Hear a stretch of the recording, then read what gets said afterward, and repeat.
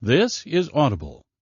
Harlequin Audio is proud to bring you A Home of Her Own by Brenda Novak, performed by Rachel Fulginetti. Chapter 1. The vacant house looked haunted, large and imposing. With a full moon hanging directly behind, the old Victorian cast a grotesque shadow across the snow, and the windows shone like so many eyes. Ignoring the gooseflesh that prickled her arms, Lucky Caldwell stood on the ornate porch, braced against a chill wind as she pushed the heavy front door a little wider. She didn't really want to venture inside now that it had grown so late. The house had sat empty long enough that rats, possums, raccoons, or other crawling things could easily have taken over.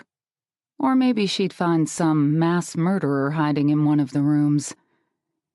If she was anywhere else, she'd head into town and get a motel for the night. But as soon as even one person in Dundee spotted the distinctive strawberry blonde hair she'd inherited from her mother, word would spread all over town that she was back. And she didn't want to alert anyone to her return just yet. She needed to get her bearings. Coming here was a risk, a huge risk, and she'd never been as lucky as her name. The floor creaked as she stepped across the threshold. Instinctively, she reached for the light switch, but then paused. Somehow waltzing inside and lighting up the place seemed too brazen. She didn't belong here. She'd never belonged here. But she didn't belong anywhere else, either. Marshalling her nerve, she flipped the light switch anyway. Nothing happened. The pace of life in Dundee was maddeningly slow, but evidently not so slow that Mike Hill, the executor of the Caldwell Family Trust, hadn't gotten around to having the utility company switch off the electricity, which, after 6 years, didn't come as any big surprise. She'd inherited this rambling Victorian when Morris died, and hadn't been back since. During that time, she'd received a couple of calls from Fred Winston, the town's only real estate agent, and a man she remembered as wearing a cheap brown toupee. He'd told her the paint was peeling and the porch was sagging, and asked if she wanted to sell. But she knew who wanted to buy, and the answer had been and still was no.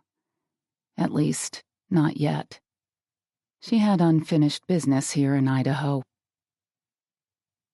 She set her backpack on the dusty floor and searched for her flashlight. Unfortunately, it was already on when she found it and, judging by the weak beam, had been on for several hours. Lucky considered returning to her car for the extra set of batteries. She'd had to park out front because the roof on the garage had collapsed. But she was afraid she'd lose her nerve if she turned back now. Better to forge ahead.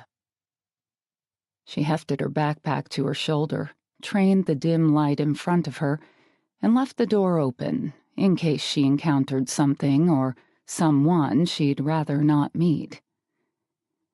Entering the formal living room, she quickly swept the light around the perimeter. Nothing moved, but the familiarity of the place evoked bittersweet memories. As bad as her childhood had been, she'd been truly happy for a few short months while living in this house. Especially that first Christmas after her mother had married Morris. In the dark, cobwebby corner to her left, she could easily imagine the splendid tree that had once stood there, proudly bearing 1,000 twinkling lights and an abundance of shiny gold balls. That was the first time her family had possessed enough money to buy a tree any taller than a token 3 or 4 feet. And to have it flocked with fake snow and decorated so elegantly was really an extravagance. Every year since she'd become an adult, Lucky bought as big a tree as her current abode would allow and always flocked it, on principle. But she'd been living off the money she'd inherited from Morris, which was barely enough to get by on since she gave most of it away. In order to keep traveling, she'd had to cut down on expenses. The places she'd been renting for a few months here and 6 weeks there had low ceilings and generally weren't the nicest, which meant she'd never been able to duplicate the opulence of that damn tree. She wrinkled her nose at the musty smell and glanced back at the open door before moving deeper into the house. The moonlight filtered through the bare, thick-paned windows, painting silver squares on the hardwood floor, and, together with the faint beam of her flashlight, made it possible for her to see. The Georgian-style staircase rose up in front of her. A large office with double doors jutted off to the right, along with what used to be an impressive library. Lucky waved the cobweb out of her way and poked her head into the library, then the office, relieved to find them both vacant of scurrying animals and, thank God, anything larger. She continued her search, pausing to listen carefully here and there until she reached the kitchen and family room. Situated at the back of the house, they were more like one big room, with floor-to-ceiling windows that curved into a semicircle and looked out over the pond at the bottom of the hill. Unfortunately, most of the windows at the back were broken now. Bending to retrieve a small rock lying among the glittering shards of glass on the old stone floor, Lucky tossed it up and caught it again. So much had changed. Morris was dead. Her mother, too. Her brothers, Sean and Kyle, who were both older than she was, had sold the land they'd inherited and moved elsewhere. But the feeling of being unwelcome here, the resentment of this small community, seemed to linger. Lucky threw the rock away and watched it skitter across the floor. So much for the hope that coming back would be easier than she'd anticipated. Owning a house didn't make it a home. Considering the state of the Victorian, she wondered whether she should sleep in her car. A metallic blue '64 Mustang, it was fully restored and beautiful. But sitting out in her car would be as cramped as it was cold. She'd be better off inside. Despite the creepy feel of the place, she hadn't seen anything more threatening than a few spider webs. Discarded trash here and there indicated that others had been inside the house since it had been closed up, but nothing showed recent activity. Her tension easing, Lucky delved into her backpack and retrieved her supplies. 10 tall, fragrant candles, 3 fire starter logs, matches, a jug of water, trail mix, and barbecue-flavored sunflower seeds. Her suitcase, cleaning supplies, and bedding were still out in the car. With its stone floor and broken windows, the kitchen was colder than the front of the house. But the family room portion had a wood-burning stove and provided the most natural light. Come morning, Lucky planned to make the place livable. For now, she blew on her hands to warm them.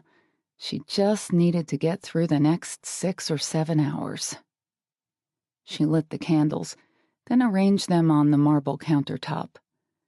They created a dim, ethereal glow and gave off a comforting scent that helped dispel the dank odor of neglect. Building a fire didn't take long either, thanks to the starter logs. When Lucky was a senior in high school and Morris had divorced her mother and moved back in with his first wife across town, where he'd lived the final few months of his life, Red had stripped the place bare. She took everything of value, down to the drapes, the stained glass window on the second-floor landing, even the expensive knobs on the cupboards. But thankfully, she hadn't bothered carting off the wood by the stove. Lucky used the last of the split logs to build up her fire, welcoming the infusion of heat and hoping it would last for a few hours. Then she moved gingerly back, her feet crunching over the broken glass from the windows, which was thickest by the stove, to watch the smoldering orange flames catch and grow. The fire seemed symbolic somehow. Her first step, a beginning. But the settling noises of the old house reminded her that she still needed to explore the upstairs, just to be sure she was as alone as she thought she was.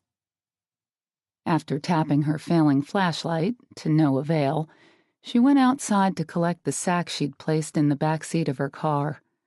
She replaced the batteries, left the front door standing open again for reassurance, and climbed the stairs to the 5 bedrooms and 3 bathrooms she knew she'd find there. A dark spot on the landing showed water damage. Clearly, the wind and rain had pushed through a tear in the plastic her mother had used to cover the hole when she took the stained glass window. Lucky frowned at the stain, disappointed that she hadn't stood up to Red that day. Red hadn't had any real use for the window. She'd stuck it in a closet of the mobile home she'd moved into when she remarried. But Lucky wasn't sure, even now, that it would have done any good to fight her mother. Red had been determined to take absolutely everything she could loosely interpret as furniture, because that was all she'd been awarded in the divorce. And she wasn't happy that 10 years of marriage to one of Dundee's wealthiest old ranchers hadn't netted her more. The door downstairs slammed shut, and Lucky bit back a startled scream. "Hello?" she called, pressing a hand to her chest. All she heard was the keening of the wind through the eaves outside. She gripped the flashlight more tightly, her heart pounding as she listened for footsteps. She heard nothing, but couldn't help imagining ghosts. She certainly wouldn't blame Morris if he'd decided to stick around and haunt this old place. After everything he'd done for her mother, for the whole family, he'd been treated pretty shabbily in the end. It had been his first wife who'd come through and nursed him once his health turned. But Morris had been a good man.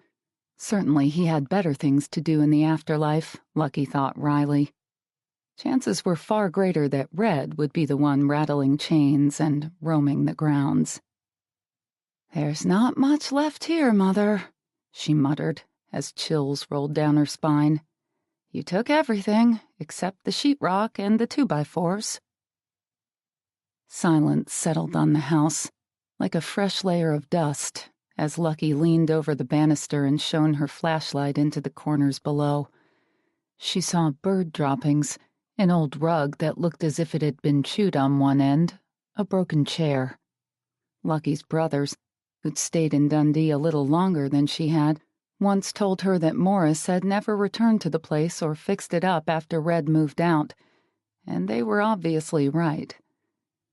Finding nothing of particular concern, Lucky walked slowly on, still apprehensive as the plastic flapped noisily behind her. She discovered bed rails in 2 of the bedrooms, an old mattress with no bed rails in a 3rd. The master had a large sitting area, which had been lovely. But the mirrored doors on the closets and the mirror over the vanity were now cracked. Graffiti covered the walls. "Bitch, whore, killer, may you rot in hell." A searing pain in Lucky's stomach, her ulcer acting up, made her feel as though she'd swallowed acid. She forced herself to turn away from those nasty words and concentrate on practical matters. That was the trick, wasn't it? To grow a thick skin, like her brother's, and not let her mother's legacy of shame and embarrassment bother her. There was so much else to think about, so much work to be done. She glared over her shoulder at the graffiti. Maybe she'd start by painting.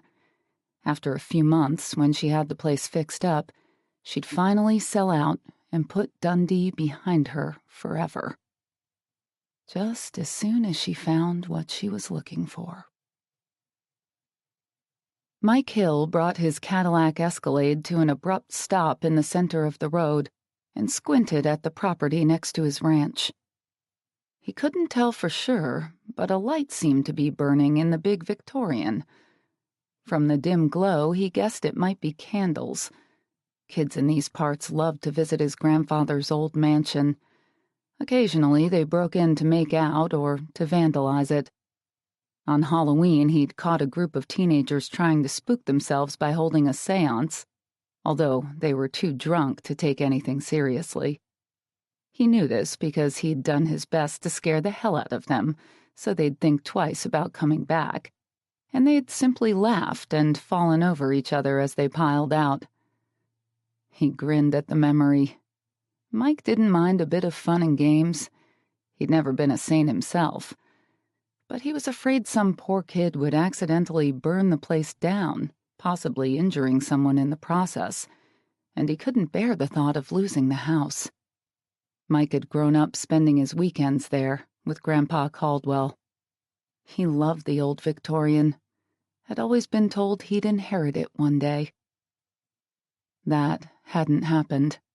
Instead, his grandfather had left all his grandchildren equal shares in a large ranch located in eastern Utah, which they'd since sold. But whether the house belonged to him or not, Mike couldn't stand by and allow it to be destroyed. Shoving the transmission into reverse, he made a quick three-point turn and started bouncing down the long, rutted drive to the house. A set of car tracks cut through the crusty, week-old snow, confirming that at least one other vehicle had recently passed this way. The tracks led to a vintage Mustang, parked behind the silly fountain Red had bought and placed in the front yard. Mike didn't recognize the car as belonging to any of the young people he knew, and in a town of only 1,400 people, most folks knew each other. But it could easily belong to someone from a neighboring town. Grabbing the cowboy hat sitting on the passenger seat and jamming it on his head, he parked behind the Mustang and stomped the snow off his boots as he approached the door. He listened, but didn't hear any noise coming from inside, no music or voices, so he doubted anyone was tearing up the place. More likely it was a pair of young lovers borrowing the old mattress he'd seen in one of the upstairs bedrooms. He scratched under his jaw. He really didn't want to walk in on something like that. But there was the issue of the candles, and he felt fairly confident that if a couple had to drive all the way out here for privacy, there was a mother somewhere who'd thank him for rousting them out. Damn kids. He tried the door and found it unlocked. Probably the boy had climbed through a window around back and let his girlfriend in the front door. That was how they usually did it. Rusty hinges protested as he poked his head inside, but a rich vanilla scent greeted him immediately. The light came from the kitchen. Heat seemed to emanate from that part of the house as well. Evidently, someone was trying to make things cozy. "Hello?" Mike banged on the door as he entered. "If you're undressed, cover up. I'm coming in." He heard rustling at the back of the house. Then a flashlight snapped on, and the beam hit him right in the face, blinding him before he could take another step. "Stop right there!" He put up a hand to block the light. Or, I'll shoot." He could tell by the voice that it was a woman. He had no idea where her boyfriend might be, but she seemed to be alone, for the moment. "You have a gun?" he said, incredulously. "What do you think?" Mike couldn't remember anyone ever being shot in Dundee, unless it was in some kind of hunting accident. But he supposed anything was possible. "What kind of gun?" "Does it matter?" "Just curious." He was still trying to protect his eyes. "One that'll put a hole in you," she said. "Happy?" "Not particularly." The quaver in her voice told him she was probably lying about the gun, which he'd suspected from the beginning. He could understand why she'd feel a bit intimidated with a 6'2", 210-pound stranger barging in on her. What bothered him was the light. That and the question of why she was there. "Who are you?" "I could ask the same of you," she said, warily. "Mike Hill. I own the ranch next door." Mike had grown up in these parts. Most everyone knew his family, but if she recognized his name, she didn't say so. "What are you doing here, Mr. Hill?" Do you mind?" He scowled at the light as she stepped closer. "You're the one who walked in uninvited." She had to be alone, or he would have heard someone else by now. "I came to tell you that you'd better put out those candles and hightail it out of here before I call the police. You're trespassing on private property." "Is it your property?" she asked. "It should be." "But it's not, is it?" He didn't like her tone. The fact that he'd lost the house, of which he had so many fond childhood memories, to a gold digger and her children still bothered him. The fact that he'd been robbed of the time he could have spent with his grandfather in the last 10 years of Morris Caldwell's life rankled even more. "What happens here is none of your business," she went on briskly. "Please go." Mike had no intention of leaving. No one was going to chase him out of his grandfather's house, especially with nothing more threatening than a flashlight. "Get that damn light out of my eyes." "Or," she said, coming back at him with his own line. Mike welcomed the challenge. "Or I'll take it away from you." "Then I'll—" "Shoot. You don't even have a gun. If you did, you wouldn't need to blind me." She hesitated, but Mike didn't give her a chance to decide, just in case he was wrong about the gun. With 2 quick steps, he caught her around the waist and pressed her up against the closest wall.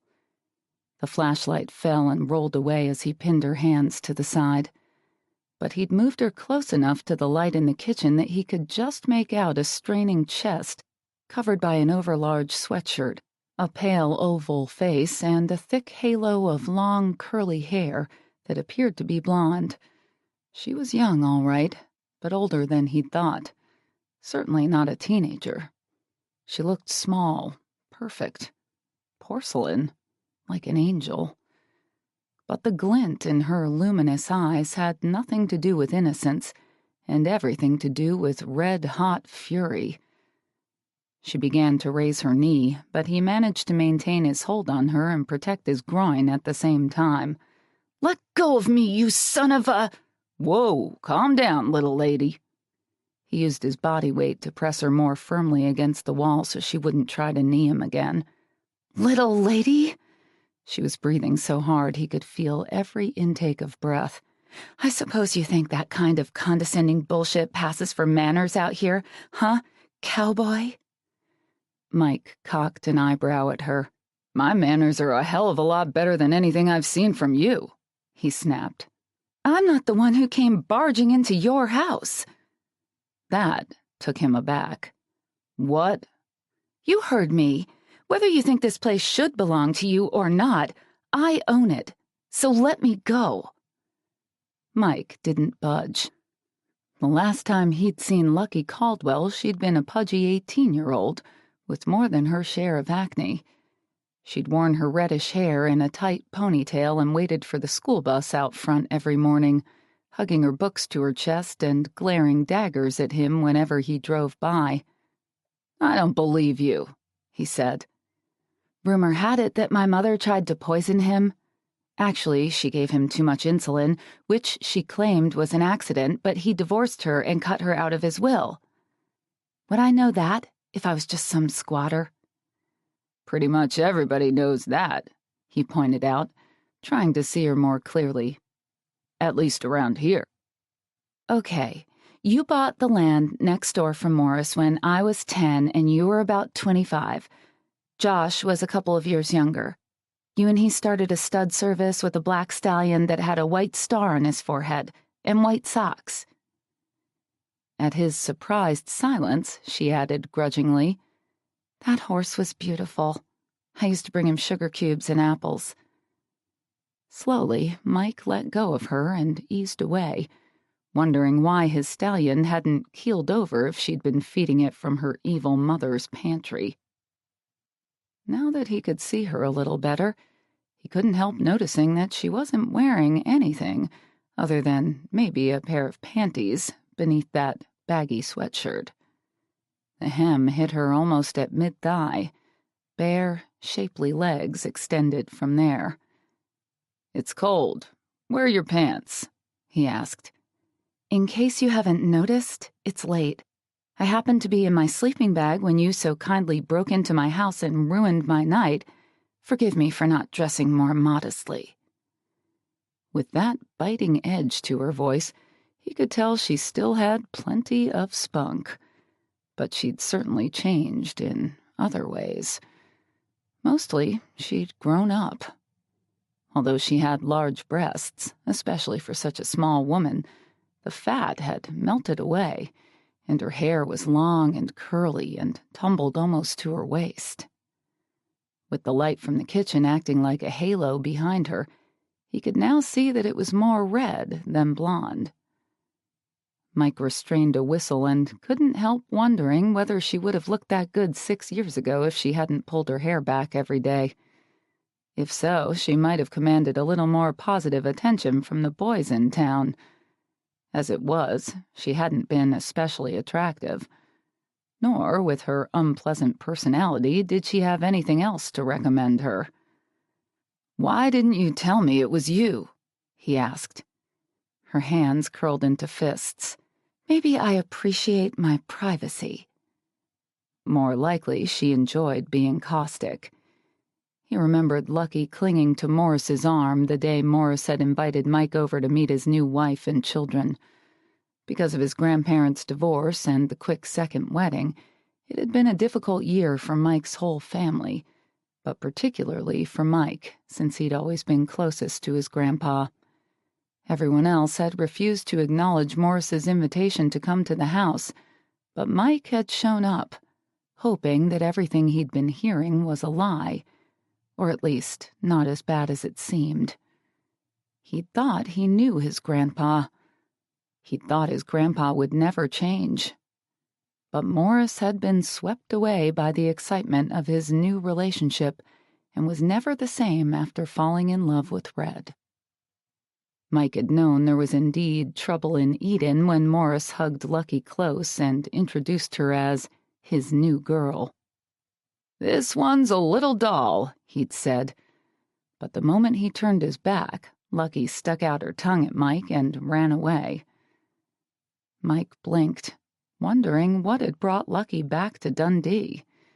After Red died, his mother had finally stopped talking about how that woman and those children had stolen Morris's love, as well as his money, then abandoned him when he was old and sick. Those who'd really loved him had taken care of him that last year. She'd also quit telling Mike every chance she got that it was Red who'd caused his grandmother to die shortly after Morris did. "The doctors say it was heart failure. Of course it was. Her heart broke when she found out about Daddy's affair. Mother was never the same after she left him and moved to town." Eventually, the scandal had slipped into the background, and Mike hated to see it resurrected. "Are you here to stay?" he asked. When Lucky threw back her shoulders and brought up her chin, he knew he hadn't done a very good job of concealing his hope for a negative answer. But then he couldn't imagine her expecting anyone to be happy about her return, his family least of all. "I might stay for a while," she said. "You don't have any problem with that, do you?" He had a problem with it, all right, but he'd already done all he could about Lucky. As soon as he'd learned that his grandfather had never legally adopted her and her brothers, as they'd all believed, he'd sued her for the house. And lost. Then he'd tried to buy it from her, several times, but she'd refused to sell. Bottom line, Lucky legally owned the place his grandfather had always promised to him. She could stay as long as she liked. "What you do is your decision, of course," he said, his tone as curt and formal as hers. "My thoughts exactly." She clasped her hands in front of her. "Now, if you don't mind, it's late, I'm nearly naked, and it's cold." He leaned sideways to gaze through the short hallway to the kitchen. Aside from the candles and the crackle of a fire, she didn't seem to have many comforts in there. Surely staying in such a barren, filthy place had to be miserable, especially for a young woman. But he didn't want her to be too comfortable, did he? Then she might prolong her visit. "Is there anything else?" she asked when he hesitated. Letting his breath seep slowly between his lips, he stooped to retrieve his hat, which had fallen off when he'd disarmed her. "No." She stalked to the front door and yanked it open. If she'd been anyone else, he would have said something neighborly like, "If you need anything, I'm right next door." Because she was a woman and young and alone, he had a tough time not saying it. But she wasn't just any woman. She was the daughter of the most selfish, grasping woman he'd ever met.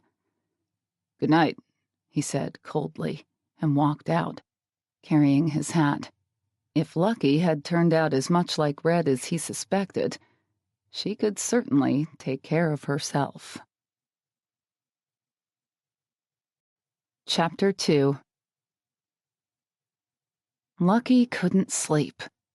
Her presence had been discovered by Morris's first family already, before she could even settle in and begin her research. She didn't peg Mike Hill as much of a gossip, but he was loyal to his family. Now that he'd seen her, he was sure to mention it to his mother, who would mention it to her sister and brothers, and so on, until half the town rose up against her. After all, practically everyone in Dundee was a friend or relative of the original Caldwells. Not that Mike or any of the people in his circle could do anything about her return, except make it unpleasant. Morris had seen to that. Considering what he believed her mother had tried to do to him, Lucky couldn't understand why he'd still loved her, and why he'd provided for her, especially so well. He'd left her brothers each a sizable chunk of land, but he'd given her a little more than anyone else when he bequeathed her the house and a living allowance. Besides being grateful, she still missed him terribly. He was the best man she'd ever known, one of the few who had room in his heart for a fat, ugly little girl. Ironically, Mike, one of her greatest rivals, reminded her of the man she'd loved so dearly. There was something about the way he carried himself, the way he smiled. Not that he'd ever smiled at her. When she was a teenager, she used to daydream that the rugged cowboy next door would strike up a conversation, but she couldn't remember his even acknowledging her, which was probably why she'd become so determined to get a reaction out of him. She'd even flashed him one day while he was riding past on a horse and she was swimming in the pond. She doubted he could ignore that, and had felt mildly exultant when an expression of displeasure had flickered across his face. Pulling her knees to her chest, she tried to shut out the terrible craving she'd always felt for any crumb of approval or acceptance, especially when it came to Morris's first family, and concentrated on staying warm. She was tempted to leave this house, leave Dundee. But the list of names she'd found in her mother's journal was reason enough to stay. After a miserable night's sleep, Mike stared at the phone, wondering whether or not he should call his mother. It was possible that Lucky didn't plan on staying for any length of time. She moved around a lot. He knew because he was in charge of mailing off the monthly check she received from Morris's trust, and she was forever sending him a new address. If she saw this as a stopover, if she was only going to move on in a few days, mentioning her sudden return would upset his mother, his entire family, for nothing. But if Lucky was going to stick around, it'd be better to give everyone some warning. He'd called his brother Josh already, but Josh was in Hawaii with Rebecca, and Mike hadn't been able to reach him.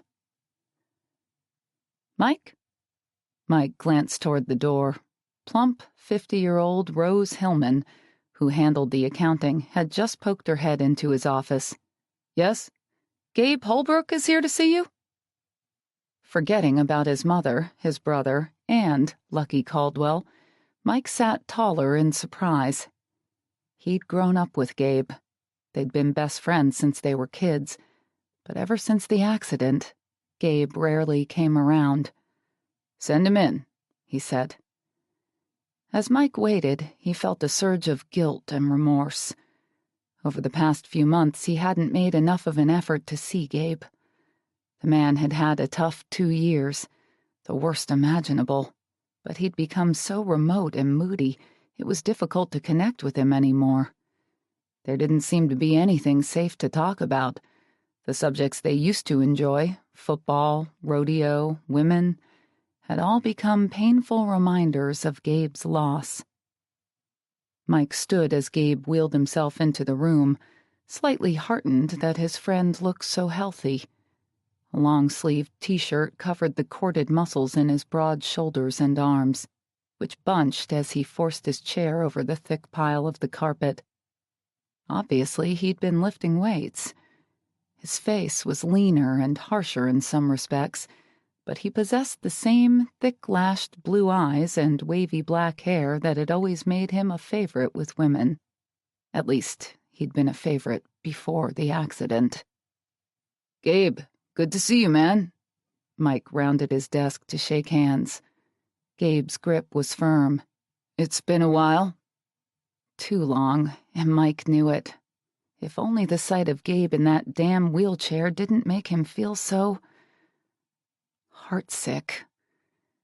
He shoved his hands in his pockets because he suddenly didn't know what else to do with them, and sat on the edge of the desk. "You look good, buddy. You must be drinking more of that wheatgrass juice you made me taste last time I came up to the cabin." It had probably been 2 months since that visit, but if Gabe resented the neglect, he didn't let on. "There are more vitamins and minerals in a tablespoon of wheatgrass juice than—" "I know. A whole grocery sack of fresh vegetables," Mike broke in, chuckling, "and I still couldn't force it down." Gabe's eyes swept over him.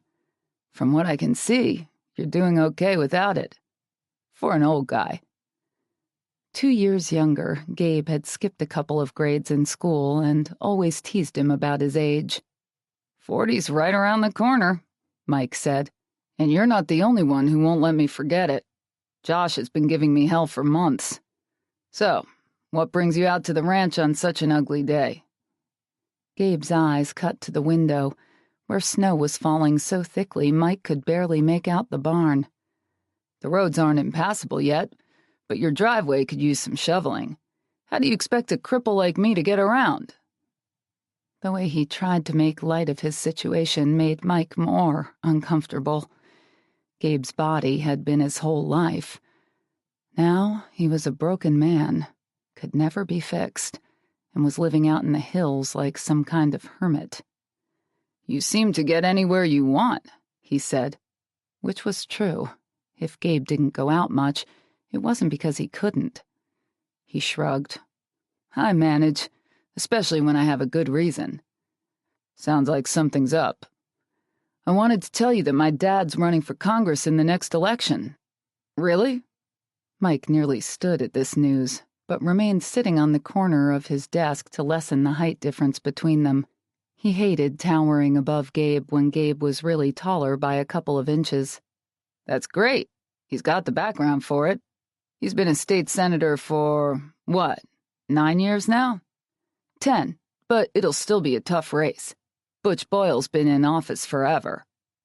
An incumbent is always difficult to beat, but your father's well respected in this state. I think he has a good chance. We need some new blood in there. Butch has been in Washington so long I don't think he remembers he's from Idaho." Mike had to agree. He'd never been impressed with Congressman Boyle.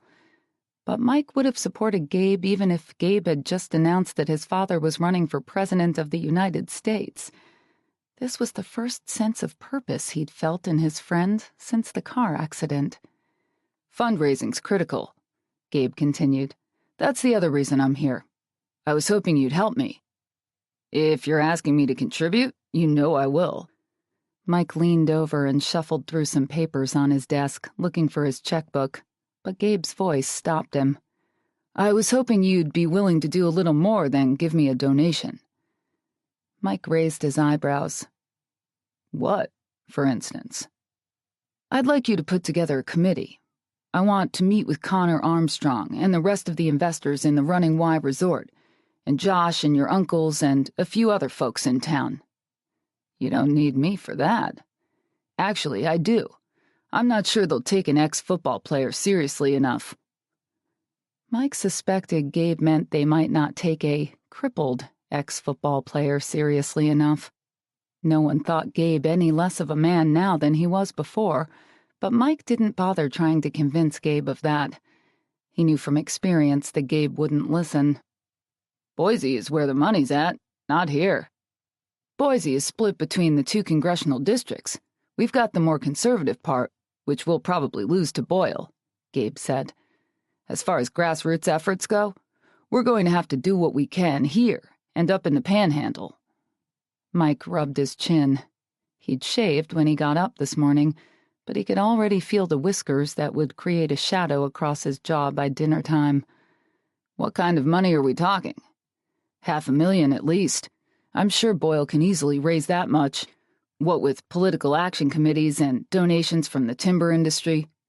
We can't raise $500,000 from private individuals no matter how successful our grassroots efforts are, Mike said. We live in a state that's nearly half rural. I realize that, but there are other avenues. Like the American Federation of Teachers, the American Federation of State, County, and Municipal Employees, the International Brotherhood of Electrical Workers, the Teamsters Union. You've been doing your homework. Gabe gave him a rare smile. Damn right. Mike considered the request. Maybe getting involved in Garth Holbrook's campaign would give him and Gabe something in common again, help them both to adjust to who and what Gabe was now. Sure, he said. Josh is out of town with Rebecca for a few days, an early Christmas present, but I'll set up an appointment with him, Connor, and the other Running Y investors as soon as he gets back. Lucky leaned against the wall of her old bedroom and rubbed an itch on her forehead with the back of her hand. She'd been knocking down cobwebs and sweeping out the house all morning and didn't want to touch her face with her fingers.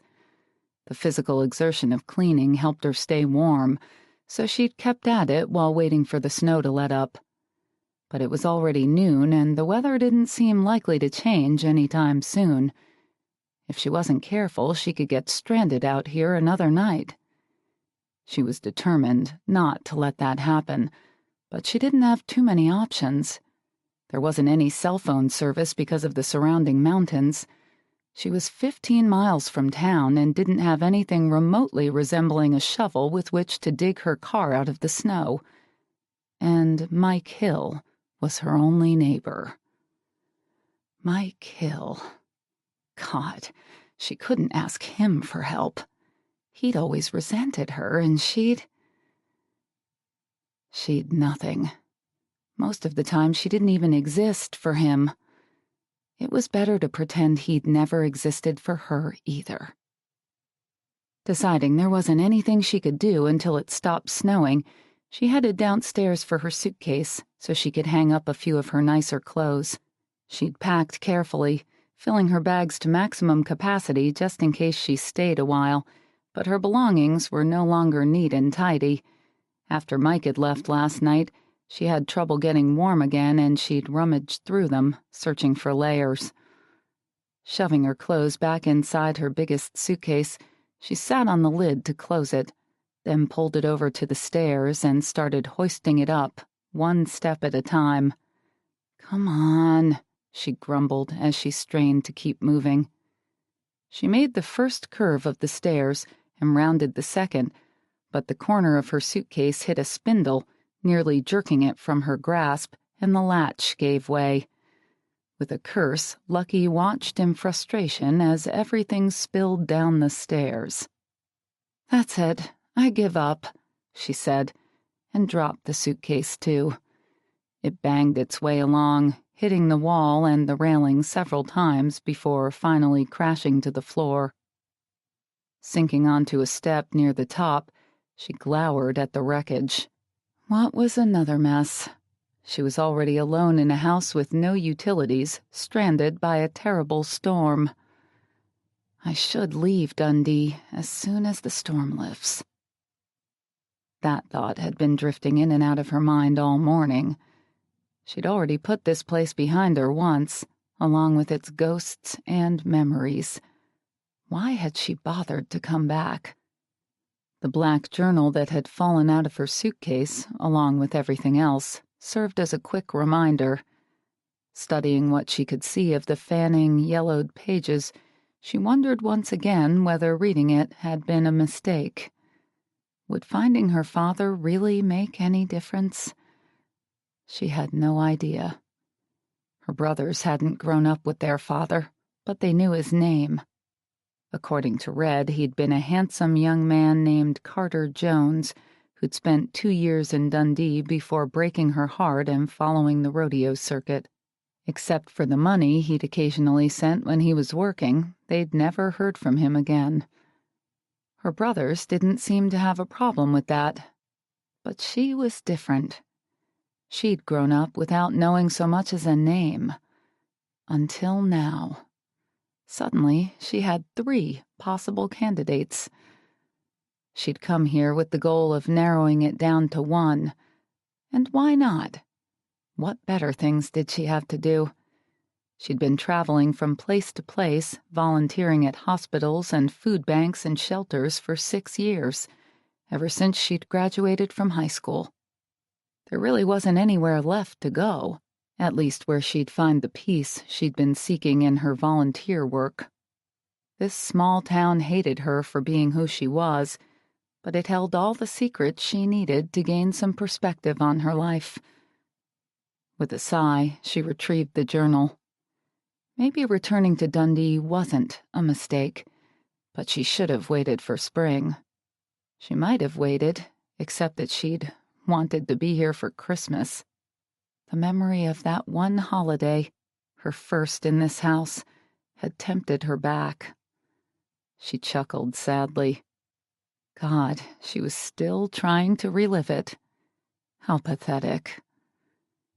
Stepping past the shoes and underwear on the stairs, she went back to her mother's bedroom to confront the vulgar graffiti on the wall.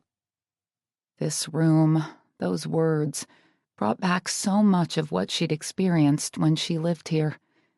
Her friends' parents' disapproving glances and hushed words. "Julie's brought home that Caldwell girl again. We need to have a talk with her. Lucky'll turn out to be just like her mother. You wait and see. We're law-abiding, church-going folk. We can't have that kind of influence in this house." The suggestive whispers of the boys in school. "Is your hair that red everywhere? Let's go behind the bleachers and take a look. With a mother like yours, you ought to know all the tricks." All the tricks. Growing up, Lucky had known more about sex than she should have, but certainly not from her own experience. Sliding down the wall to the bare floorboards, she opened the weathered book she'd found when she finally went through the boxes her brothers had sent her after Red's funeral. The list of male names scrawled in her mother's hand brought back fragments of memory Lucky had tried for years to suppress. Men coming in and out of their ramshackle trailer while Lucky was small, ruffling her hair or handing her a shiny quarter. Men moaning behind the closed door of her mother's bedroom. Despite the terrible cold, sweat gathered on Lucky's top lip. She wanted to burn the journal, obliterate the proof. But she couldn't. Dave Small, Eugene Thompson, and Garth Holbrook were all listed as having visited her mother 25 years ago, right around the time a man would have had to visit Red for Lucky to be born. Unless Red was seeing someone she didn't write down, which seemed unlikely given her scrupulous records. One of these men was probably her father. Lucky recognized Dave Small's name, and Garth Holbrook's, too. Both had been prominent citizens of Dundee, giving her some hope that she could identify with or admire her father at least a little more than she did her mother. They might have visited a prostitute several times, but Lucky knew from watching Red that being faithful wasn't easy for a lot of people. It was even possible that they hadn't been married when they'd associated with her mother. She thumbed forward to the blank pages that represented the year Morris had come into their lives. He'd put a stop to the male parade going through Red's trailer. For a while, anyway. Until Red forgot what it was like to scratch for a living and grew bored with being an old man's wife.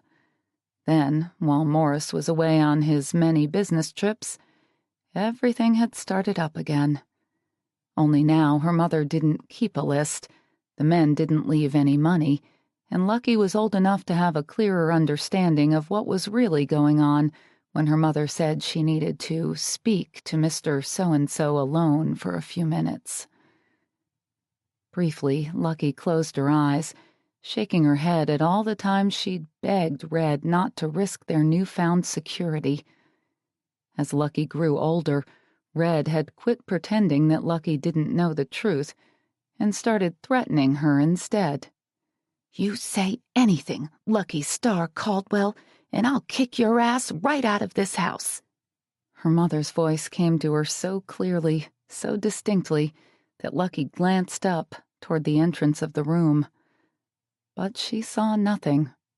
Nothing except herself as a young, insecure girl, peeking into the room in response to her mother's shrill call, "Bring me some damn aspirin!" When things at home became unbearable, Lucky would sneak over to the Hills Brothers' barn to be with their beautiful horses. There, for an hour or two at a time, she managed to forget the sick feeling that, by her silence, she was betraying Morris as badly as her mother was.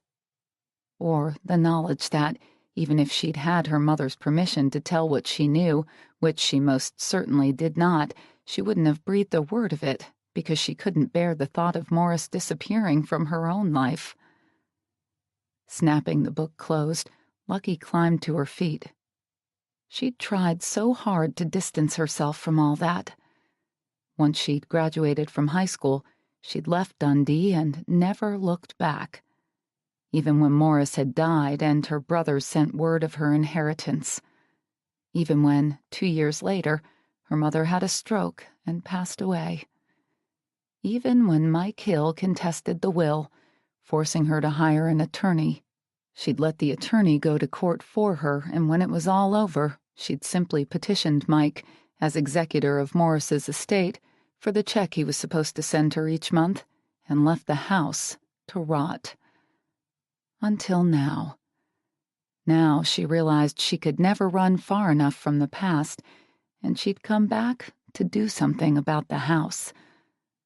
But first, she had to ask Mike for a favor before she froze to death. She doubted he was going to be very happy about it. Chapter 3.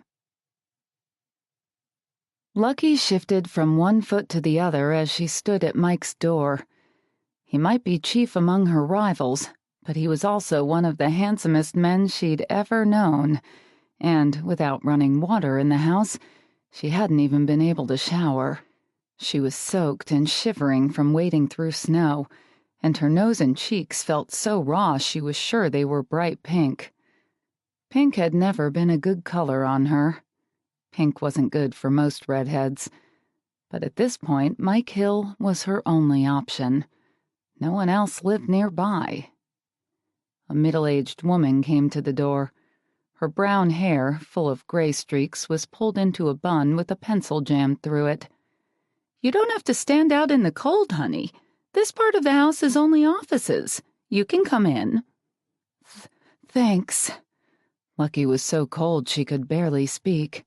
"You're going to catch pneumonia if you don't get out of those wet clothes and put on something dry as soon as possible," the woman said, her gaze traveling over Lucky's soaked jeans.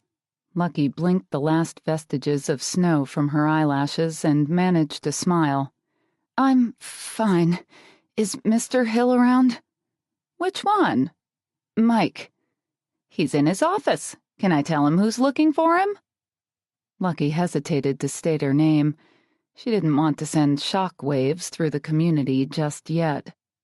But Mike already knew she was back, which pretty much ruined her low-profile return. Lucky Caldwell? The woman's eyebrows shot up to her hairline. Did you say Lucky? Lucky clenched her jaw and nodded. Her hands, feet, and nose burned as they thawed, but the prickling sensation was the least of her worries. How was Mike going to react to having her appear at his office? You've grown up, the woman said. I didn't recognize you. Lucky didn't recognize her either, and it must have shown because the other woman frowned. I'm Polly Simpson. Mrs. Simpson to you, at least in the old days. I used to work in the attendance office at Dundee High. Remember? Oh, of course, Lucky said, but she still couldn't recall Polly Simpson's face, probably because she'd never missed a day of school in her life. School had been her refuge. She'd rarely visited the attendance office and had probably only passed Mrs. Simpson in the halls. I'll tell Mike you're here. Wait, Lucky caught her arm. Is there a Mrs. Hill I could talk to? If you mean Josh's wife, she's out of town. Mike's not married. Still? Mrs. Simpson chuckled. Still? Do you want me to get him? Evidently, she had no better choice. Yeah. With a final, curious glance, Polly headed the other way, her pantyhose rubbing as she walked. A moment later, she poked her head out of a room at the end of the hall and waved. Mike says you can come on back. Lucky quickly removed her boots, because the caked-on snow was beginning to melt and create puddles on the plastic protecting the entryway carpet. But when she saw her feet, she wished she hadn't been so polite. There was a hole in her sock, which made her look like the white trash everyone here already thought she was. Miss Caldwell? Lucky straightened. I'm coming. Ignoring the hole, along with the wetness of her jeans and her generally haggard appearance, she refused to acknowledge the curious stares of the office personnel and walked down the hall as if she and Mike had been friends for years. Mike had a large office with a mahogany desk, 4 soft leather chairs, a wet bar in one corner, and several horse pictures hanging on the walls. Huge windows revealed the storm, but Lucky knew that on a clear day they'd show the barn and the beauty of the land sweeping away from the house. Lucky, Mike stood. Cool curiosity filled his hazel eyes, but he didn't come to meet her, and he didn't smile. Is there something I can do for you? Lucky resented having to ask him for a favor, even a small one. But unless she wanted to turn into a popsicle by morning, she had to. I was hoping you wouldn't mind letting me use your phone. Of course not. He paused briefly, studying her, and she stood completely still, forcing herself to bear the weight of his gaze. She had no doubt that he wouldn't like what he saw. She'd lost a lot of weight since she'd lived here, but her hair color was too light to be the rich auburn everyone seemed to admire, and her skin was too pale. You're soaked, he said. Don't tell me you walked over here. She didn't want him to know how desperate she was for the basics in life, so she shrugged carelessly. It's only half a mile or so. It's storming. I guess I could have dug my car out of the snow, but the closest thing I have to a shovel is a broom. She chuckled, hoping to elicit a smile from him and ease the tension between them, but it didn't work. In that case, I think you made the right choice. He brushed past her as he dragged a chair across the carpet to a small table in the corner, where there was a phone. As he swept by, Lucky caught the scent she'd noticed last night. Mike had been in his mid-20s when she was growing up, 15 years her senior, but she'd always respected him. almost idolized him, and now that she could see him more clearly, she decided he'd changed for the better. Where he'd once been tall and lanky, he was well-muscled and perfectly proportioned. Faint laugh lines bracketed his eyes and mouth, and the skin of his face, hands, and neck showed how often he worked outdoors. She liked Mike's rugged virility, his light eyes and brown hair, the aura about him that said he'd been around a while and knew how to handle life. But last night was the first time she'd ever gotten close enough to connect a specific scent to him. He smelled like the outdoors, like a wintry forest. "Sit down and make yourself comfortable," he said, but she knew his words were only a polite facade. She shook her head. "I won't sit. I'm too wet." He frowned at her soaked feet as if he'd missed them in his earlier perusal, and seemed to zero in on the hole in her sock. Her toes curled before he motioned her into the chair again. "I'm not worried about you getting anything wet." Clearing her throat, she did as he suggested so she could leave as soon as possible. Do you happen to have a phone book I could use?" He leaned into the hall and asked someone to bring him a phone book. "Can I get you a cup of coffee?" he asked, turning back. Lucky longed for hot coffee. Without electricity, she couldn't brew any for herself. But she wasn't going to press her welcome long enough to drink it. She didn't want to take anything more from Mike than absolutely necessary. "No, I'm fine." He opened his mouth to speak again, but Polly Simpson interrupted with the phone book, which he immediately passed to her. "Thanks," she mumbled, and tried to get her burning fingers to work well enough to turn the flimsy pages.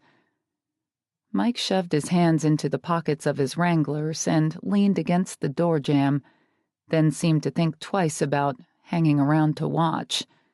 "I'm gonna grab a cup of coffee," he muttered, and left, and Lucky breathed a sigh of relief to find herself alone. It took her nearly 15 minutes to get through to the power company, and an additional 5 to reach the other utility companies, but when she finally hung up with her third customer service representative of the day, she had promises that the electricity and phone service would be restored at 215 White Rock Road. She just didn't know exactly when. She'd been told it would happen after the storm, but the storm could last another day or two. "All set?" Mike reappeared almost the second she closed the phone book. Lucky took the question to mean that he was as anxious for her to leave as she was to go. "Yes, thank you." She stood and headed for the door, but knew she'd be stupid not to ask Mike if she could borrow a shovel. If she didn't get power and water today, she'd have to dig out and drive to town. She was down to a small bag of sunflower seeds for food, only half a gallon of water, and no more firewood. Cursing herself for not being better prepared for the harsh Idaho winter, she paused on her way out. "I'm sorry to bother you again, but would it be possible to borrow a shovel? I won't need it for more than a couple of days." He'd already started working on his computer. He glanced up and hesitated long enough that she regretted asking. "If you don't have an extra one, I understand," she said. "No, that's not it. I'm sure I can find something." Getting up, he came around the desk and led her through the offices. When they reached the outside door, he told her he'd be right back. She put on her cold, wet boots while he disappeared into the private part of the house. By the time he returned, she was dressed and ready to go, and he was carrying a fair-sized snow shovel. "Here you are." "Thanks. I'll get it back to you as soon as I can," she told him, and ducked out into the storm. She thought he said, "There's no rush," but the wind had kicked up so much she could scarcely hear him. Lucky spent the next several hours shoveling snow in a veritable blizzard. The work warmed her body but did little for her fingers and toes. Soon her jeans were stiff with ice. She had to stop every few minutes to go inside, take off her boots, and stick her frozen feet in her heavy sleeping bag in an effort to warm them. As the temperature dropped and the sky darkened, she considered heading back to Mike's. It was getting harder and harder to wield that darn shovel, but she had too much pride to beg him for any more favors. She'd get by on her own, like always. She just needed to figure out a way to reach town. The shovel scraped the gravel of the drive as she jammed it through the snow for what felt like the millionth time. Her back and arms ached, protesting the strain as she tossed the scoop off to the side before digging in again. Who would have thought clearing the driveway could take so long? She slumped against the car and tried to catch her breath. Shading her eyes against the flakes still blowing around her, she squinted toward the road. She had at least 20 feet to go. I had to pretend I was coming home for Christmas. Had to see the old place in winter, she grumbled, longing for the cup of coffee she'd refused earlier, and a hot bath. She imagined slipping into a steaming tub and promised herself she'd do exactly that, as soon as she had some hot water to do it with. After another 15 minutes of sheer determination, she finally threw the shovel down and, completely winded, wiped her nose with the back of her gloved hand. She wasn't making enough progress, and it was getting too dark to see. Tramping into the house, she flipped the first light switch she found, praying that her electricity had been restored. As hungry as she was, she could get by without food for one more night, if only she had heat. Nothing happened. Dejected, she yanked off the hood of her coat and went to the kitchen to ransack her backpack. She was hoping to find an energy bar or something else she might have missed, but discovered nothing more than a few gum wrappers and crumbs. To make matters worse, her jug of water contained only a few ounces. What was she going to do? She needed to finish clearing the drive and get out of here, but she couldn't go back to shoveling. Returning to the living room, she stared through the large front window at what she'd achieved so far. Maybe she could drive out. It was worth a try, wasn't it? Encouraged by visions of a hot meal and a cozy motel room, she grabbed her purse and hurried outside again. But she had trouble starting the car, and even after she got the darn engine running, she didn't make it more than 10 feet before her tires spun out. Come on! She shifted the transmission into drive. No luck. She gave the Mustang a quick shot of gas and reversed. Nothing. She was stuck. At least until morning. Letting her shoulders slump, she hammered her forehead on the steering wheel. What had she been thinking coming back to Dundee at Christmas time? She, of all people, knew there was no Santa Claus. As the wind tossed tree branches and snowflakes against the house, Mike stared at the ceiling of his room. He was exhausted and wanted to sleep, but this was one of the worst storms he'd seen in years, and much as he wanted to forget Lucky, he couldn't do it. He kept picturing her, small and cold, with her toe poking through that hole in her sock, and he kept feeling guilty that he hadn't sent over one of his men to shovel her drive. If she'd been anyone else, he would have done it in an instant. But she wasn't anybody else.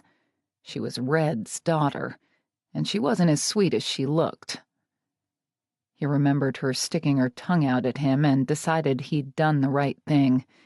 She'd been living on his grandfather's money since she turned 10. The physical labor had probably done her some good. Unless she'd never managed to get her car out of that long drive. Maybe she was sitting over at the house right now, freezing to death. He thought of the broken windows and the snow drifting inside. If she'd needed anything, she would have come back to the ranch, he told himself. She'd been over once, and he'd been nice enough. but he wasn't absolutely convinced she'd return. He could tell she had a difficult time appearing on his doorstep in the first place. Punching his pillow, he rolled over. Mike had made sure his horses were safe in their stalls, each covered with a thick blanket, but he was letting a woman stay alone in a house that had no heat? Not just any woman, he reminded himself. Lucky Caldwell. Lucky didn't count. Besides, if she was cold, she'd build a fire. She'd built one last night, hadn't she? A fire would keep her warm. He wasn't going to lose any more sleep over the little brat who'd replaced him in his own grandfather's eyes. Lucky wasn't his responsibility, and he didn't want anything more to do with her. Work. He needed to think about work. With Josh gone, he'd have plenty to do come morning. He had clients to call, payroll to sign. The image of Lucky pressed between him and the wall, her eyes wide with alarm, flashed through his mind. "Son of a bitch," he muttered, and kicked off the covers. Evidently, it didn't matter who she was. His conscience wouldn't let him rest until he made sure she was okay. Mike had a four-wheel drive, and one of his men had shoveled his driveway as late as 5 o'clock. But in this storm, the risk of getting stuck was still high. He decided it'd be better to take one of the snowmobiles he kept out back. Grabbing the heavy-duty flashlight he used to check the horses, he bundled up in a heavy sheepskin coat and lined leather gloves, pulled on his cowboy boots, and shoved his hat low on his head. Then he stalked outside and toward the shed. He'd be soaked and miserable by the time he got home. The high whine of the snowmobile's engine sounded oddly subdued in the storm's bluster. The headlight barely cut the dark, but Mike knew the lay of the land.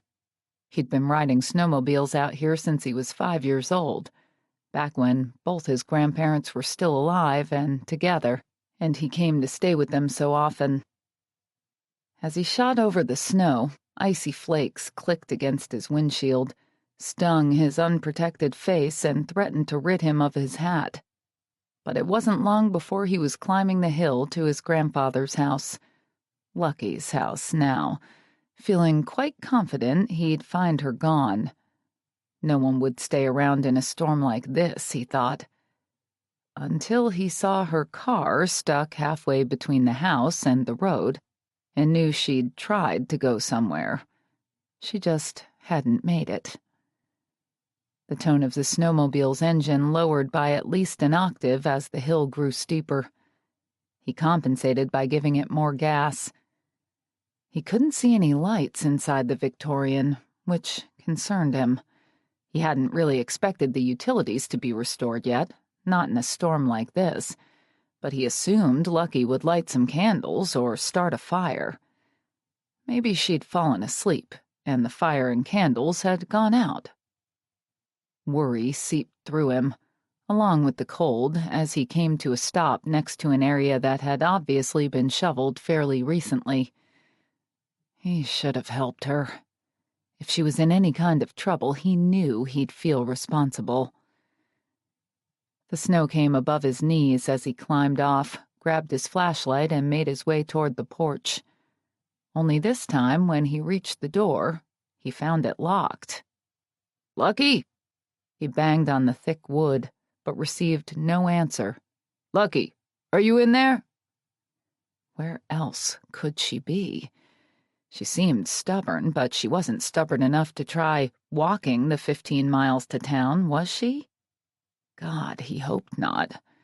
If she'd done that, he was pretty certain he'd find her lying frozen in the snow. His flashlight made a bright circle in the swirling flakes as he waded through the side yard.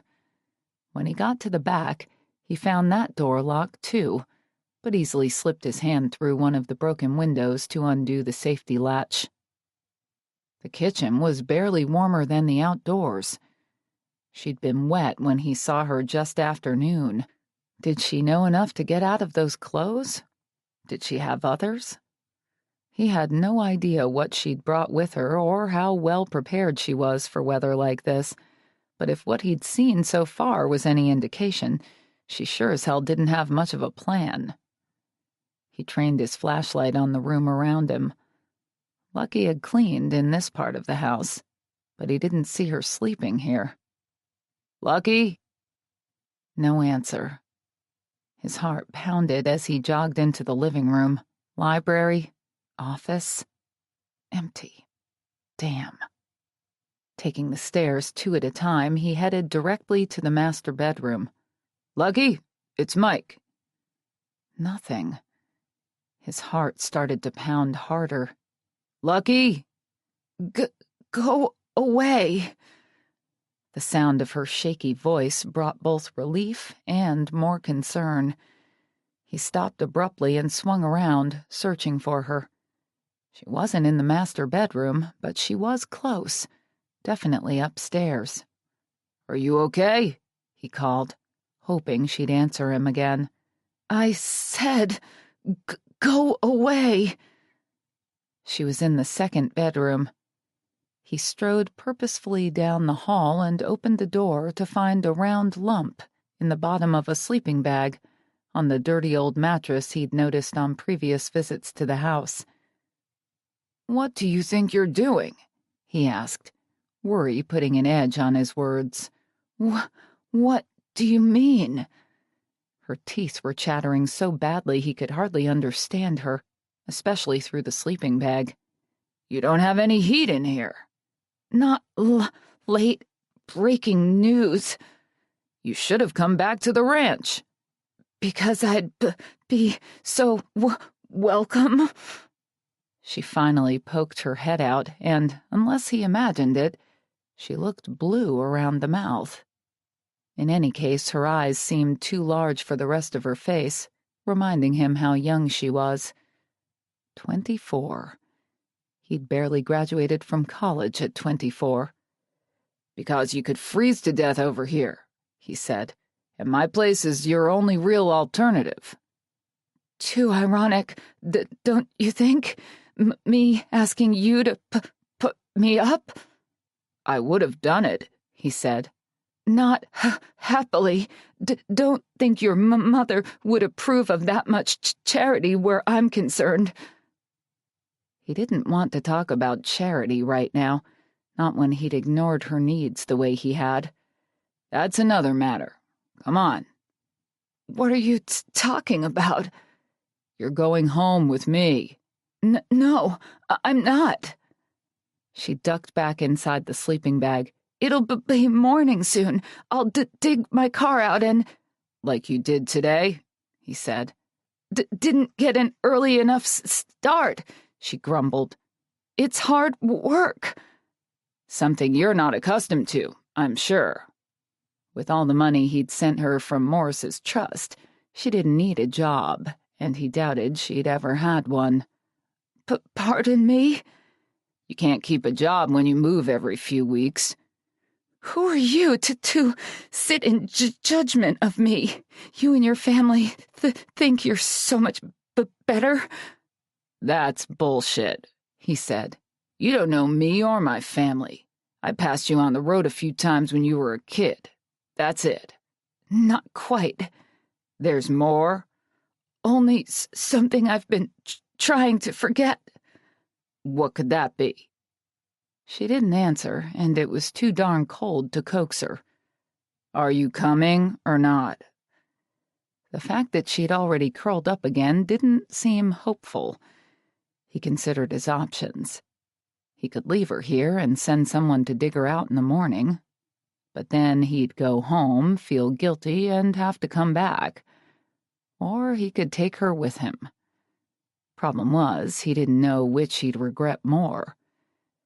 "If you want a hot meal and a warm bed, you'll cooperate," he said. "I don't remember asking you." "Look, we've never been friends. I know that. But for tonight, let's forget about the past and pretend we just met, okay? Simple enough." "That's mighty noble of you, Mike, but I'm sure I'll live without your help." Mike wasn't so sure. She obviously didn't realize she could be in real danger. "You're freezing, Lucky." "My problem, not yours." True. He'd tried to tell himself as much, but... "Are you going to make me do this the hard way?"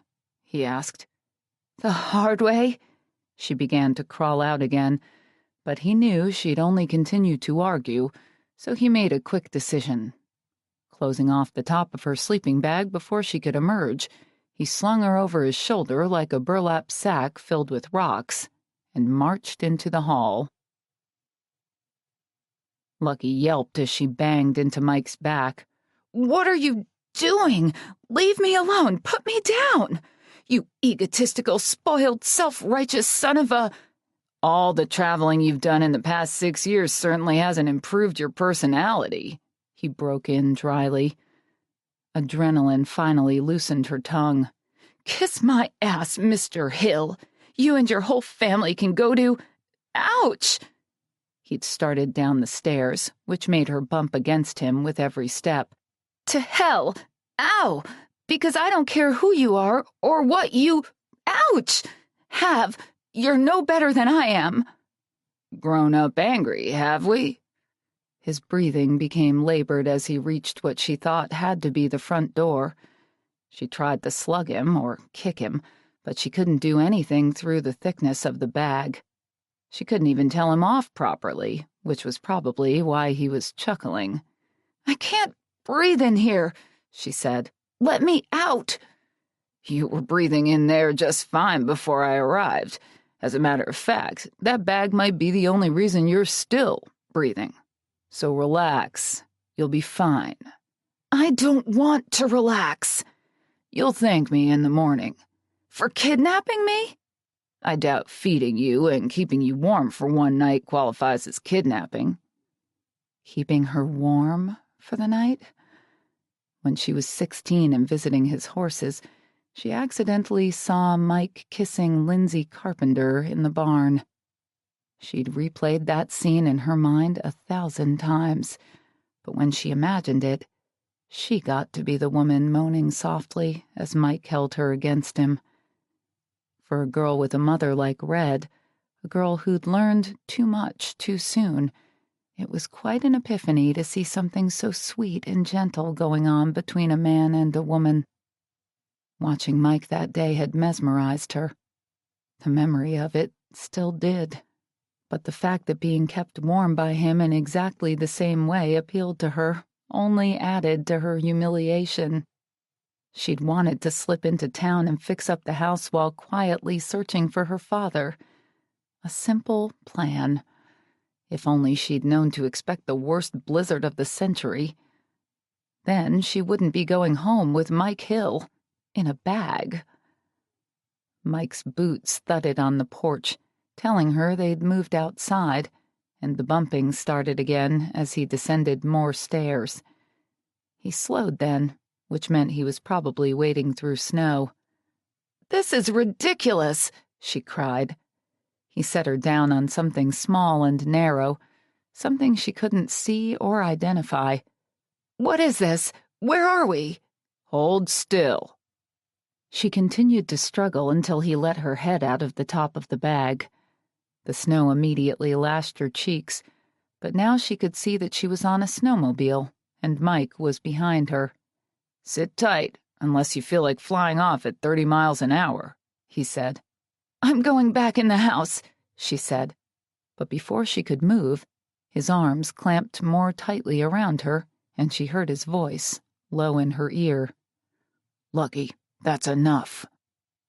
She paused, shivering and breathing hard, as the wind whipped at her hair. Why was he doing this? What did he care if she froze to death? "You're going to be fine," he said, more gently. The thumping of her heart seemed to echo in her ears.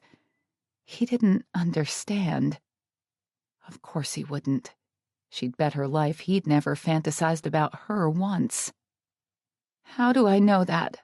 she said, tentatively. "Because I've got you." That was the problem.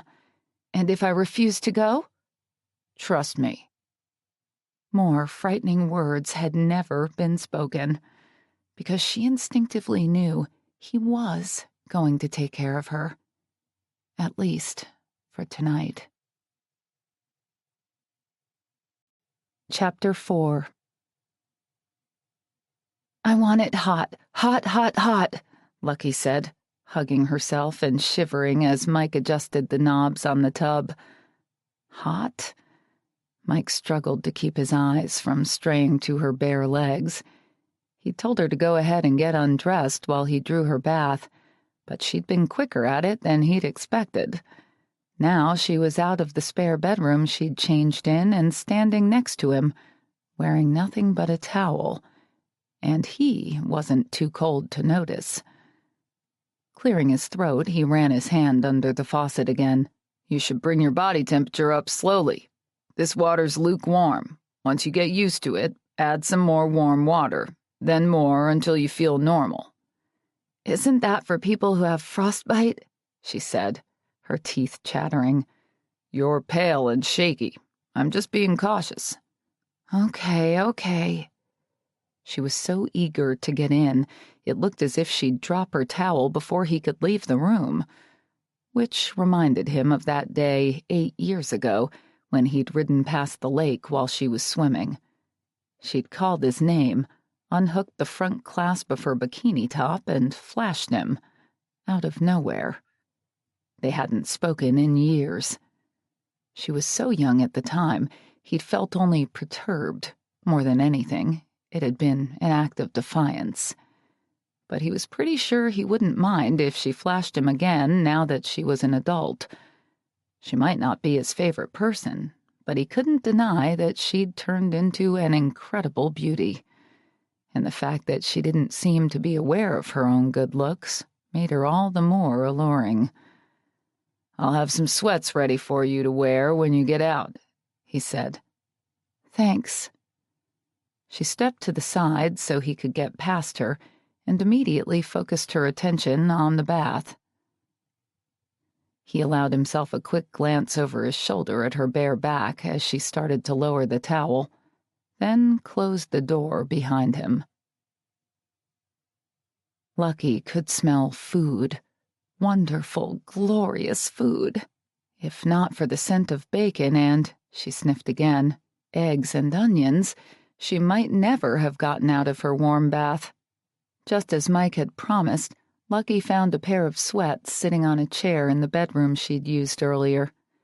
But donning Mike's clothes seemed rather personal, considering who they both were, and his sweats were way too big for her.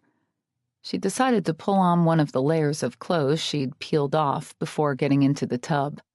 She thought it might help her remember that she needed to keep up her defenses, that Mike was not her friend. "There you are," he said as she entered a large country kitchen with wood paneling and flooring and a table that could seat at least 12 people. His eyes flicked over her stocking-clad feet, faded jeans, and burgundy sweater. If he noticed that she'd chosen not to wear his sweats, he didn't comment. "Hungry?" She was famished, but also leery of his sudden hospitality. "You didn't have to cook," she said. "What have you had to eat?" "Some trail mix, an energy bar, and sunflower seeds." "That's it? Since when?" "Noon yesterday." "God, you must be starving." He motioned to the table. "Sit down. It's almost ready." She looked around as she made her way to the table, feeling as though she'd just infiltrated the enemy camp. She'd often wondered what Mike's place would be like. While hiding in the barn, she'd seen people come and go from here, imagined it'd be rustic and comfortable, and she wasn't disappointed. In a word, his house was quality, yet nothing seemed ostentatious or even new. The kitchen, with its big circular rug, white cabinets, and stainless steel appliances, indeed the whole house, was simple, masculine, lived in and clean. "Where are your brothers these days?" Mike asked, as he put a heaping plate of bacon, scrambled eggs, and hash browns with onions in front of her. "Sean is married and living in Seattle." "Ketchup?" She nodded and reached for the bottle. "And Kyle?" "Kyle's married too, and living in Spokane," she said, keeping her focus on the ketchup she was squeezing onto her potatoes. "They both wound up in Washington? What took them there?" "It wasn't here." He capped the ketchup for her, then watched her eat, which made her so nervous she could hardly taste her food. At least the potatoes she shoveled down stopped the hunger pangs. "Why didn't you follow them?" he asked, after a few moments. "To Washington?" "Yeah." She'd always been an outsider, in one way or another, and that held true even with her brothers. They were male, closer in age, less sensitive, and had the same father. They'd weathered their childhood by sheltering together, while she'd forged on alone. For whatever reason, the quiet closeness and understanding they shared seemed to exclude her. "I don't know," she said. "I visit them once in a while, though." "You seem to visit lots of places. You just never stay for long." She thought she heard censure in his tone and couldn't help bristling. "Maybe I like to travel," she said flippantly. But it was a lie. She hated the lack of direction in her life, the temporary nature of everything she did. She just didn't fit in anywhere, had nothing to cling to. What else could she do? Mike, on the other hand, had no reason to leave Dundee. He had family here, a thriving business, many friends, respect. He had a home. Silence fell, and she looked up to find him watching her closely. "What?" "I wasn't criticizing you." She swallowed a mouthful of eggs. "What were you doing?"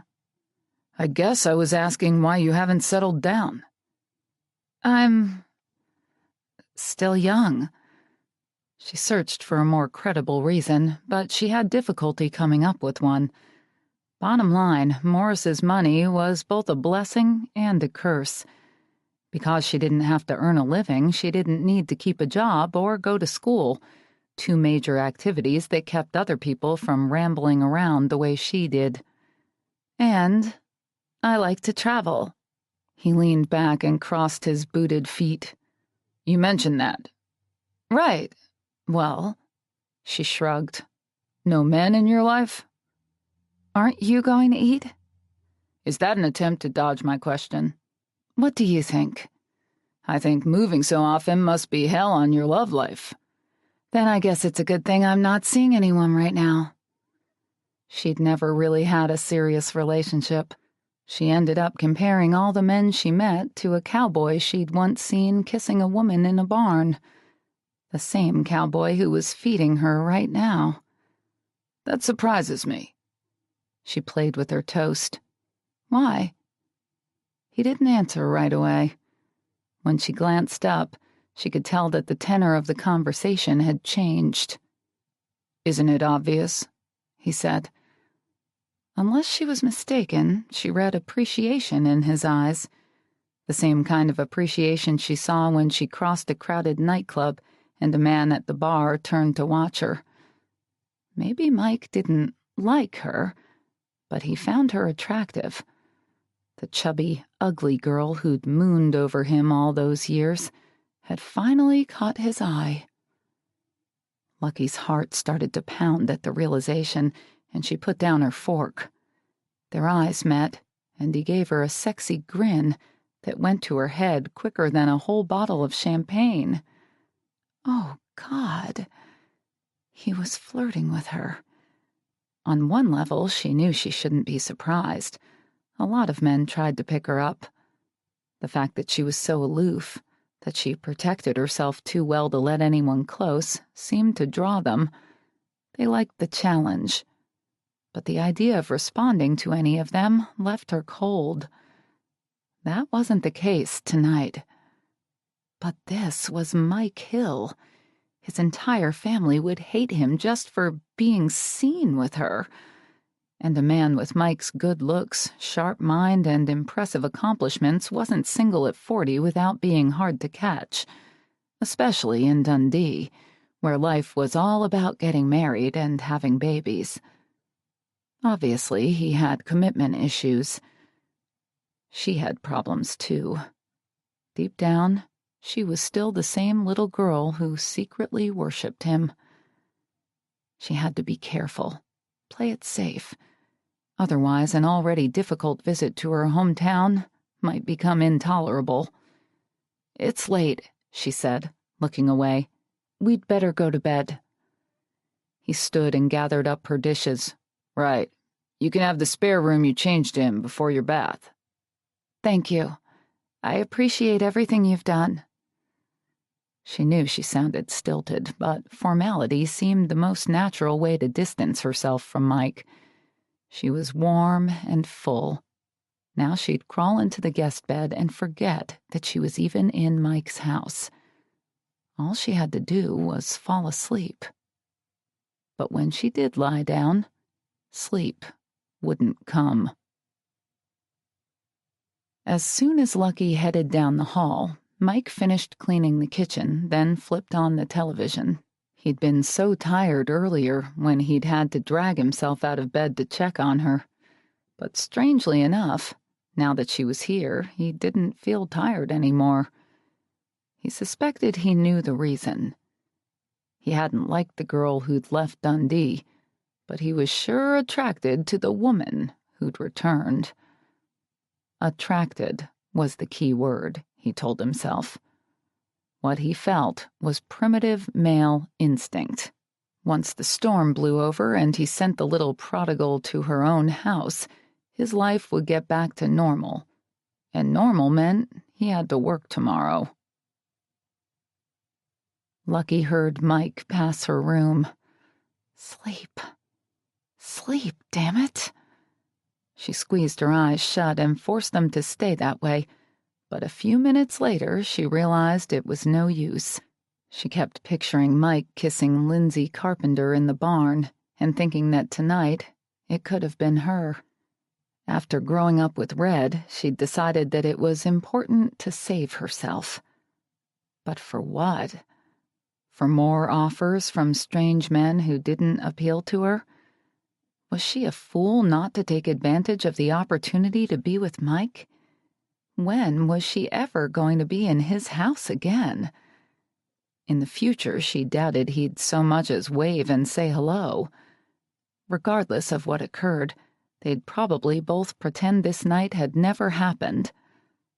So why not do what she really wanted, and then start pretending? Mike heard his bedroom door open and lifted his head in surprise. He lived alone. The woman who did the cooking and cleaning took weekends off, which left only one possibility. Squinting to make out the shadowy figure standing in his doorway, he swallowed hard. Sure enough, it was Lucky. And when she didn't say anything, he had a funny feeling he knew what she wanted. "Is something wrong?" he asked, hoping he could get her a glass of water or another blanket. He'd tried to make her smile earlier, but this was a little more than he'd bargained for. "No." She sounded uncertain. He might have supposed that she was frightened or insecure, but he reminded himself that Lucky couldn't be either. Not with the way she looked, and not at 24. He knew he should scare her away, but with every heartbeat it became more difficult. He leaned on his elbows to get a better glimpse of her and felt his pulse go crazy. She wore the sweatshirt he'd set out for her earlier, but like last night when he'd pressed her against the wall, she didn't have anything on underneath it, except maybe a pair of panties. The thought of her panties didn't help him hang on to his sanity. He had to say something that would cause her to withdraw immediately, before his desire took control. But if he rebuffed her, he'd humiliate her. If he didn't rebuff her... He let his breath hiss out between his teeth. He could barely think above the racket his heart seemed to be making. If he didn't send her away, it was probably no big deal, he told himself. She'd been raised by the town's most notorious hooker. Showing up in a man's bedroom probably wasn't anything new for her. And maybe he wanted her here. But it wasn't as if he'd invited her. "Can't you sleep?" he said, stalling. "No." Briefly, he tried to summon the self-control to send her back to her own room. But the overabundance of testosterone suddenly flooding through his body muddied his thoughts, made him reckless. Any resolve he had managed to muster fled the instant he imagined how embarrassed she'd be if he were to turn her away. Somehow it was easier to give in to what he really wanted, if he looked at it as some sort of kindness. "Are you still cold?" More stalling on his part. She nodded, but didn't ask for a blanket. Neither did she apologize for interrupting him and duck out of the room.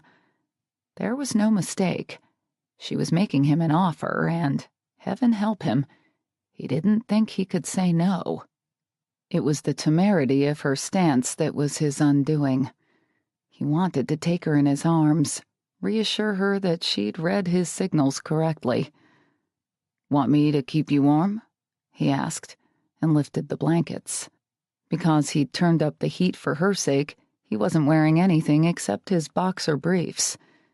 If this wasn't what he thought it was, she'd certainly turn back now. But she didn't. She came toward him. When she reached the edge of his bed, she quickly pulled off the sweatshirt and dropped it on the floor. Then, for a few seconds, she stood in front of him, wearing only a pair of lacy white panties. The sheer beauty of the woman she'd become stole his breath. It had been a long time since he'd made love. Too long.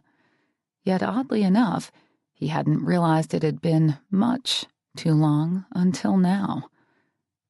"You're gorgeous," he whispered. She shook her head, but he couldn't believe she or anyone else could disagree with him on that, and he wasn't really looking at her face anymore. He let his gaze drift appreciatively over the rest of her while making one last feeble effort to talk himself out of making this mistake. He'd pretty much given up dating. He couldn't seem to fall in love like everyone else. But he missed having an active sex life, and, mistake or no, he wasn't about to reject Lucky now that she was standing next to him, almost naked. A moment of absolute panic nearly sent Lucky running from the room. But the memory of that kiss she'd witnessed in the barn calmed her fears and prodded her to take what she wanted. This was Mike Hill.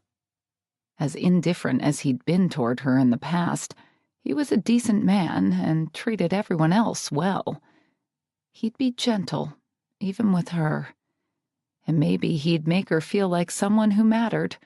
Someone like Lindsay Carpenter, or one of the other women who belonged in Dundee. For a few moments, she might even feel as if she belonged with him. He immediately urged her into bed with him, and she felt his bare skin against her breasts as his hand slid up and down her back. "Geez, you are cold." His body was as hard and sinewy as it looked, but it was the evidence of his arousal that sent sparks through Lucky's veins. She'd done that to him. The little girl he'd never acknowledged. The belligerent teen who'd gotten nothing but a frown when she'd unclasped her bikini top. You feel good," she said, before she could stop herself. She thought she saw his teeth flash in a grin. "You said you wanted me to make it hot, right?" He nuzzled her neck, kissed the indentation below her earlobe. "Hot, hot, hot." The bath. She remembered, even though she could scarcely think for all the sensations bombarding her brain. Warm flesh, hard muscle, crisp sheets, the scent of clean mail. "That's what I said," she whispered, breathless with the excitement and daring of what she was doing. She'd never initiated a sexual encounter in her life, and she'd actually had the nerve to approach Mike Hill. "Then," he rubbed his lips across her cheek, "let's see what I can do." She turned her head, wanting him to give her the long, slow kiss he'd given Lindsay in the barn, the long, slow kiss she'd been waiting for all her life. But he didn't seem very interested in her mouth. He relieved her of her panties. Then his tongue and his hands worked such seductive magic, she almost forgot about kissing him, at least in such a soulful way. He soon had her writhing and moaning, bursting with need and the absolute certainty that nothing he was doing to her could hurt, whether it was her first time or not. She wanted Mike too badly. She wanted what his fingers promised. But when he put on the condom he took from the nightstand near the bed and answered her eagerness with a powerful thrust, that illusion shattered. She stiffened as she tried to absorb the sudden shock of the pain, and he froze. "What is it?" he asked. She tried to catch her breath so she could speak, but the desire she'd felt only a moment earlier was fading fast, and she wanted to cry. This wasn't like the scene in the barn. This meant nothing to Mike except physical release. She was doing exactly what her mother had done so many times, only she'd sold herself for nothing. I'm fine," she managed to say. "Lucky?" She could sense his bewilderment. "Are you, finished?" she asked, when he didn't move. "Am I finished?" he repeated as though it was the oddest question in the world. It's okay if you're not. I'll wait. I'm okay with waiting." She figured it was the right thing to do, since it was her fault they'd come this far. Whatever regrets she had, she'd deal with later, on her own. She couldn't blame him for her own error in judgment. She'd visited his room, not the other way around. He remained hesitant. "What's wrong?" "Nothing." "I hurt you." "No, it felt great. Really." God, she couldn't wait until morning, when she could go back to her rambling, lonely house and never see him again. The anguish of her mistake stabbed into her heart, just as he stabbed into her body. I'm such a fool. What did I think this would do? What did I think it would change? Suddenly, he cursed and withdrew. His displeasure stung like a slap in the face. For all his indifference, she'd never seen him lose his temper before. But she'd made him angry. She'd screwed this up so badly. "I'm sorry. I did it wrong," she said. "I didn't know. Is it too late? I don't mind if you want to try again." "You're kidding, right?" Her emotions were so scrambled she wasn't sure if she was kidding or not. But she realized it was too late to smooth over her blunder. Blinking against the tears stinging her eyes, she scrambled to get out of his bed. He buried his head under a pillow while she struggled to get free of the sheets. "Please tell me this wasn't your first time," he said, his voice muffled. She couldn't answer. She had to get out. She'd ruined it. It was her fault, not his. She'd understood the rules when she came in here. She'd known from the beginning that she meant nothing to him. She just thought... She didn't know what she'd thought. She just wanted to live the dream once. That was all. Finally free of the bedding, she leapt to the carpet, but he caught her arm before she could go anywhere. "Why didn't you tell me?" I didn't think it would matter," she said, then yanked away from him and ran to her own room, where she put on several layers of clothes and curled into a tight ball beneath the covers, trying to make herself as small as possible. She was shaking so badly she didn't think she'd ever stop, and she wanted to cry. But the tears that had seemed so close a moment before suddenly wouldn't fall. Chapter 5. After Lucky left his room, Mike groaned. Never in a million years would he have guessed that she was a virgin. She was younger than he was by a good stretch. Too young for him, really. But she was certainly old enough to know what she was doing when she came to his room. With Red as her mother, she must have learned more about sex by the age of 10 than most girls knew at 15. She could cuss like a sailor. She'd rambled around the whole United States. She had a body most men would die for. How did a woman like that get to be 24 without ever having sex? And why the hell didn't she tell him? He would have been gentler with her. From the abandon of her response, from the signals she'd been giving him, he thought she was ready. Had he known the reality of the situation, he would have made sure. Had he known, he probably wouldn't have touched her. He'd welcomed her into his bed only because he assumed she'd take their lovemaking in stride. And maybe, after going to all the trouble of rescuing her, he felt somewhat deserving of a small reward. But this... He cringed. This was different. She'd been miserable, and he'd been miserable, and what had he expected? This was Lucky Caldwell. Of course getting involved with her would result in regret. He sulked for several minutes, but then had to admit that there was more to what he felt than sexual frustration and disappointment. Now he could no longer believe she was exactly like her mother, and had therefore earned his derision. Besides her lack of sexual experience, he'd seen something vulnerable and sweet, even giving, beneath Lucky's tough girl attitude.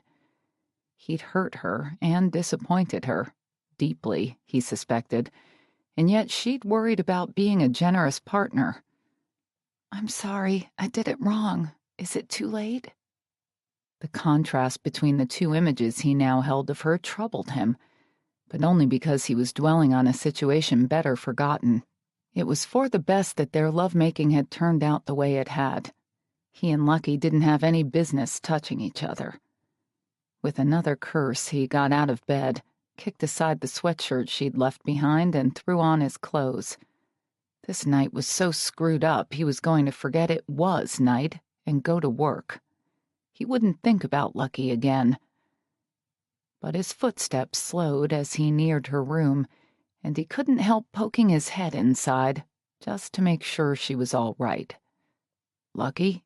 he said, softly. She didn't respond. He could see her curled up beneath the blankets, but he couldn't hear her crying or anything. She must have gone to sleep. Wishing that made him feel better somehow, he closed the door and went outside to check on the horses. Mike was cooking again. Lucky could smell the food, but she didn't want to get out of bed. She didn't want to face him. She felt incredibly stupid for ever believing that one night in his arms could change anything in her world. And she knew he had to be asking himself why he'd shown any interest in her. Going into his room had been as big a gaffe as flashing him, only more humiliating because this time she'd been hoping for a positive reaction. She rubbed her temples to ease the pounding in her head as she tried to convince herself that last night's embarrassment didn't matter. He'd never liked her to begin with, so she hadn't lost anything, except a pair of panties. She felt uncomfortable without her underwear, but she wasn't going back to his bedroom for any reason. Getting up, she dressed and made the bed as perfectly as she could, wishing she could erase any trace of herself. The urge to leave town obsessed her. She wanted to get in her car and simply drive away. But she'd left Morris's house vacant too long already, and the promise of those names in her mother's journal held her fast. Besides, she might have been naive and foolish to do what she did, but she wouldn't be a coward about it now. After using her finger and a little toothpaste to brush her teeth, she raked her fingers through her unruly hair, which had reached almost wild dimensions, took a deep breath, and walked down the hall to the kitchen. Mike didn't turn at the sound of her approach. She thought he hadn't heard her until he spoke. "Morning." Her nails curled into her palms. "Morning," she said. "Coffee?" She hesitated. It felt so odd letting him take care of her. She hated the complexity it added to their relationship, hated the grudging appreciation that was getting mixed up with the resentment and everything else. But she didn't have much choice. She could drink his coffee or she could go without. Providing for herself wasn't an option at the moment. "Please." He filled a cup and set it on the table, where a pitcher of cream and a bowl of sugar waited. "Breakfast is coming right up." She was hungry, but she wasn't sure she'd be able to keep the food down. Her ulcer was aching, burning. She shouldn't have stopped taking her medication. "Smells good." He flipped the pancakes on the griddle, then leaned against the counter. She could feel his attention on her, but refused to meet his eyes, in case he wanted to initiate a conversation that went deeper than one pancake or two. Unfortunately, that didn't stop him. "So," he said, with just enough emphasis to warn her that she wouldn't like what he was about to say. Ignoring his lead-in, she crossed to the window, distraught to see that the storm still raged. "Are you going to explain what happened last night?" he asked. She kept her back to him. "I don't want to talk about it." "You should have told me you never had sex with anyone." "It doesn't matter." "It does matter. A guy should know when he needs to take a little extra care and—" She didn't want to hear this. "You're going to burn the pancakes if you're not careful." "How do you know? You've barely even glanced in this direction." "I can smell them." "I don't care about the pancakes. I'm trying to tell you that—" She held up her hand. "I know what you're trying to tell me. I was an idiot last night, I get it. But it's not your problem. And I don't need your advice because I won't ever be in that position again. A girl can only lose her virginity once, remember?" When he didn't respond, she turned to see why, and found him looking stricken instead of mollified. "It didn't have to be that bad," he finally said. "It couldn't have been any different," she said flatly. "Anyway, I was wondering if maybe I could get a ride into town." He frowned. "What's the matter, Lucky? You itching to run again?" "I don't know what you're talking about." "What is it you keep running from?" "Go to hell." "Is it that you're afraid?" She tried to throw him off with sarcasm. "Do you always analyze your bed partners?" "Only when something happens that I don't understand." "Forget about it," she said. "Why? So you don't have to face the truth?" "What truth?" "You rolled on top of me last night for a few seconds. That doesn't mean you know anything about me." "That wasn't exactly what happened. First, you came into my room and asked for what you got. And maybe I know more than you think. At least I know what your actions tell me." "And what do they tell you?" "You stay in one place for only a few weeks or months and leave about the time most other people begin to form friendships and put down roots. I'm guessing you do that because you're terrified of growing close to anyone, of maintaining a relationship." "If you're applying that to this situation, we don't even have a relationship." "With me, it's something else." She cocked a challenging eyebrow at him. "I think you're afraid that if you stay, we might end up in bed again. And next time, you might like it." He'd hit a little too close to the truth, and she couldn't bear for him to know it, so she shot him a withering, as-if look. "There's no danger of that. I may not have the best judgment in the world, but I generally don't make the same mistake twice." A muscle twitched in his cheek at the insult. She thought he might come back at her with something equally hurtful and much truer. Who'd want you anyway? But he didn't. "We can't take the snowmobiles into town because the roads will be plowed once we hit 3rd, he said. "But we can try to get you out of here in the truck." Lucky grabbed Mike's arm as they passed the Victorian. "Wait, aren't you going to stop?" He gave her an incredulous look, and she let go. "We're in the middle of a blizzard. If I stop, there's a greater chance of getting stuck." "But I need a pair of my own shoes and money to pay for a motel room." The wipers struggled against the snow and ice, although he'd done his best to scrape the windshield clean. "My boots will keep your feet dry," Mike said, "and I'll front the money for the motel and lend you some cash." "But the house isn't secure with all those broken windows." He redirected the heat blasting through the vents so it wouldn't hit him dead on. He was warm enough with his big coat. "You're afraid of getting robbed?" "Maybe." "Whatever you're afraid of losing, you can afford to replace." He slanted her a brooding glance. "I should know. I send you your check every month, remember?" After last night, and the conversation that had followed this morning, Mike wanted to punish Lucky for returning to Dundee, for destroying his peace of mind. If he couldn't achieve some kind of resolution or come to grips with what had happened, he at least wanted to vent his displeasure. But Lucky had become so aloof and withdrawn over the past hour that, predictably, she didn't react, which only frustrated him further.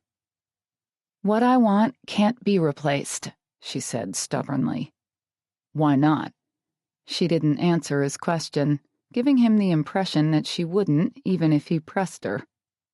"And there's no need to risk my ID and credit cards," she added. He drew a deep, calming breath.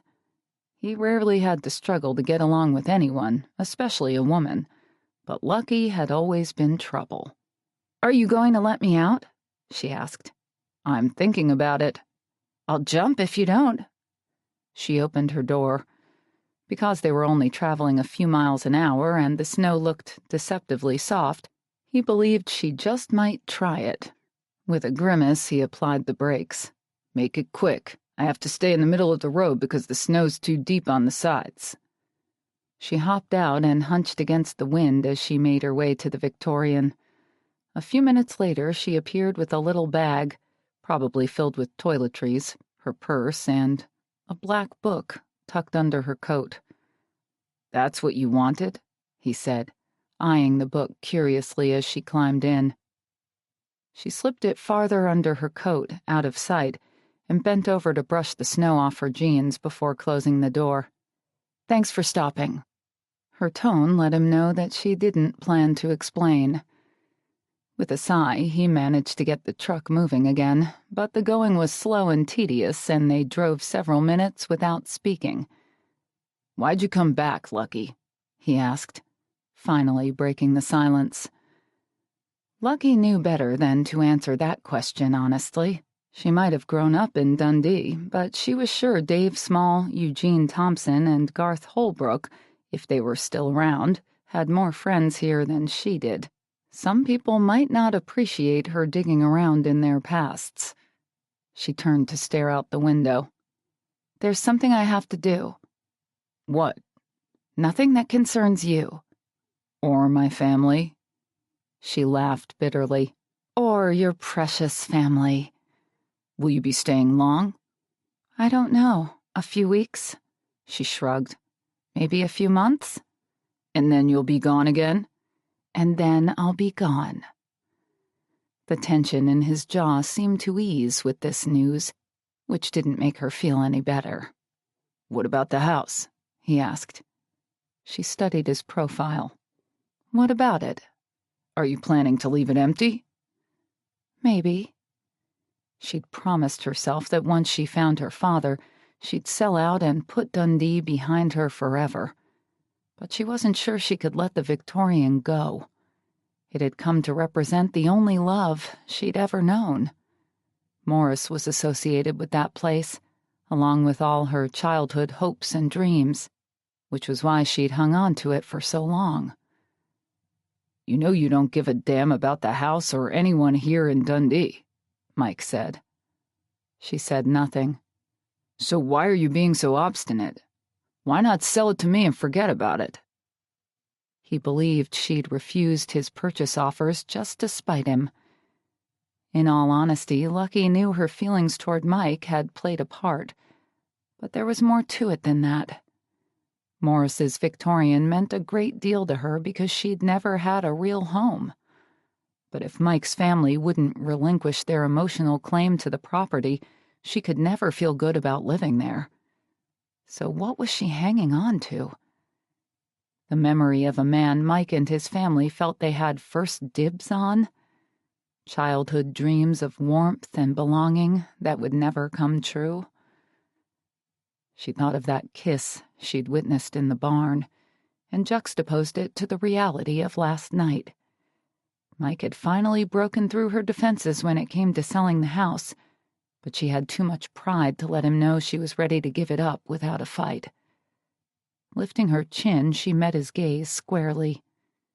"How much are you willing to pay?" He scowled. "I've already offered you twice as much as you could get from anyone else. How greedy can you be?" How much were her dreams worth? "I don't know," she said, "but somehow I always seem to be asking for too much." Mike didn't feel like driving back to the ranch. The roads had to be nearly impassable by now, and were only getting worse, making his decision to stop in at Jerry's Cafe a risky one. But he didn't care. He wasn't the unruffled conservative guy he'd been just yesterday. He was restless and edgy, and... The bell over the entrance jingled. Brooding, Mike glanced up from his coffee to see Gabe roll in, and wasn't sure whether he was excited to see his old friend or not. He decided he wasn't. Gabe had seemed more like himself when he visited the ranch yesterday, but Mike didn't want the added pressure of trying to maintain their strained relationship right now. He was still too annoyed about what had happened with Lucky. But he waved anyway. He could hardly go unnoticed. He was the only one in the diner besides Judy, the waitress, and Harry, the cook.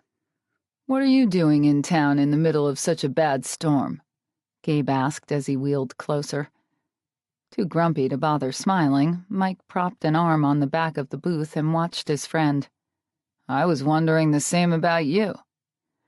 I had a meeting with the mayor yesterday and stayed too long. Haven't been able to make it home since." Gabe remained in his chair instead of hauling himself out and sliding around the booth as Mike had seen him do before when the restaurant was busy. "Too much snow?" Gabe nodded. "Considering that you bought the most remote piece of land you could find, I'm not surprised." He took a sip of his coffee. "Did you stay at your folks' place last night?" "I did. My father and I sat up talking politics." He smiled faintly, as though he'd enjoyed it, and Mike was glad that Gabe had at least remained close to his father. "Where's he now?" Gabe grimaced. "My sister Renee and her family stopped by. She drives me nuts, so I thought I'd get out of there for a while." Renee spoke her mind.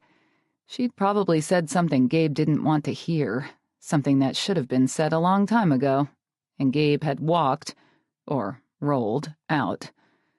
Given his mood, Mike had half a mind to be more honest with Gabe himself. "You still making furniture? If I make much more, I'm going to have to build another cabin just to house it." Yesterday, Mike might have nodded and pretended it was perfectly normal to make piece after piece of furniture and do absolutely nothing with them, but he couldn't keep up with that social farce today. He missed the honesty that had always existed between him and Gabe. "Why are you warehousing it?" he asked. Gabe blinked in surprise. "What do you suggest I do? What anyone else would do? Sell it?" Lord knew Gabe's rocking chairs, anything he created really, were more than mere furniture. They were works of art. But no one else would ever be able to enjoy them because Gabe kept the furniture he made, closeting it away. "I don't need the money," he said with a shrug. "This isn't about money." Gabe scowled and tried to sidestep him again. "Where would I sell it? All the people around here who are really interested have already traipsed up to my cabin to take their pick." That wasn't true. Since the accident, few folks braved his cabin. Mike was one of those who visited from time to time, and even he looked for excuses to avoid interrupting Gabe's sullen solitude. "Who are you trying to kid?" he asked. "Me or you?" Gabe's expression grew leery. "What's going on with you today?" "Nothing. Nothing's ever going on with me anymore, because I understand that our relationship has changed." Mike took another sip of his coffee, watching Gabe over the rim. "Changed? We've been best friends most of our lives, yet ever since the car accident, I'm only allowed to smile and nod and talk about the weather." Gabe's eyes narrowed into silvery slits. "If you've got something to say to me, Mike, say it." "Okay." Mike set down his coffee cup and leaned forward. "It's time for you to be productive again, to stop feeling sorry for yourself." Gabe rocked back as if Mike had just landed a right hook. "God, it's Renee, isn't it? She's been shooting off that mouth of hers to you, too." "No," Mike shook his head. "It wasn't Renee at all. It was Lucky. She was bringing out the worst in him all around. But he was halfway into this conversation and he wasn't backing out now. What I think has nothing to do with Renee. If she's saying things you don't like, it's probably because she's as tired as I am of seeing you cut yourself off from everyone who cares about you." The muscles in Gabe's arms bunched, revealing the anger circulating beneath his carefully controlled exterior. Since the accident, Mike had sensed the explosiveness of that anger. Everyone sensed it, which was why most people chose to stay away. But until now, Gabe had kept a tight rein on his emotions. "Unless you know what it's like to be sitting in this damn chair, you have no right to criticize or advise," he growled. Mike felt terrible about the accident and guilty for having two strong, functioning legs, while his best friend would never walk again. But he could finally see that his pity wasn't getting Gabe anywhere. Maybe he was foolish to risk their relationship by pushing too hard, but he couldn't let Gabe slip any further away from the man he used to be. "You're letting it beat you, my friend," Mike said evenly, "and I can't stand to watch." Gabe's lips curled into a snarl, but before he could let loose, Judy came up behind him. "Well, look who we have here." She tucked her bleached hair behind her ear and smiled appreciatively. "I haven't seen you in forever, Gabe." A mask quickly descended over Gabe's face. Swiveling in his chair, he managed a tight smile. "Hi, Judy. How are you?" "I'd be better if you'd drop by a little more often. Are you such a health nut these days that you can't eat a greasy burger once in a while?" Gabe muttered something about stopping in again soon, but Mike could tell he didn't mean it. Gabe didn't like being singled out, even for such a simple greeting. The exchange reminded Mike far too much of the polite nonsense that had overtaken his own relationship with Gabe. "So, what can I get you today?" she asked. "Nothing." Gabe glanced malevolently at Mike. "Go ahead and take care of Mike, if he'll let you. Suddenly he's an expert on everything." Judy propped her hands on her hips and frowned as Gabe wheeled himself out. "Wow, what's gotten into him?" "Nothing new," Mike said with a sigh. She put her order pad back in her pocket. "I take it you're not having a very good day either." He rubbed a hand over his stubbly jaw. That had to be the understatement of the year. In the past 24 hours, he'd slept with his rival and alienated his best friend. Chapter 6. Lucky sat on the bed in her cheap green and brown motel room, ignoring the noisy storm outside as she stared at the 3 names in her mother's journal. Dave Small, Eugene Thompson, Garth Holbrook. What were they like? From what she could remember of Dave Small, he had a short, stocky build, a large extended family, and a pizzeria near the honky-tonk. He also served on the city council and had 2 sons about 10 years older than she was. Smalley took after his severely overweight mother and was one of the biggest men she'd ever seen.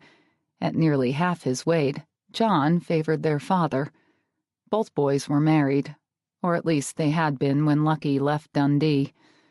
But she couldn't remember much more than that. She'd bumped into Dave here and there, but she'd never spoken to him.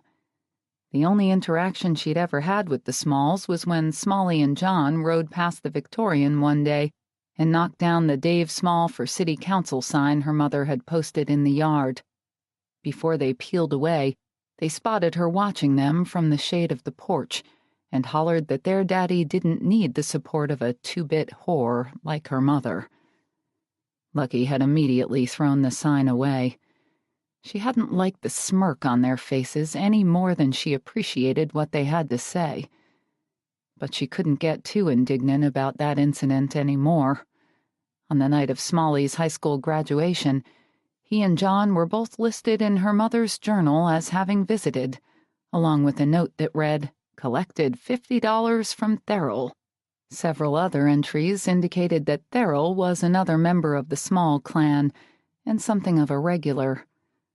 Closing her eyes, she shoved the diary aside. Surely she wasn't related to the Smalls.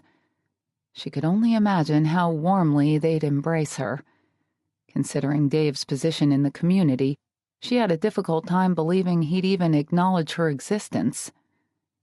For much the same reason, she doubted she'd have any better luck with Garth Holbrook.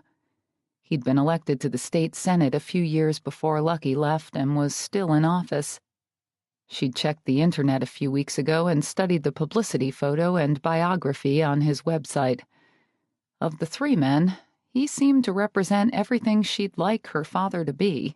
Tall and stately, he possessed a full head of dark, wavy hair with a touch of gray at the temples, classic features, and gray eyes. He looked intelligent, self-composed, honorable. Of course, a politician was supposed to look honorable, so maybe she was falling for a carefully constructed illusion. His website also revealed that he'd been married for 40 years to the same woman, which meant he'd already had a family by the time he visited Red. It didn't reflect any better on him that his relationship with her mother had lasted longer than a one-time, "oops, I made a mistake" kind of visit. According to the journal, he'd stopped by Red's place often, over a 3-month period.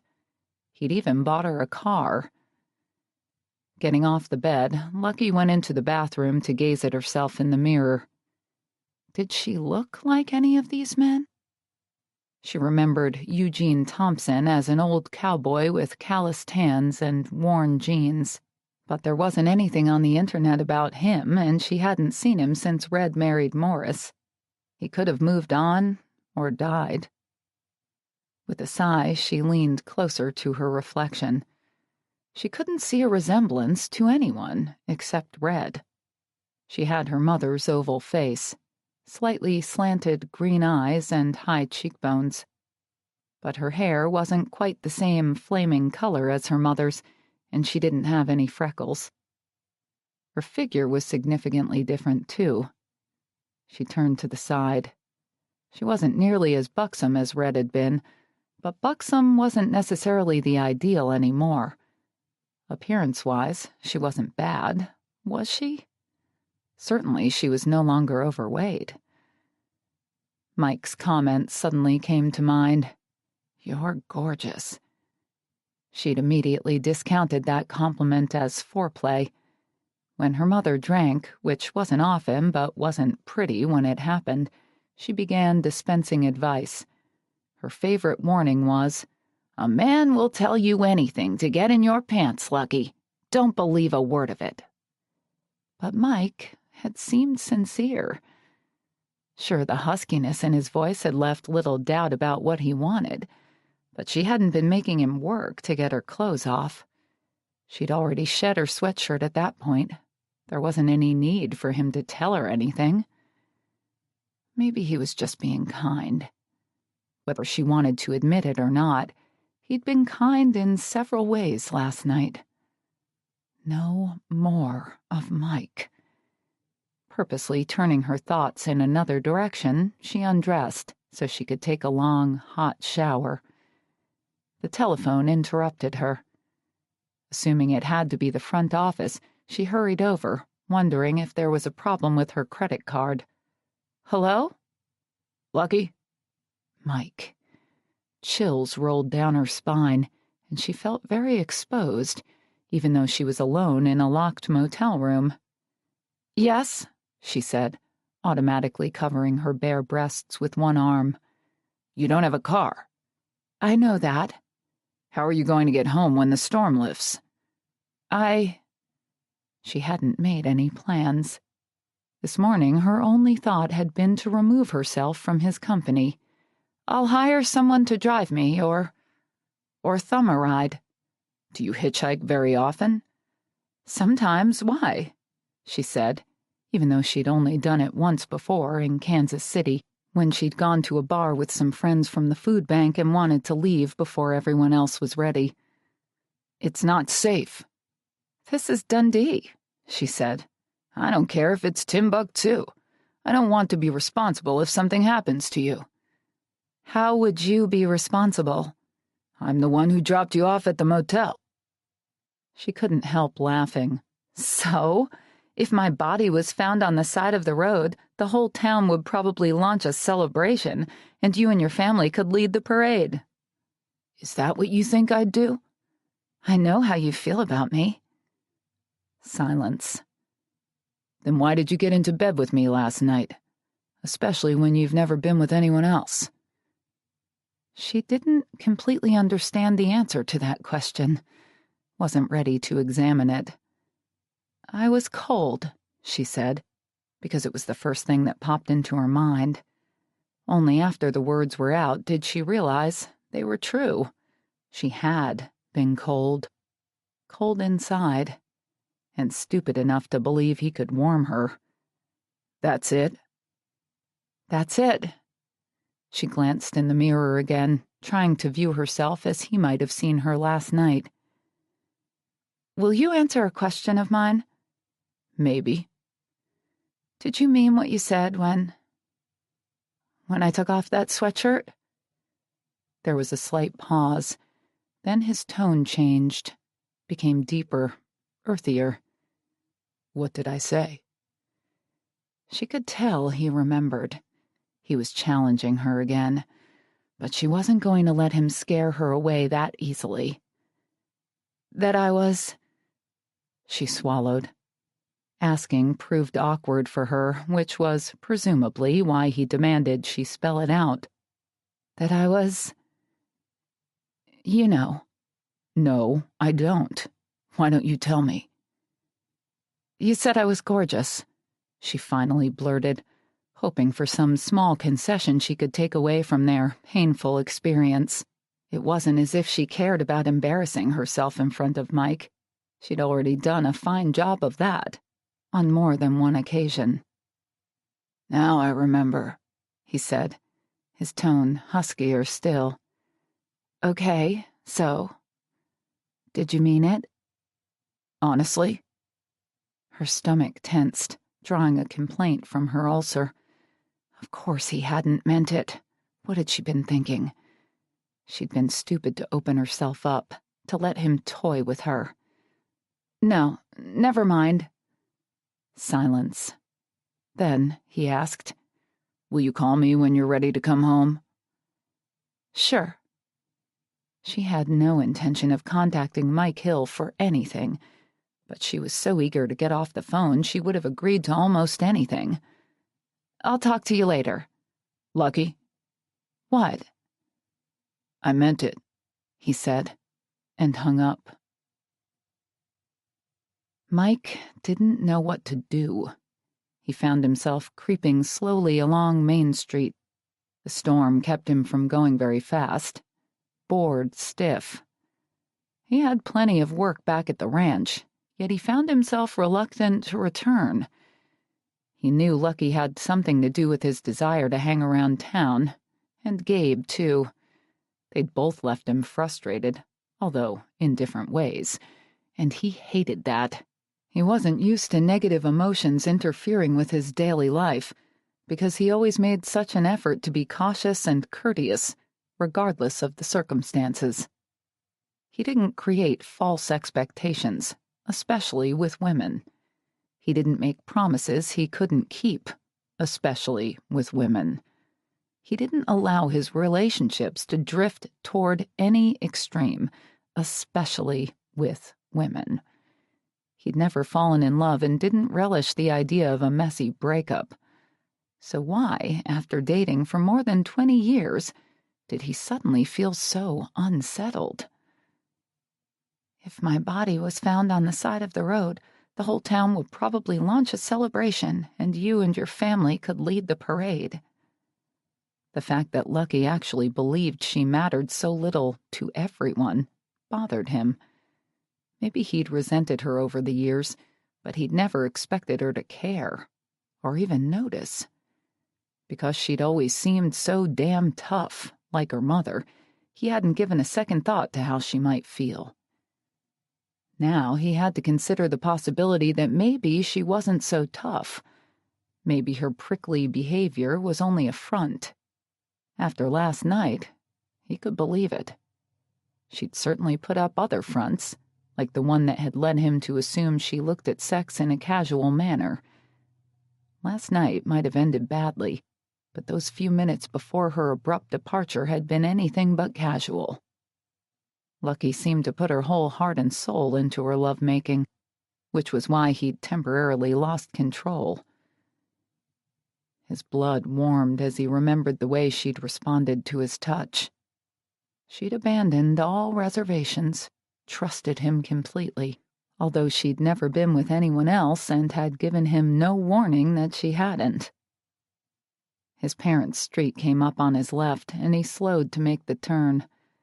His mother was always telling him he needed to stop by more often.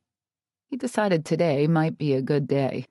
The local high school would probably be closed due to the storm, so his father, who coached the varsity football team, would most likely be there with her. At any rate, Mike needed a distraction. "Hello, anyone home?" he called, walking in without knocking. "Mike, is that you?" He heard his mother's voice in the basement and used the banister to jump down the stairs the way he had when he was a kid. "What's going on?" He ducked his head as he entered her craft room, because the ceiling was so much lower than anywhere else in the house. She glanced up from her sewing machine where she was nearly buried in shiny purple fabric. "I'm making a bridesmaid's dress for Beatrice's daughter." "Who?" "Melanie Jameson, the neighbor's daughter." "Oh, right. That's nice of you." "I love weddings," she said pointedly. He slouched into one of the fold-up chairs surrounding the table. "I know, and you don't have any daughters. I've heard this before." She arched a meaningful eyebrow at him. "Obviously not enough. I could have 2 daughters-in-law, if only my oldest son would take pity on his poor mother, settle down and start a family." "Josh is keeping up that end of things." "Rebecca has difficulty getting pregnant. You know that. It was a miracle they managed to have little Brian. They may not be able to have another child." "Isn't one enough?" "No. And you're almost 40, Mike." "Don't make me regret stopping by," he grumbled. "You won't regret it because I'll feed you before you leave." He crossed his legs at the ankles. "I like your tactics." She shrugged. "I go with what works." "Where's Dad?" he asked. "Don't tell me he had to teach today." "No, they canceled school. We've got a leak upstairs. He's trying to figure out how the water's getting in." "You think he needs a hand?" The sewing machine whirred into action as she bent over her work. You could ask him. Ask me what? Mike twisted to see his father step into the room. Did you find the leak? I did. Soon as the storm passes, I'll get up on the roof and patch it. His father was pretty spry for 63, but Mike saw no reason to risk an accident. Don't climb onto the roof. I'll take care of it this weekend. What brings you by this time of day, and in a storm like this? His father asked. Did you lose power out at the ranch? The sewing machine fell silent, and his mother peered at him over her reading glasses, waiting for his answer. Mike cleared his throat. No, I had to give Lucky a ride into town because she was stranded at Grandpa's house without any heat or water. Did you say Lucky? His mother blinked as though he'd just spoken gibberish. The lines on his father's forehead formed an instant V. Lucky Caldwell's back, Mike said. His mother promptly pushed all the fabric out of her lap and onto the table. You're kidding. No. But why? Why is she back after so long? Because she owns property here, I guess. He remembered Lucky saying there was something she had to do and wondered about the book she'd gone after, despite the rough weather. But he didn't see any point in mentioning it. He didn't have any idea what she had planned. That house should belong to us, his mother said. His father walked over to massage Barbara's shoulders. Do you know if she's staying for good? He asked Mike. Mike removed his hat and scratched his head. I don't think so. That's hopeful, anyway. His father bent to give his mother an encouraging smile, but the unhappy expression on her face lingered. I wish she'd sell us that house and be done with it, Barbara said. But she won't. She's a mean-spirited, nasty person just like her mother. Mike had come here hoping to bolster his dislike of Lucky, but his mother's harsh words didn't sit well. Mean-spirited, he repeated. What else would you call her? She has no use for that house. She doesn't even like Dundee. She thumbed her nose at us and ran off the second she inherited it, and no one's heard from her since.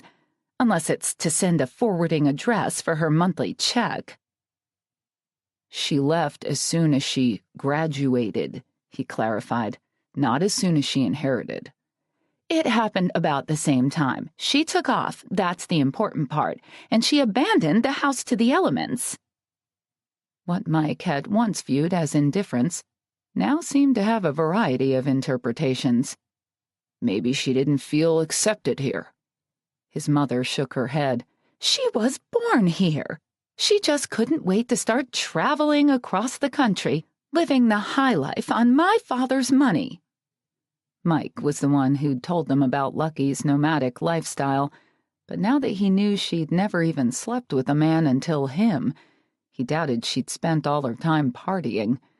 What he'd previously imagined as Lucky living the wild singles life suddenly seemed like a pretty solitary existence.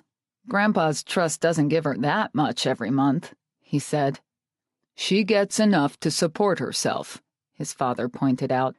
True, but I've offered her more than $500,000 for the house.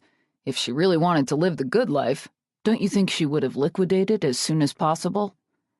His mother's cheeks grew mottled as she stood and moved closer to him. Why are you defending her? I'm not. He shrugged as if he wasn't particularly concerned one way or the other. I'm wondering if there isn't a little more to the story, that's all. You lived next door to her while she was growing up. You know what she's like. Josh told me she stripped off her clothes in front of you once. It was only her top and— Only her top? She had no business doing that. What a little— tramp. She finished as though the word had been difficult for her to say, but was too fitting to avoid. Mike's irritation spiked in spite of his efforts to retain control. She's not a tramp. A pained expression claimed his father's face. Maybe you're not used to hearing your mother say such things, but you know Lucky's reputation, Mike. Mike knew of Lucky's reputation, all right. He'd made assumptions based on that reputation, and he'd found them to be totally false. But without telling his parents how he came to know her reputation had been largely exaggerated, he couldn't convince them that they were wrong, so he decided it'd be smarter to back off. "Look, she's not my favorite person either, okay?" he said. "I want Grandpa's house, and I'm still hopeful she'll sell it to me and move. But if she doesn't, let's—" He allowed his words to fade away, because he wasn't sure how to frame his request. "What?" his mother demanded. "Let's not make a big deal about her being here. Live and let live, you know?" "When have we ever hurt her? I've hardly spoken 2 words to her." "I'm just saying that maybe we could cut her a little slack. This whole mess is really her mother's fault." "Lucky was part of it, too," Barbara argued. "I remember how she used to fawn over my dad. 'Daddy, it's cold out. Don't forget your coat. Daddy, I shined your boots the way you like them.' She hung on your grandpa's every word and smiled up at him as though he was the moon and the stars, all the while hoping to get her hands on his money. It kills me that he fell for it." "We don't know about her motivation, Mom. She was only a child." "She wasn't a child when you took her to court." Mike couldn't help scowling. How was it that he ended up on the opposite side of every argument lately? "Morris gave her the house. What did you want her to do? Apologize and hand it back?" "Yes," his mother said. "Why not? What makes her think she's entitled to it? She was part of my dad's life for only 10 years. Her mother tried to kill him, for heaven's sake." "We're not positive about that." "Of course we are. Maybe we couldn't prove it, but that doesn't mean it didn't happen." "Even if it's true, Lucky didn't have anything to do with it." "Who knows?" Mike stood and stretched his neck. After last night, he was sure Lucky hadn't had anything to do with the insulin overdose. She wasn't the kind of person to harm an old man. His mother, who was usually one of the most generous people he knew, simply couldn't divorce her emotions from the situation long enough to see it from any perspective but her own, and trying to force the issue was only creating a bigger problem. "Look, Mom, I'm sorry Lucky's back, okay? But there's no need to get so upset. Everything will be okay." A tear trickled down his mother's cheek. "The way I feel isn't right," she said, suddenly deflating. "I've never hated anyone in my life. But I hate Red, whether she's dead or not. And I hate Lucky." She turned her face into Larry's chest, and he put his arms around her. "You're entitled, honey," he soothed. "You've been through a lot because of them." Mike couldn't believe he'd made his mother cry. She typically cried only at weddings and funerals. First he'd hurt Lucky, then Gabe, and now his mother. Evidently, he was making a clean sweep of everyone he came into contact with today. So much for being Mr. Nice Guy. Chapter 7. Mike left his parents' house as soon as possible, even though his mother insisted on feeding him. The conversation over lunch was too stilted. Mike could tell his father wasn't happy that he'd taken Lucky's side of the argument. And the word tramp kept flashing through his mind like a cue card, making him feel guilty for allowing their misjudgment to continue when he knew for a fact that it wasn't true. Problem was, defending Lucky any more valiantly than he already had could cause his poor mother to have a nervous breakdown.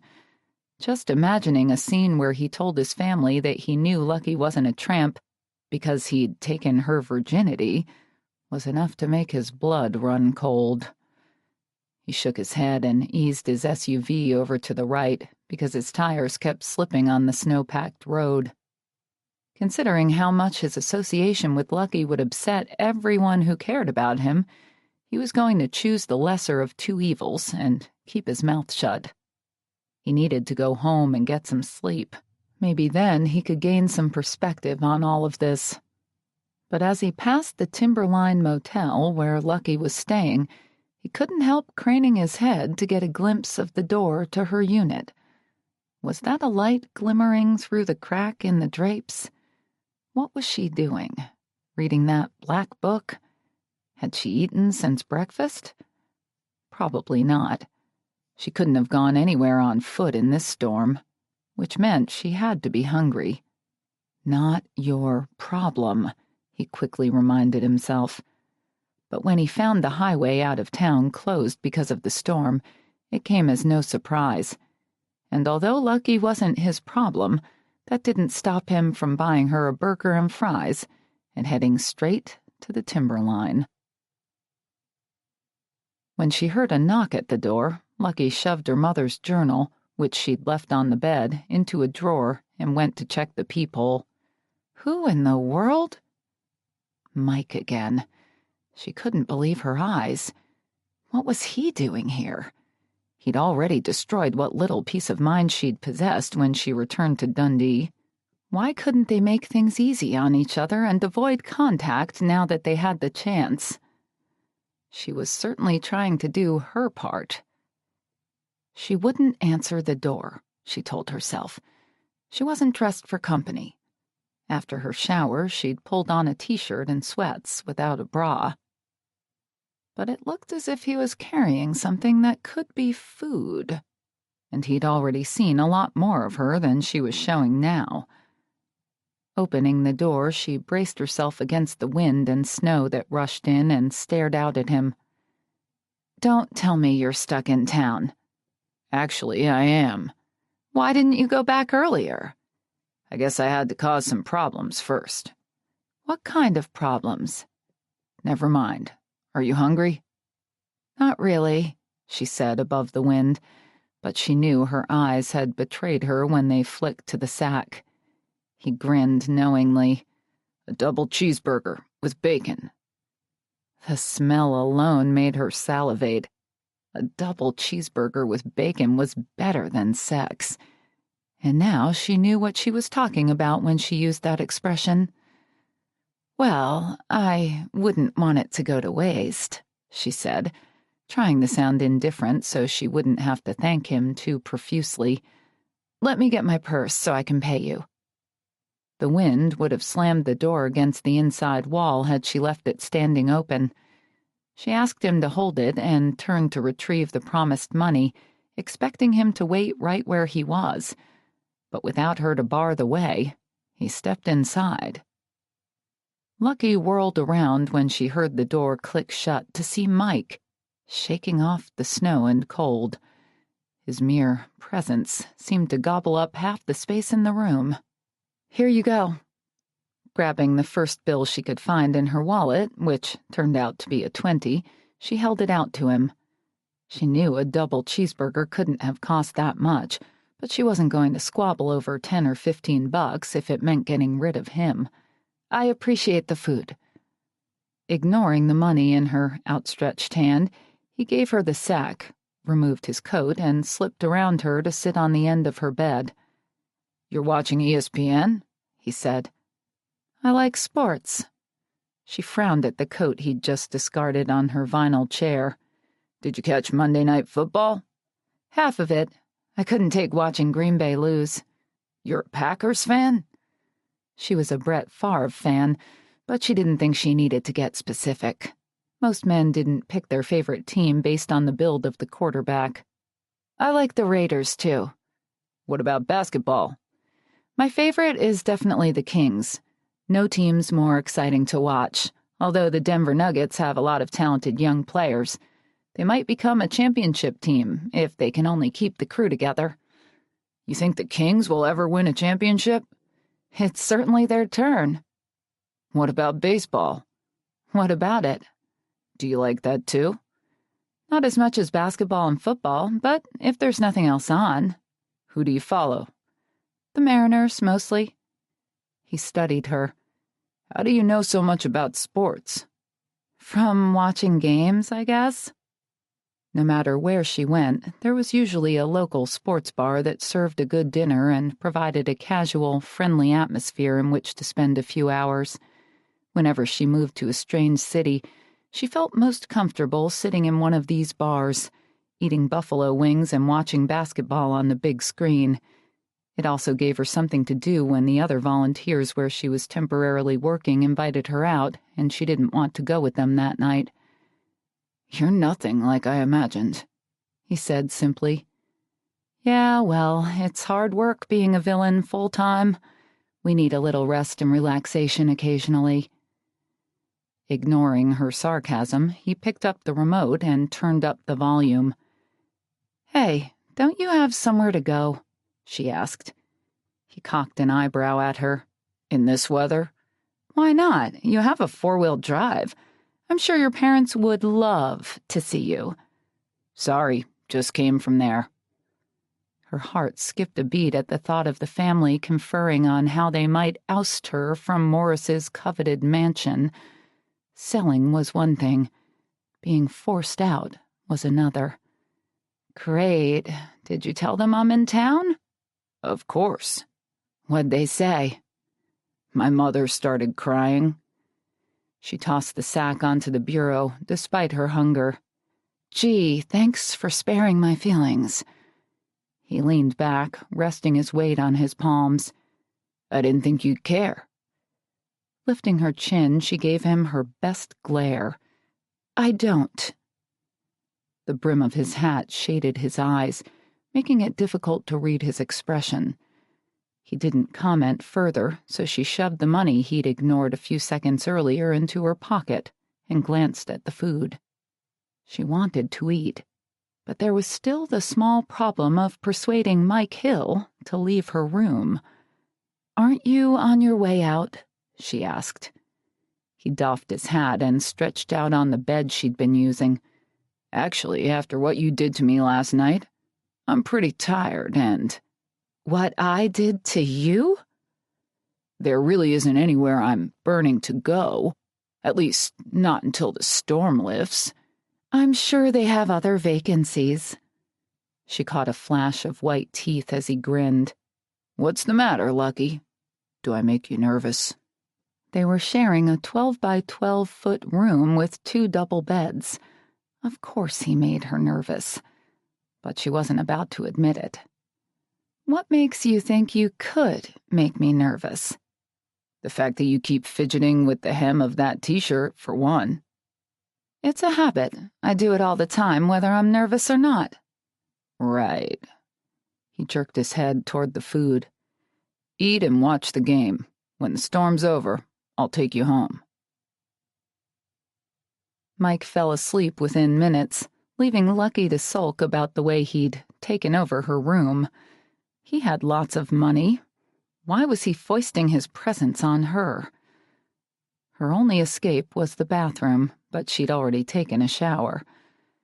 After trying unsuccessfully to become absorbed in the game, she decided she needed some sleep too. With the television on to help drown out the storm, she climbed into the other bed, faced the wall, and curled up.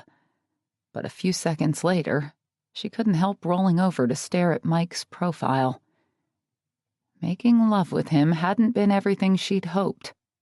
But deep down, she knew she was probably to blame for that more than he was. And she had to admit, regardless of his identity, she'd never met a handsomer man.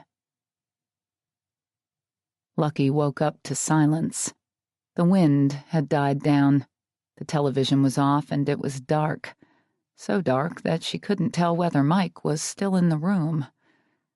Squinting to see in the glimmer of light that crept in from the parking lot, she rose up on one elbow and leaned toward the other bed. "Is something wrong?" he said. She jumped at the sound of his voice. He was still there, all right, on the near side. So close she could reach out and touch him. The idea of touching him made her heart pound, and she immediately slid away. "No." "I shut off the TV. I hope you don't mind. You were tossing and turning and didn't seem to be sleeping well." "That's fine," she said. What time is it? Nearly 2. Is the storm over? I think so, but it'll be a while before the roads are clear enough to travel. We can probably go home in the morning, though, huh? Probably. There was nothing left to do but sleep some more, except for some strange reason, Lucky was tingling all over. She knew she couldn't lie still, so she decided to get up. Where are you going? Mike asked when the bed creaked. My muscles are a little tense. I think I'll take a hot shower. He didn't say anything, so she slipped into the bathroom and closed the door. Mike listened as Lucky turned on the water. He pictured her taking off her t-shirt and sweats, pictured her dropping them carelessly on the floor and stepping beneath the hot spray. He could see the water sliding over her head and shoulders and rolling down between the breasts he'd kissed last night. His body reacted so strongly he cut off his thoughts. Since awakening almost an hour ago, he'd finally understood what had upset him about last night. It wasn't Lucky so much as it was him. He felt he hadn't done her justice. She was a beautiful woman who'd waited a long time to make love with a man. She'd offered to make love with him, and he'd taken her virginity as though it was nothing. He wanted to go back and do it right, wanted to show her what her body could feel beneath the right touch. That was the real reason he hadn't been able to leave town, wasn't it? The real reason he'd gotten himself snowed in and stayed in her motel room when he could have rented his own. He'd been looking for an opportunity to amend the recent past. But she was so intent on keeping her distance, she wouldn't even let her fingers brush against his when he'd handed her that sack of food yesterday. Still, there had to be some reason she'd trusted him in the first place. Getting up, he decided there was nothing he could do but take the same risk she'd taken. If she rejected him, she rejected him. If she didn't, they could try to live last night over again. Then maybe he wouldn't feel he owed her anything, and he'd be able to put her powerful attraction behind him, once and for all. Lucky froze when she heard the door open. She was sure she'd locked it, but the lock wasn't hard to unfasten, even from the outside. A fingernail or coin could open it easily enough, and, evidently, Mike had used something, because she felt fairly certain he was standing inside the bathroom. All doubt about that disappeared when the door closed and the lights went out. He was definitely in the bathroom. "Mike?" she said, wishing her voice didn't sound so thin. "Yeah, it's me." She hovered closer to the far corner of the tub, although she knew he couldn't see her. It was so dark neither of them could see anything. I'll be out in a minute if you'd like the shower." He didn't answer. "Are you still there?" "Yes." She was relieved to realize he hadn't moved from the door. "What is it you want?" There was a long pause, but he finally responded. "You." Her. Lucky's heart jumped into her throat. That was exactly what she'd suspected. "Tell me now if you want me to leave," he said. The thick darkness, heavy with steam, made her feel slightly disoriented, slightly out of touch with her normal faculties. She had to be disoriented. She couldn't say anything. She wasn't even breathing. "Silence means I stay," he told her, as though wanting to be perfectly clear. Her mind raced and she bit her lip. She had to speak now if she wanted to avoid a repeat of last night, but she could think of only one word. She wasn't sure if that was because he'd just said it or because it was what she really wanted, but "stay" seemed to echo through her head. And then it was too late. She heard him pull the shower curtain aside and felt his hands move slowly around her waist. He hadn't been presumptuous enough to take off his clothes, she noticed, but his mouth found hers in the dark, and he kissed her gently, like a young boy might kiss a girl on a first date. His second kiss was even better, like that kiss she'd observed in the barn. It was real. She was living it. He didn't say anything more after that, but his touch, even his kiss, asked a question. Will you let me try again, Lucky? Let me try again. Trust me one more time. Lucky told herself she was crazy, but he'd melted her resistance by telling her he wanted her, and she could hardly think while he was pulling her bottom lip into his mouth. A warm sensation swept through her as his tongue met hers. Her first taste of him almost made her knees buckle. She felt hot, languid, and fluttery all at once. He didn't seem to care that he was getting soaked. He kissed her more deeply, and she swayed against him, slowly letting go of last night, of everything that had happened before this moment, until he started sliding his hand up and over her ribcage. Then she stopped him. I won't hurt you, he whispered above the hiss of the water. Relax. I don't think we should. Shh, he interrupted. I'll take good care of you this time, Lucky. I promise. In the dark, enclosed space, she could almost convince herself that this was a dream. Just another of the many dreams she'd had about Mike Hill. Only his hands and lips felt better than she could have ever imagined, much better than before. He used the water sluicing over her body, his hands, his mouth. At some point his clothes came off. She wasn't sure exactly when because her mind seemed to be floating instead of functioning correctly. The crinkle of a wrapper told her he'd come prepared, so she didn't worry when he lifted her up and, much more carefully than last night, eased himself inside her. Are you okay? He whispered. She could feel the muscles bunching in his arms and shoulders as he bore her weight, understood he was holding back. I'm fine, she said, although she'd never been happier in her life, and felt him relax a little. He began to move, slowly, almost leisurely at first, so she could feel every exquisite sensation. Then everything seemed to swirl together and run hotter, higher, faster. She was spinning and spinning and spinning until finally she shuddered against him. That's it, he coaxed, chuckling as she went limp. That's what I wanted. She clung to him even after he set her on her feet. She felt so weak she feared she might slip right down the drain. The experience had already surpassed all her expectations, but he wasn't finished yet. After she'd had a few seconds to recover, he said, Again. No, it's your turn. He ignored her and went back to kissing her and stroking her.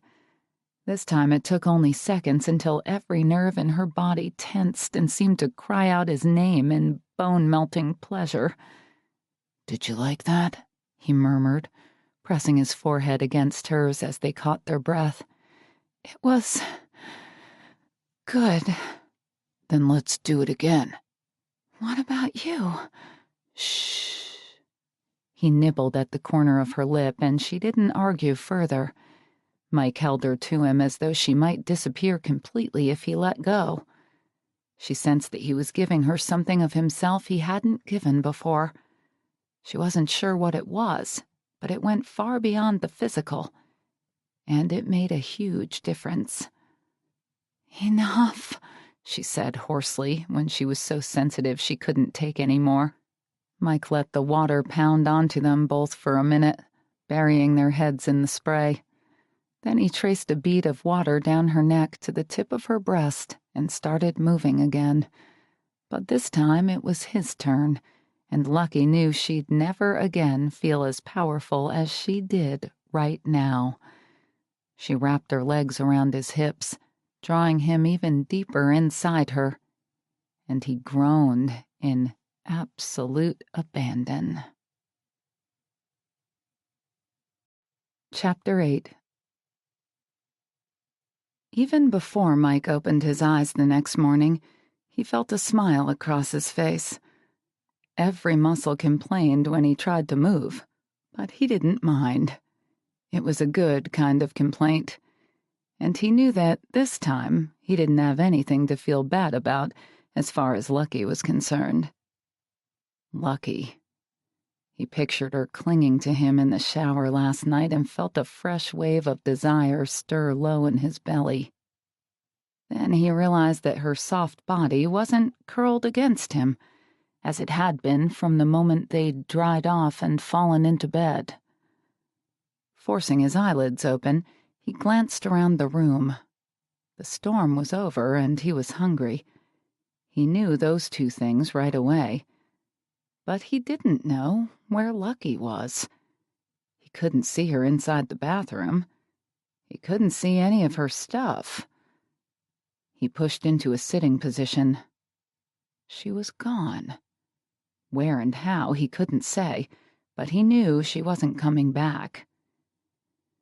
It was better this way, he told himself when he felt a sharp stab of disappointment. He would have liked to make love to her one more time. She was so warm, honest, and unbridled in her responses, he found it almost intoxicating. But he would have wanted to buy her breakfast, and being seen around town with Lucky Caldwell would not be a good thing. Better to leave well enough alone. He felt satisfied, or mostly so. He hoped she felt the same. Now he could move on. But 20 minutes later, as he sat at Jerry's diner and had breakfast alone, he couldn't quite relegate what had happened at the motel to the past. He felt cheated that she'd disappeared so quickly and kept wondering what she might have ordered at breakfast, what she might have said. Sipping his coffee, he remembered her head on his shoulder and her hand sliding possessively over his chest as they were falling asleep, and couldn't help admitting that she really had left too soon. Lucky cleared her throat to gain the attention of the dark-haired man sitting in the office of Booker T. and Sons Automotive Repair. He swiveled in his chair and looked up at her. He was on the phone and had a toddler in his lap, a little boy who'd been drawing on sheet after sheet of paper with a black marker. "Be right with you," he said, patiently batting away the child's attempt to scribble on his face. She nodded and shifted her belongings. He directed the child's hand to more paper before going back to his conversation. "I can't. The tow truck's out already, Harvey. I sent Chase over to help Helen Dobbs get her Suburban out of the ditch 10 minutes ago." "Who knows?" he chuckled. "Drove right into it, I guess. But she's lived next to that ditch for 20 years. "You bet. I'll call you when he gets back." He hung up, capped the marker, and stuck it in a cup with some pens before letting the little boy, who'd started agitating to get down, wriggle to the floor. "Can I help you?" he said, unzipping his black leather jacket. Lucky smiled, feeling awkward for appearing out of nowhere with such an unusual request. But Dundee, Idaho, didn't have any taxis. "Cute kid," she said, to ease into the conversation. "Is he yours?" "Yes, this is Troy. He's helping me at work today because his mommy's home, feeling nauseous." "Looks like he knows his way around." Troy had already opened one of the desk drawers and was pulling out a big bag of sunflower seeds. "Seeds? Seeds, Daddy? Troy eats seeds?" "Not right now. Your mother wasn't too pleased when I let you get hold of them last time." A sheepish expression stole over the man's face. "He swallowed quite a few of the shells." Taking the bag of seeds away, he set it up high on a filing cabinet that already held a number of items that looked as though they'd been strategically placed out of the reach of the child's chubby hands. "It's nice that you own your own business and can help your wife out." She watched Troy toddle through the office, searching for another distraction, and caught her breath when he headed straight for the space heater humming in the corner. Fortunately, his father intercepted him and turned him in the other direction before he could get too close. "I like having Troy with me," he said. "I won't take up much of your time," she said. "I was just wondering if you might know someone I could hire to give me a ride out to White Rock Road." He stood and glanced out the front window, and she knew he was looking for her car. "Are you broken down somewhere, or—" She explained about the storm and getting stuck, and how she'd had to catch a ride into town because she didn't have any food, water, or heat. "But White Rock Road, the only thing out there is High Hill Ranch." Mike's ranch. But Lucky wasn't going to think of Mike. Last night had been too overwhelming to even try to catalog it emotionally. She'd felt closer to him than anyone else in her whole life, and knew she'd always treasure the memory. But last night was over. Now she had to get back to real life. "Actually, there's a house next door. I own it." His eyebrows lifted. "That must make you Red Caldwell's daughter." Obviously, she was so notorious that even this complete stranger had heard of her. "Yes, well, no matter what you've been told about me, I don't cavort with the devil, chant incantations over a bubbling cauldron, or fly on a broomstick at night." His lips twisted into a wry grin. "That's too bad." "Why?" "I like a good hell-raiser." His comment caught her off guard, and she chuckled. "You're not among the self-righteous?" "There's never been anything righteous about me. Ask anyone." He offered her his hand. "I'm Booker Robinson." From the way he treated his son, and, she guessed, his wife, she doubted Booker was half as bad as he made himself sound. Still, she appreciated his efforts to make her comfortable and liked him instantly. "Where were you 6 years ago?" she muttered. "I might have been able to stand this place." He stopped his son from climbing into the trash. "I think I was just getting out of prison." Another surprise. "Seriously?" He shrugged. "I did some dumb things when I was younger. Fortunately, I've learned what's truly important in life." His eyes followed Troy, and she knew what he held dear. A real education sometimes takes a while. He shoved his dark hair out of his eyes. "Exactly." "What made you settle in Dundee?" "My grandmother used to live here, and—" He seemed to consider his surroundings. "Somehow, it's home." Maybe someday she'd find a home, too. But it wasn't in all the cities she'd traveled to so far, and it most certainly wasn't here. With a quick movement, he scooped Troy into his arms and grabbed a set of keys off a hook near the door. "Let me tell Delbert I'm leaving. I'll give you a ride myself." Lucky raised a hand to stop him. "I can't go home just yet. I need to make a few calls and buy some groceries." "So, you're going to Finley's?" "Yeah. That's several blocks from here." "I don't mind the walk. I only stopped in because your business is one of the few that's open today, and I didn't want to miss you if you decided to close early." "I see. Well, you said you needed to make some calls. Why don't you use my phone while I talk to Delbert? We'll stop by Finley's on the way to your place." He waved her past him to the desk, then stuck his head into the garage and hollered, "Delbert, can you come here for a second? I'm going to need you to watch the office." Lucky recognized Delbert Dibbs the moment she saw him through the inside window. She was surprised to find him working here. Or anywhere, really. A couple of years older than she was, he had a mental disability that had always come between him and a normal life. He used to ramble aimlessly around town, as shabby and lean as a stray cat. He looked greasy now, but happy as he hurried to the door, a huge Rottweiler at his heels. "Bruiser and I like to watch the front. We can even babysit Troy for you if you want. We'd never let anything happen to Troy, would we, boy?" he said to the dog. The dog showed his agreement by wagging his tail and letting his tongue loll. Troy clapped his hands and reached for Delbert. "Delbert! Hi, Delbert! Hi!" Delbert frowned at his blackened hands. "Sorry, Troy. I'm too dirty to hold you right now, but we'll play blocks tonight, okay?" "I'm taking Troy with me," Booker said as Troy changed his focus to the dog. "Dog," he said, his eyes going round as he pointed. Booker squatted so Troy could pet Bruiser while he continued to speak to Delbert. "Just check the front every once in a while to see if anyone's waiting." Delbert seemed to notice Lucky, standing behind Booker and holding the phone, for the first time. "Hey, do I know you?"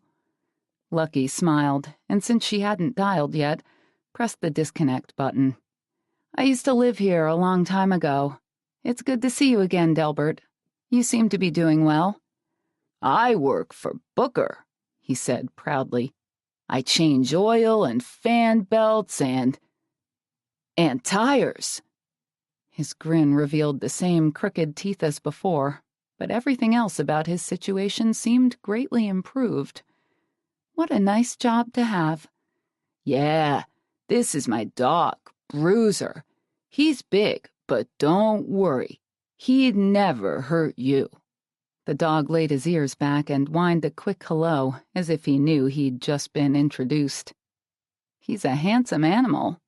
"He's the best dog in the world," Delbert said, positively beaming. "I'll bet he is." "Did Booker tell you about the new baby?" Lucky looked to Booker, who was busy stuffing toys in his son's diaper bag. "My wife and I are expecting another child," he explained. "She's sick 'cause of the baby," Delbert chimed in. "But the baby will be here in 28 weeks and 3 days. Then she'll be fine again." 28 weeks and 3 days? Lucky echoed. "That's when the baby's due," Booker said. "Whether or not she'll actually arrive on time is anybody's guess." "She?" He grinned. "They're pretty sure it's a girl."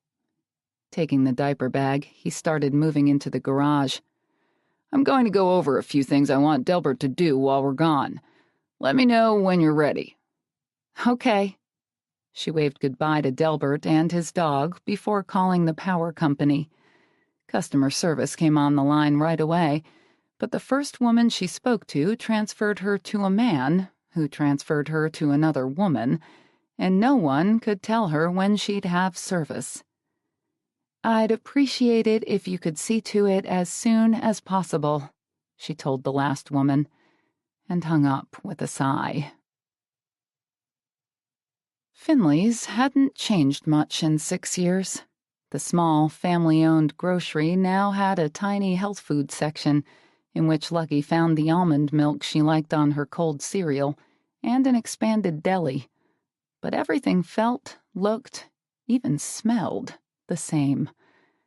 A table near the front doors held the usual seasonal display of cheap Christmas dishes that could be purchased with coupons. The same dime store quality chocolates and stocking stuffers filled the shelves near the greeting cards. And unfortunately, Marge Finley still worked the register. Marge had never been too friendly to Lucky.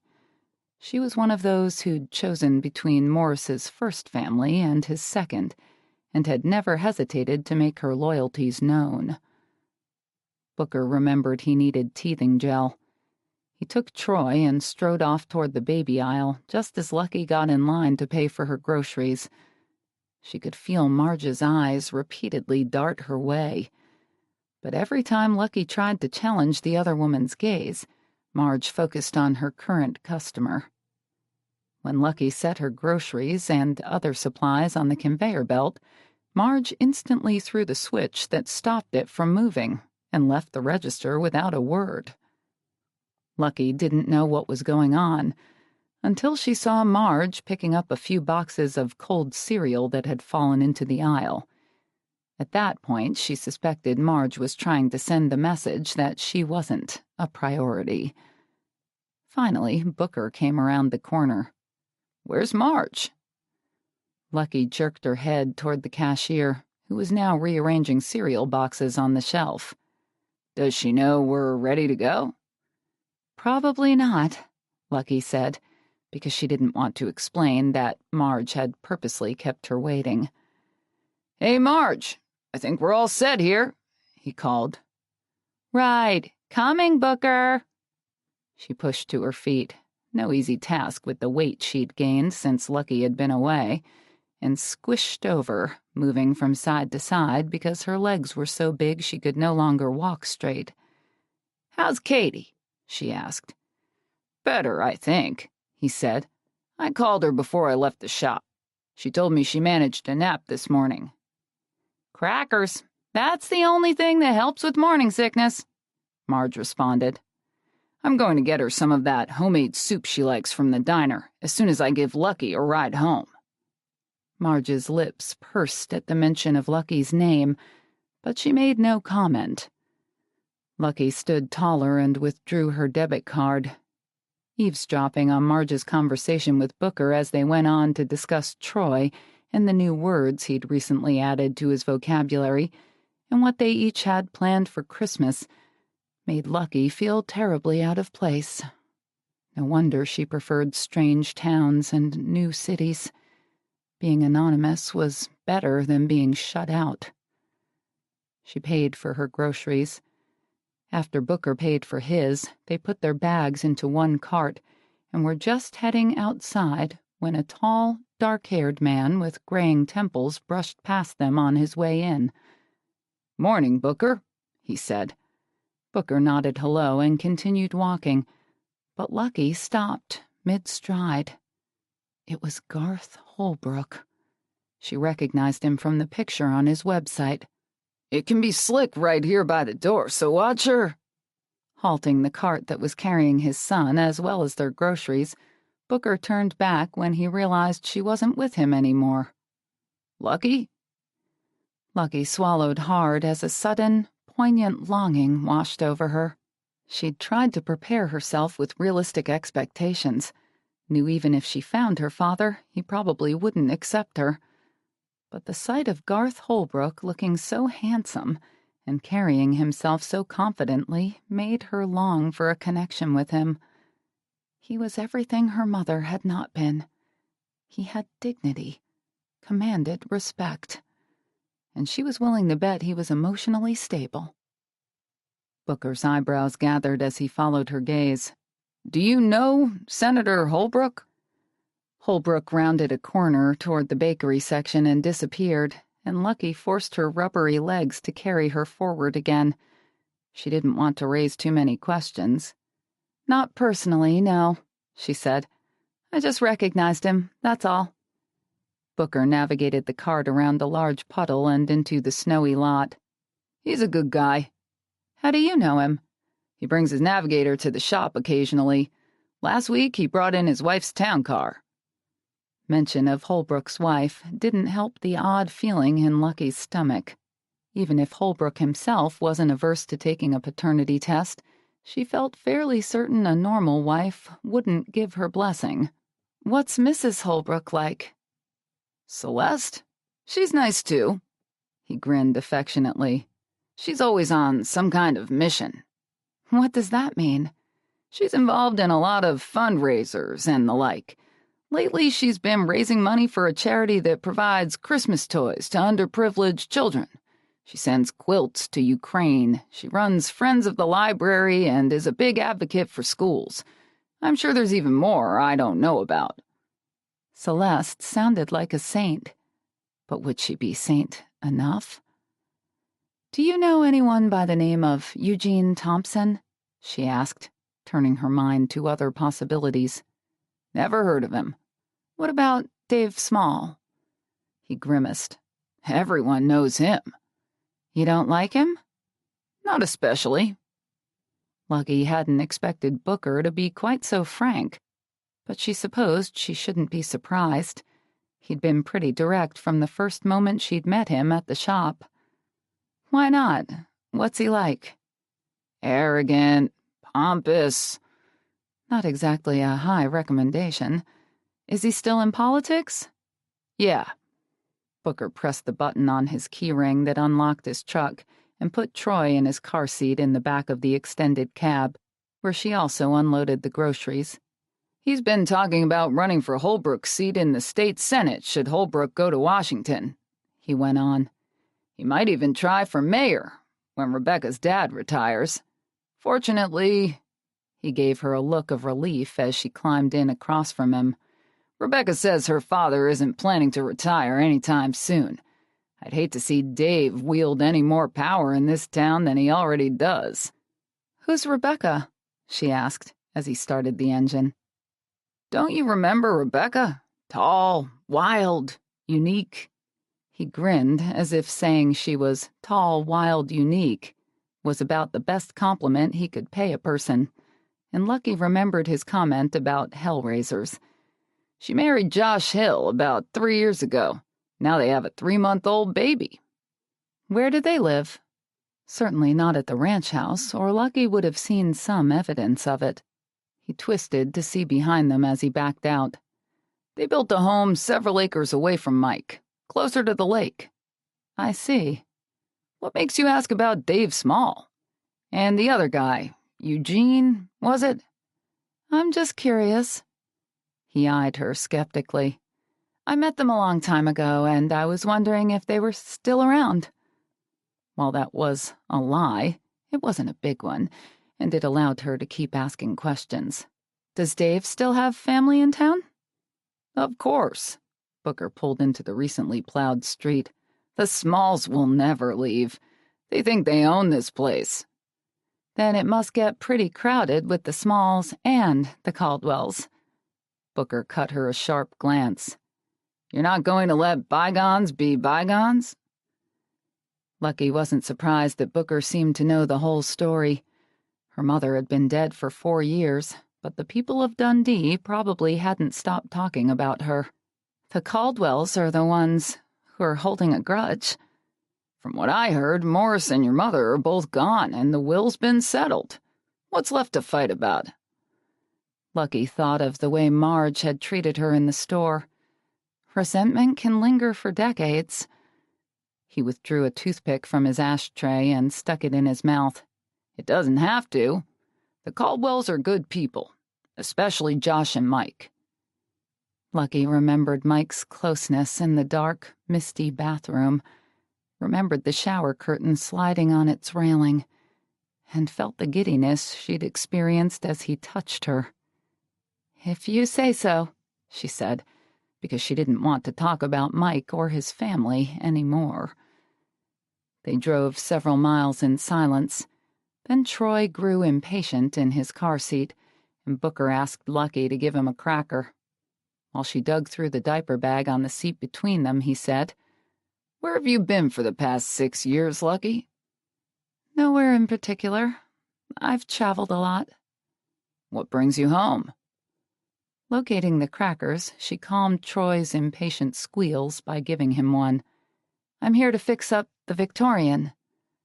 Booker chewed on his toothpick for a few seconds before glancing over at her again. So how does it feel to be back? Propping her elbow on the window ledge, she gazed out as they passed the Arctic Flyer restaurant, and a memory flashed through her mind. She was in high school and had gone to the Friday night football game to escape the house. Morris was out of town.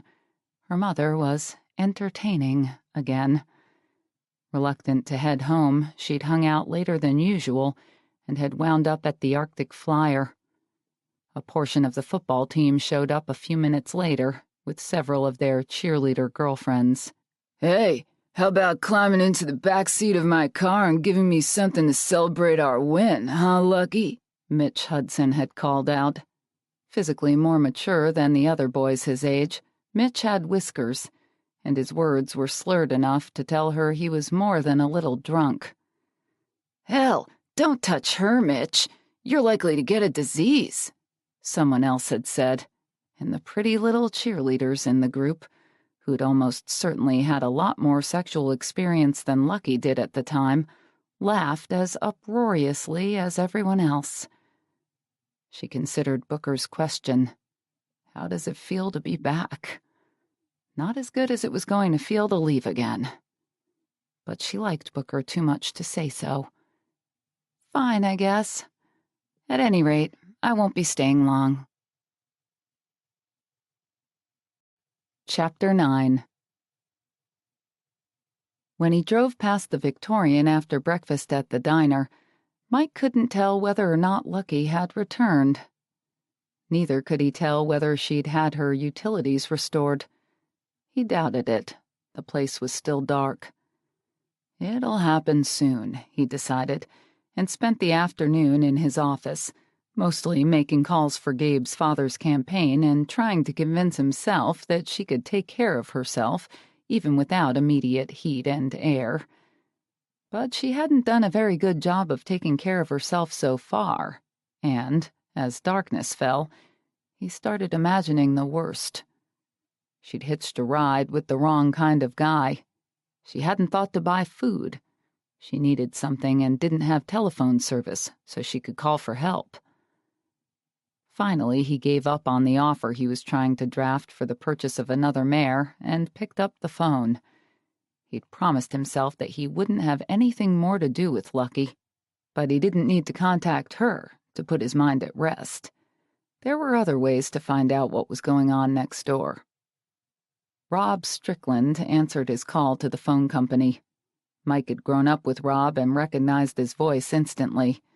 They chatted about Rob's wife and 4 kids. Then Mike swung the conversation to the purpose of his call. "Could you tell me if 215 White Rock Road has any telephone service yet?" he asked. "Isn't that your grandpa's old place?" "Yeah. I'll check." Rob put him on hold for several minutes. "Not yet," he said when he finally came back on the line. "And it doesn't look like it's going to be any time soon. I found the work order, but Eloise Greenwald just told me that once she realized who'd requested service, she stuck it at the very bottom of the stack, after all the trouble calls and everything." Mike pictured Lucky sitting in that old Victorian, its broken windows welcoming the biting wind. "Eloise Greenwald did what?" "She stuck it in the bottom of the stack," Rob told him, chuckling. "Lucky Caldwell might have walked away with your grandpa's house and a chunk of his money to boot, but no one who cares about you or your family is going to make things easy on her now. I bet she won't stay the month." Mike's grip tightened on the handset. "She's living in that house alone." "So?" "It's cold outside. She needs service." Mike could sense Rob's surprise that he wasn't happier with Eloise's spiteful game. "You want us to hook her up?" "Hell yes, I want you to hook her up." "Geez, Mike, what's gotten into you? It's getting pretty late in the day, and—" "I don't give a damn how late it is," Mike said. "Do it now." "We can't do it now," Rob responded, his tone injured. "Most of the crews have gone home for the night." "Shit." Mike scrubbed a hand over his face. "What's wrong? It's not as if she's going to die without phone service." "Just get her a working line as soon as possible, okay?" he said. "And tell Eloise—" Tell her what? That she had no right to make such a decision? He was willing to bet she didn't even know Lucky. But if he stepped in and tried to shield his new neighbor, it'd only evoke more resentment, like it had with his mother earlier today, and his relatives and their friends would treat her that much worse. Gritting his teeth, he did his best to reel in his temper. "Tell Eloise she doesn't have to get even with Lucky for us. We've got that handled already." Mike hung up, thinking about all the people he knew at the power company and the water company. Then he got back on the phone, going from one person to the next until he managed to wrangle promises that Lucky would have both water and power tonight. Lucky couldn't believe it when her lights came on. At 6 o'clock, she decided that the power wouldn't be restored today and resigned herself to spending another cold night. Thanks to Booker, who'd insisted on staying long enough to cover the broken windows with plastic, the house wasn't quite as drafty as before. She wasn't exactly comfortable, but she wasn't panicked either. She had food, water, new candles, a fire she'd built with the wood she'd purchased at Finley's, and her sleeping bag. She'd just made her bed on the floor of the living room and situated a mug in the embers of the fire so she could heat water for cocoa when the lights flickered on. "Hallelujah!" she cried, and ran upstairs to turn on the central heat. A clang echoed through the house the moment Lucky threw the switch. She held her breath, waiting to see if the HVAC system had weathered the past 6 years as poorly as some other parts of the house, and breathed a sigh of relief when, after another chung, air began pouring through the vents. It took a few more minutes for that air to get warm, and would take even longer to raise the temperature of the whole house, but at least some of her utilities had been restored. She picked up the phone to see if she might have a nice surprise waiting for her there, too, but there was no dial tone. Evidently, telephone service would have to wait a while longer. Heading back to her makeshift bed, she decided to go to sleep. It was still early, but too cold to do anything else, and she was exhausted because she'd barely closed her eyes last night. After she and Mike had made love until they were both spent, he'd dropped off almost immediately, but she hadn't wanted to miss one moment of lying next to him. Maybe their lovemaking had meant nothing to him, but she'd given him everything she had, everything she was. When she was with him, sleeping seemed a terrible waste of time, so she'd stayed awake to study his profile, feel the warmth of his big body, listen to the gentle rasp of his breathing. But now that she knew what she was missing, she felt even lonelier than before. And while she was in this house, this town, she couldn't stop thinking about Morris and how unfairly her mother had used him. She regretted missing the opportunity to pay her last respects to him, although she knew she'd been right not to come to Dundee when he died. She hadn't wanted to turn his funeral into a battleground. She'd wanted everything to be peaceful and good, wanted Morris to receive the kind of eulogies he deserved. So she'd spent his funeral in a strange church in Texas, begging God to take care of him for all he'd done for her. Then she'd let him go. It was certainly a cold winter here in Dundee, she decided. Yet the few hours of happiness she'd experienced in Mike's arms had been well worth the price. She didn't bother arguing with herself over that. For the first time since she could remember, she'd taken exactly what she wanted, and for a few short hours, she'd felt content. She'd been the girl pressed against the side of the barn. She'd had Mike's undivided attention. Now she had to do the same thing she'd finally done with Morris, and let go. Barbara Hill turned off her headlights and crept closer to the old Victorian before pulling to the side of the road. Mike had said Lucky was back, but Barbara didn't want to believe it. After everything she'd been through, it didn't seem fair. Red had had enough impact on her life already. But a blue Mustang sat in the snow midway down the drive, and light shone from the windows of the house. Someone was there. Of course it was Lucky. Mike had seen her. Knowing that Lucky was once again living in the home in which Barbara had been raised brought back all the negative emotions she'd experienced during her father's final years. She could still see Red flouncing into the diner while Barbara was trying to have breakfast with her broken-hearted mother, flaunting the huge diamond Morris had given her.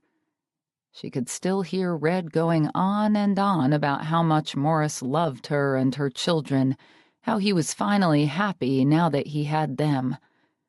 Red had even told everyone they were thinking of adopting a baby together. A baby.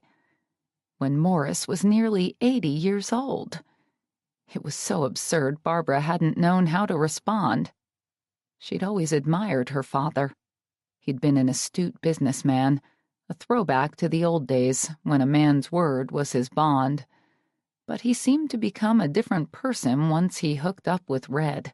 He let her dye his hair a tacky shade of auburn, dress him in matching shirts, turn the house into something garish, kiss and rub against him suggestively in public. Couldn't he see how silly he looked? Then there were the things that had happened later, as the situation grew worse.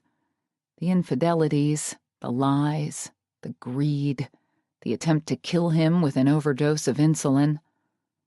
Sickened by the memories, Barbara rested her forehead on the steering wheel. She could no longer look at the house. Morris had expected his first family to welcome Red and her children with open arms. For a short while, at the very beginning, Barbara had tried, even though she felt terrible for her mother, who was lost and miserable without Morris, living in that small duplex just off 5th Street. Even though Red's reputation already spoke volumes about her, and she knew Red was after her father's money. Despite all that, she and her sister Corey had met Morris and Red for dinner in Boise one evening. But that night had been one of the worst of their lives. Red had flaunted her control over Morris, made them all look foolish. And not too long after that, their brother Bunk told them that Red had come on to him when he and Morris were working on a land deal together, and Red had come over to pick up a check. Barbara knew Red must have had serious self-esteem issues to need such constant acknowledgement of her sexuality, but it was difficult to be understanding when Red had wreaked such havoc in the lives of the people Barbara most loved, and for so many years. Because Red threw a jealous fit whenever Morris contacted his first family, he'd stopped associating with them. Her father had allowed a woman like Red to tear him away from the people who really loved him. How could he do that? The betrayal bit so deeply, Barbara could only pound the steering wheel with her fists. Damn him. Damn Red and her greedy, self-serving children. And now Lucky was back, to live in Barbara's childhood home and serve as a constant reminder of it all. The phone woke Mike from a dead sleep. Lifting his head, he saw that it was nearly midnight, and he'd nodded off at his desk. Probably because he was so reluctant to return to his own bed. He knew he'd only start remembering what had happened when he'd slept there last. The moment Lucky had slipped into his room, pulled off that sweatshirt and... Another ring shattered the silence, and he groped for the phone. "Hello? Mike?" "Josh." Mike rubbed his eyes. "Yeah, how's the vacation?" "We're finding out it's not easy to travel with an infant." Josh sounded rueful enough to make Mike chuckle. "You should have left Brian with Mom. She's missing him already." "Rebecca would never have agreed to that. Besides, Brian's still nursing." "Of course, I forgot. Speaking of Mom..." Mike heard a subtle change in the inflection of his brother's voice. "What about her? She says Lucky Caldwell's back?" Obviously, word was spreading fast, all the way to Hawaii. "She is. What does she want? To fix up the house, from what I can gather." "Why now?" "How should I know?" Mike dimly realized how irritable he sounded, but he was feeling more and more torn about Lucky and didn't want his family to bring her up every time they talked. "Mom said you gave her a ride into town. Didn't you speak to her?" "She didn't have much to say." "Did she tell you what she has planned for the house when she finishes fixing it up?" "She might sell." "To us?" "Maybe. That's a switch. Are you sure?" "That's what she said. but she didn't make any promises." "No, I don't suppose she would," Josh said. "Mom says she likes being in the power position, likes knowing she has what we want." Feeling defensive of Lucky again, in spite of himself, Mike raked a hand through his hair. "That might have been true about Red, but I don't think it's like that with Lucky, Josh." "Maybe not, but Mom wants us to go over there and see if we can talk Lucky into selling before making the improvements. She said she can't spend Christmas knowing that Red's daughter is living in the house." "Christmas is in less than 3 weeks." "I know. To be honest, I'd rather ignore the fact that Lucky's even around. Grandpa gave her the house and there's nothing we can do about it. But Mom can't see it that way." "Josh." "What?" "I don't want you going over there." "Why?" "Just leave her alone, okay?" "Why?" he said again. "Because I said so." Mike's words resulted in a strained pause. "What's going on?" Josh asked at last. "Nothing." "Bullshit. I know you too well to believe that." Dropping his head in his hands, Mike began kneading his forehead. "Where's Rebecca?" "She's in the other room watching TV and feeding the baby. Why?" "Because I'm going to tell you something that stays between us." "What's that?" Josh said, sounding hesitant. "I slept with Lucky last night." Shocked silence.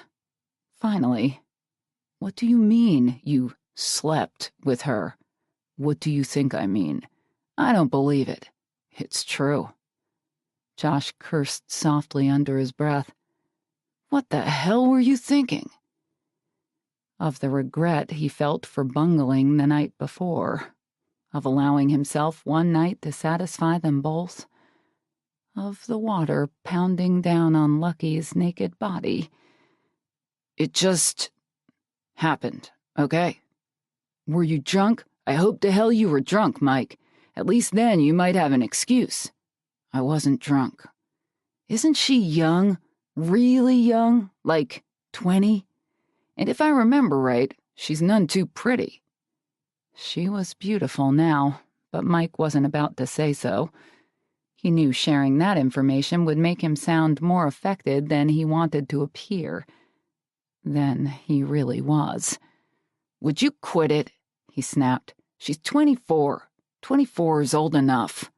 "You're nearly 40. Lower your voice before Rebecca hears you. You're not helping the situation." Josh blew out an audible sigh. "I'm trying. I'm focusing on the age difference and her less than pleasing appearance because, the way I see it, those are the least of your worries. Just wait until Lucky starts talking. Word'll spread like wildfire that you jumped into the sack with her, and Mom will feel like the brunt of the biggest joke ever to hit town. She'll be crushed." "What happened between Lucky and me doesn't have anything to do with Mom," Mike growled.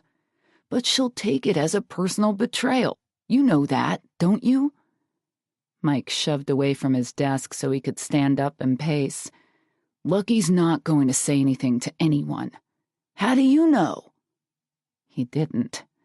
He knew neither one of them had planned on what had happened. But whether or not she'd use recent events to her advantage, he couldn't say.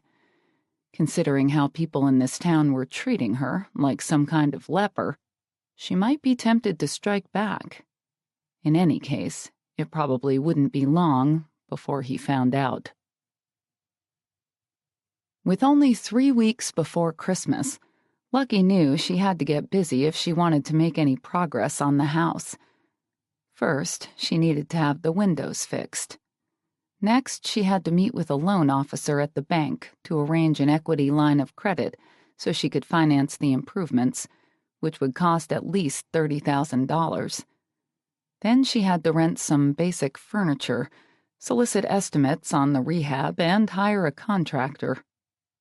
As soon as she could dig her car out of the snow, which was slowly melting beneath a much warmer sun now that the storm had passed, she drove to the bank. Fortunately, she had no problem borrowing against the value of the house. She got approval on her loan the very next day. It was her first call after receiving telephone service. She didn't have any difficulty getting the windows fixed or renting some furniture either, but it wasn't easy to find a contractor. There wasn't much building going on in this part of Idaho during the winter, so there weren't many people engaged in that line of work. By the end of the week, she'd found a man by the name of Frederick Sharp, who seemed capable and was willing to start on December 17th.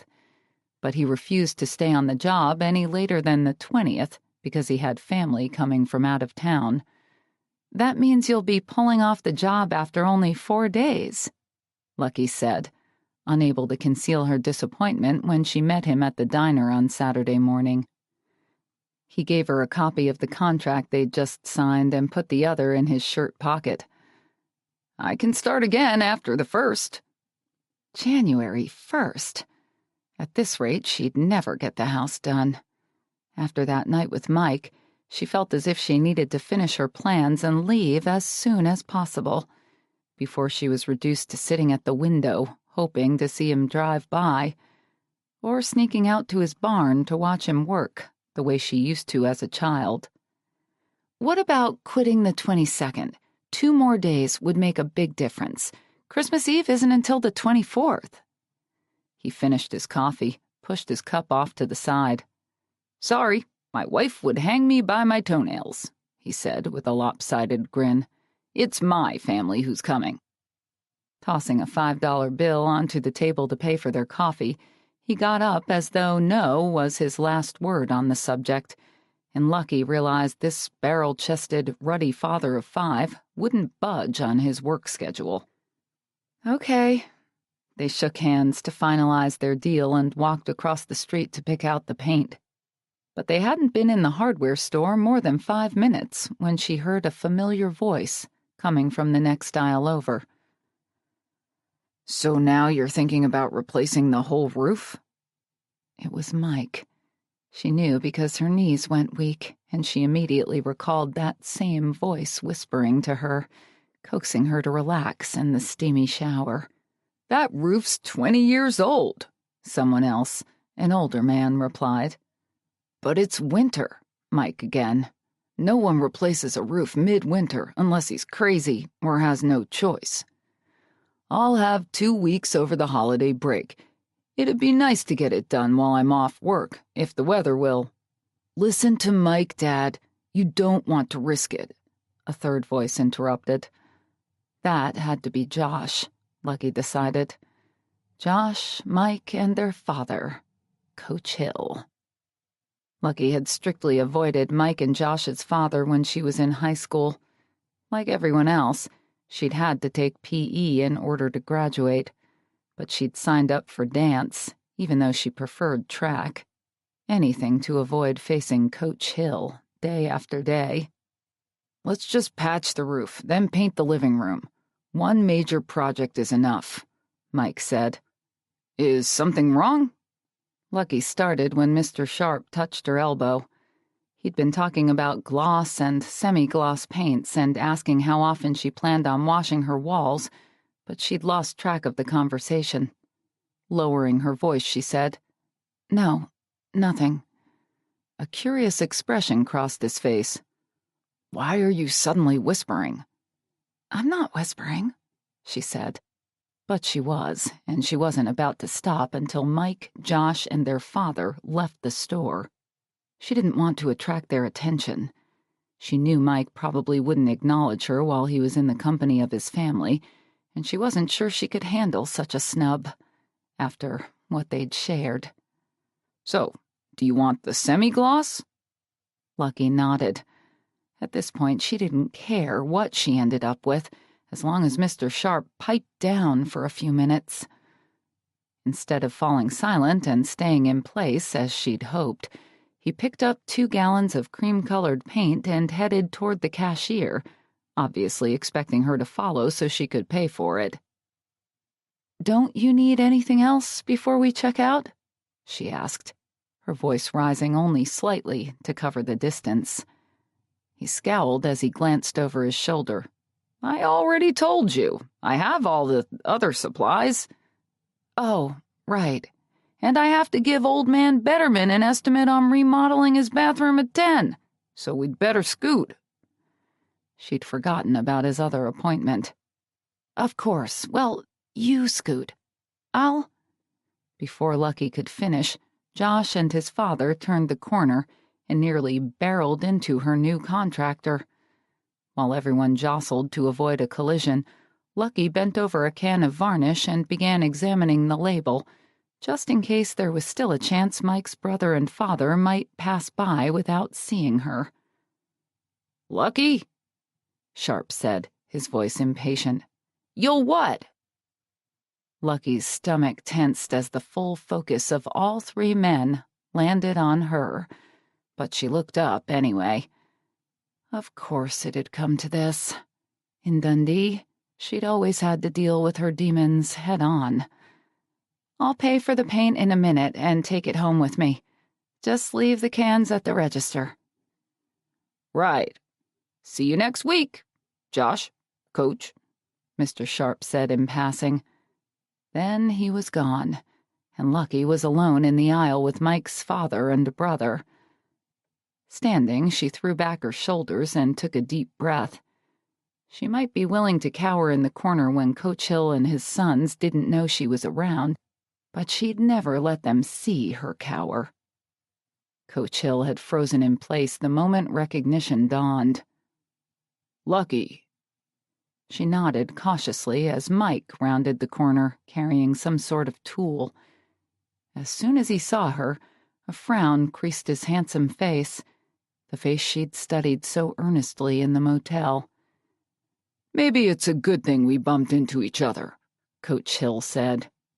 His words were nice enough. The Caldwells were always careful not to lose control. But the coldness in his eyes sent chills down Lucky's spine. "Maybe you wouldn't mind coming over to the diner with us," he went on. "We have some business we'd like to discuss." "No, we don't," Mike said. His father gave him a dark look. "Yes, we do." Lucky wasn't sure what to think, but she knew she didn't want to let the three of them corner her in a booth at the diner. "What kind of business?" "We'd like to buy the Victorian." "I already know that," she said. I'm considering it." "We'd like to buy it right away. Today." She shook her head. "I'm sorry, but I'm not quite ready to sell." "When will you be?" "Maybe in a few months." "You've got to make sure you ruin everyone's Christmas first? Is that it?" "Damn it, Dad, come on." Mike physically pulled his father in the other direction, but Coach Hill jerked out of his grasp. "Just sell us the house and be done with it," he said to Lucky. "No one wants you here. No one even wants to talk to you." The pain and anger flowing through her tempted Lucky to tell him that his own son had done a little more than talk to her. She was so tired of the arrogance, the derision. She wanted to shock and hurt him as badly as he was hurting her. But when she glanced Mike's way, she knew she'd never do it, even if he felt exactly as his father did. She cared about him too much. "I don't remember asking for anyone's approval," she said instead.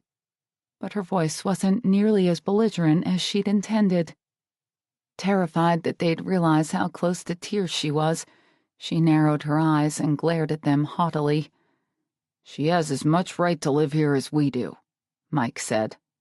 "Mike's right, Dad," Josh chimed in. "Let her be, okay? We can get the paint later." Coach Hill's face turned bright red. For the first time, Lucky was seeing a crack in the family's cool disdain. "I'm tired of you holding that house over our heads. Just leave," he said, as his sons dragged him away. When they were gone, Lucky put a shaky hand on the paint rack to steady herself. She'd heard it all before, she told herself. She had a thick skin. They couldn't hurt her. She'd expected this.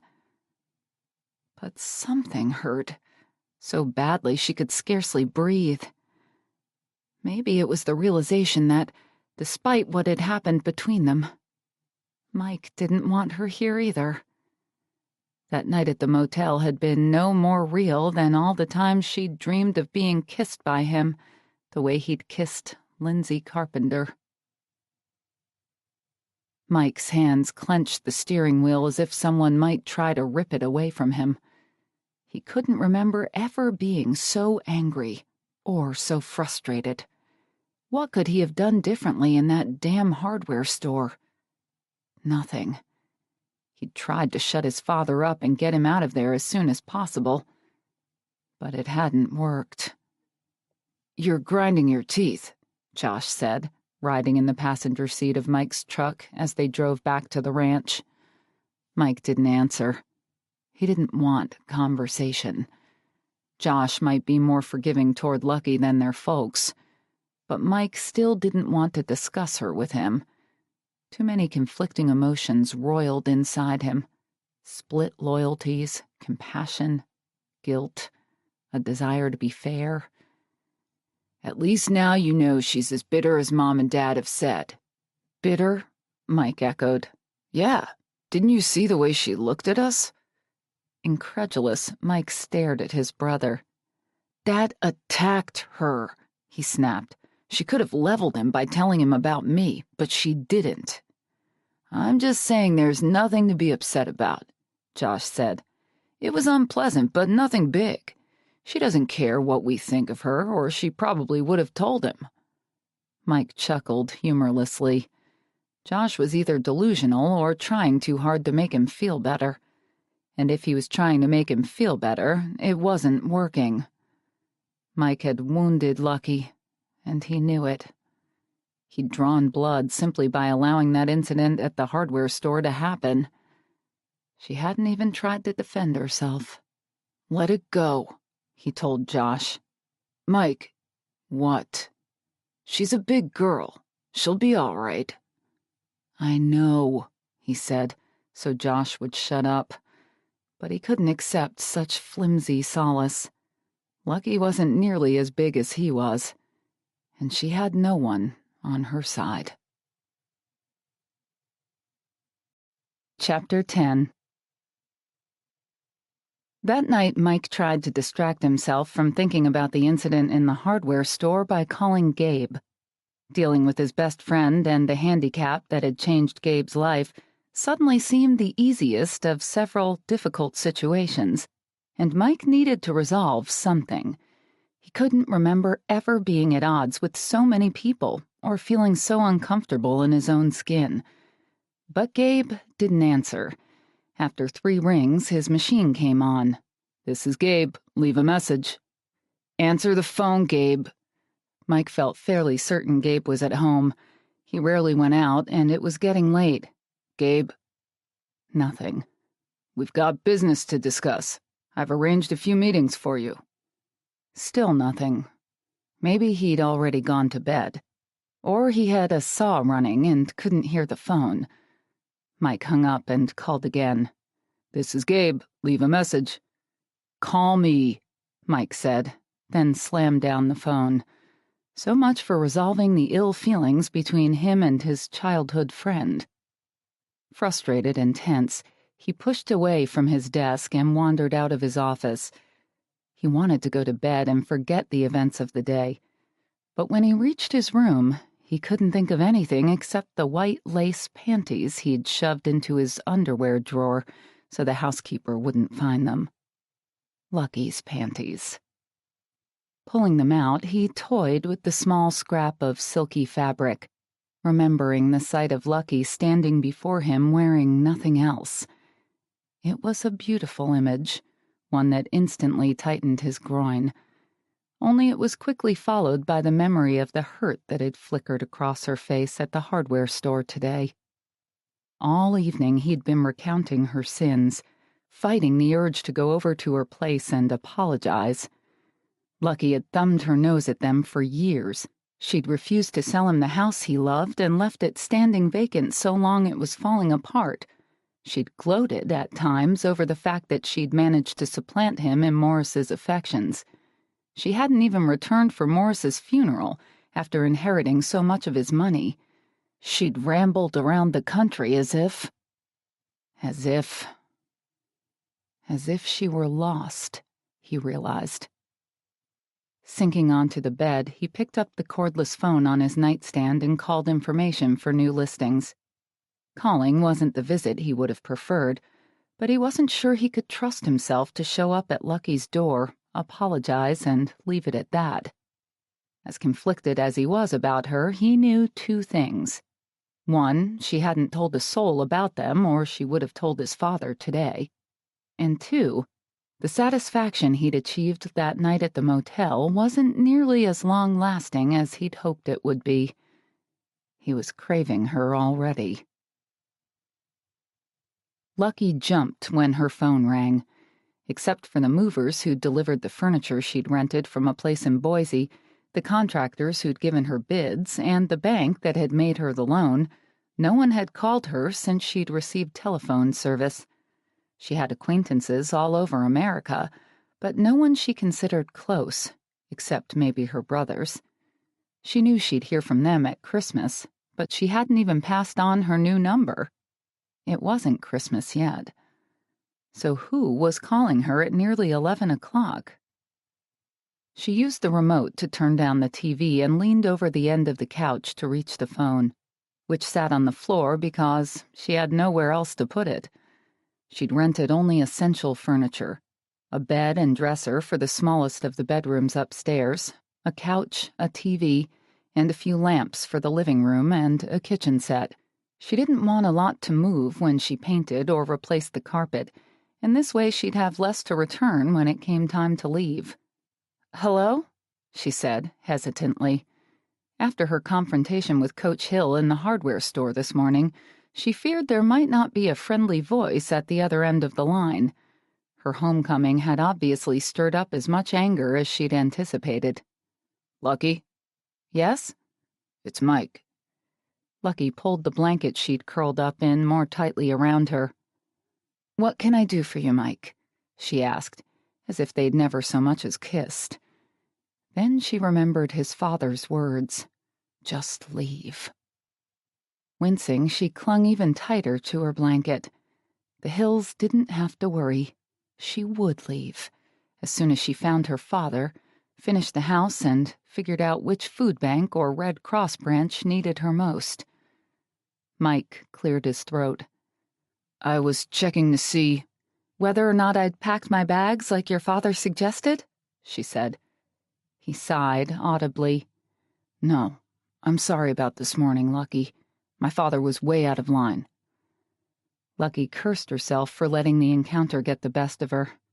If only she hadn't slept with Mike, if only she wasn't completely infatuated with him, then she could have fought back instead of standing there withering beneath their scorn. "There's no reason to be sorry," she said. "I know I'm not wanted here. What your father said came as no surprise." "I wouldn't let what happened today." "Thanks for calling," she said, and hung up. She couldn't talk to Mike anymore.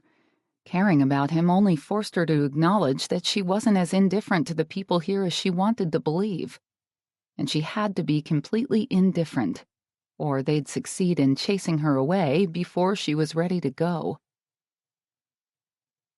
A week later, Mike watched Josh hand Brian to Rebecca, wondering why he'd been feeling so tense lately. Sure, he'd spent a restless night last night. Since Lucky had moved in next door, he'd spent a lot of restless nights. But work was going well. They already had more mares lined up for breeding season than ever before, and he generally enjoyed Sunday dinner at his folks' place. "Can I get you another soda?" his mother asked as his father dozed on the end of the couch. Mike shook his head. Josh sat across from him and lightly kicked the bottom of his boot. "You've barely said a word since you arrived." "I'm tired," he said. But he was actually preoccupied with trying to figure out where Lucky had been earlier. When he'd passed her place, he'd looked for her car, but couldn't see it. He hadn't spotted it when he drove through town, either. "Mike?" He blinked and glanced up at his mother. What? What do you think of my tree? He studied the Christmas tree, which she'd decorated with big red bows and little tin soldiers. It's nice. You put up a tree at the office, didn't you? He had, but only because she'd called to remind him. He liked buying presents, but decorating seemed a waste of time and energy, especially when he had no children and only a handful of employees during this part of the year. He'd said as much to his mother, but she'd acted as if he'd just denounced Christianity and insisted that an office tree was important to some people. He figured she meant those in the office, because he hadn't met a cowboy yet who cared one way or the other. I did, he said. Did you decorate it with the blue and silver balls I sent over last year? He couldn't remember what his housekeeper had put on the tree. He'd left the task up to her and hadn't really looked at it since. I think so. Rebecca, who was gently rocking baby Brian to sleep, laughed at his response. You should know better than to ask Josh or Mike about something like that, Mom, she said. Norrie Stein could have put up a cactus for all the attention they pay to that sort of thing. So, is it pretty? Barbara asked. Rebecca shrugged. Norrie's not much of a decorator, but it's not bad for an office tree. It's a great tree. Josh spoke around a bite of homemade bread buried in jelly. I cut it down myself. Only because I insisted, Rebecca said. You wanted to buy a fake one. He managed to swallow. I would have settled for buying a real one from the lot. Those are old before you even get them home, Rebecca complained. Their needles are ready to fall off. What are you giving the employees for Christmas? Barbara asked Josh. Turkey, I guess? He looked to Mike for confirmation. That seemed to work last year, Mike responded. His mother adjusted her apron. Would you like me to make each of them a tin of fudge? Barbara loved feeling important to him and Josh by taking care of details they typically neglected. Mike was usually grateful, but tins of fudge suddenly seemed pretty inconsequential. Maybe it was because he was having trouble concentrating on the rituals of daily living. That'd be great, he said, mustering what enthusiasm he could. I'll do it tomorrow. Seemingly satisfied, she got up to take Josh's empty plate before he had a chance to do anything with it himself. One more thing. She turned back at the kitchen doorway. Your father and I are planning a service project. The Bagleys at church are going through tough times, what with Bart being ill. Last I heard, they don't even have a tree. So your father and I were thinking we'd leave some gifts on their front porch Christmas Eve. I thought you boys and Rebecca might like to help. Nervous energy caused Mike to bounce his leg. He felt terrible about the Bagleys' misfortune, but he couldn't remember the last time he'd been so uninterested in what was going on around him. Sure, he said. I'll donate $500. Josh and Rebecca said they'd donate too, and Rebecca volunteered to help with the shopping. Considering his familial obligations met, Mike stood. I'm going to head back out to the ranch. I've got some work piling up on my desk. Shifting Brian to her other shoulder, Rebecca raised her eyebrows in surprise. We haven't even had dessert yet. What's so pressing? Just paperwork. Lots of paperwork. His voice fell to a mutter, because he really didn't have anything all that pressing. But he didn't care. He wanted to go. What's gotten into you lately? His mother asked, catching him before he could reach the door. Mike paused. What do you mean? You're acting strange. What's new about that? Josh said. Mike's always been strange. Mike knew Josh was doing what he could to cover for him, but their mother ignored the comment. You've been aloof, preoccupied. You're imagining things, Mike said with a scowl. I'm fine. I'll see y'all later. He slipped out into the cool evening air and took a deep breath. But his sense of freedom didn't last long. Josh came out of the house and flagged him down as he was backing into the street.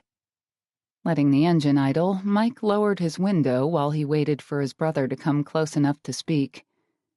"What's wrong, man?" Josh asked, leaning against the door. Mike slung one arm over the steering wheel in a deliberately careless motion. "Nothing." The easygoing grin Josh had worn in the house was gone. "This doesn't have anything to do with Lucky, does it?" "Of course not. I can understand you being attracted to her, Mike. I have to admit she's changed. A lot. But you're not still seeing her, right? You know how crazy that would be." "I'm not still seeing her. I'm not even attracted to her," Mike said. Josh studied him a moment longer, then nodded. "Okay, I'll take your word for it."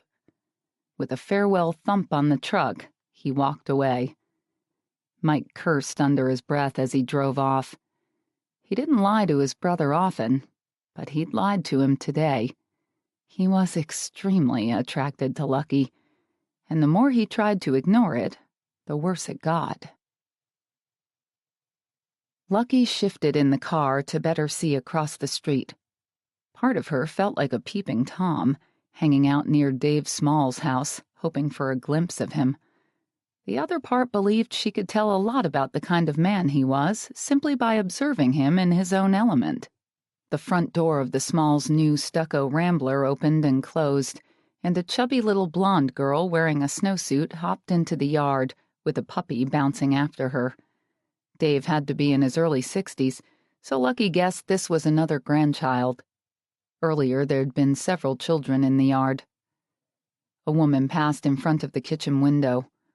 Lucky squinted, trying to make out whether or not it was the same person who'd arrived with the 5 kids in a minivan about 40 minutes earlier, or if this could be the councilman's wife. Lucky was almost as curious about Liz Small as she was about Dave. She knew his liaison with her mother was a secret, or there would have been some kind of public outcry, so the impression she received of his wife would figure heavily into whether or not she decided to approach him. She wasn't out to destroy the Smalls' marriage or break anyone's heart. She only wanted to answer the biggest question of her life. The woman at the window was too far away to see clearly. Tempted to pull closer, Lucky put her hand on the ignition, then hesitated when a dark sedan passed her and turned into the drive. Dave had finally joined the family gathering, she realized, when a man stepped out. His hair was now sprinkled with gray, but she recognized his compact body immediately from having seen him around town when she was a child. He dug around in his back seat, came up with a briefcase and an overcoat, and greeted the blonde girl who ran over to hug his leg. He looked as though he'd just returned from a long day at the office, but Lucky couldn't imagine that he'd been working on a Sunday afternoon. Maybe he had some type of social function, or he sang in the church choir or something. She watched him carefully as he piled everything he'd been carrying into one arm so he could lift the girl with the other. As he carried her into the house, she pointed to the puppy, and he waited for the furry little creature to catch up to them before closing the door. Maybe Booker was wrong about Dave. Dave seemed like a family man. He seemed to care about his grandchildren. Taking a deep breath, she started her car. It was getting dark. She wasn't going to see anything else tonight. But she didn't want to go back to her empty house. At least here in town, she could admire the Christmas lights and the plastic Santas and wire reindeer that adorned so many snow-covered lawns. Maybe she'd drive past Garth Holbrook's house again. She'd found his address in the phone book, along with Dave Small's. But when she'd gone by the senator's place earlier, it had been dark and empty. She hadn't been able to find a listing for Eugene Thompson. She was just wondering how she might track him down when a knock sounded on her window. Jumping at the unexpected sound, she turned to see John Small standing on the curb next to her car, looking far older than he probably was. Puffy bags beneath his eyes and a belly that was beginning to roll over his belt suggested he drank too much. His hair was thinning and his complexion seemed paler than she remembered. "Who are you and what are you doing here?" he asked. His dark blonde eyebrows knotted into a foreboding slash, his breath misting on the cold air. Lucky lowered her window and attempted a disarming smile. "I'm out looking at the Christmas lights." "Megan said you've been sitting here a while." "Megan?" "My sister-in-law." "I was watching the children play earlier." She widened her eyes. "Am I bothering you?" His expression cleared. "No, not really. Megan was just worried that you might be a child snatcher." He rolled his eyes. "Like we've ever had one of those in Dundee. She watches too much TV." "I'm no child abductor," Lucky said, chuckling. "Actually, I used to live here." She could tell he didn't recognize her. "I'm Lucky Caldwell." Based on their earlier encounter years ago, she braced herself for a negative reaction and was surprised when he merely sized her up. "You've gotten real pretty, Lucky." "Thank you." "You married?" "No, but if memory serves, you are, right?" "Not anymore. Leah ran off with the neighbor." "I'm sorry to hear that. You have kids, don't you?" 4 of them. Custody battle hasn't been easy." He shoved his hands in his pockets and hunched against the cold. The temperature was dropping rapidly now that the sun had gone down. "Listen, I know I'm a few years older than you are, but if you're free sometime, maybe we could take in a movie." John could be her half-brother, and she had no interest in him anyway. "Actually, I can't," she said. "I'm not married, but I am in a committed relationship." Committed to avoid a close relationship. He shook his head and spit on the sidewalk. "The good ones are always taken." "I'm sure someone will come along." She shifted into drive. "I guess I'll get home. It's pretty chilly." "Give me a call if you change your mind." She nodded and waved before she drove away. But she knew she'd never call him, and she didn't go home. She drove past Garth's house. It still looked empty, so she sat at the diner for almost an hour, nursing a cup of hot cocoa and reading the paper. Christmas was less than a week away, and she hadn't done any shopping for her nieces and nephews yet. She needed to do it soon. She couldn't seem to get into the spirit of the season. She generally spent Christmas serving dinner to the homeless, but there weren't any soup kitchens in Dundee. She'd been crazy to come here, especially now. What had she been thinking? She'd been thinking of that Christmas long ago when she'd moved into what felt like a castle, and there'd been so many presents under the tree she thought she'd become a princess. Finally, Lucky paid her bill, gathered up her purse and her keys, and went home. It wasn't quite 8 o'clock, but she figured she could watch television for a couple of hours before bed. Mr. Sharp was supposed to arrive at 6 in the morning to finish painting the downstairs, so she planned to turn in early. But the minute she stepped inside her dark house, she knew something was different. The air smelled strongly of fresh pine, a scent that definitely hadn't been there before. What was going on? A large, amorphous shape to her right made her jump. "Hello?" she said, struggling to keep her voice steady. No one answered. She flipped on the light, then felt her jaw drop. In the middle of her previously empty living room stood a giant Christmas tree, freshly cut from the smell of it. Next to its base sat a cardboard box, which held several brand-new strands of lights and the most unusual assortment of ornaments she'd ever seen. It looked as if someone had gone to Finley's and bought everything at random: red, green, blue, and white balls, dancers, drummers, and Santa ornaments, plastic candy cane garland, gold garland, a silver star for the top, and a lighted angel, even 2 colors of tinsel. But who had bought all this stuff? And how did they get it into her house? Chapter 11. Lucky sat on the floor as she piled all the decorations back in the box. It had to be Mr. Sharp, she decided. He'd mentioned her lack of a tree, and he was the only one who had a key to her house.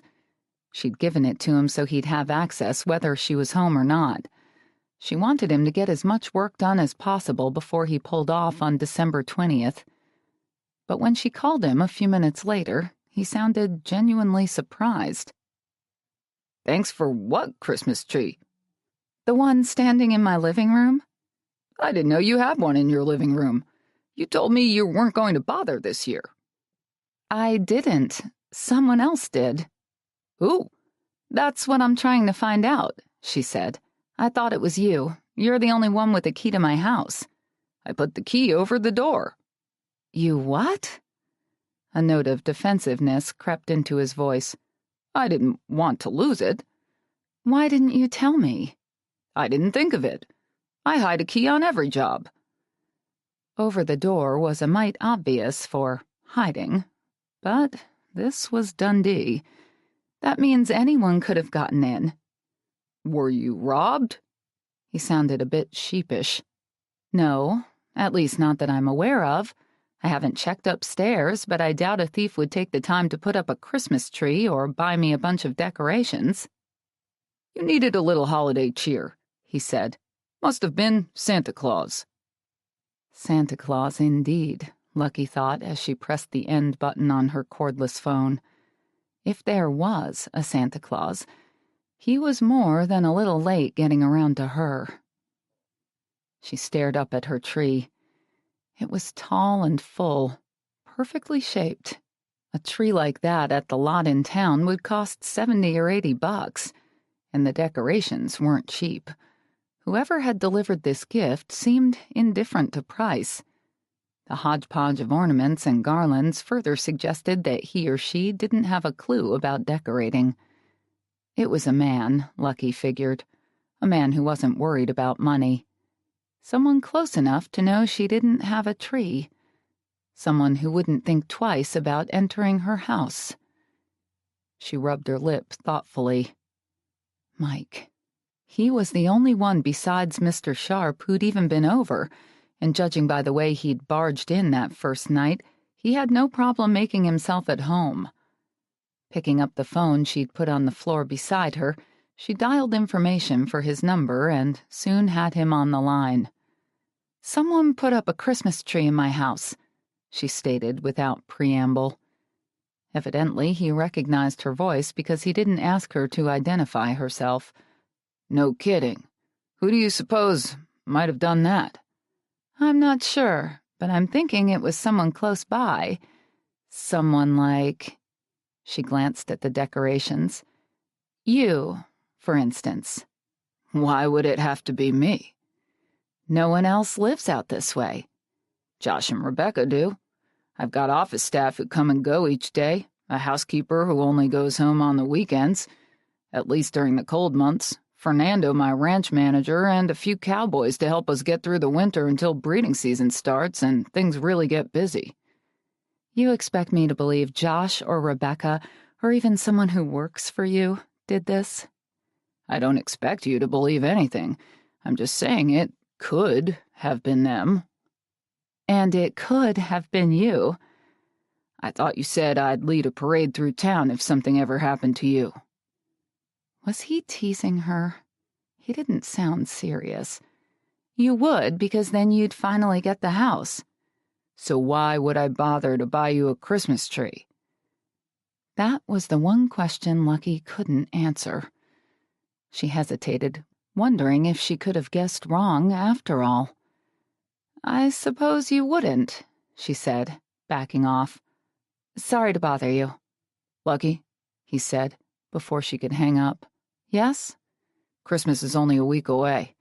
When were you going to get a tree?" "I wasn't." "Why not?" Closing her eyes, she rubbed her temples. Decorating for Christmas smacked too much of belonging. She'd chosen to leave the Victorian as empty as possible to remind herself that she wouldn't be staying long. Don't get attached. You can't forget. You're not wanted here. "Maybe I didn't want to scare you and your family," she said flippantly. "Scare us?" "Into thinking I might be getting comfortable." "No one would begrudge you a good Christmas, Lucky." She could have reminded him that his parents begrudged her everything, but she didn't want to talk about what had happened in the hardware store. She was too busy realizing how much she liked it when Mike said her name. It told her that he was finally dealing with her as an adult, instead of ignoring her as he had when she was younger. That in itself was a victory of sorts, although she wasn't sure why. Especially when her name on his lips brought back memories she was better off forgetting. He'd said her name a lot that night at the motel. He'd also said other things he couldn't possibly have meant. Jerking her thoughts back to the conversation, she lightened her tone. I have too much to do to worry about Christmas this year. Will you be spending the holidays here in town, then? He didn't add, alone, but the implication was there, and the humiliation of having no one, not one friend or family member to share the holiday with, wounded Lucky's pride, especially when he was so admired and well-liked that she couldn't imagine him ever facing the same situation. No, of course not. Why would I stay here? My brothers have invited me to Washington, she said, even though she hadn't even called to let them know she was in Dundee. I'm going to fly up there at the end of the week. That's a good idea. She heard relief in his response. No doubt he was already planning to pass the good news on to his mother. It should be fun. She paused briefly. You'll be busy with all your family's festivities, huh? My mother insists on cooking a big dinner every Christmas Eve.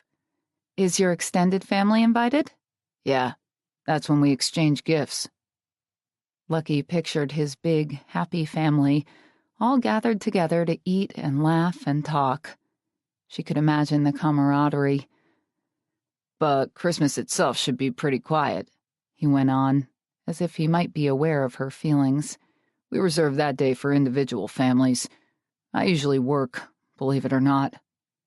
He'd be home on Christmas Day. She'd have to keep that in mind if she didn't go to Washington. Have you already done your shopping? She asked. Most of it. She liked the image of Mike rambling through a department store, trying to find things other people might like. Where did you buy your gifts? Boise? So far I got everything online. That would be easiest. When you live where we do. Right. Well, have a good holiday, she said, and started to hang up. Lucky? She paused again. What? That night at the motel was... Disappointment stabbed through her as she anticipated his next words. Don't finish. I already know what you're going to say.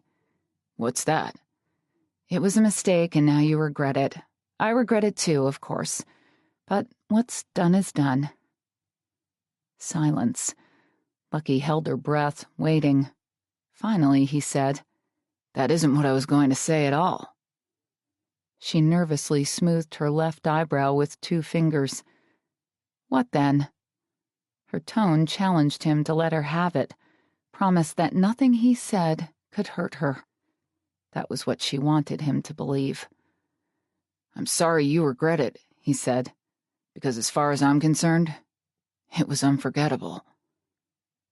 His response left Lucky speechless for perhaps the first time in her life, but he didn't wait for her to recover. He hung up, leaving her so dumbfounded she couldn't move.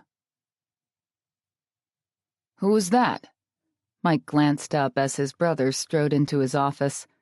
Mike normally didn't expect Josh to knock or give him any other kind of notice when he was around. They used to live together, still work together, and owned the ranch as equal partners. But Josh had been working at home more and more since he'd married Rebecca, and only now did Mike realize how accustomed he'd become to being alone after hours and on weekends. Mike didn't want to tell Josh he'd just been talking to Lucky, so he deflected his brother's question by asking one himself. What are you doing here? Checking in? How'd it go at Mom's after I left? Good. Where's Rebecca? Josh crossed to the window and stared out toward the barn. She took Brian home. He was getting cranky. Why didn't you go with her? I had to pick up some paperwork. Old man Hackett is driving me nuts. First he wants to buy Hesicharger, then he doesn't. I'm not sure we'll ever come to terms, which makes me a little hesitant to go out on a limb and buy Mira's love. We're going to need plenty of operating capital over the next few months. The breeding season is shaping up nicely. We're booked solid, Mike said. Still, if we have to keep Hesicharger, maybe we should hold off on new acquisitions. Mike shrugged. Normally, he felt pretty strongly on this subject. He thought Mira's love was one of the best stallions he'd ever seen, and didn't think they should pass up the opportunity to buy him, regardless of whether or not they could sell Hesicharger. But his mind wasn't on business today. "Where were you earlier?" Josh asked, leaning his shoulder against the wall. "What do you mean? Where'd you go after you left Mom and Dad's?" Mike scowled. "Does it matter?" Josh didn't answer right away. Finally, he said, "Gabriel Holbrook's been trying to reach you. You talked to Gabe? When no one answered out here, he called Mom and Dad's. I must have been outside." Hating how quickly this new lie rolled off his tongue, Mike focused on straightening his desk. He and Josh had always been honest with each other, but he knew his brother wouldn't understand why he'd spent his afternoon doing what he'd done. He didn't even understand it. "Gabe's pretty excited about his dad running for Congress, isn't he?" Mike looked up now that the conversation had returned to a neutral topic. "He told me he just got a commitment for $50,000 from one guy," Josh went on to say. "That's great. Poor Gabe. I'm glad he's focusing on something. If it wasn't for that damn car accident, he'd have a Super Bowl ring by now. At least he's alive," Mike snapped. Josh blinked in surprise. "How can we expect him to get past what happened to him if we can't? Just because he can't run anymore doesn't mean his life is over. Gee, aren't we sensitive today? Being sensitive is one thing. Making him feel useless because he isn't fulfilling our dreams is another." "You don't think they were his dreams too, Mike?" Mike knew they were, but he also knew that the expectations of others had made the situation worse. "He can set new goals. Am I right in guessing that you've already expressed your suck-it-up opinion to him? Why do you say that? He was pretty remote today, and that would certainly explain it. In case you haven't noticed, he's been remote, in more ways than one, ever since the accident. Are you sure you have to be so hard on him?" Mike glared at his younger brother. "I want my best friend back." Josh shook his head. "I'm not sure what's going on with you." Mike didn't respond. He couldn't explain it. His life had been moving smoothly along for nearly 40 years. And then Lucky had returned, and suddenly he was easily irritated, completely preoccupied, and dissatisfied with everything that had once fulfilled him. "We have a meeting here, Tuesday at 10, Josh was saying. "I thought it was at 1. Gabe said his father couldn't make it after lunch, so we changed the time. One of us should let Connor Armstrong know." "I'll do that." "Fine." His brother slid his hands into his pockets and started for the door, then hesitated at the entrance as though he had something else on his mind. "See you tomorrow," Mike said, hoping to encourage his departure. Josh turned and hooked his fingers over the doorframe. "I ran into John Small when I was gassing up. And he had a few questions for me." "About what? Lucky?" Mike narrowed his eyes. "What kind of questions? When did she get back? Have we seen her? Hasn't she turned into a beauty? You know." Mike and Josh often thought alike, but Mike couldn't figure out where his brother was going with this. "What's your point?" "He said something that struck me as odd." "Which was?" "He told me she'd spent the afternoon sitting in her car across the street from his father's house." Mike sat up taller. "What?" "She was there so long. Doing what? Just watching the house, apparently. Anyway, she was there so long they were afraid she might be some kind of stalker, bent on stealing one of the kids, so John crept up from behind and confronted her." Did she say why she was there? She told him she was looking at Christmas lights. As far as Mike knew, Lucky had no connection to the Smalls. He couldn't help wondering why she'd been there, but he didn't want to add fuel to the suspicion in Josh's face. So, he said, pretending to shrug off the information, maybe she likes Christmas lights. It's freezing outside, Josh replied. Why would anyone, let alone a young woman, sit in her car all afternoon and watch one house? That's not a lot of lights, Mike. I don't know. Why don't you ask her? Mike said, trying to act as disconnected from the subject matter as possible. Josh didn't fall for it. Cocking one eyebrow, he said, Fernando told me he helped you carry a Christmas tree into her place a couple of hours ago.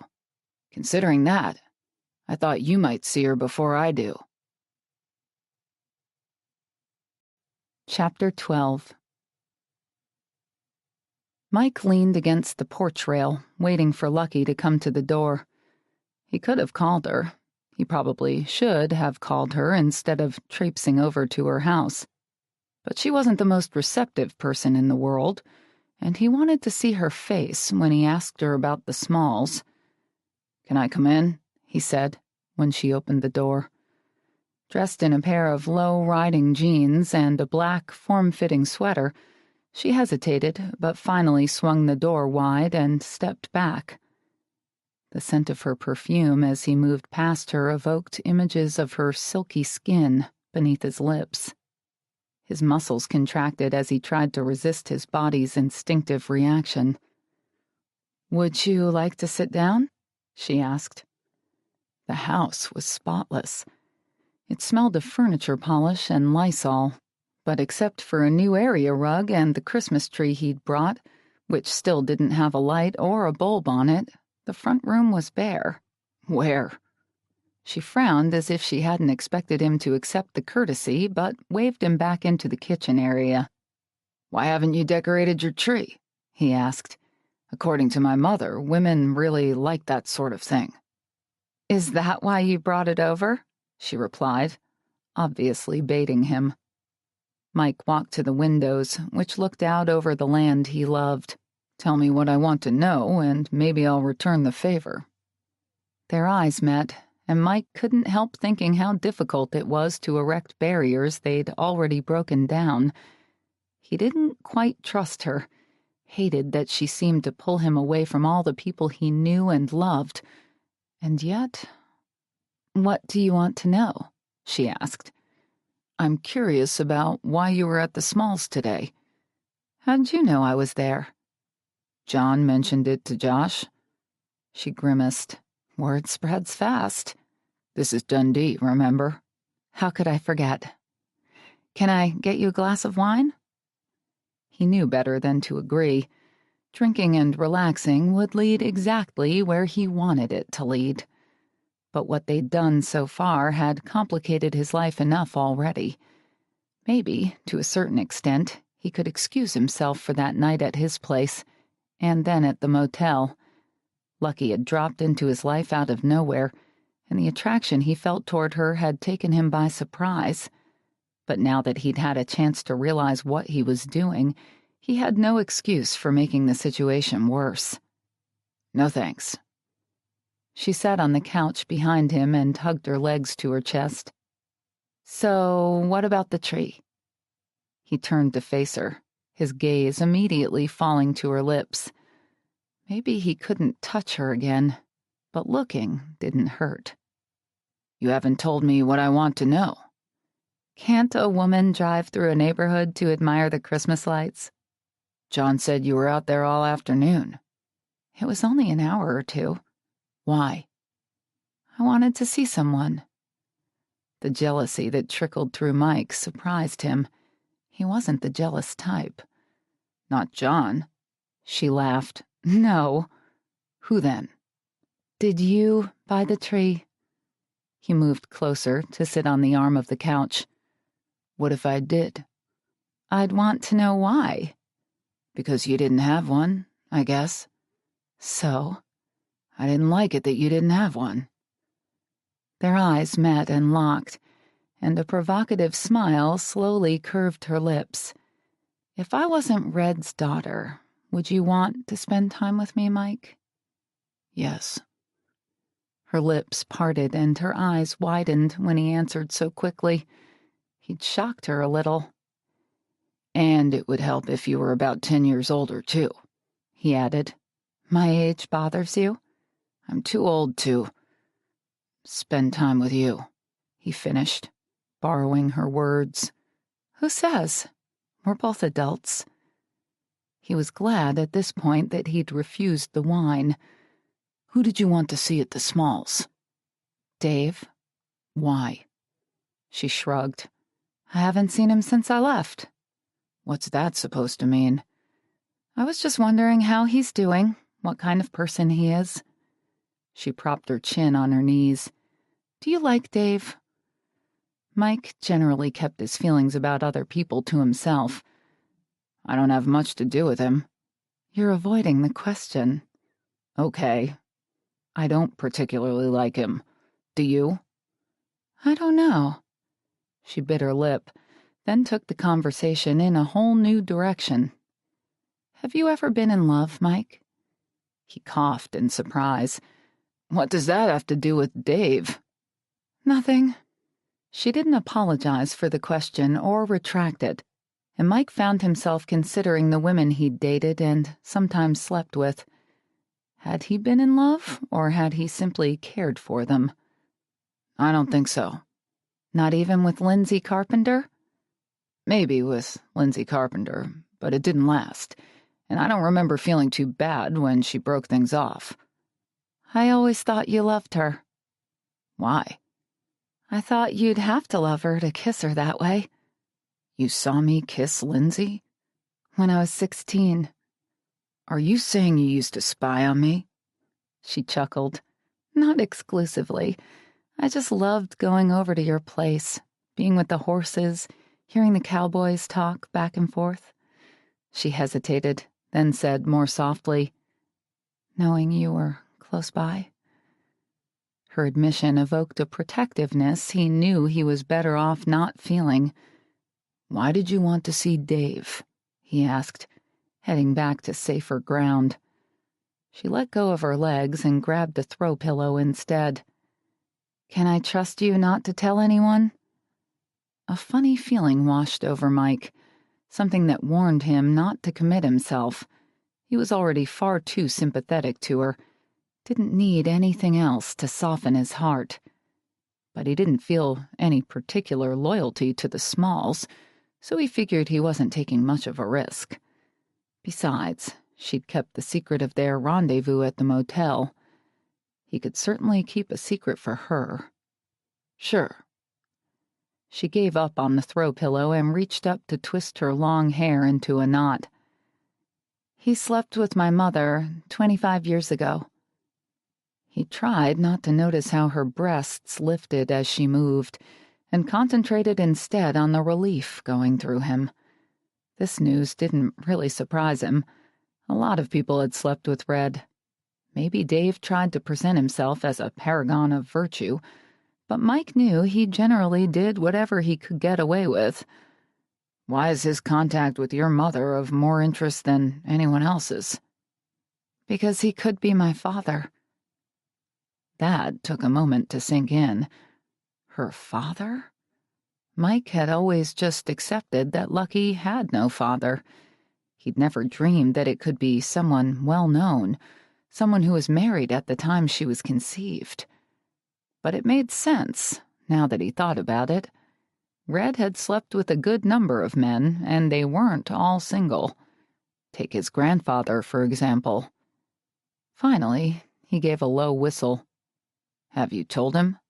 "No." "Are you going to?" She got up and poured herself a glass of wine.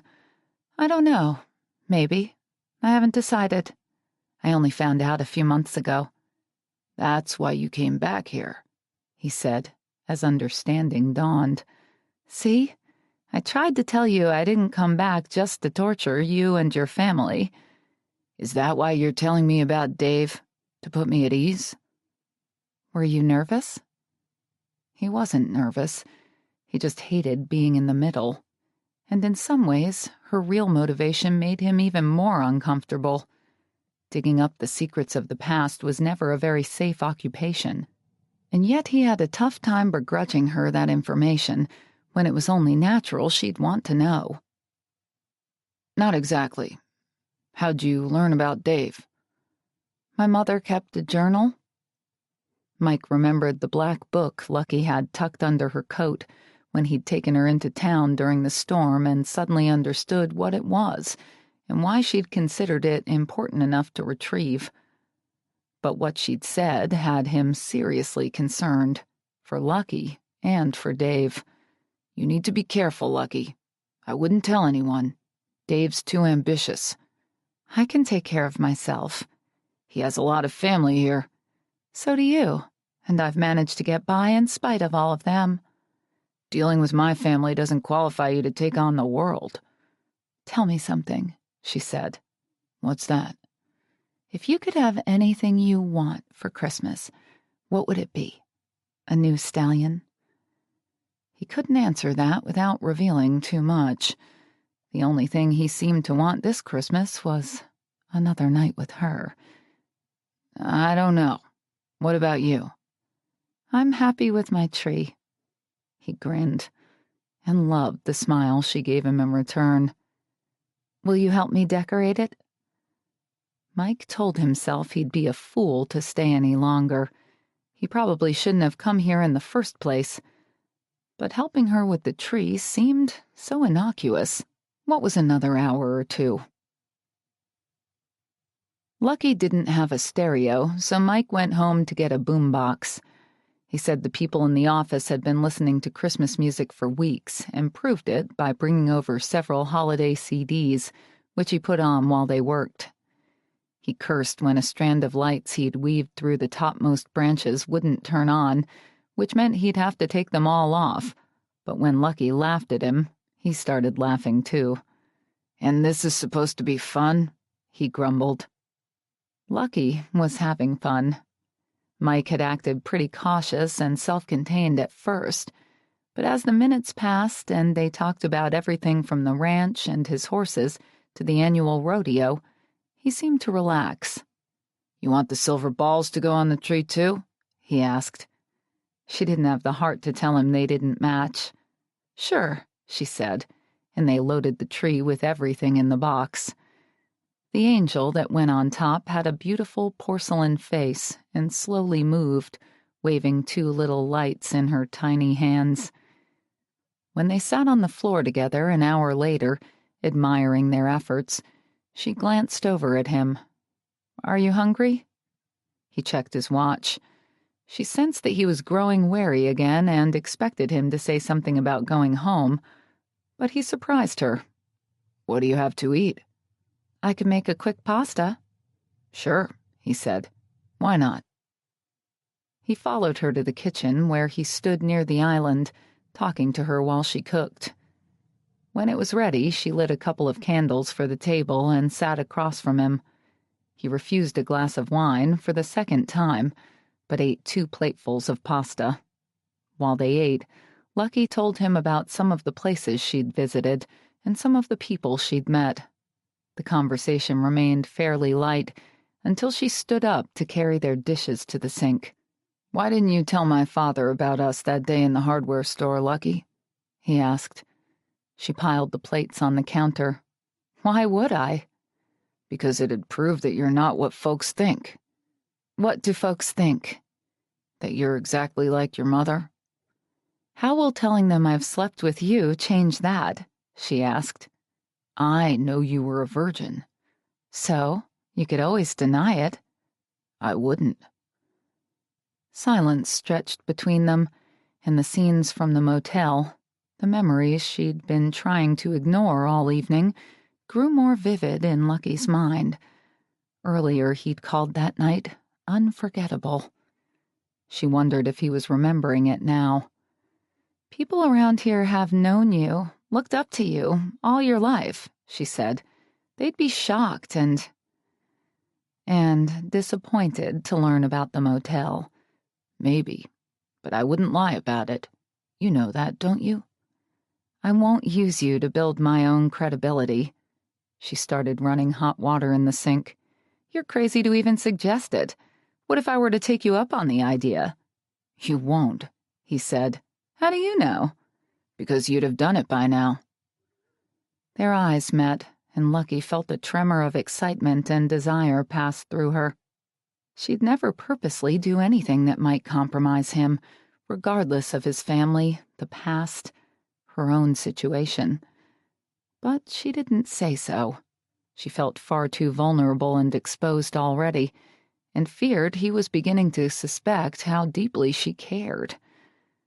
"Thanks for your help with the tree," she said, to cover her weakness for him. Taking her cue, he stood up and collected his hat. Lucky wanted him to stay. She suspected he wanted the same thing. But she also knew because of how careful he'd been this evening that he'd already chosen his family. She'd never expected him to choose differently. She even admired his loyalty. "Dinner was excellent," he said. She dried her hands so she could show him out. "You earned it." When they reached the front door, she turned on the porch light so he could see, but he flipped it off again. Then he pulled her to him and kissed her lightly on the lips before he left. Apparently, he'd decided to allow himself one more concession. During the next 2 days, Lucky did her Christmas shopping in Boise and overnighted the Lego sets she'd bought for her 3 nephews, the softball glove and slider she'd bought for her oldest niece, and the Barbies she'd bought for Tricia, Sean's 5-year-old daughter. Mr. Sharp made noticeable progress on the house, too. Lucky told herself everything was going well. But that wasn't completely true. She hadn't heard from Mike since they'd decorated her tree, and she was finding it difficult to get close to any of the men who might be her father, so difficult that she'd started toying with the idea of calling Garth Holbrook at his office. From what she could tell, he seemed like a decent man. If they could have a private conversation, she'd ask him if he'd be willing to take a paternity test. Lucky went through every approach she could imagine before actually picking up the phone. The worst he can say is no, she reminded herself. No wouldn't make a big impact on her life. She'd never had a father before. No simply meant nothing would change. If he refused, or his DNA sample didn't match, she'd approach Dave Small. If Dave refused or his sample didn't match, she'd put more effort into tracking down Eugene Thompson. It was a straightforward process of elimination, right? Still, her heart seemed to rattle around in her chest while she dialed and waited for Holbrook's secretary to pick up. Finally, she heard a melodic voice say, "Senator Holbrook's office." Lucky could barely squeeze enough air into her lungs to speak. "Is the senator in?" "He is, but he's on another call. Can I take a message?" Squeezing the phone in a death grip, Lucky hesitated. "Could I hold, please?" "Certainly. Your name?" "Lucky Caldwell." "May I tell Senator Holbrook what your call is regarding?" "It's a private matter." The other woman's pause indicated that she wasn't pleased with her response. "Does the senator know you?" she asked cautiously. No, she and Garth Holbrook had never exchanged the most basic of greetings, which would only make this woman that much more reluctant to pass on her message. And if Garth recognized her name and connected her to her mother, he might not accept the call even if he got the message. "Just tell him it's important." "One moment." Lucky paced in agitation as 2 minutes turned into 3, and 3 into 4. When she'd been holding for nearly 10 minutes, she began to think she'd been forgotten, but his secretary came back on the line right before she gave up. "I'm sorry, Ms. Caldwell. Senator Holbrook told me to tell you he's late for a luncheon appointment and will have to call you later." She was getting the brush off. She was sure of it. Disappointment brought Lucky's agitated movements to a halt. and she sank onto the couch. "Fine, no problem," she said. But when she hung up, she doubted she'd ever hear from Senator Garth Holbrook. Parked in the underground lot beneath the building where his office was located, Garth Holbrook sat in his black Lincoln Navigator and stared down at the message he'd crumpled in his palm. After 25 years, just when he'd begun to believe he could forget, Red's daughter had contacted him. Why? What could she possibly want? "Private," he muttered, reading his secretary's rolling script. Lucky knew about him and her mother. She had to know. What other private matter did they have to discuss? Why else would she call him out of the blue when they'd never so much as spoken? From what he'd heard about her, she was a gold digger of the first order, like her mother had turned out to be. She was probably going to make him pay dearly for her silence in order to save his career. But he wasn't worried about his career. Not as much as he was worried about his family. Crumpling the message in his fist once again, Garth thought of Gabe and cringed. Since the accident, Garth was the only person Gabe would open up to.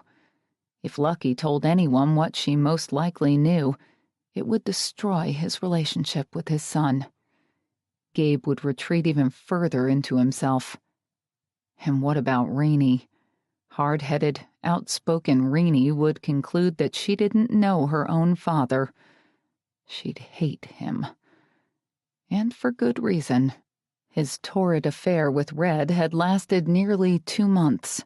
He'd betrayed them all, again and again, just for a little of the raunchy, sweaty sex his wife abhorred. Panic clutched at Garth's chest, and he scrambled to loosen the blasted tie that seemed to be choking him. So what if those 2 months were his only indiscretion? So what if he'd tried to compensate his wife and children for his foolish blunder? Tried in a million different ways. They wouldn't realize that, and he wouldn't disgrace Celeste or himself by telling his children how dissatisfied he'd always been with her on a sexual level. So what then? What did he do? Dropping his head in his hand, he sighed heavily. He had to call Lucky before she tried to contact him again or started spreading what she knew. For Gabe and Reenie's sake, he had to move quickly. Chapter 13. Lucky had her head and part of her upper body in the cupboard beside the stove when the phone rang. Since Mr. Sharp had stopped work for the holidays, she'd been cleaning the nooks and crannies of the house and doing some of the painting. "Hello?" she said, grabbing the phone on its 5th ring. "Ms. Caldwell?" Her breath caught in her throat. It was a voice she didn't recognize, an older, gravelly voice she felt sure belonged to Senator Holbrook. "Yes?" she said, hesitantly. "This is Garth Holbrook." God, she was right. She had him on the phone. This man could be her father. Of the 3 possibilities, she had her hopes pinned on him. But what now? What did she say? "Ms. Caldwell, are you still there?" "Yes, I'm here. Sorry." "I got your message." And now she had the audience she desired. She could hardly believe it. "Senator Holbrook, do you know who I am?" "Yes." She couldn't read the emotion behind that one word, but she sensed something far from passive. "Well, first off, I want to assure you that I'm not trying to make trouble for you or anyone else." "Of course not," he said. The sarcasm in those words made Lucky rush to explain. "I found your name listed in my mother's journal from 25 years ago, and was just—" "She kept a journal?" "Yes." He swore softly under his breath, and Lucky winced, even though she'd expected him to be upset. How many men wanted the fact that they'd broken their marriage vows recorded? And he was a politician, which made him especially vulnerable. "How much do you want for it?" he asked. "Excuse me?" "How much are you asking for the journal?" "I'm not asking anything for it. It's not for sale." "Then why did you call?" Lucky gathered her nerve. "I was hoping that maybe you'd be willing to take a paternity test." Curling her nails into the palm of her hand, she squeezed her eyes shut as she waited for his response. "You're kidding. You think there's a chance?" "No, that isn't possible." "Actually, you were with my mother right around the time I was conceived, and—" "Listen, I'm not your father. I might have been a fool, but I wasn't irresponsible enough to get her pregnant." "She told you she was on the pill, right?" Fear dug deep into Holbrook's soul. Lucky could feel it through the phone, could almost hear him asking himself if Red had lied about birth control. But what she'd intimated only made him angry. "What's the real story here? Morris's money isn't enough for you? Now you've got to come after me? Just tell me what it's going to take to make you leave me alone. 100,000? 200,000? She couldn't respond right away. Despite all the self-talk of the past few months, she must have hoped for a better response, because she felt crushed by the anger and contempt in his reaction. "I don't want your money," she said softly, and hung up. The music from the honky-tonk spilled into the street every time someone opened the door. Lucky was drawn by the beat of Toby Keith's "I Love This Bar" and the happy voices that both sang and competed with his recording.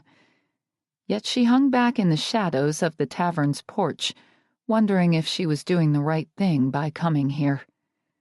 The honky-tonk was a popular local hangout where she could chance upon just about anybody, which was why she'd avoided it until now.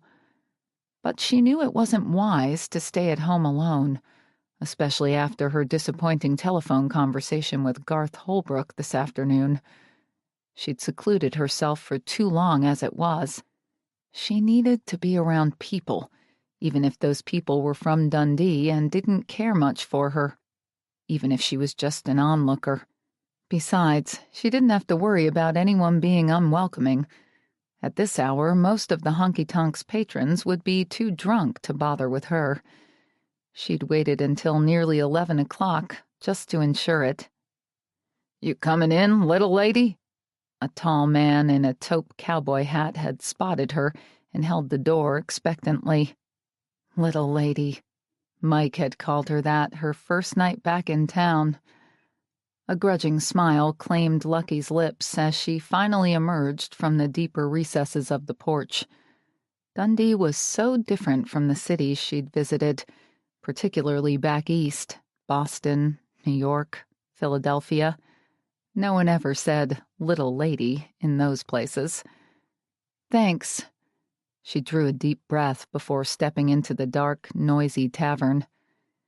Someone from a table to the right immediately hailed the man who'd held the door for her. He tipped his hat at her before striding off to join them, and she hurried to the bar, where she planned to get lost in the crowd and enjoy the heat and energy of the place. But no sooner had she taken a seat than John Small tapped her on the shoulder. "Hey, I've been hoping to run into you again. How's it going?" Lucky glanced longingly at the college football game playing on the television to her left. "Fine, and you?" "My ex is suing me for more child support, but other than that—" "I'm sorry your divorce has been so difficult." His face darkened. "I never would have expected it from Leah. She was always so mousy. Couldn't even decide where to go for dinner." He shook his head. "I guess people change, huh? I just never saw it coming." Lucky had no comment. She didn't know Leah, and the bartender was moving in her direction. "Can I get you something to drink?" She ordered a glass of wine, but as soon as the bartender turned away, John invited her to dance. Lucky didn't want to get out in front of people. She craved some of that anonymity she'd enjoyed at half the sports bars across America, but he was already tugging on her hand. "Come on, you're the prettiest girl in town, and I could use a little distraction." His slurred words told Lucky he'd had quite a bit to drink. She was afraid it might cause more of a scene to tell him no than to simply dance with him and get it over with. Allowing him to lead her to the edge of the floor, she looped her arms loosely around his neck. Faith Hill was singing now, and the tempo had slowed. "How do you like being back?" he asked. "It's great," she lied. "There's no place like Dundee." A quick glance at his face told her he meant it. "I guess." "There's room to breathe out here, to spread out, to be yourself." "Maybe if your father's name is Dave Small," she muttered. He grinned. "I guess it doesn't hurt that my father's something of a local celebrity." "Do you admire him a great deal?" she asked, suddenly hoping Garth Holbrook wasn't her father after all. Maybe it was Dave Small, or even Eugene Thompson. "I guess. He was strict growing up, but he's mellowed a lot." "I've never met him." John jerked his head toward some tables by the jukebox. "He's here tonight. I can introduce you if you like." Lucky thought she should give herself time to file away Senator Holbrook's rejection first, but she didn't have the opportunity to speak to Dave every day, and it wasn't as if she'd mention her mother or the journal. After this morning, she had no further plans to take the direct approach. She'd just say a few words, see what Dave was like. "Okay," she said. She and John spoke little after that, but when the dance ended, he pulled her along behind him toward the table he'd indicated a few minutes earlier. Dave looked up when they approached, and so did Smalley, who sat on the other side of his father. Smalley's incredible size made it easy for Lucky to recognize him, although she hadn't seen him in years. He hadn't been present at the family gathering she'd watched last Sunday. Two other men had just left the table to play billiards. John yanked out one of the empty chairs and waved Lucky into it. "Who have we here?" Dave asked when she sat down. "Lucky Caldwell," John said. "She wants to meet you." Dave's smile tightened the moment he heard her name. At John's added comment about her wanting to meet him, the warmth fled his eyes. "You must be Red's daughter." Lucky noted the condescension in his voice and refused to drop her gaze. "Yes, I am." "I heard you were back." "Who from?" He shrugged. "Can't remember. It's my business to know what's happening in our little town." Lucky couldn't see how her return could possibly affect anything at City Hall, and was quickly coming to realize why Booker Robinson had called this man arrogant. The mysterious Eugene Thompson suddenly seemed like the best father candidate Lucky had. She could already tell she didn't want to be related to Dave Small.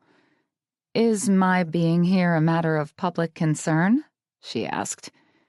Dave took a drink of the clear liquid in his glass, which had to be tequila. Lucky could smell it from where she sat.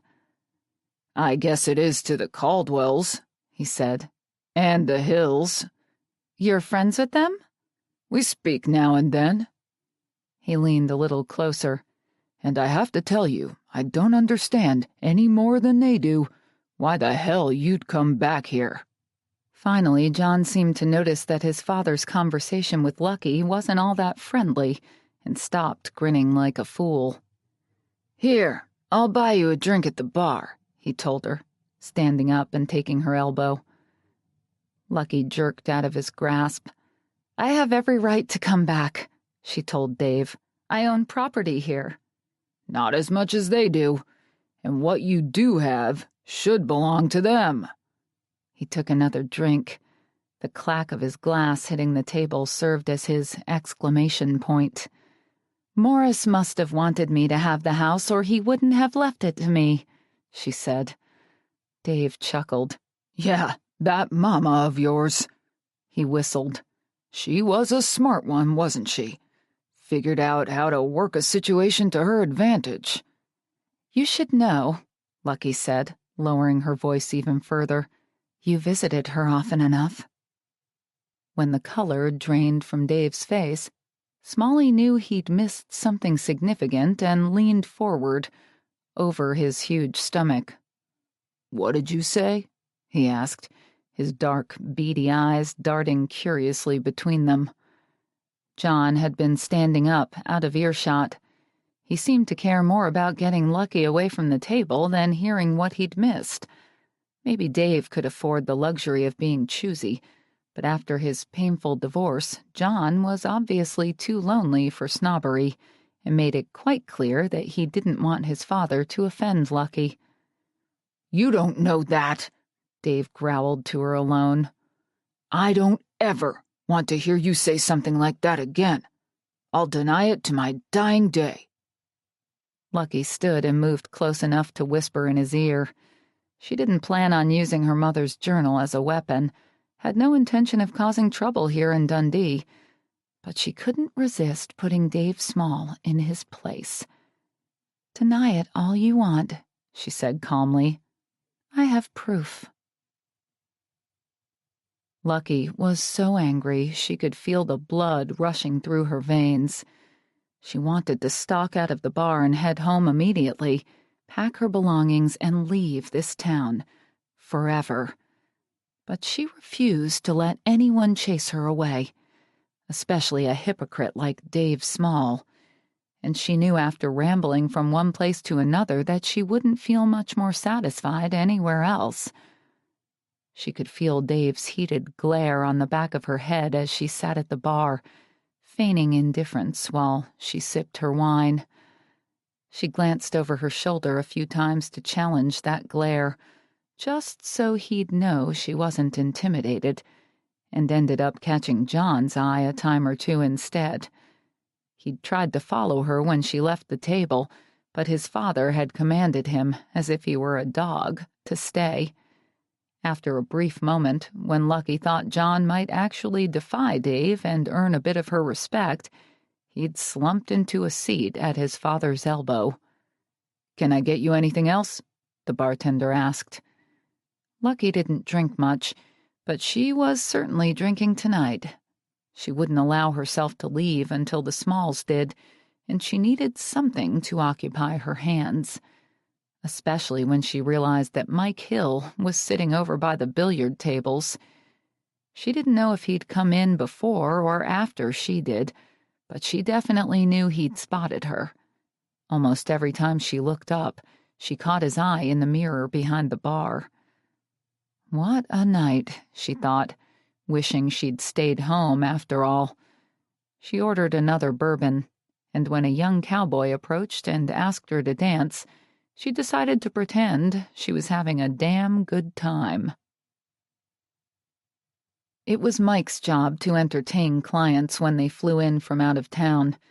Ever since Josh had gotten married, Mike had more free evenings than his brother did and generally enjoyed taking folks out to eat or over to the honky-tonk for a few drinks. But he wasn't in the mood for billiards or darts tonight. He wasn't even in the mood for conversation. Not since he'd seen Lucky walk through the door. He let his focus stray to the dance floor again, where she was swaying to a slow song with a handsome man at least 10 years younger than he was, and wished it wasn't bothering him that they seemed to be dancing a bit too close. "Why so quiet?" Gabe asked, eyeing him suspiciously. Mike pulled his gaze away from Lucky. Gabe had let the incident in the diner go without comment, but there was still a great deal of tension between them. Mike suspected that he'd only agreed to accompany him tonight because their guests were a father and son duo from up in the Panhandle who had a lot of land and even more money.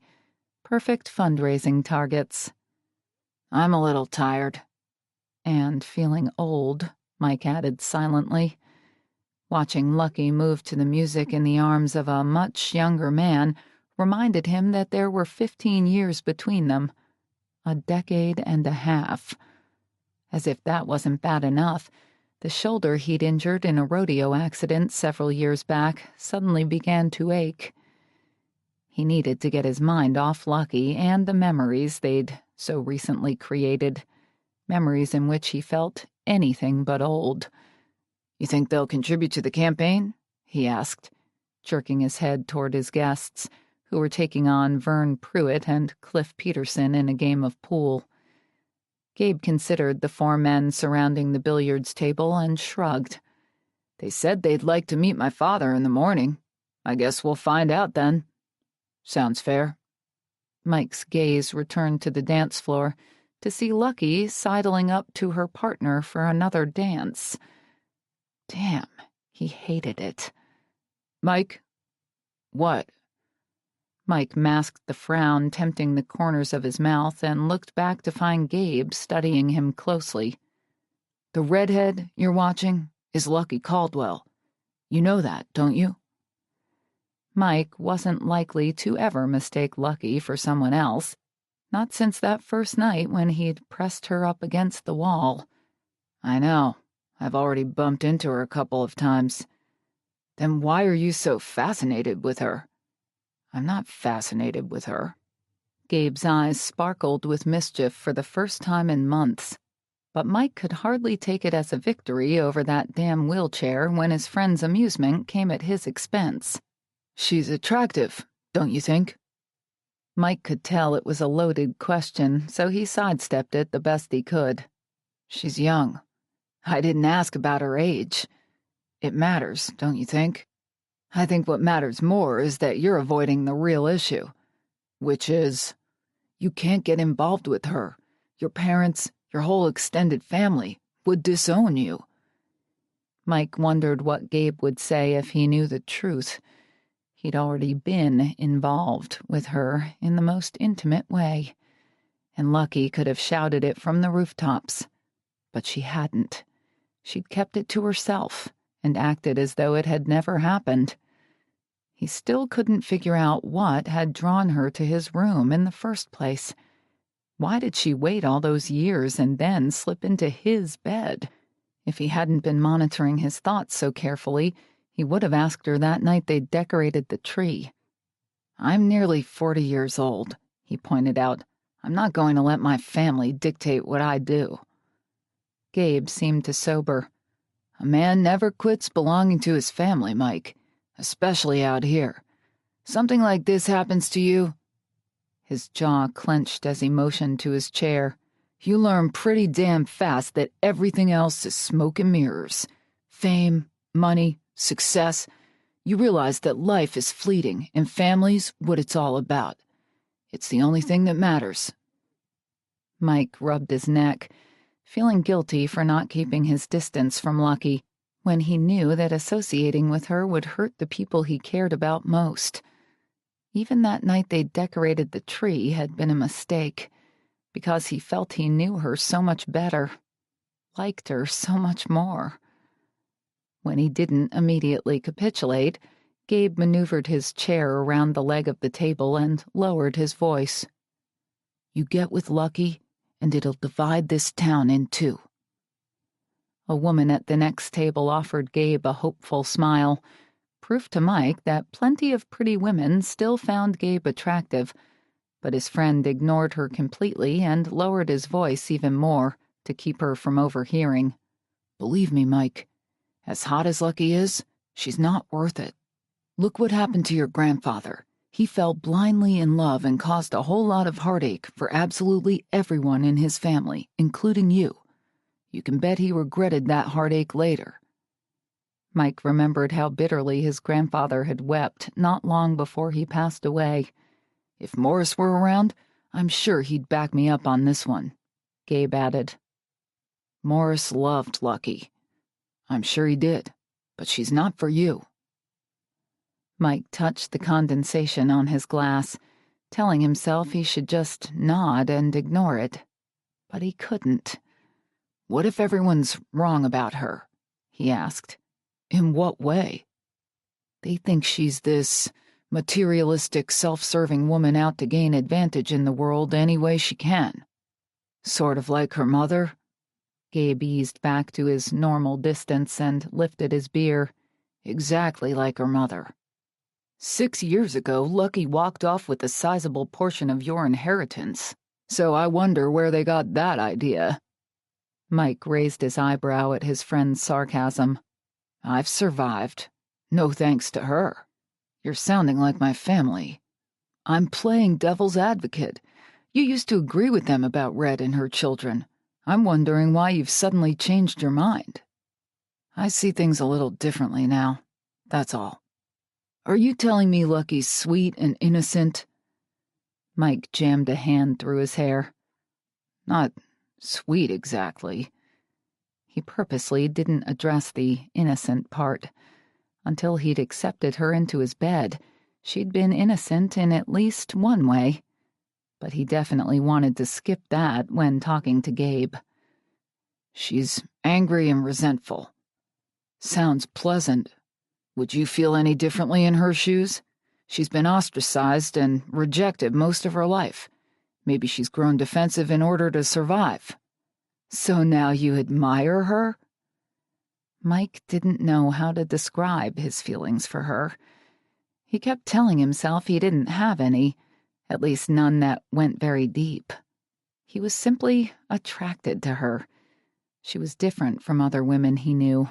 Tough to read, tougher to reach, sometimes belligerent, often remote. Certainly there were less complicated women to want. But he thought of that night they'd decorated the tree.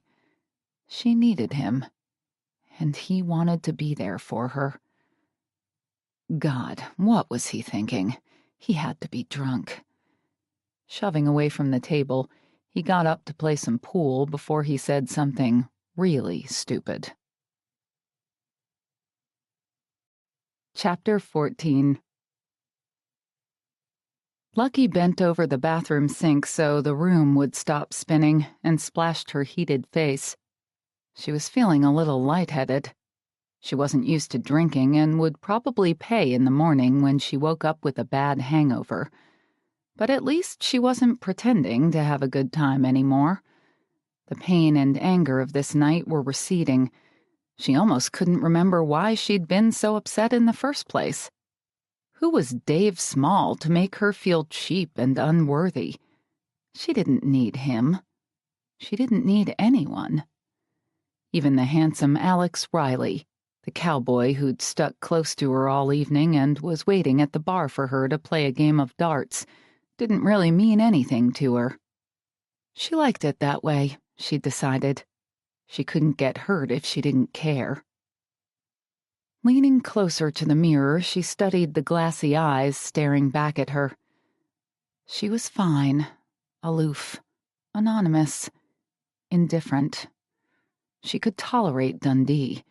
She was just as tough as everyone else in these parts.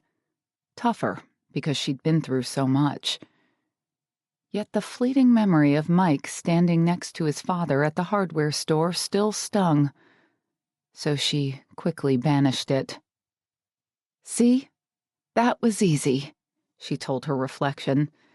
Then she staggered out and nearly hit herself with the door. Whoops, she laughed at her own clumsiness, but her smile disappeared when a man yanked her into the dark hall, causing her to smack her head on the payphone. Ow, she complained. What kind of proof? Whoever held her pinned between the phone and the wall smelled of alcohol and stale sweat. Lucky blinked and tried to distinguish the face swimming above her own. She couldn't make out the specific features, but judging by the man's size, it had to be Smalley. What? She replied in confusion. My father wants to know what you have. So he sent his own son to find out the dirty details? Doesn't he care about your opinion of him? I don't give a damn if he slept with your mama. You think that's news to us? Well, it ain't. He's a man, and a man has needs. It's that simple. What about your mother's needs? she asked dryly, beginning to sober. "It's nothing against my mother, and I'm not going to let you make it something either. A man's private business is a man's private business." "Your father's a public figure, which changes the rules a bit." Lucky tried to jerk away, but he had too strong a grasp on her arm and seemed to be enjoying the way his jagged fingernails bit into her flesh, revealing wide-spaced, plaque-covered teeth that made her wonder how his wife ever kissed him. He grinned. "My father has an impeccable reputation, and that's how it's going to stay. It's nothing that he slept with Red. Hell, everyone slept with her, even me and my brother. A whore's a whore." Remembering the journal entry labeled Graduation Night, which included John and Smalley's names, brought bile to the back of Lucky's throat. She knew she was nothing like her mother, that she and Red had never understood each other, but that fact was never more apparent than at this moment. "Let go of me, you idiot!" Grabbing her by the hair, Smalley banged her head against the payphone, harder this time, so the dim light above them began to swirl, and his voice ebbed in and out. "If you think I'm gonna let a whore's daughter ruin my daddy's career, you've got another thing coming, sweetheart." Lucky's knees buckled and she began to sag. "Just remember, you'd better mind your P's and Q's, little Miss Lucky, or your luck's gonna run out." With that, he let her go, and she slid down the wall. Boot heels thudding on wooden boards cut through the fog in Lucky's brain, and a swaying sensation nearly made her sick.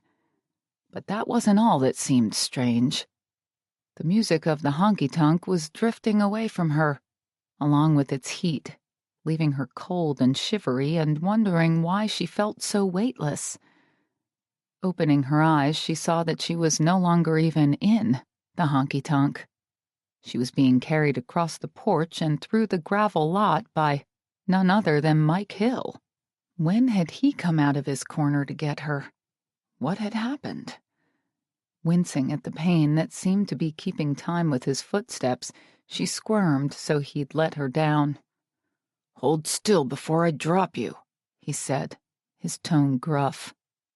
Lucky stopped moving, but not because he commanded it. She'd realized almost instantly that she didn't have the strength to stand yet, and didn't want to crumple to the ground in front of him. The cold, starlit sky spun around her, and nausea rose and fell in her stomach like great waves. What happened? She let her head fall back against him because it suddenly seemed too heavy for her neck. "Nothing too earth-shattering," he responded, his voice rumbling through his chest. "From what I can tell, you got drunk and passed out and have a nasty bump to prove it. When you went to the restroom, you never came back. I nearly stepped on you when I went to see why." He was talking too fast. "I passed out? Does that surprise you?" "Considering I've never passed out before in my life, yes." "That's what happens when you drink too much." "I never drink too much." "You did tonight." She thought about that for a moment. "But am I supposed to have a hangover while I'm still drunk?" "I don't think alcohol agrees with you." "It agreed with me just fine until—" Suddenly, the memory of Smalley leaning over her, his hand squeezing her upper arm, came back. "Until what?" he said, his breathing growing slightly labored as they neared his SUV. "Never mind. Put me down. I'm fine. My car's not far. I can make my own way home from here." He braced her against his Escalade while digging in his pocket. "Mike," she said, when he made no move to release her. "You can't drive." He came up with his keys and popped the locks. "Then leave me here if I'm so drunk. I'll go inside and get a cup of coffee, sit a while until I sober up." And try to avoid Smalley and his brother and father. Mike managed to get the door open, then pushed her into the passenger seat of his SUV. The interior smelled like aftershave and leather. She was tempted to close her eyes and lie back on the seat, but she remembered all too vividly what had happened the last time she'd let him take care of her, and how carefully he'd kept his distance since then. "Would you want to spend more time with me if I wasn't Red's daughter?" Yes. Which meant the opposite was also true. "If you're not careful, you could be seen with me," she warned as he fastened her seatbelt. "And we wouldn't want that. Other people might figure you sort of like me. You could lose head honcho status in the We Hate Lucky fan club." He grimaced at her sarcasm. "You're not a pleasant person when you're drunk." "That's pretty funny since it doesn't seem to make any difference whether I'm pleasant or not," she said, but her head hurt too much to laugh, or even to angle her face to observe his response. He hesitated, as if he wanted to say something else. She glanced up expectantly, despite the pain, but he simply clenched his jaw and slammed the door. "What about my car?" she asked, when he climbed behind the wheel. "What about it?" "I can't leave it here." "Why not?" "People will think I'm sleeping around. Well, they'd never believe I went home with you, but they'll think I went home with someone." His eyebrows shot up. "And considering what they already think, that matters to you?" "Of course it matters." "Why? In the past, you reveled in your bad reputation." "I only let people think what they want to think," she grumbled. "The fact that there's no real basis for their beliefs makes them look like idiots." He started the car, backed out, and turned onto Main Street. "So you're laughing at us?" "Laughing?" she said incredulously. "I haven't been laughing at all." The seriousness of her answer somehow changed the mood in the Escalade and gave Lucky the impression that she might be giving away too much. "I'll finish this conversation when I'm sober." "Is that why you waited?" "For what?" "You held on to your virginity until you were 24, just so you could snicker behind everyone's back." She'd hung on to her virginity for so long to prove to herself that she wasn't anything like her mother. But she couldn't explain that to Mike. It was a complex issue she wasn't sure she understood herself. She just needed to wait. For the right man, a voice in her head whispered. She tried to block it out. "Maybe," she said. Propping her chin on her fist, she stared out the window as the businesses flew by, all closed and dark now. "And is that why you came to my room that night in my place? To show me what an idiot I've been?"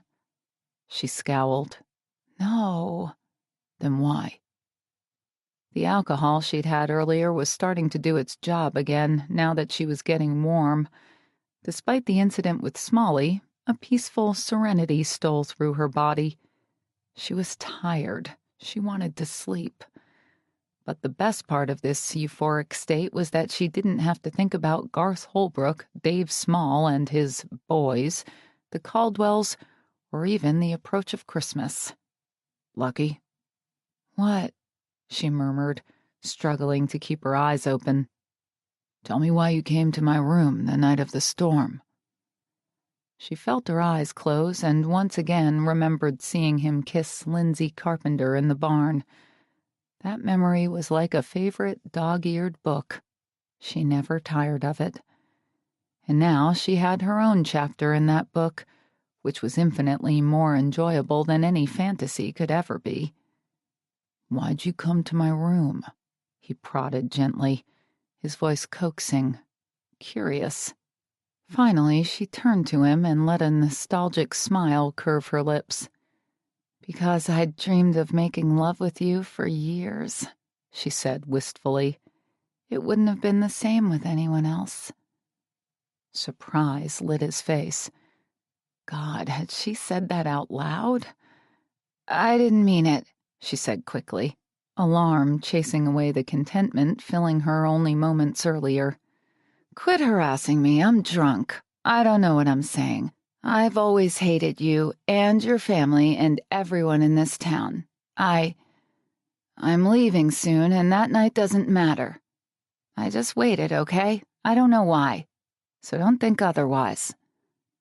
A frown settled on his face, but he did nothing to reveal his thoughts, and when he pulled into her drive, she couldn't scramble out of his SUV fast enough.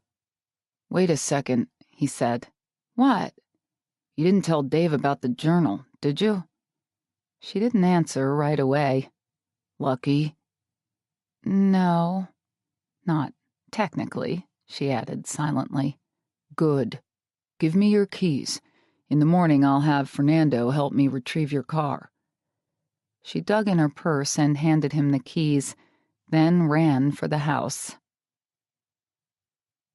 Mike wanted to follow Lucky inside.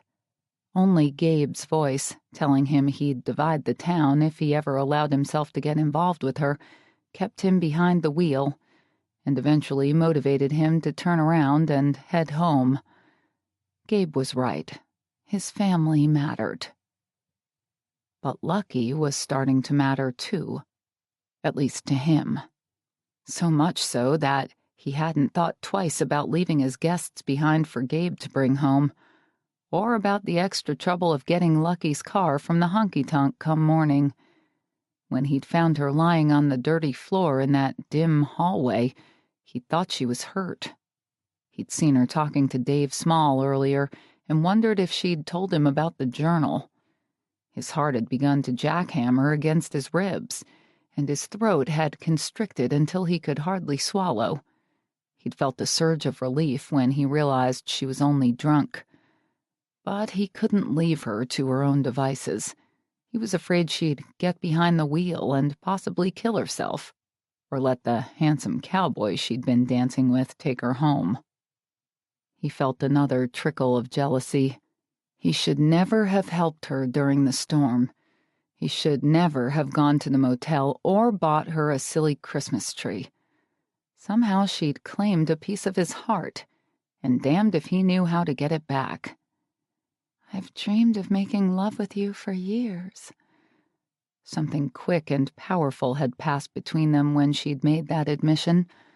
She'd looked up as if she was shocked she'd let the words escape, and he'd seen a soul-deep hunger in her eyes. Before he could react, the shield of belligerence and indifference Lucky used to keep others at a distance had snapped back into place, and she'd begun to vehemently deny what she'd already stated so clearly. But Mike was beginning to understand. The harshness of her words, her whole belligerent attitude, really, concealed a vulnerability she didn't want him or anyone else to know she possessed. She wasn't what his family believed. But he knew they'd already made up their minds about her and would never be willing to see her any differently. Hell, they'd probably hate her even if he could prove she was a saint. With a sigh, he pulled up in front of his house and cut the engine. He felt a growing suspicion that Lucky was a deep, loyal, generous woman. He was becoming more convinced of that every day. But this time, being right wasn't going to matter. Lucky woke up with a headache, a reluctance to remember last night, and a sickening surprise on her front porch. Someone had stuck a crudely made sign that said, "Go away, bitch," in a dog pile and placed it just outside her front door. She was sure one of the Smalls had left it, but the negative sentiments they expressed seemed to hit her harder than usual. Maybe that was because it was only 3 days before Christmas, a time supposedly dedicated to loving and giving. And she knew the Smalls weren't the only ones who wished her gone. No one wanted her here, not even Mike. Grimacing at the stench, she used a shovel to carry the dog pile to the garbage can and back. Then she scrubbed her mat, wondering what she was going to do with the lonely day stretching before her. The town was busy enough. There'd be last-minute Christmas shoppers clogging the drugstore, and little old ladies with blue hair trading holiday recipes at the deli counter at Finley's. But the hustle and bustle and smiles all around, which most often turned to frowns when she caught someone's eye, would only make her feel worse. She'd planned to spend these days searching for her father, but the way she'd been treated by Garth Holbrook and Dave Small made her glad she hadn't been able to locate Eugene Thompson. Thank God for small favors, she muttered, and considered flying to Washington for real. When she'd called them, her brothers had muttered the same obligatory invitation they extended every year. She could go. But now that they were married, Lucky didn't want to intrude on the peace and tranquility of their Christmas. She didn't know their wives very well, and the emotional baggage she carried made her brothers uncomfortable. Invariably, they'd disagree over something, or she'd want to have a meaningful conversation they couldn't handle. Still, seeing her nieces and nephews held significant appeal. Picking up the phone, she dialed Sean's house. "Who is this?" a small voice instantly demanded. Lucky laughed. "It's Aunt Lucky. Who's this?" "Trisha?" Her 5-year-old niece. "Hi, Trishy. You sound as though you've been up for a while." "I always get up early." "I'll bet. Are you all ready for Christmas?" "Yep. I sat on Santa's lap at the mall." "What did you tell him you wanted?" She listed several items she was hoping he'd deliver, none of which was a Barbie. "Did you get my present?" Lucky asked, wishing she'd opted for the board games and books she'd almost purchased. "Daddy made me put it under the tree. He said I can't open it until Christmas, but I told him you wouldn't mind. Can I open it early, Aunt Lucky? Can I, huh? Please?" I'll see if I can talk your daddy into it, okay? Is he around?" Trisha squealed and dropped the phone. Lucky was sure she'd have to hang up and call back, and was about to do so when her brother finally answered. "Lucky?" "Hi, Sean." "How are you?" Her answer, of course, had to be fine. He didn't want to hear anything else. "Good. You?" "Great." For all she knew, he could have lost his job and his wife, and be suffering from a terrible depression, but his answer was as predictable and meaningless as hers. "I'm glad. You off work for Christmas?" "I've got 5 days. It's kind of nice, having time with the kids." "It would be." "What's happening in Dundee? Are you finished fixing up the Victorian?" "Not yet. My contractor has another couple of weeks once he starts again in January." "So have you decided to sell the house?" Lucky thought of Mike, which wasn't difficult since he was on her mind most of the time anyway. As much as Morris meant to her, as much as part of her longed to keep the house, she knew she couldn't hold out indefinitely. If Mike wanted the house that badly, she'd let him have it. "Yeah, probably." "Good."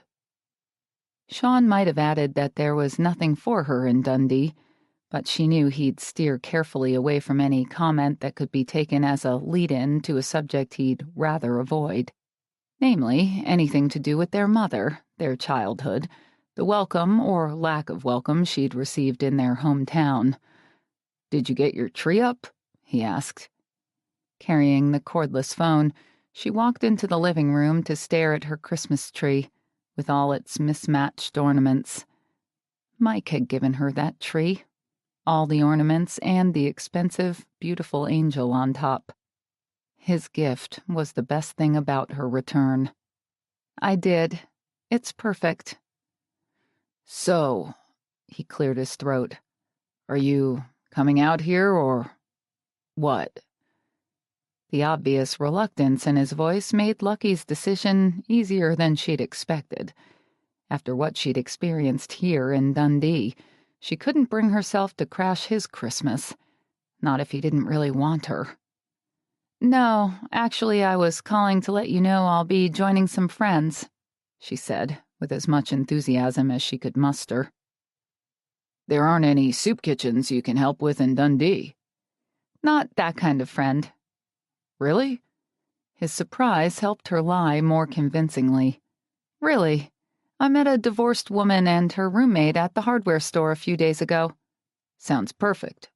I'm excited about it. Will you be spending the day with Kyle and his family then? That's the plan. Well, have a good time and give everyone my love. I will. We'll miss you. In a way, they probably would miss her. She was their baby sister, and she'd never doubted that they loved her. She just wished they had more in common. I'll miss you too. She almost hung up, then remembered her niece's plea. Oh, let the kids open the presents I sent, will you? Since I'm not going to be there, I don't see the point in making them wait. Will do. Did you get my card? Not yet. It's coming. Okay. Merry Christmas, she said, and hung up. At least now she had something to do, she told herself. She had to go shopping and buy enough groceries and supplies that she wouldn't have to go out again, so she could pretend to be gone for the next several days. She didn't think anyone would be paying much attention. The Smalls had already made their point, and Mike would be too busy with his family and his own Christmas to notice what was or wasn't happening next door. But she had to be prepared, just in case. She didn't want him, of all people, to know she'd be spending Christmas alone. Chapter 15. Did you let Fernando go early or something? Standing at the copy machine, Mike turned to see Josh enter their office from the back. It only seemed fair. Tonight's Christmas Eve, and the office staff have been off for days. You want me to stick around and feed the horses later? Mike picked up the pedigree he'd been copying. I'll do it. When are you heading over to Mom and Dad's? Dinner's at 5, right? Rebecca wanted to go a little early so she could help out. Since you're taking care of the horses, I guess I'll go with her. Go ahead. He was anticipating several hours of solitude in which he could clear off his desk, but the phone rang as soon as Josh left. Mike grabbed the extension on Polly's desk. Mike Hill. I'm glad I caught you. It was Garth Holbrook. Mike recognized his voice right away. They'd recently had several meetings in conjunction with the senator's campaign and fundraising efforts. How are you, Senator? Good. And you? Busy as always. What can I do for you? I was wondering how well you know your neighbor. My neighbor? Mike had assumed Holbrook wanted to talk about the campaign. Isn't Lucky Caldwell living in your grandfather's house? She owns the place. I remember. She got a portion of your inheritance. Mike might have stated the situation that strongly before Lucky's return, but something, he supposed a touch of misguided loyalty, made him hesitate to do so now. I guess you could say that. From what I've heard, you've been after that place for years. Where was he going with this? That's true. Any chance she might sell out and move away? I don't think she's ready to sell yet. I've submitted plenty of offers, and the answer's always been no. What if I were to sweeten the pot by a couple $100,000? Make your offer too good to refuse. Mike jerked his head up in surprise. Why would you do that? I was hoping we could convince Gabe to forget about that remote cabin of his and stay in the old place next to you for a few years. He'd never let me talk him into moving to town, of course. Ever since the accident, he likes his privacy and the wide-open spaces. But you've got plenty of space out there, and I'd feel a whole lot better if he was at least a little closer, and I knew there was someone around to keep an eye on him. So this call was about Gabe. That made more sense. Gabe was socializing, but only to the extent that his fundraising efforts required. In Mike's opinion, he was still too distant and remote to be functioning at a healthy level. Evidently, Garth agreed. I'd love to have Gabe next door, but I'm not sure he'd go for it. Have you talked to him? Not yet. I thought I'd see if we can get the house before making any waves. You know how stubborn he can be. Mike rubbed his chin. "I do." "So, will you call Lucky? See how much it'll take?" "I can't call her right now. I think she's out of town." Actually, he knew she was. Once Lucky's car had disappeared from in front of the Victorian, Mike had felt a profound sense of relief. He didn't have to worry about her being alone for Christmas, or about his mother or another member of the family bumping into her and saying something unkind. Better yet, he wouldn't be tempted to start the next big scandal, as he'd been tempted almost every night since her return. Lucky's admission of her feelings, and the fact that he knew she'd meant what she said despite her claims to the contrary, only made it harder for him to stay away. "Where'd she go?" Holbrook asked. "She mentioned spending Christmas with her brothers in Washington. Well, see what you can do once she gets back." Mike stretched the muscles in his neck as he imagined confronting Lucky with yet another offer. "Is there any hurry, Senator? She might be more amenable to selling when she's finished her renovations. I'd rather not wait. You're that worried about Gabe?" There was a long pause. "I'm that worried. And the new arrangement would be better for everyone. From what I hear, Lucky's a real troublemaker. To be honest, I don't think she's as much of a troublemaker as others claim," Mike said. "I spoke to your Aunt Corey the other day. She said Lucky really manipulated Morris. Most of that time, Lucky was just a child. I'm not sure she was as manipulative as she was needy. Everyone else pretty much agrees with your aunt." Maybe they do. Mike thought of how difficult Lucky was to get close to, how she refused to dispute anyone's assumptions about her, how she dared everyone in town to think the worst. They don't really know her. "And you do?" Mike realized he might have sounded a little too sympathetic, but he was tired of all the gossip and the fact that no one ever looked at the situation through Lucky's eyes. "I know she's proud and fiercely independent." She was also vulnerable, despite her desire to appear unaffected. Her hidden pain bothered him, made him want to defend her at every turn. "She's also pretty sensitive, although she doesn't come across that way." "You like her?" It was a statement, not a question, one Mike wished he could deny. But he refused to join the attack when Lucky already stood against so many. "I live next door, so I've had more contact with her." Holbrook sighed audibly. "Is something wrong, Senator?" "No." Another pause, then. "Just see what you can do when she gets back." "Okay." After he hung up, Mike sat on the corner of Polly's desk, staring off into space and wondering why he wasn't more eager to act on the senator's call. He'd always wanted the house.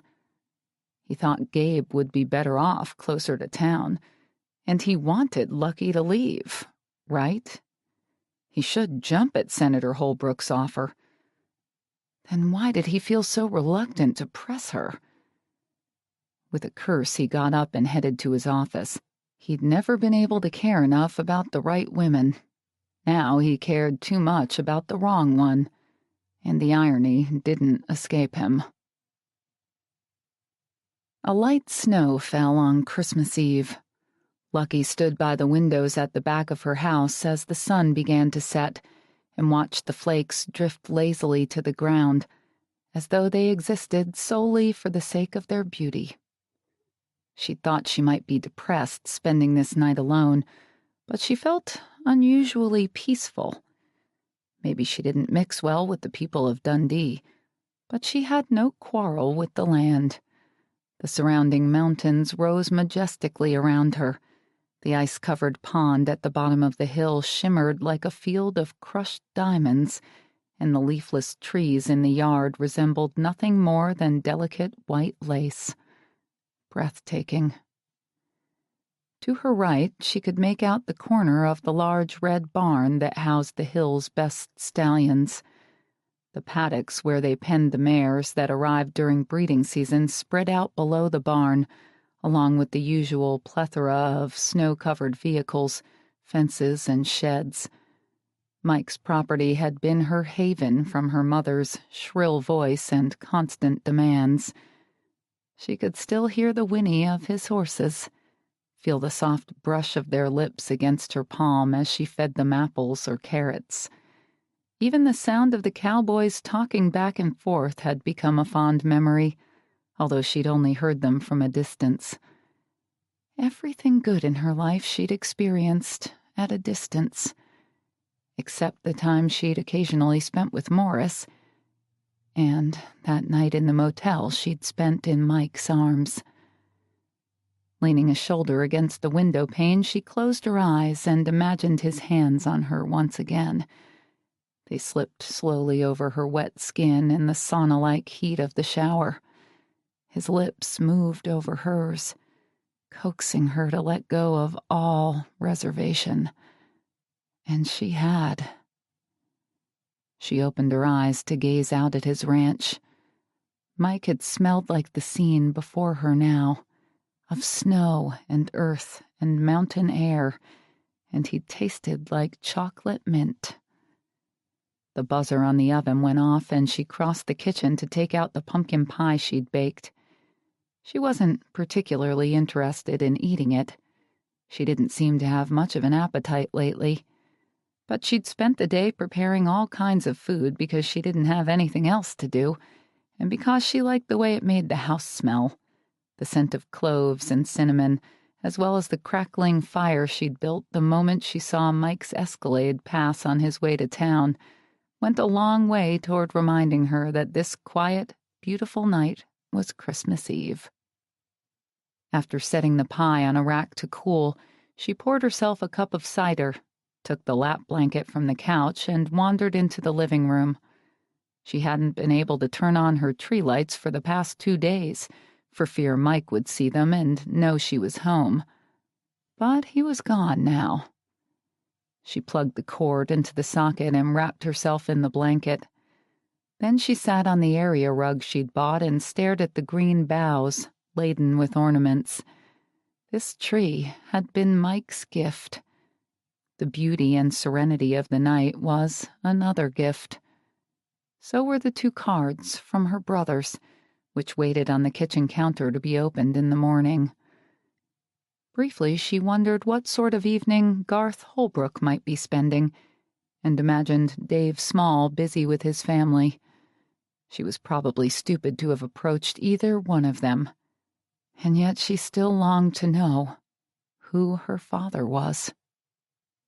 Lucky considered trading her apple cider for a glass of wine to celebrate the biggest holiday of the year, but her eyelids were growing heavy, and she couldn't make herself move.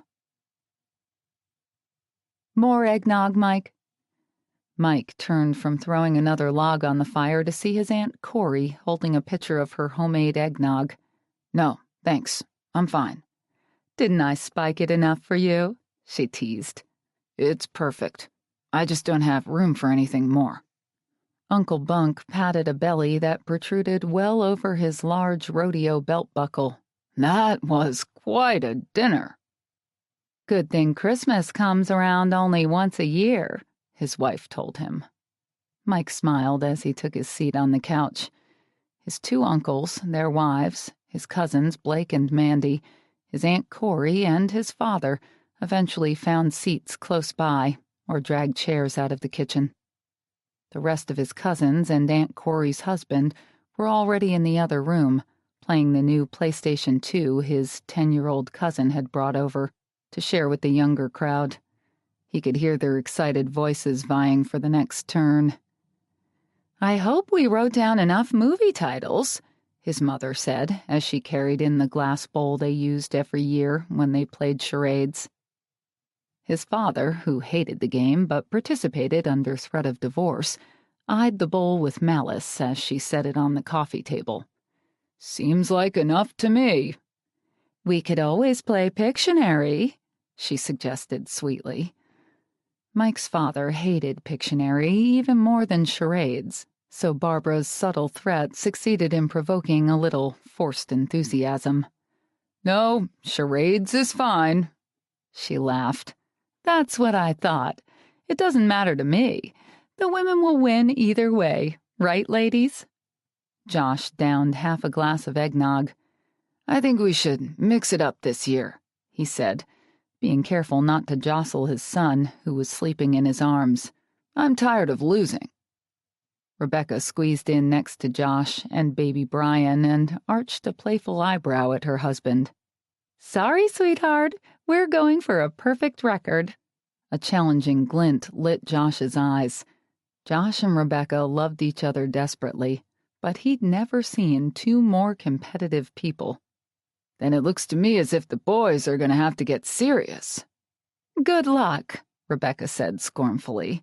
Maybe we should have some pie before we start, Mike's mother suggested. The entire room groaned in unison. We're too stuffed right now, Aunt Corey said. Okay. Mike's mother sat on the arm of the recliner his father had claimed. Who goes first? They played for more than an hour, stopping only when everyone nearly fell off their chairs, laughing at Rebecca's imitation of a samurai. As the women gloated over their latest win, Mike started for the kitchen to get another glass of wine, but Aunt Corey grabbed his arm before he could take more than 2 steps. Hey, Mike, how's your love life these days? Not too good, he said. I've been too busy to date. She grinned knowingly. That's not what I heard.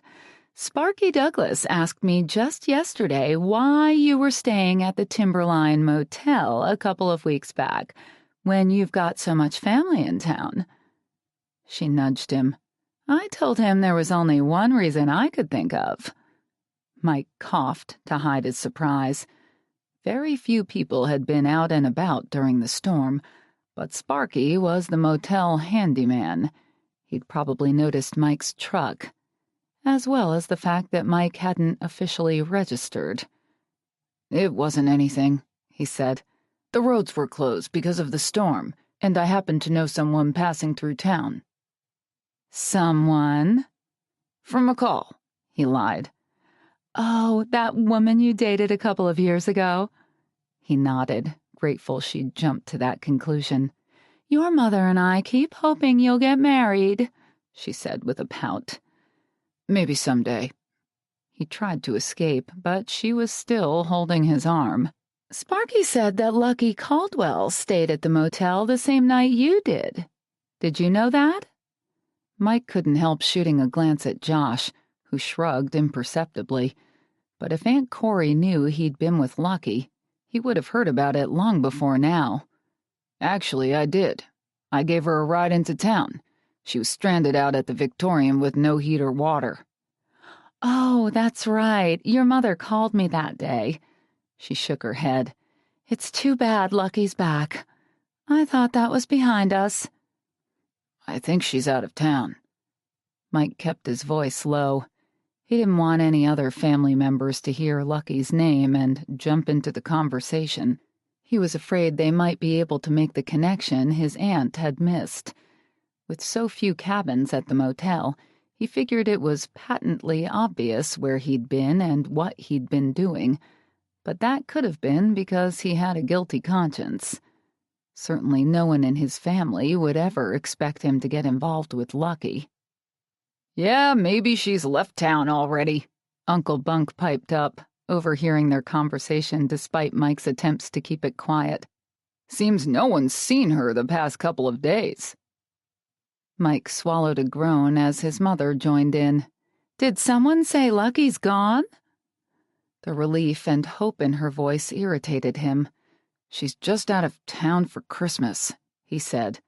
What makes you think she's out of town? Rebecca asked, coming to take her son, who was wide awake and demanding to be fed. Now pretty much everyone was listening. She has family in the Washington area. Rebecca settled baby Brian in her arms and threw a blanket over her shoulder to nurse. How'd she get to the airport? Mike shoved his hands in his pockets in an effort to appear as uninterested as possible. I guess she drove. She couldn't have. Her car's parked behind the Victorian. Mike blinked at his sister-in-law as he tried to assimilate this information. Her car's where? Behind the house. We saw it this morning when we went riding, didn't we, Josh? Josh frowned, as if he'd rather not say. Josh, Rebecca repeated. He nodded, grudgingly. His mother shook her head. I knew it was too good to be true. Mike tried to look indifferent, but felt a scowl descend instead. She probably had someone give her a ride, he said, and Josh added a maybe. But Mike was far from convinced.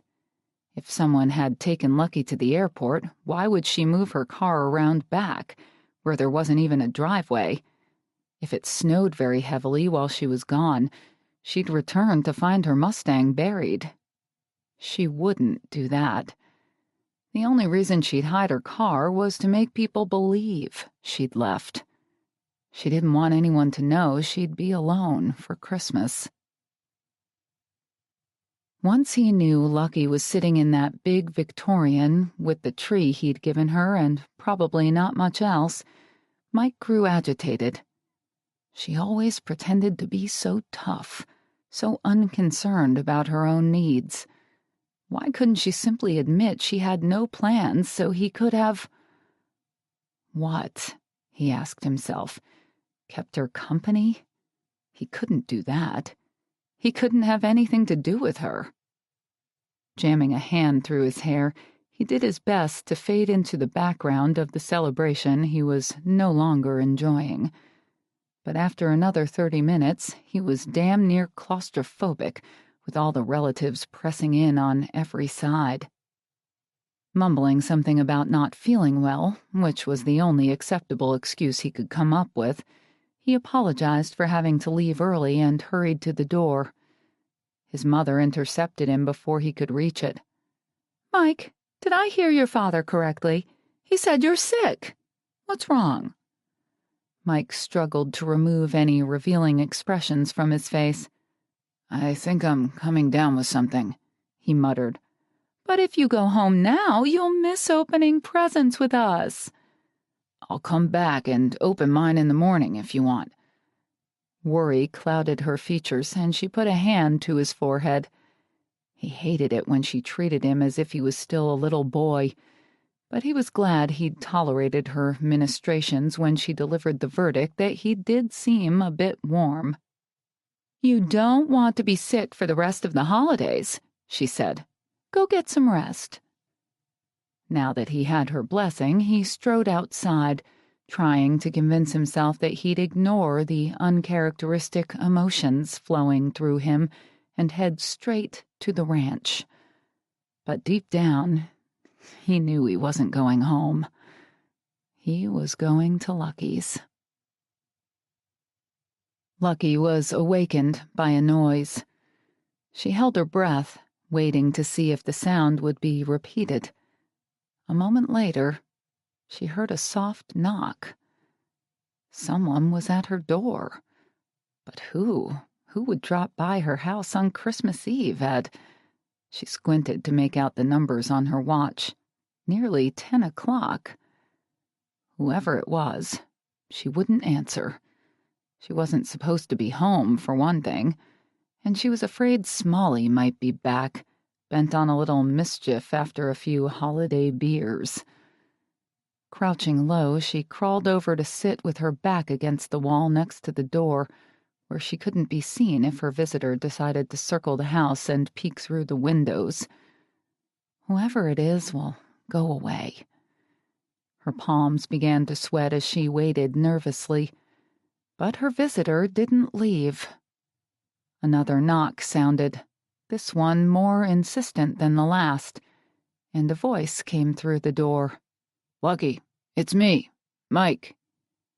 Lucky covered her mouth. She would have preferred Smalley. Why wasn't Mike with his family? Had he come home early and spotted the Christmas tree lights?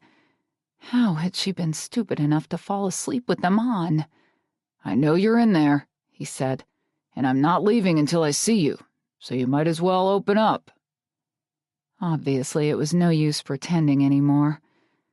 With a sigh, Lucky stood and unbolted the lock. She hated appearing pathetic, especially to Mike or his family, but there wasn't any way to avoid looking pathetic tonight. How many other people spent Christmas alone?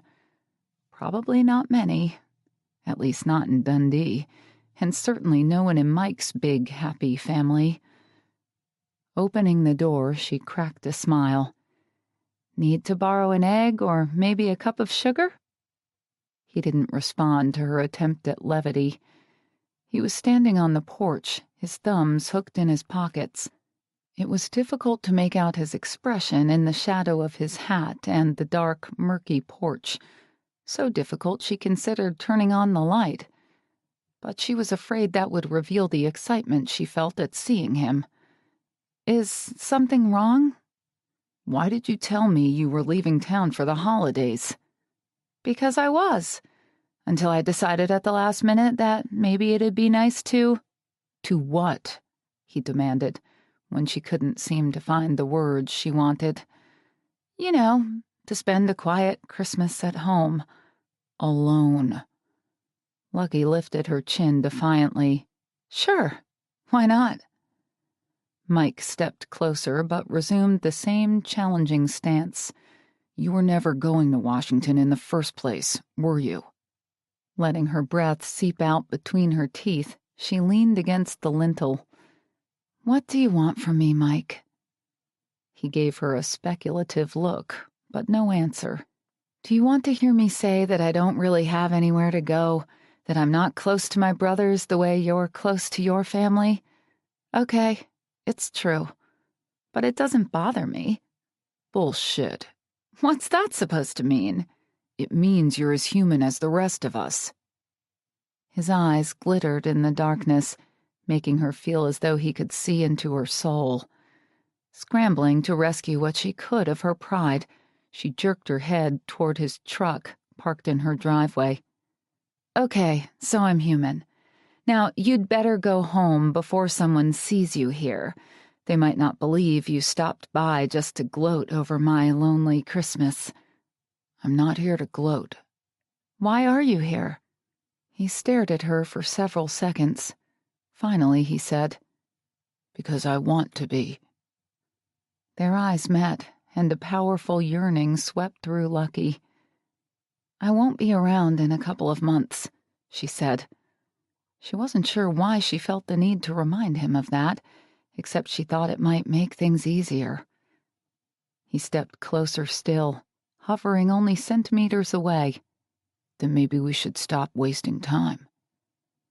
Lucky's heart skipped a beat at the promise in his voice. Mike. He ran a finger along her jaw, then lowered his head to press his lips against hers, silencing her with his kiss. She let her eyelids flutter shut at the sweet, gentle contact and felt his hand come up to support the back of her head. I want to stay the night, he said softly. Lucky's breath caught in her throat, but she opened her eyes and said what she knew was best for both of them. You should probably go home. He must have recognized the lack of conviction in those words, because his arms tightened around her. If I went home, I'd only come back. She let her lips curve in a seductive smile. What if I didn't let you in? I'd beg, he whispered, trailing kisses down her neck. Lucky couldn't help chuckling at the thought of Mike Hill begging at her door. No, you wouldn't. I would, on my knees. More kisses, lightly grazing her skin, sending goosebumps down her spine. Would you still turn me away? If I knew what was good for me, I would. His hand curled possessively around her bottom. We'll worry later about what's good for us. The little sanity Lucky had left acknowledged the temporary nature of what he proposed, admonished her to pull away and demand he leave. What was the point of falling even more deeply in love with a man she couldn't have? But it was Christmas, a magical night when anything could happen. Knocking his hat off, she threaded her fingers through his short, straight hair, and her tongue met his in a passionate kiss, a kiss that held nothing back, that said everything she couldn't. "I'll take that as a yes," he told her, his teeth glinting in a devilish grin. Then he swung her up, cradling her against his chest, kicked the door open wider, and carried her into the house. "What about your truck?" she asked, when he paused to close the door behind them. "I don't know. Ask me again when I can think of something besides you." Chapter 16. "Why aren't you closer to your brothers?" Reluctantly, Lucky roused herself from dozing contentedly on Mike's bare chest. The room was cool because she liked it that way at night. Typically, she burrowed beneath her down comforter and a couple of old quilts to create a warm cocoon. But her bed had never been more comfortable or warmer than it was now, with Mike in it. "I admire my brothers, but—" She hesitated, searching for a diplomatic way to state the situation. "They understand each other better than they understand me." "What's not to understand?" His fingers skimmed her hair lightly. "Don't you find me wildly complex?" She was teasing, hoping to distract him from his serious tone as well as the bent of his questions, but it didn't work. "You are wildly complex. I've never met anyone like you. You'd cut off your nose to spite your face if you thought it might salvage your precious pride, something I'm too practical to understand." He pulled the blankets higher. "But I already know that. What I don't understand is why your brothers aren't taking better care of you." She rolled her eyes, even though she was still lying on his chest and knew he couldn't see her do it. "Would you quit it? I've been taking care of myself since I was 18. Actually, I was taking care of myself long before that." "Still, they've let you down." "It's late. Aren't you tired?" "You don't want to talk about this?" "No." "Why?" "Our families are our families. I don't want to discuss yours either." His hands climbed up her back, kneading the muscles that had tensed in the last few minutes, willing her to relax. "I can see not wanting to talk about mine," he said, "but I don't understand why Sean and Kyle left you here alone on Christmas. It makes me angry." "I told them I'd met a friend, okay? I didn't want to go to Washington." She started to shift away, but his arm tightened around her. "Don't withdraw. We can do more than make love, can't we?"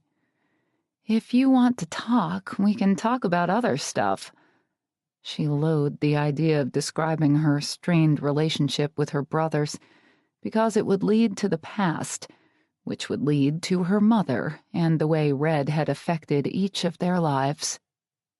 Lucky both loved and hated her mother, and trying to sift through those conflicting emotions was too painful, especially with Mike, who saw only her mother's bad side, who could never understand the complexities of loving a mother like Red. "Other stuff?" he repeated. "Yeah." "Like the weather? We can talk about that, right? How about the progress of the repairs? Is that superficial enough?" Pushing away, she sat up. "What's gotten into you?"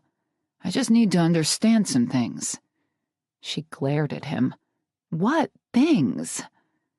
He regarded her evenly, the seriousness of his expression plainly visible in the silver moonlight falling gently through the window. She thought the edge in her voice might make him back off, but he only seemed more determined. "I want to know why you've hung on to this old place, for one. I also want to know what you did during the 6 years you were gone, what you plan to do with the next 6. And I want to know why you've never been with another man and can't trust anyone enough to lose the wariness that insulates you from everyone and everything." Whoa, this was more than she'd expected.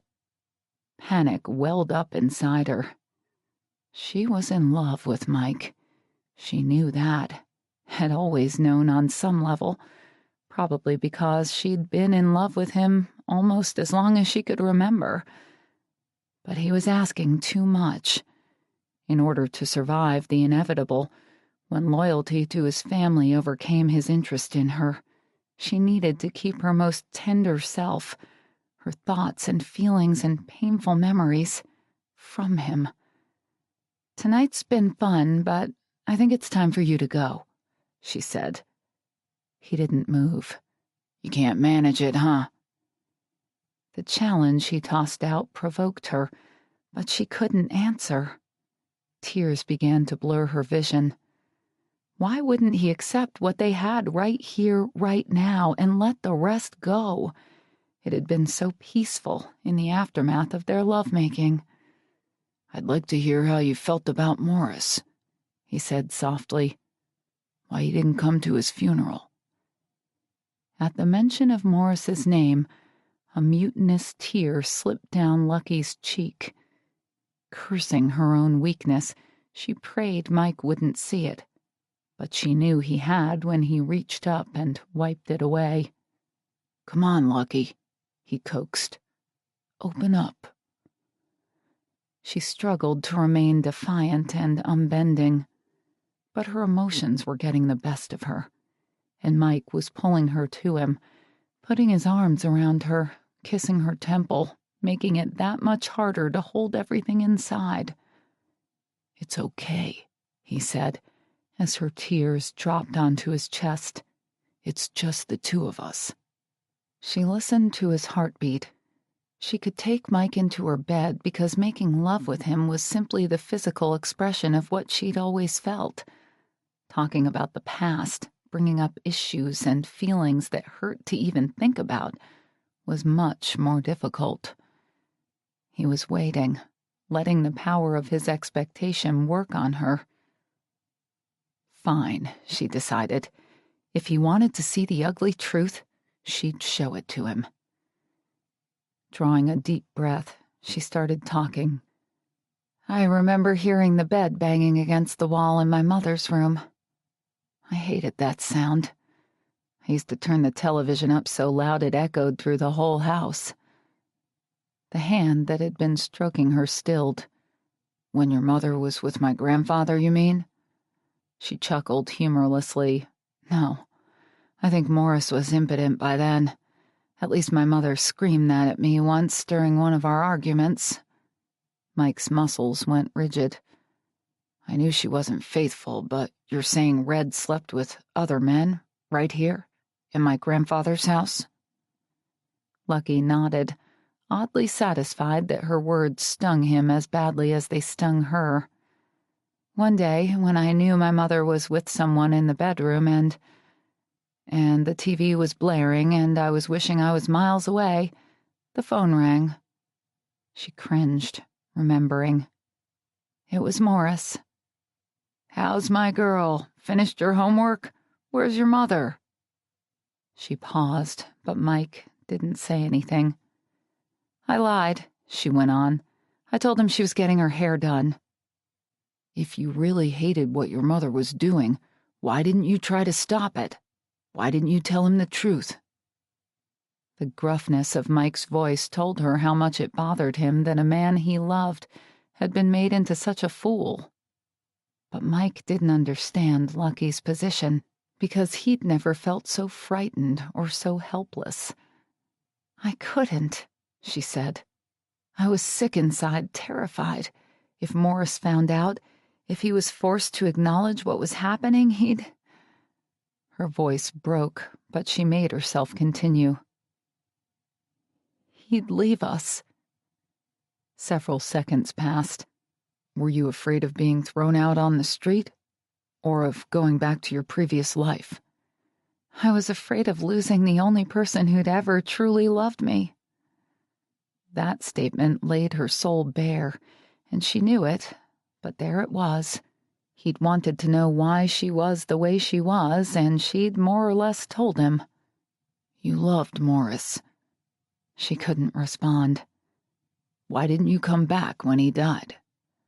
"Because I didn't want to see my mother, and I knew my presence would only upset your family, which would bring my mother into the situation again and turn Morris's funeral into a circus." Silence fell as he continued to knead her back. "Was it a good service?" she asked. "It was." He put a finger under her chin and raised her face toward him. "Who were the men your mother slept with? Do I know them?" "I won't tell you that. It'll only make you hate them." "Some of them are probably my friends." "Maybe not friends, but certainly acquaintances." When he cursed, Lucky sat up and dashed an impatient hand across her wet cheeks. "You're the one who wanted to know," she said accusingly, and started to get up. "I'll help you find your clothes." He grabbed her arm. "Lucky." "What?" "Come here." "No." "Yes. Sleep with me for a little while." "I don't need that," she said. "Please don't feel you have to stay for me." The last thing she wanted from Mike Hill was his pity. "I'm not doing it for you." He ran a finger down her arm. "I'm doing it for me." Mike breathed deeply, taking in the fresh, clean scent of Lucky's hair. The sunlight inching across the bedroom floor made him all too aware that he needed to get up and see to the horses. Fernando was off for Christmas. But it was Christmas for him, too, and he didn't want to leave Lucky. Sliding his hand up her bare stomach to cup her breast, he leaned over to see her eyes flutter open. "Is it morning already?" she asked, blinking up at him. "Yes." "I didn't think you'd still be here." He hadn't planned on staying the whole night. "What's the matter?" Lucky murmured, gazing up at him. He was frowning at some red marks on her neck, probably from the chafing of his whiskers, but he couldn't help admiring the disheveled look of her hair, the endearing sleepiness in her face. Her expression was about as unguarded as he'd ever seen Lucky in daylight. "A certain saying." "What saying?" He kissed her neck to make up for the redness. "Between a rock and a hard place." Her eyes narrowed. "And I'm sure that has nothing to do with me." "Nothing whatsoever," he lied and rolled onto his back, taking her with him. "You never moved your truck," she said, resting her chin on her hands and looking down at him. Chuckling, he toyed with the ends of the long, thick hair that had swept over his body, as soft as silk, when she'd kissed his chest and then his stomach, before moving lower. "You kept me too busy." She gave him a wicked grin. "Don't blame me if you get caught." "But it was your fault. I didn't have the strength to leave. It's hard for an old guy like me to keep up with a young woman like you." Her brow furrowed. "Young woman?" "Excuse me. Woman." "Don't," she said. "Don't what?" "Young woman, old guy," she repeated. "Where's that coming from?" "I'm nearly 40, Lucky." "Oh, I didn't know."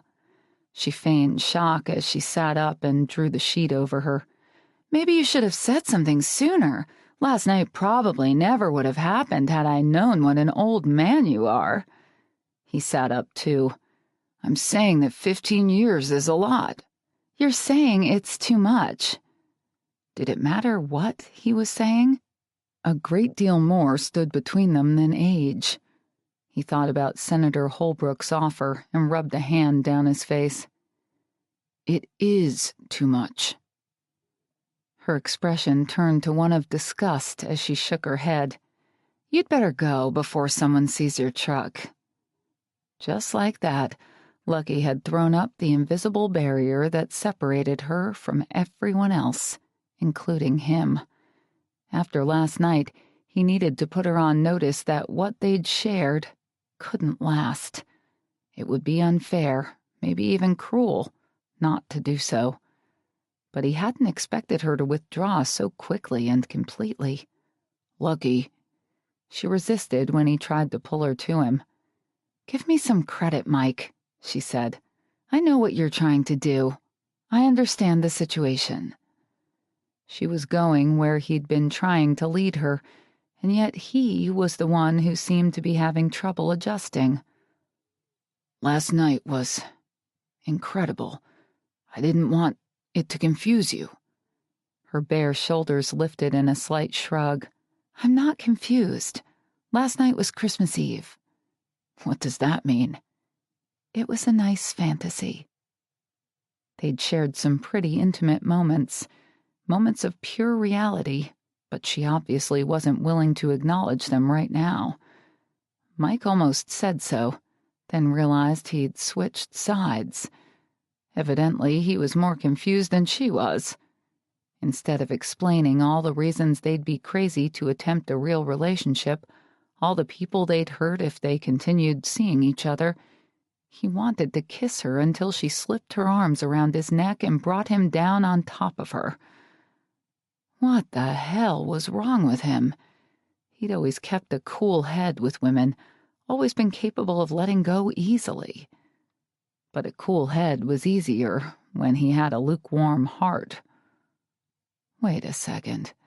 His heart wasn't really involved in this, he told himself firmly, and got up to gather his clothes.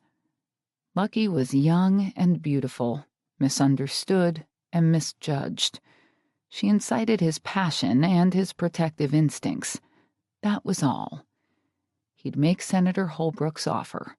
Just not today. Today he'd go home and gain some perspective. Somehow. But pounding at the front door surprised him before he could even pull on his pants. Lucky felt the glower slide from her face as the knock downstairs came again. What should I do? Mike started moving more quickly, trying to get dressed. Who do you think it is? Anxiety joined all her other mixed emotions. I have no idea. The only person who ever comes over is Mr. Sharp, and he's off until after the 1st of the year. He zipped his pants, but didn't bother to button them because he was in too much of a hurry to find his shirt. Maybe if I don't answer, whoever it is will go away, she said, but she knew that wasn't very likely when another knock sounded, more insistent than the last. Go ahead and answer it, he said.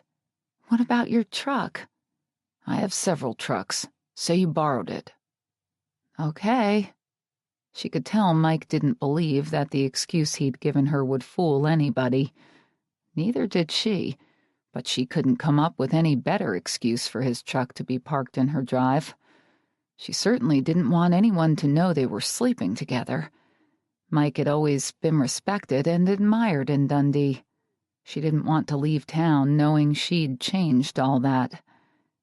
Grabbing her robe, she pulled it on and hurried from the room. I'm coming, she called as she neared the door. Whoever it was stopped pounding. Stepping to the window, she parted the drapes to see the back of a man close to Mike's height, with shoulders just as broad. When he turned, she realized it was his brother, Josh. Oh, no, she breathed, and cast a worried glance over her shoulder, wondering if she should warn Mike before she answered the door. Damn it, Lucky, the voice came from outside. I know he's in there. Open up. Josh had probably already confirmed that Mike wasn't at the ranch. With Mike's truck at her place, Lucky didn't see any point in playing games. They'd already been found out. Making sure her robe covered her well, because there wasn't much dignity in being caught in such a situation, she opened the door to a flushed but still handsome Josh Hill. His jaw hardened as his gaze ran over her disheveled appearance. Where is he? Lucky's spine stiffened at his icy tone, but before she could respond, the stairs creaked. Mike came down, fully dressed, and answered for her. Here. What do you want? Josh's eyes met Mike's, and a challenge seemed to pass between the two brothers. What the hell are you doing? Mike scowled darkly. Mind your own business, little brother. This is my business. It's Christmas. Hardly the time to take this kind of... He eyed Lucky with no small amount of contempt. Risk? Yet your truck's parked out front for anyone to see. What are you trying to do? Make the holidays memorable by tearing our family apart? Get out of here before you say something that really pisses me off, Mike replied. You have no right to interfere. No right? Josh's hands flexed as though Mike's response angered him beyond words. You're choosing Red's daughter over your own family? A cheap fling with... Josh! Mike interrupted, almost explosively. I'm warning you. Watch your mouth. Lucky felt their powerful wills collide, feared they'd come to blows in her living room, and stepped between them. Mike moved her out of the way, and Josh seemed to pull his gaze from her only with considerable effort. You told Mom you were sick last night, he said to Mike. You've got something to say about that, too? Shoving a hand through his hair, Josh released what sounded like a frustrated sigh. Only that Mom's on her way out here. Lucky's breath lodged in her throat, and Mike blanched for the first time. What? She just called and asked me to check on you. She's worried because you're not answering your phone. Poor Mike, to be so sick on Christmas Day. She's bringing you the presents you left behind last night when you walked out on the rest of us. He shifted his gaze back to Lucky. Almost the moment you learned our new neighbor was here alone. Mike didn't respond. Lucky wasn't sure he was even paying attention. He seemed to be preoccupied, searching for something. Josh cocked an eyebrow at him. If you're hoping to find your hat, it's outside, which says more about last night than I really want to know. Lucky felt her face burn, but Mike acted as if Josh's words didn't bother him in the least. I'll grab it on the way out, he said, and turned to her. I've got to go. No kidding. Hurry. Stepping back so Mike wouldn't feel he owed her any kind of goodbye kiss or even a handshake, she gave him a polite nod. Enjoy the rest of the holidays. Mike hesitated. When he glanced at her tree, Lucky felt her embarrassment return as he seemed to notice that there wasn't a single present underneath it. But then he strode through the door and was gone, and she prayed he'd make it out of her driveway before his mother arrived. Mike refused to look at Josh as he stalked outside. He found his hat easily enough, fished his keys out of his pocket, and had nearly climbed into the Escalade before Josh addressed him. Once wasn't enough? His brother asked as he passed by on the way to his own vehicle, which was parked behind Mike's. Mike didn't answer, but he knew Josh was talking about that first experience with Lucky in the motel, which he'd admitted to him on the phone. What's going on, Mike? Josh pressed. Mike tossed his hat in the passenger seat. Nothing. Are you going to be able to stop seeing her? Mike scowled irritably. Of course he was going to be able to stop seeing her. He and Holbrook were planning to up the ante on the house until she couldn't say no, right? She'd be packing her bags within the week. Then she'd be gone, and he'd have no choice but to stop seeing her. Unfortunately, he thought it might take that drastic a measure to get her out of his head and his heart. I've got it under control, he said tersely.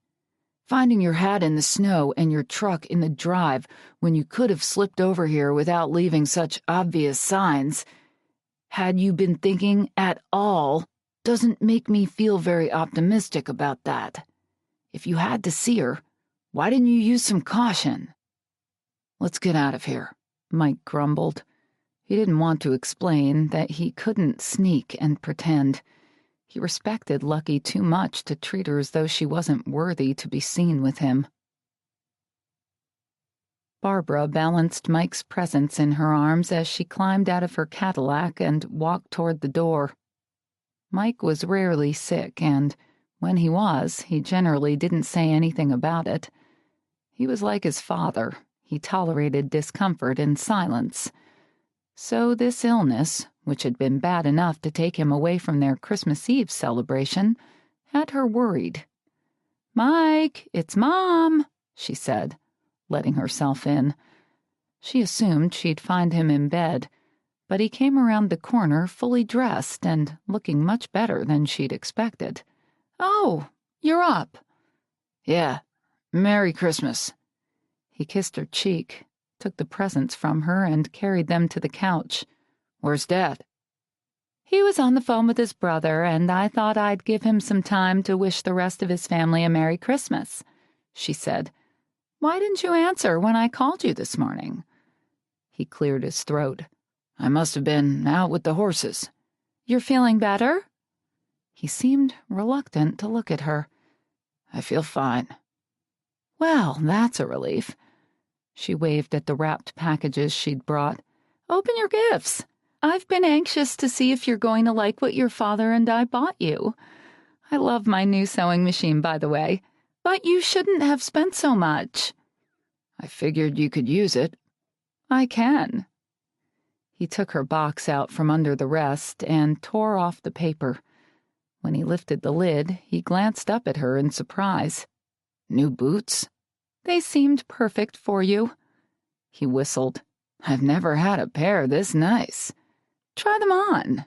She knew he preferred simple to ornate and had selected a black leather pair that didn't have snakeskin or anything too fancy. They were simple and masculine, like him. "They fit," he announced, standing up. Barbara smiled proudly as she watched him walk across the room. It was tough to believe her oldest was nearly 40. What a great kid he'd always been. He'd gotten into a few scrapes when he was younger, of course. Most kids did. But he'd turned into a fine man. Gratitude washed over her. She'd been afraid this would be a difficult Christmas with Lucky back in town, but Lucky hadn't affected the holidays much at all. How could Barbara feel bad about anything with two such wonderful sons? Getting up, she went over and hugged Mike. "I love you, you know that? You and Josh make me so proud." "Thanks, Mom," he said, but his voice sounded a little choked, and when she pulled away, she thought she saw a flicker of anguish in his eyes. "Are you sure you're okay?" she asked. He frowned and stared down at his boots. "Yeah." Chapter 17. Lucky spent the next few hours cleaning house and worrying about Mike's mother. She'd already vacuumed and dusted yesterday, before she started cooking, so the house wasn't dirty. But mundane chores kept her busy on a day when everyone else was with family and the stores in town were closed. She opened the cards from her brothers to find a $50 check from Sean and a Barnes & Noble gift certificate from Kyle, smiled at the pictures they'd sent of the kids, and stuck everything in her wallet. Then she waited for Sean and Kyle's call, which came mid-morning. She traded holiday sentiments with each brother, listened to her nieces and nephews talking excitedly about their presents, and hung up, tired of housework, but with the rest of the day yawning before her and nothing to do. After an hour of television, she decided to visit Mike's horses. She hadn't been over to the barn since she'd returned to Dundee, and at this particular moment, the stallion she'd always loved seemed to provide a cure for her aching loneliness. She dragged on her coat and boots and cut up some apples before heading out the door. Blue, cloudless skies stretched above her, but a chill wind almost sent her back for a hat and scarf. She wished Mike had called to let her know how this morning went with his mother, but she quickly redirected her thoughts. The way he'd held her and kissed her so tenderly last night had changed something inside her, something she didn't want to deal with. She needed to protect herself from Mike if she wanted to leave Dundee without a few new scars on her heart. Taking the long path around the back, because she didn't want to climb the fence like she used to when she was young, she felt warmer by the time she reached the barn. As she dusted off the snow clinging to her pants, she could hear the horses, could smell the familiar scents of hay and manure.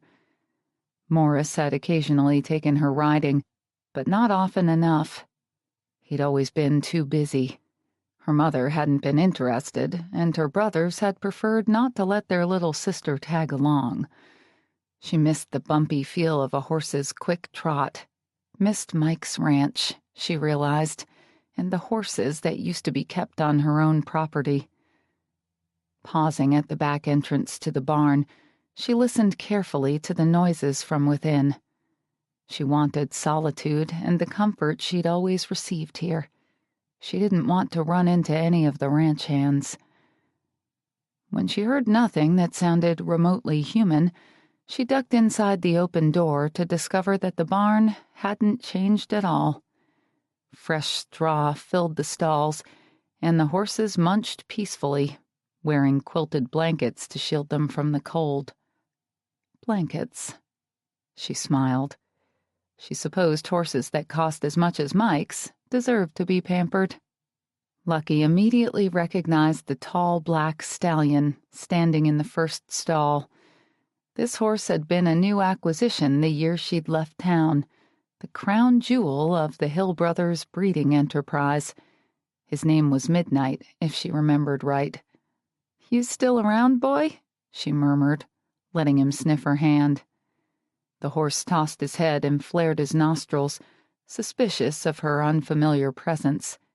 When she tried to stroke his nose, he pranced around his stall, swishing his tail. A slice of apple eventually brought him back to her. "That's it, big boy," she crooned as he took the apple from her open palm. "You're a beauty, aren't you?" After another apple slice, he actually let her pat his neck. "There you go." She grinned. "See? Don't tell anyone, but I'm not as bad as people think." "Is your true nature some sort of secret, then?" Her smile wilted. Because the ranch had seemed so deserted, she'd relaxed a little too much. Turning slowly around, she saw Josh standing at the entrance she'd just used. "Oh." She shoved her bag of apples into her coat pocket and started edging toward the opposite door so she wouldn't have to squeeze past him. "I'm sorry, I didn't know you were here. She jerked her head toward Midnight. "He's a beautiful animal. Congratulations." Pivoting, she set out in earnest, wanting to escape before she had to deal with any more of the contempt Josh had lavished on her that morning. But he stopped her with an unexpected comment. "I didn't know you liked horses." Her step slowed at his conciliatory tone. Yes, I do. And of course you have some of the best, don't you?" "Quality is important when it comes to breeding." "Exactly." "Were you hoping to see Mike?" She rubbed her hands together for warmth. "No, I was just saying hello to some old friends. I used to spend quite a lot of time in your barn." She chuckled. "Fortunately, I was better at going unnoticed then." "I don't mind you coming over to see the horses." She hunched against the wind that suddenly blew around the corner. "As long as I stay away from your brother, right?" "That's complicated, Lucky. My reasons are probably far different than you think." She doubted it. He didn't believe her good enough for Mike, and most everyone in town would agree with him. "Well, like I said, I didn't come here with Mike in mind, and what happened last night won't happen again. In any case, I'll be leaving soon." "How soon?" Obviously, she couldn't leave soon enough for him. "When the house is finished." "What are you going to do with it then?" Mike mentioned he'd still like to buy it. Josh removed his leather gloves and slapped them against his thigh. "So you're going to sell it to him?" She nodded. "Why?" Pardon me? Why are you finally willing to let him have it? She attempted a careless shrug. I don't know. There's no use letting it sit empty after all the work I'm having done. That's not very convincing, he said. What's not convincing? Your excuse. You've already let it sit empty for years. That's why it needs the work it does. Things change. You care about Mike, don't you? That's what's changed. Lucky ignored his soft-spoken words because life was easier when she held her cards a little closer to her chest. Did everything go okay with your mother? She asked, instead of answering. He balled his gloves in one large hand. Fine. Relieved, she said. That's good, and turned to go once more. But he spoke again. I can tell what Mike sees in you. You're attractive, young, bright. Not at all what we thought. But... She drew a deep breath and braced for the worst. But... He seemed to search for the right words. You have to realize that a relationship between you and Mike wouldn't work. Lucky. I might be able to live with it, learn to accept it, but my folks and extended family never could. Mike might be able to choose you over them for a while, but he already has problems with commitment, and this is a small, close-knit town. I'm afraid it would eat at him. Eat at you both. There's no danger of him choosing me. Last night, she'd imagined that Mike felt something for her, had reveled in those few short hours when his caring seemed so real. But she knew she must have been dreaming. She was such a pariah in Dundee that he couldn't even take her out in public, for crying out loud. I would never ask him to. Josh's eyebrows shot up. You care about him that much? Lucky scowled. She didn't like giving herself away, but she knew it would be futile to claim she didn't love Mike. Josh had read the signs too easily. Just take care of him after I'm gone, okay? He scuffed one boot in the dirt before glancing up at her again. I'm sorry. I wasn't trying to hurt you.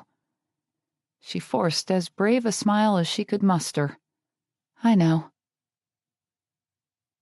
You seem distracted, Dad. What's going on? Garth Holbrook blinked and focused on his son, who was sitting in his wheelchair near the Christmas tree. Nothing. I'm just preoccupied with the campaign. He doubted Gabe believed him, but what else could he say? That he was worried sick? Ever since Lucky had dredged up the past, Garth couldn't rest easy about anything. Garth, can I get you a glass of wine? Celeste stood at the entrance to the kitchen. His wife was still pretty, if slightly plump. He'd always admired her blue eyes and dark hair, both of which Gabe had inherited. Garth's only wish was that he could reach her on a deeper level than the cordial partnership in which they'd always existed. He stared down at the torn wrapping paper and open boxes at his feet. What they'd given each other for Christmas this morning said it all, didn't it? She'd given him a tie, some new slacks, and a briefcase. He'd bought her an expensive set of pans and a butcher block of knives. All practical items, even though he'd wanted to give her something skimpy and transparent from the lingerie catalog that came in the mail. That idea brought a flicker of the sexual desire he worked so hard to ignore, but he quickly squashed it. He knew better than to buy Celeste anything revealing.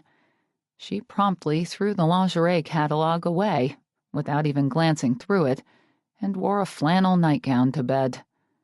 Now that she was long past her childbearing years, he despaired of enticing her to participate in anything she deemed nasty or vulgar. Wine would be nice, Celeste. Thank you. She looked at him a little oddly, and he realized he'd addressed her as formally as he would a stranger. He smiled to compensate. She nodded, apparently satisfied, and went back to the kitchen for his wine. Celeste believed cooking, scrupulous cleaning, waiting on him like a servant, smiling for the cameras and helping with various charities in town constituted being a good political wife. According to her own definition, he couldn't fault her. But there'd always been something missing, something he'd allowed Red to temporarily provide. Surveying the torn wrapping paper once again, he wondered what Lucky Caldwell's Christmas was like. Mike had indicated that she'd left for the holidays, which meant she was close enough to her brothers that she had somewhere to go. See, he told himself, she didn't need him. She had no business coming back here and destroying his life.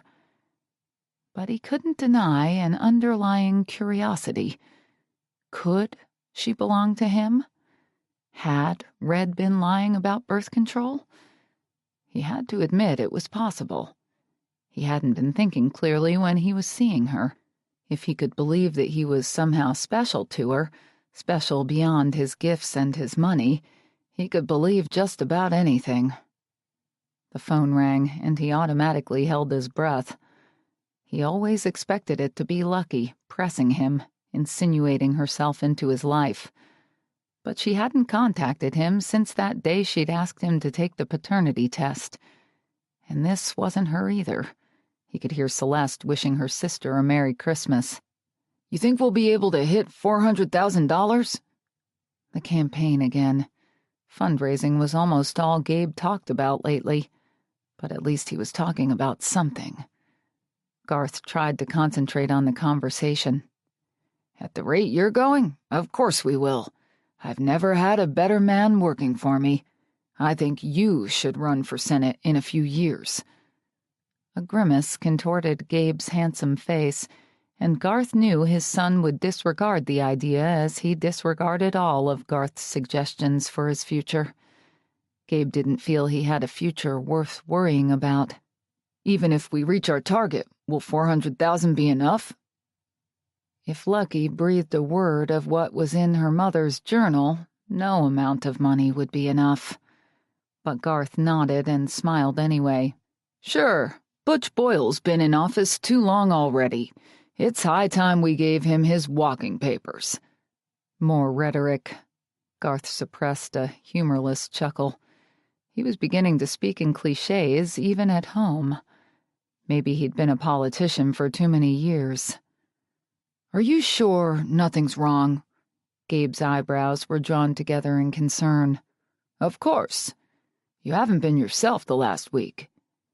Renee came marching into the living room, carrying Isabella, her youngest, who had candy cane smeared all over her face. "Grandma's not going to like you getting that candy stuck in her carpet," she scolded. "Yum!" Isabella responded gleefully, clapping her sticky hands. "It's a busy time of year," Garth said, so Gabe wouldn't glare at Renee. Unfortunately, Renee wasn't quite as preoccupied with Isabella as she'd first appeared. "Maybe Dad wouldn't have to worry quite so much if you'd quit feeling sorry for yourself, Gabe." An angry muscle jumped in Gabe's cheek, but Renee was down the hall before he could respond. Garth knew his daughter was right. Gabe needed to pull himself together, regardless of what he used to be. But he wasn't any happier with Renee. He'd taken her aside earlier and asked her to back off. Besides, getting Gabe involved in the campaign was creating more progress than Renee's verbal barrages, even if it was progress by inches. Shaking his head, Gabe started wheeling himself toward the door, which Garth knew he'd been itching to do almost since he'd arrived. He was on his way back to that damn cabin, where he stayed holed up for days and weeks at a stretch. But this time Garth put up a hand to stop him. "Stay with me today, will you, Gabe?" He'd tried to affect a casual tone, but knew he'd come across too seriously when concern clouded Gabe's blue eyes. Clearing his throat, Garth tried again. "This Christmas might be our last as a family, is important to me." Gabe's obvious confusion made Garth feel even worse. His crippled son didn't need anything else to worry about. But at least Gabe had stopped moving. After gazing at him for several seconds, he finally nodded. "Sure, I'll stay. Anything you need, Dad." Anything he needed. What Garth needed was a chance to go back and change the past. Mike frowned as Josh came into his house and slouched in the chair at the other end of the coffee table. "It's Christmas afternoon. Why aren't you with your family?" he asked, grabbing his beer and glancing away from the football game he'd been trying to get interested in for the past hour. "I thought maybe you could use some company, what with being sick and all." Josh grinned in an obvious attempt to lighten Mike's mood, but Mike didn't return the smile. "You don't have to babysit me, Josh. I'm not going back to Lucky's." "I'm not babysitting you. I just don't want you hanging out here all alone." "I live alone." Mike took a long pull on his beer. "How's today any different?" Josh hesitated until he had Mike's full attention. "Quit acting like it's no big deal," he said, all levity gone. "I know you're having a tough time giving her up." Mike opened his mouth to tell his brother that he didn't know what the hell he was talking about, but he couldn't get the words out. Get them out and make them convincing, anyway. He was having a tough time giving Lucky up, and Mike resented the fact that loyalty to his family seemed to dictate he should. "Think about it, though," Josh went on. "It's better to walk away now, before someone gets hurt. I can't see the relationship going anywhere in the long run. Can you?" Josh had a point there. Mike's relationships never went anywhere in the long run. He didn't seem capable of caring as deeply as other people, and had to be extra careful not to hurt the women he dated. But Lucky didn't seem to fall into the same category as those other women. Somehow she ducked beneath his defenses, made him forget everything and everyone else. He remembered her warm tears falling on his chest and the overwhelming anger he'd felt at what she'd endured as a child. Since when had he started feeling things so poignantly? "No, I can't see it going anywhere," he said, suddenly determined to find his old self. He'd been criticized for being too cavalier with women, but easy come, easy go had its benefits. "Yeah, well, she's too young for you anyway." Mike shot him a warning glance. "Maybe you should stop while you're ahead, little brother." Chuckling, Josh tossed a coaster at him. "There's the man I grew up with. You had me worried for a sec. I've never seen you sulk over a woman before." "I'm not sulking." Mike tossed the coaster back at him. "Don't you have somewhere to go?" "I do now that I know you're going to be okay." Josh stood and headed for the door. "Are you sure you won't come over in an hour or so and have supper with me and Rebecca?" "Are you kidding? Rebecca can't cook." Josh looked wounded. "She tries." Mike finally mustered a smile for his brother, who was so madly in love with Rebecca that he could eat charred toast at every meal if it made her happy. "She's learning," he said, in an attempt to be generous. "I'm just not hungry tonight. I'll tell her you're still too sick." "Good idea," he said. Then the door clicked shut, and Mike was alone again with his memories of last night. Lucky was glad to see the sun finally set. This Christmas had been the longest of her life. She knew the coming week, which many still considered the holidays, wouldn't move much faster, but at least the stores would be open. She could distract herself from Mike by going to the diner, getting a haircut, buying a few supplies at the hardware store so she could do some wallpapering. Even facing down Marge at the grocery store seemed preferable to sitting here by herself. The contrast between having Mike's arms around her last night while she slept and the certain knowledge that he wouldn't be coming back was too much. She couldn't wait for Mr. Sharp to resume the repairs, so she'd have the noise of his hammer or saw in the background. Fortunately, she was tired tonight. It was barely 8 o'clock, but She allowed herself a rueful grin. Thanks to Mike and his insatiable old man's appetite, she'd slept only a few solid hours when she was with him. If she went to bed, maybe she could block out everything that had happened and feel nothing for a while. She particularly didn't want to think about her conversation with Josh and the stark realization that he was right. The relationship she longed for with Mike would cost Mike more than she ever wanted to see him lose, especially when he had the loving, supportive, blood-is-thicker-than-water kind of family she'd always dreamed about. How could she expect him to give that up for her? The very foundation on which he'd built his life. She crawled into bed wearing 2 pairs of sweats, hoping the added layer of clothing would keep her from missing his warm body. But extra sweats were a poor substitute, and she jumped up 5 minutes later to change the bedding. She couldn't forget Mike when she could smell him so clearly on the sheets and pillows. She needed to make this her room again. But her memories wouldn't let her. So she took the bed apart and dragged the pieces, mattresses and all, into her mother's room, where she'd be certain to remember who and what she was, and why Mike Hill was completely out of reach. After she'd managed to put the bed back together, she finally fell asleep. But long before morning, she opened her eyes wide to stare at the glowing digits of her alarm clock. 11:00 p.m. Something had awakened her. But what? A moment later, she knew. She heard movement on the stairs. Someone was in the house. The hair stood up on the back of her neck, but she took a deep breath and told herself to calm down. It had to be Mike. Who else would it be?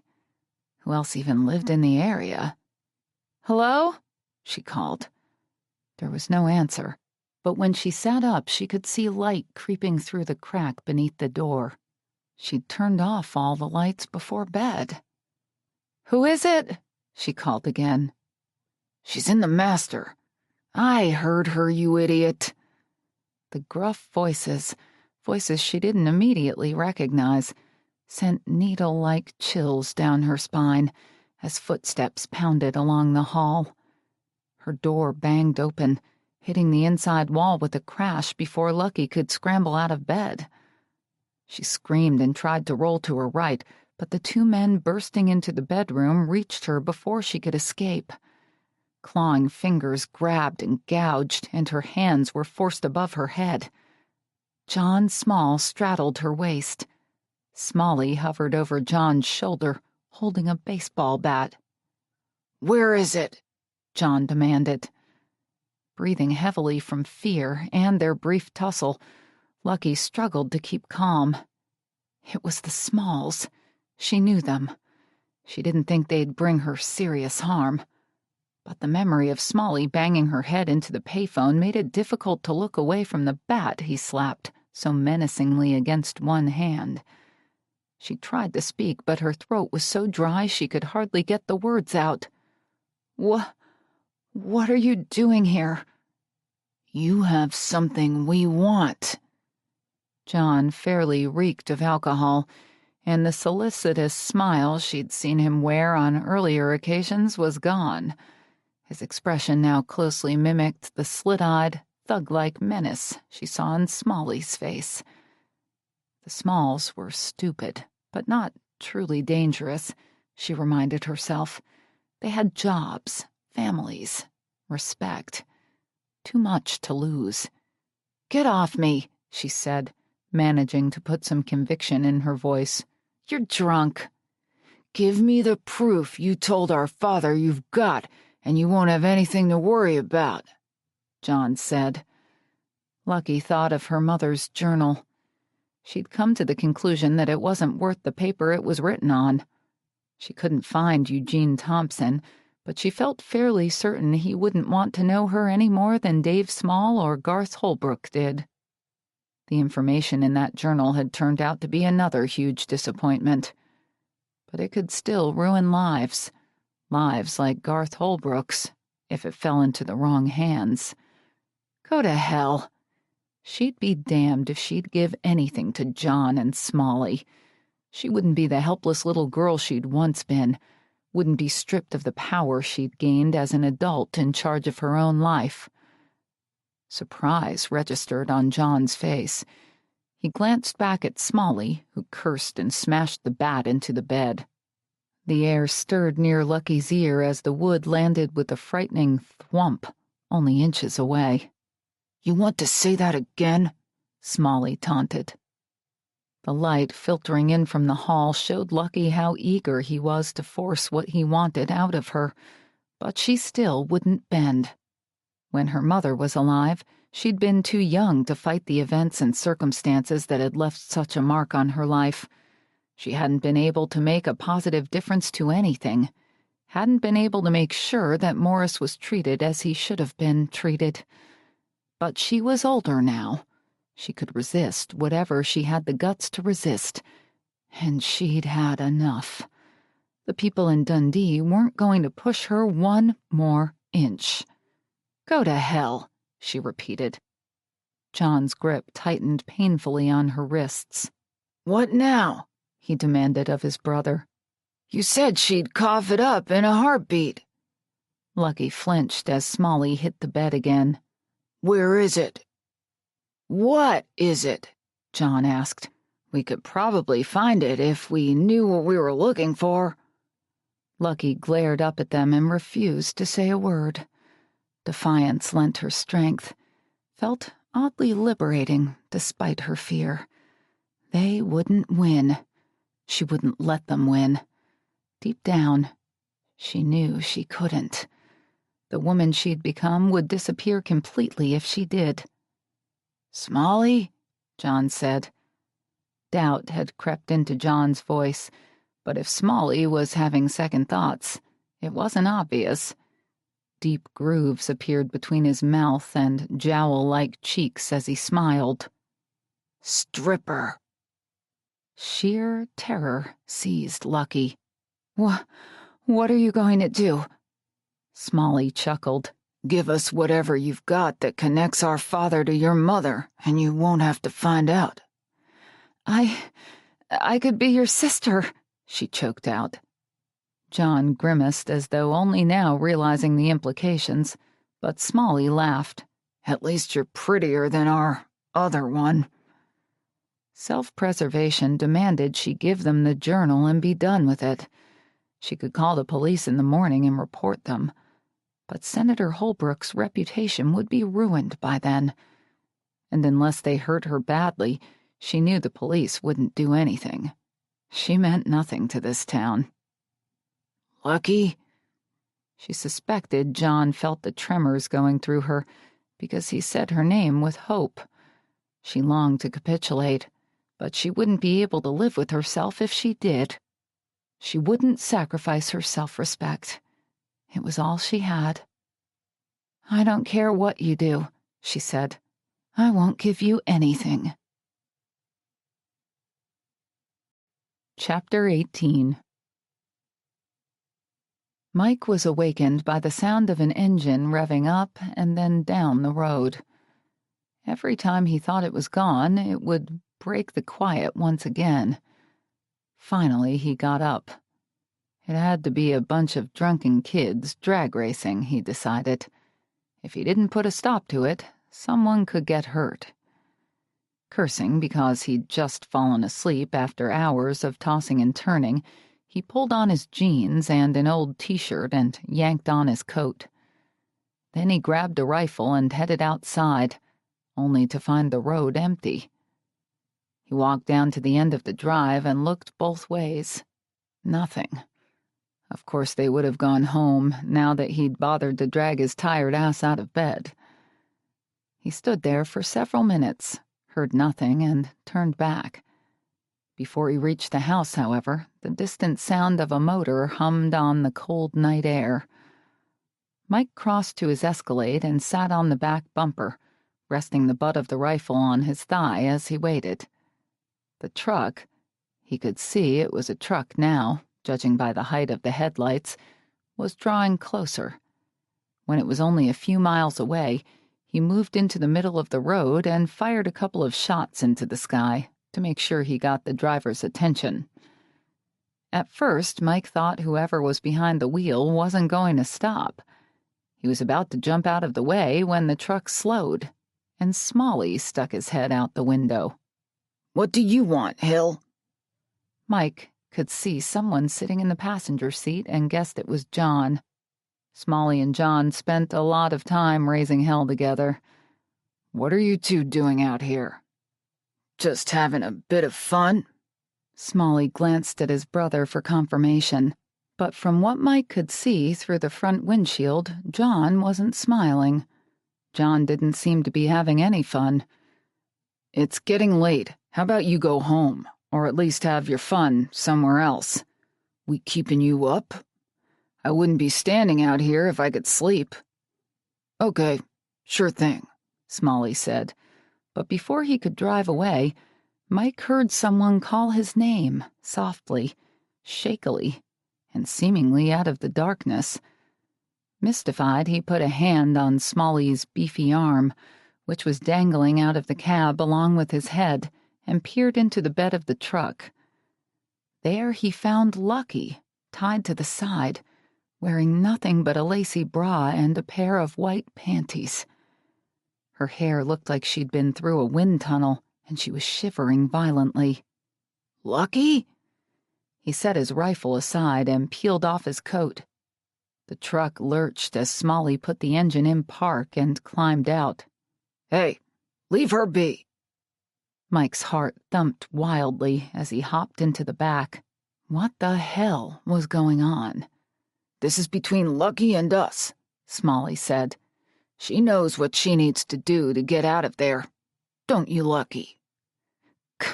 Go to hell," she murmured. But she looked beaten.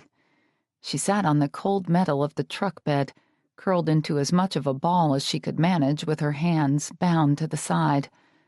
Smalley clucked his tongue and shook his head. "See how stubborn she is?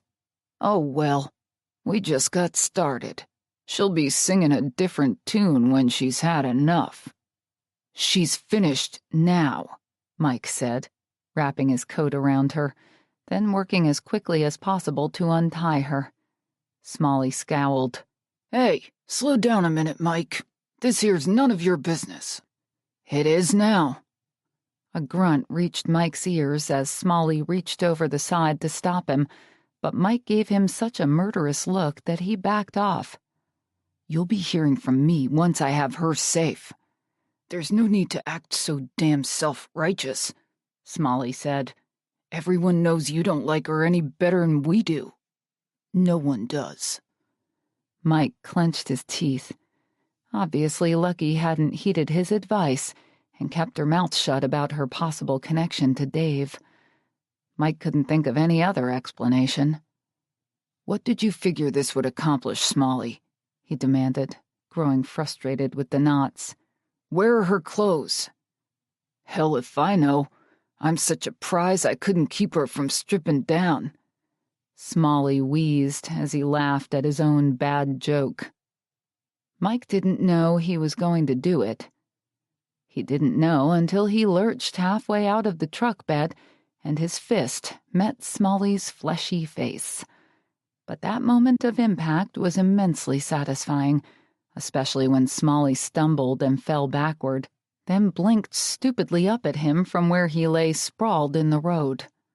"You ever touch her again, you'll need crutches," Mike said. "Do you understand?" He slapped the back window to make sure he had John's attention, too. "Do you understand?" John climbed out and cut through the glare of the headlights to reach his brother. "Geez, Mike, what's gotten into you? I think you might have broken Smalley's nose." Judging by the blood, Mike thought John was probably right. He hoped it was broken. A broken nose was less than Smalley deserved. "That isn't all I'm going to break if the two of you so much as look at Lucky again." Finally, the knots came free and he swung himself over the side before turning back to get her. With John's help, Smalley clambered to his feet. "I can't believe you did this," he complained. "I can't believe you busted up my face over a two-bit—" "Don't say it," Mike warned. But Smalley wasn't thinking fast enough to stop himself. "Whore," he finished, and Mike hit him again. "Mike!" John tried to catch his staggering 300-pound brother and wound up falling to the blacktop with him. Rage and adrenaline surged through Mike, but he shook the sting out of his fingers and ignored the small brothers as he spoke gently to Lucky. He needed to get her inside before she ended up with pneumonia. "Come on, Lucky," he said. "Lean out. I'll help you." She was shaking so badly she could hardly hold his coat around her, but she managed to do as he asked, and he pulled her into his arms. "Lucky stole your damn inheritance," John said. "She's living in your grandfather's freaking house, and you make enemies out of us just because we're trying to give her a little motivation to—" His brother made a noise of warning or complaint. Mike couldn't tell which, and John seemed to be more cautious about his next words. "To move on down the road?" Mike shifted Lucky closer to his chest. "From now on, no one hurts Lucky, or they answer to me." Smalley shoved his massive body into a sitting position and wiped the blood pouring from his nose. "People aren't going to like this, Mike." Smalley's voice held a distinct threat, which made Mike turn back. "I already know about your father and Red, Smalley. You cause any more trouble, and I won't be the only one." Mike leaned against the kitchen counter, still too angry to sit. Lucky sipped a cup of coffee at his kitchen table, just as she had the night she'd first arrived in town almost 4 weeks ago. Only this time he was glad, relieved to have her there. What if he'd been sleeping as soundly as usual and hadn't heard Smalley's truck? What if he hadn't gotten up? At the thought of her being treated in such a cruel, demeaning manner, his jaw tightened and his right hand curled into a fist. Too bad the Smalls had driven off as soon as John could get his brother into the truck, because Mike wanted to hit someone again. "Tell me exactly what happened," he said. He knew she'd been through a harrowing ordeal, but he'd been stewing for more than an hour while she recuperated in the bath, and the thought of what might have occurred if he hadn't stopped it scared the hell out of him. "What were they doing? Threatening you to keep quiet about the past?" Lucky stared into her cup so long he wondered if she was going to respond. Finally, she lifted her eyes. She was all bundled up, wearing his sweats and slippers and bathrobe, evidence that she was still trying to get her body temperature under control. But her thick, curly hair, the hair he loved to touch, fell down her back in shiny waves, and her skin glowed with a comforting, healthy sheen. She looked fine, which should have helped, except he kept seeing her tied up, nearly naked and absolutely blue with cold, and the memory provoked him all over again. "They wanted me to give them my mother's journal," she said. "You told them about the journal?" He realized he was shouting and lowered his voice. "Damn it, Lucky. You had to know Dave wouldn't be happy about that. I warned you he might be dangerous." "I didn't tell him about the journal exactly. I merely alluded to the fact that I knew he'd been with my mother and that I had proof." She lifted her chin and gave him that "no one pushes me around" look he couldn't help admiring, especially after everything she'd been through. "When?" "At the honky-tonk the night you drove me home. Dave let me know he wasn't too pleased that I'd returned. I let him know I didn't care. I'm waiting for the part where you told him you had enough information about the past to ruin his reputation and possibly his career." "I guess that would be when he insulted my mother." Insulted her mother? Everyone insulted her mother. Mike might have chuckled had the situation been less dire. "Smalley cornered me by the bathroom that night, "And you found me in the hall," she went on. "You thought I was drunk." "You weren't?" "I was, sort of, but that wasn't why I hit the ground." "They hurt you that night?" "A little." "Why didn't you tell me?" He was nearly shouting again. Taking a deep breath, he continued more calmly. "You should have let me put a stop to it right away. You could have frozen to death out there, Lucky. What if I hadn't come out?" "I'm sure they didn't expect to see you. It's Christmas, it's late, your house is set back. They were just driving up and down a public road." "They were trying to keep your house tantalizingly close." "That, too." She toyed with the sweet and low packets his cook always left in the middle of the table. "Anyway, if they thought you'd care about what was happening, they probably would have taken me somewhere else." "Shows you how stupid they are. I wouldn't let them treat anyone that way. Least of all—" He'd been about to say, "least of all, you," but he didn't feel ready to deal with the fact that it wasn't simply cruelty to others that had him so riled up. In hurting Lucky, the Smalls had somehow trespassed against him. He tried to convince himself that it was merely because Lucky was now his neighbor, but he knew it was more than that. He would have been angry no matter who the Smalls had abused, but he wouldn't have been quite this angry. "Least of all, a woman," he finished stiffly, and turned to pour himself some coffee before she could read the truth on his face. "Well, they didn't get what they wanted. That's the main thing."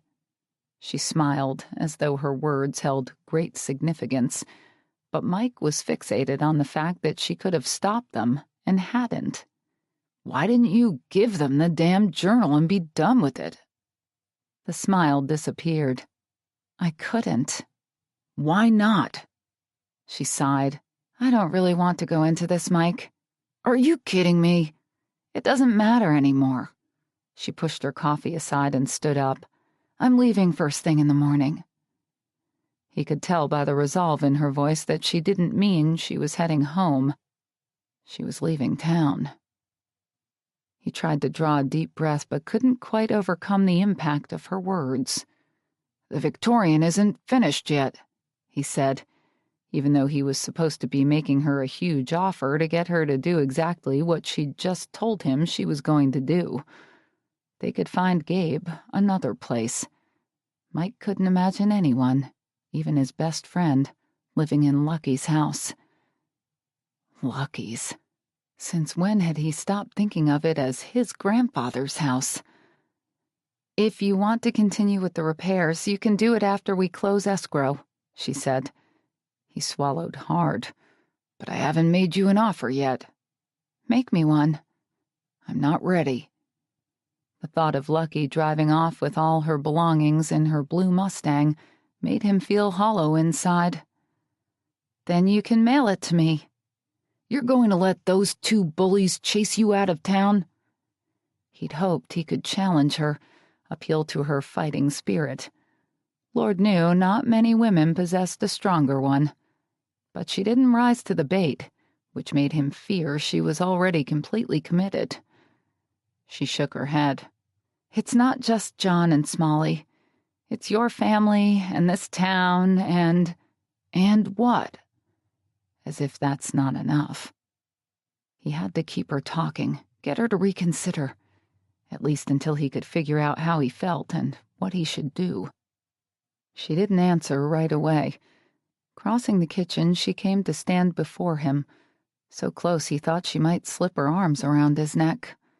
She didn't touch him, but he longed to touch her, to part the robe and find the warm skin buried beneath those layers of clothes, to reassure himself that she was really okay. If only he didn't feel too numb to move. He'd known she'd be leaving eventually. He'd been counting on it, so his life could return to normal. But... "I'm in love with you, Mike," she said softly, her eyes wide and honest, "so in love that I can't even ask you to love me back." Mike caught his breath. He always did his best to avoid such declarations. "I love you" put him in an uncomfortable position. He generally replied with a polite "thank you," then proceeded to distance himself from the person in question, because he'd never felt strongly enough about a woman to become responsible for her future happiness, or to risk his own. But he didn't know how he felt right now, except that he didn't want to say thank you or goodbye. "What if I don't want you to go?" he asked. She gave him a sad smile. "I'd go anyway." Mike stood at the window of the spare bedroom where Lucky was sleeping, the bedroom she'd used that first night, and stared out at the moon. Damn Smalley. If he and John hadn't hurt Lucky tonight, she probably would have let things ride for another month or two. Somehow another month or two sounded much better than saying goodbye to her tomorrow. She stirred on the bed and he glanced over, wondering if she could sense his presence and his turmoil. He didn't want her to leave Dundee. He didn't even want her to leave his house. But he couldn't ask her to stay. Not when he'd never been able to commit himself before. Not when he couldn't say with some assurance that he was in it for the long haul. His decision affected the happiness of too many people. He rubbed his eyes. During these last weeks in Dundee, she'd been through enough.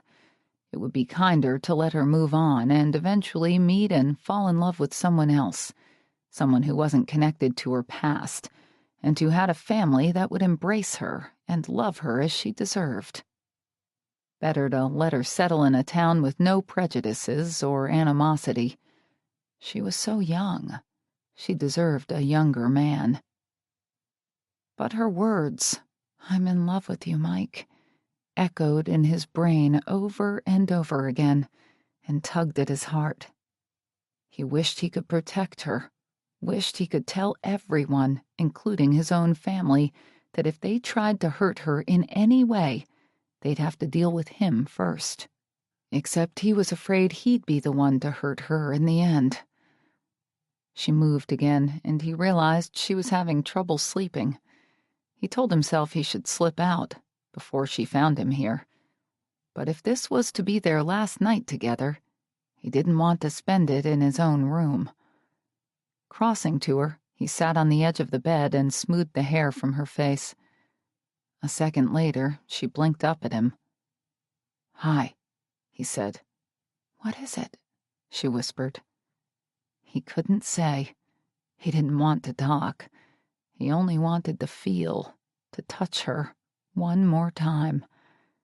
Lowering his mouth to hers, he kissed her gently, coaxing her to understand. And he knew she did when her fingers came up and slowly undid the buttons of his shirt. Lucky knew as she drifted off to sleep an hour later that something significant had happened. She felt it in the way Mike had moved, the way he'd touched her. She guessed he'd recognized the difference, too, simply because he'd been so somber. But when she opened her eyes the following morning, she knew last night hadn't really changed anything. She'd come to Dundee with the childish hope of gaining a father. Instead, she'd lost what was left of her heart and her soul to Mike Hill. Rolling over, she reached for him. She wanted to discuss the details of selling him the house, recognized how difficult it would be to speak to him later. But he was gone.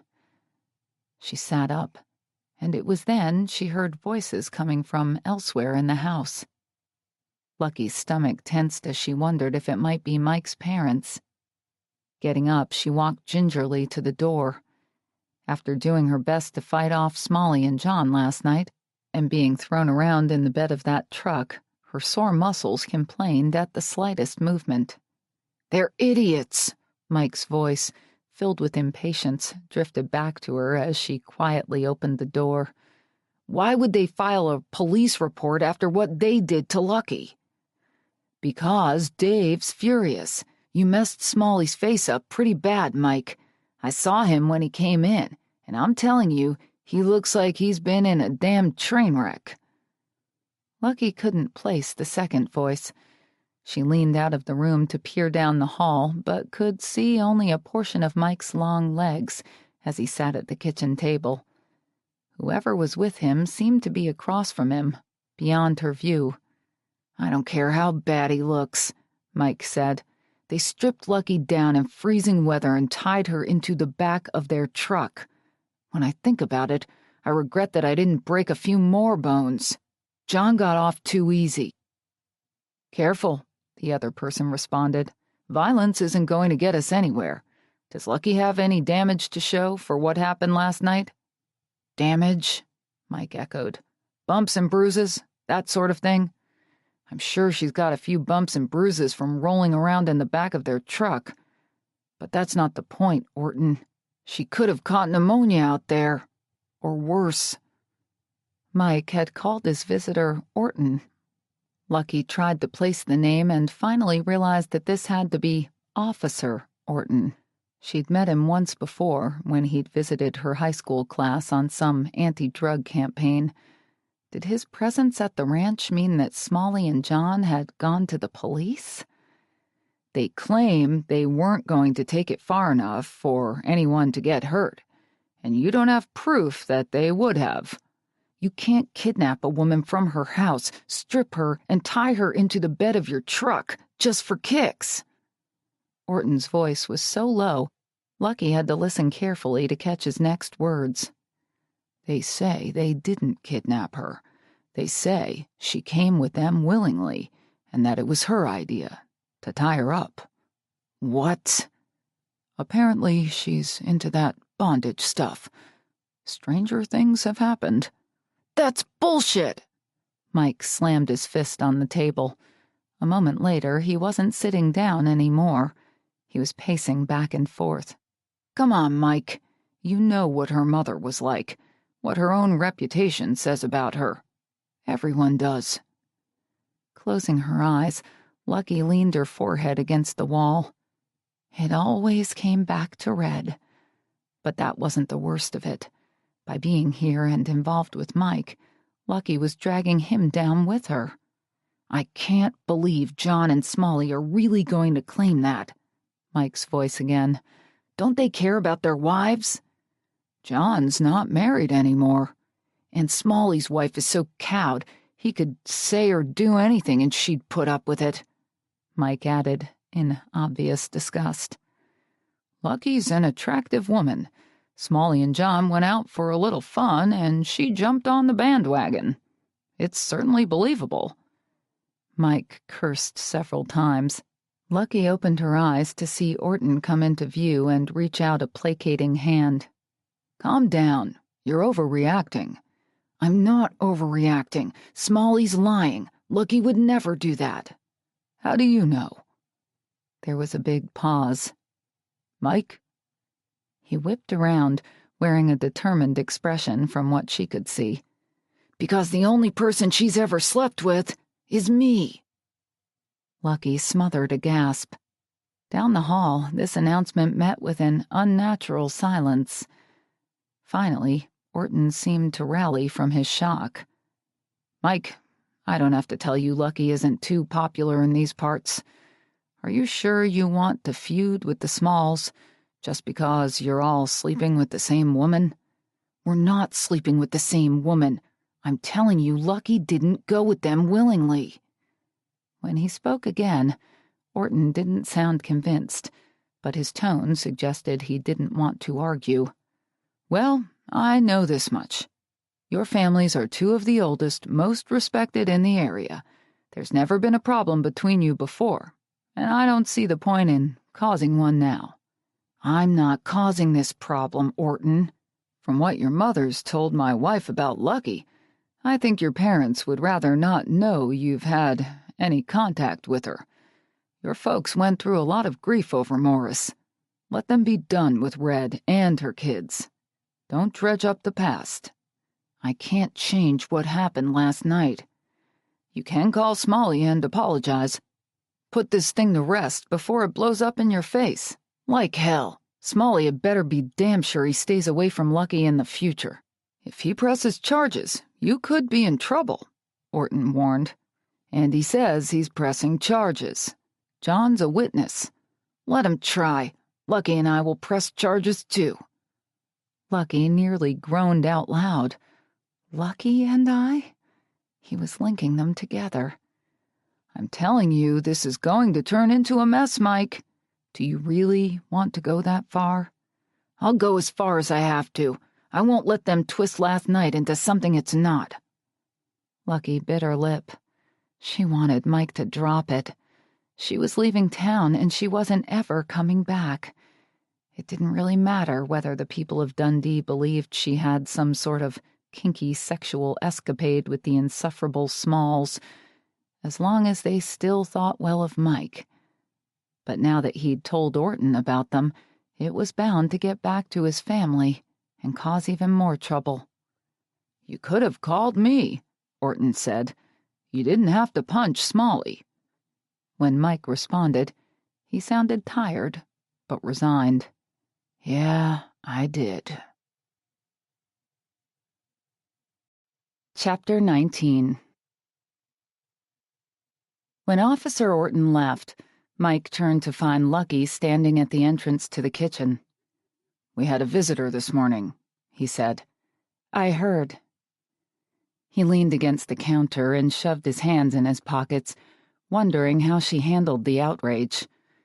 He'd been intimately involved in her life for only a short time, and the injustice she faced in Dundee was already driving him mad. To think he used to believe the same thing everyone else did. "So, what's your take?" "I wouldn't sleep with Smalley and his brother if they were the last men on Earth." That much he knew, and he'd be damned if he'd stand back, as Orton obviously wanted him to do, and let Smalley and John blame Lucky. "Smalley's taking a pretty big chance," he said. "How's that?" "You said he didn't get what he wanted last night." "He didn't." "Then we could show your mother's journal to everyone in town, which is exactly what he was trying to avoid." She tightened the belt of the robe she was wearing. "Actually, we can't." "Why not?" "There are 2 other men named in that journal who could also be my father." More trouble. Mike could feel it coming. He was reluctant to ask, but he did anyway. "Who?" "A guy by the name of Eugene Thompson?" He almost allowed himself a sigh of relief. "Never heard of him." "I'm pretty sure you'll know the next guy." The unease was back. "And he is—" "Do you really want to know?" Was the truth that bad? "Tell me." "Garth Holbrook." Mike's jaw dropped. He'd been prepared for a shock, but Senator Holbrook? Besides his own father, Holbrook's name was the last one he'd expected to hear. Holbrook was a solid citizen, a good legislator, a real family man. Holbrook was his best friend's father. "There must be some mistake." Lucky shook her head. "No, his affair with my mother lasted about 2 months. There's no mistake." "But—" Suddenly, Mike understood the call he'd received from Holbrook the day before Christmas. "Any chance she might sell out and move away? What if I were to sweeten the pot by a couple $100,000? Evidently, Holbrook was worried about more than Gabe. "Gabe worships his father," he said. Lucky seemed to understand that he was talking to himself more than her and didn't respond. "This will devastate him." It would devastate anyone, Mike thought. Holbrook had cheated on his wife, on his whole family. Gabe and Renee could have a half-sister. They'd feel hurt, angry, betrayed. They'd be humiliated when the whole town found out that their father wasn't as unsullied as everyone had always believed. The scandal could ruin Garth's marriage and his career. The ramifications seemed to go on and on. No wonder Garth wanted Lucky to move away. Mike pictured Gabe, already angry and bitter, forcing his chair over the thick pile of the carpet. "We've got to burn that journal," he said. "Right away." Lucky didn't argue, but when they hurried over to the Victorian, they found the whole place ransacked. The journal was gone. Lucky stood with Mike on the small cement pad outside John Small's trailer. He'd clearly lost more than his wife in the divorce, waiting for someone to answer the door. It was difficult to believe that only a few hours earlier, she'd been planning to leave town today. If not for the disappearance of her mother's journal, she'd already be on the road. But now that proof of the past had fallen into the wrong hands, she had a terrible feeling that all hell was about to break loose. Leaving now would feel too much like running away, and Lucky was finished running. John finally cracked the door open and peered out at them. "What do you want?" "To talk to Dave," Mike said. "He's not here." "We just spoke to your mother. She said he was."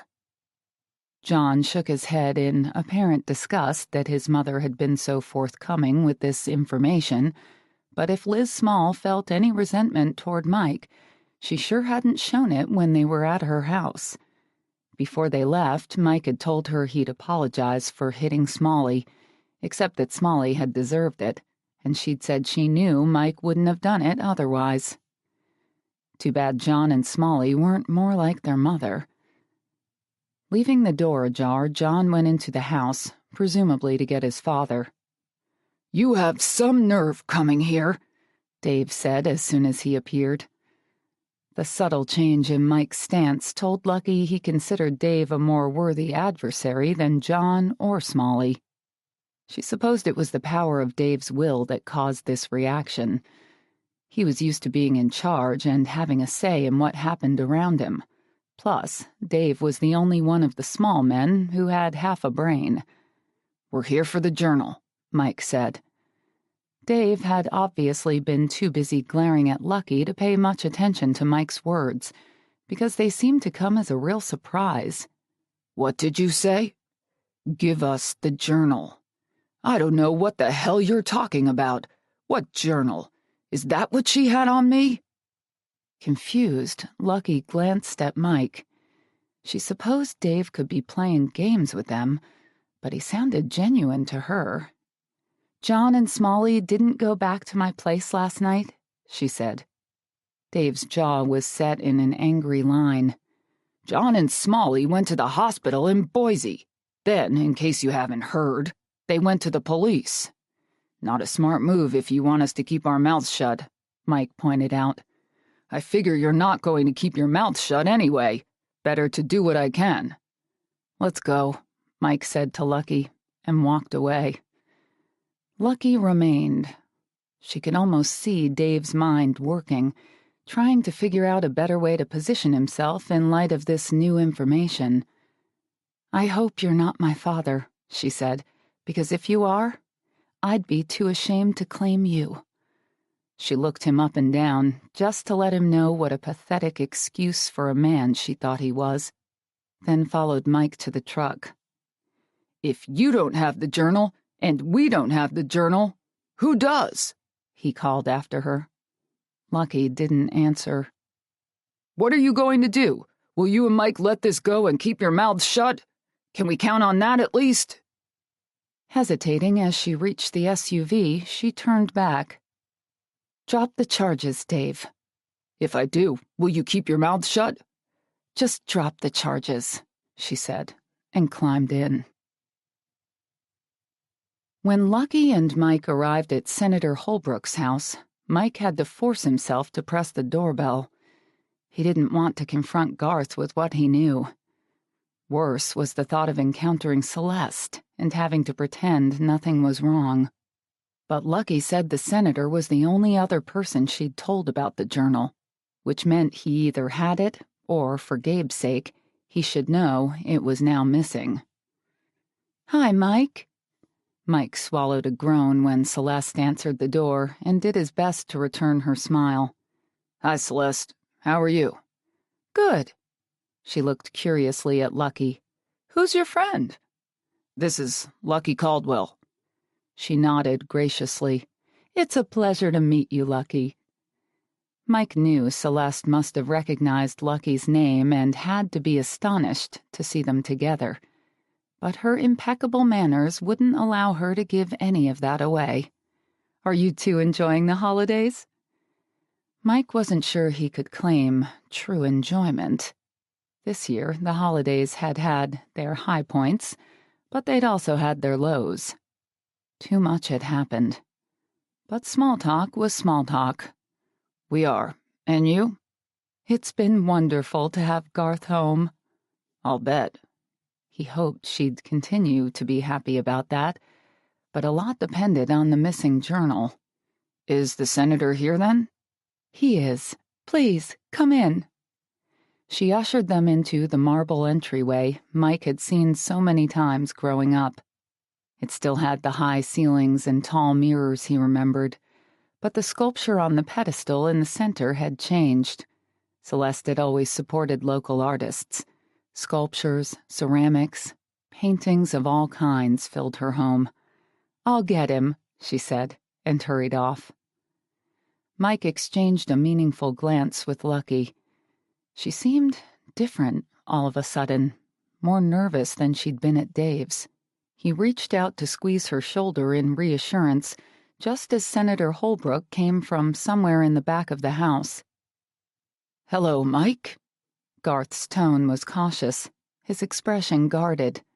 His eyes cut briefly to Lucky, but he didn't greet her. "What can I do for you?" Celeste had accompanied him, so Mike chose his words carefully. "I've got some fundraising concerns I'd like to go over with you if you've got a minute." Again, his eyes flicked toward Lucky, but he spoke to his wife. "Celeste, would you be so good as to bring our guests some of that delicious spiced cider you make every Christmas?" "Of course, dear." "Thank you." As she left, Senator Holbrook escorted them into his study.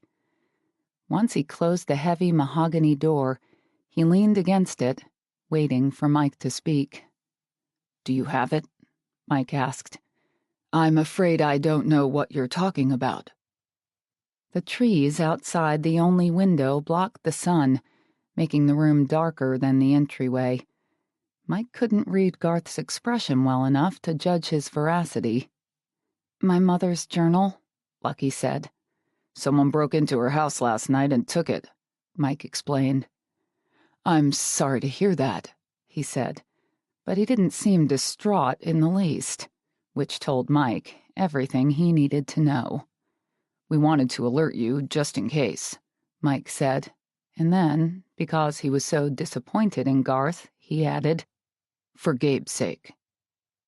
Holbrook didn't speak for a second. Finally, he said, "Mike, The sound of Celeste's heels clicking across the marble entryway intruded. Never mind." Holbrook moved away from the door. "Thank you for the visit." Mike nodded and waved Lucky out ahead of him. Holbrook seemed to be struggling with the role of cordial host and didn't even follow them out. But they immediately encountered Celeste, who was carrying a tray with a pitcher and mugs. "Oh, you're leaving already?" Mike gave her his kindest smile. "We just had a quick question." "Don't you want to stay for a cup of cider?" "Maybe another time," he said. "You and Garth go ahead. We can show ourselves out." She seemed torn, but her hands were full, and Garth, who was still in his study, was obviously her priority. "Well, thanks for coming." Mike nodded, and her gaze fell to Lucky. "You've become a beautiful woman, Lucky." "Thank you." Lucky seemed to have difficulty meeting her eyes, and Mike could understand. It wasn't easy to accept Celeste's kindness when they were sheltering such a terrible secret. He thought he could understand a little how disloyal Lucky had felt toward Morris for holding her tongue as a young girl. "Enjoy the rest of the holidays," Celeste said, and gave them a parting smile. Mike insisted on helping Lucky straighten up everything that was at the Victorian. She knew he should probably go home. With Orton's involvement, the missing journal, and their visit to the Holbrooks hanging over them, They were only begging for more trouble by spending so much time together. But Mike hadn't mentioned leaving, and Lucky didn't want to be the one to bring it up, not when being with him was the only thing she really wanted. "Do you think Senator Holbrook was embarrassed that you know?" she asked as she dished up the turkey, stuffing, mashed potatoes, and green bean casserole she'd made during the previous 2 days. Mike was sitting on the couch in the living room, watching her.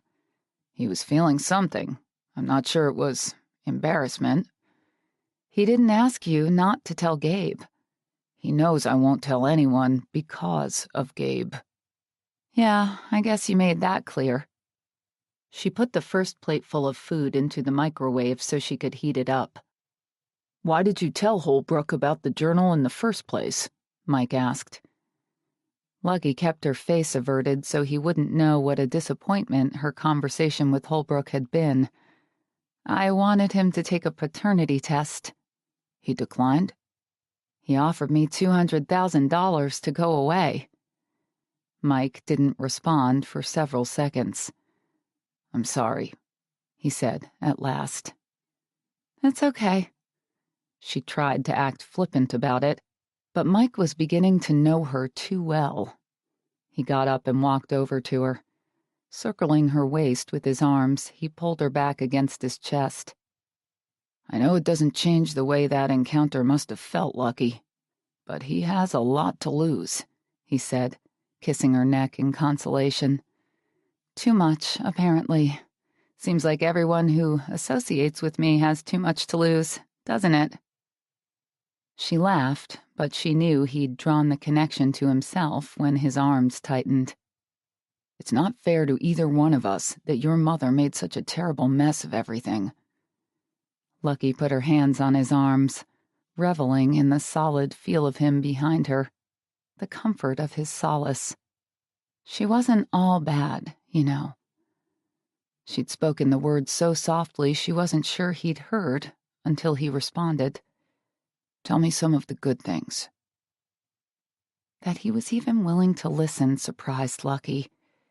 She leaned her head on his chest and closed her eyes, searching for happy memories. Somehow the bad ones were so much easier to remember. "She kept me and my brothers together, for one." His lips moved at her temple. "That's definitely a good thing." "Occasionally, she'd buy me a small present, some little treat she'd bring home." "I like that, too." "She always made a fuss over my birthday. She let me dress up using all her costume jewelry and high heels and play with her makeup. She didn't care if I ate cake batter instead of baking the cake. And she never made me feel bad that I couldn't stay on a diet." A lump suddenly swelled in Lucky's throat, making it difficult to continue. But the fact that she could continue, that there were more positive things she could say about her mother, made a real impact on her. "She thought I was beautiful. She was proud of me even when I was fat and ugly." "Whoa," he squeezed her reprovingly. "I don't like hearing you say that about yourself. Maybe she saw what I can finally see." "What's that?" she asked. He turned her in his arms. "The beauty of your heart." The lump in her throat grew larger. She attempted a watery smile as he brought her face up with one finger. "Your mother might not have been perfect," he murmured, "but she loved you, and I can forgive her because of that." He'd said something profound, something that spoke to Lucky on a very deep level. Caressing his whisker-roughened cheek with the palm of one hand, she gazed into his eyes. "Can you really, Mike?" He nodded. "If you can forgive her, maybe I can too." "It's worth a try." Lucky ran her fingers through his hair as he kissed her. She felt his body respond, felt her own pulse quicken, but the telephone interrupted them. Reluctantly, she pulled away, wiping her eyes, and reached for the cordless phone on the counter. "Hello?" "Lucky, it's Josh. Is Mike there?" Lucky didn't know whether to lie or not. When they'd returned from Holbrook's earlier, she'd insisted they leave Mike's truck at the ranch and walk over to her place. As far as she knew, there were no telltale signs that they were still together. But they'd been seen in town by both the Smalls and the Holbrooks, and if Mike's truck was at home and he wasn't, where else could he be? Josh would know he wasn't out with the horses. "Just a minute," she said, opting for the truth. Mike looked at her curiously as she handed him the phone. "It's your brother." He gave a persecuted sigh before bringing the receiver to his ear, but his expression soon changed. "What? You're kidding. Are you sure? When? Where does he think she is?" "Okay, I'm leaving now." Lucky held her breath, waiting for the bad news. "What is it?" she asked the instant Mike hung up. "The fact that we've been seeing each other is all over town. Someone at the beauty shop told my mother while she was getting her hair done. She was pretty upset when she left, so Rebecca called to tell my dad she was on her way. But she never arrived." "Where do you think she is?" "I have no idea, but everyone's searching, and I'm going to go help, okay?" "Of course." Lucky grabbed his hat from the counter and put it on his head. "Be careful." He kissed her, promising he'd call her as soon as he found his mother, and hurried out. She thought she might have a long wait before she knew what was going on. 15 minutes later, someone rang the bell. Chapter 20. Lucky opened the door to see Barbara Hill on her porch. "Oh, hi," she said, her ulcer voicing a sharp complaint at the sudden tension that gripped her. Barbara stood ramrod straight, her hands clenching her purse in a death grip. Lifting her chin, she cleared her throat, obviously finding it difficult to speak. "Is it true?" she said. Lucky knew Barbara was asking about the nature of her relationship with Mike, but she didn't know how to answer. Was it true that Lucky had fallen in love with him? Yes, years ago. Was it true that they'd been seeing each other since she'd returned? Yes, often and not casually. Was it true that Lucky expected something permanent to come of it? No. She couldn't ask Mike to stand against his family, against all of Dundee. And she knew he'd never leave this place. His business was here. His brother was here. The land was part of him. "No," she said simply. If they had no future together, the rest didn't matter. "You're not sleeping with my son?" Lucky drew a deep breath. She wanted the pain to stop. For everyone. But she couldn't say her relationship with Mike wasn't of a sexual nature when Mike had already admitted to Officer Orton that it was. "We've been together a few times." Barbara winced and closed her eyes, so obviously and deeply betrayed that Lucky couldn't help feeling sorry for her. "Does he care about you?" He did care. Lucky felt quite certain of that.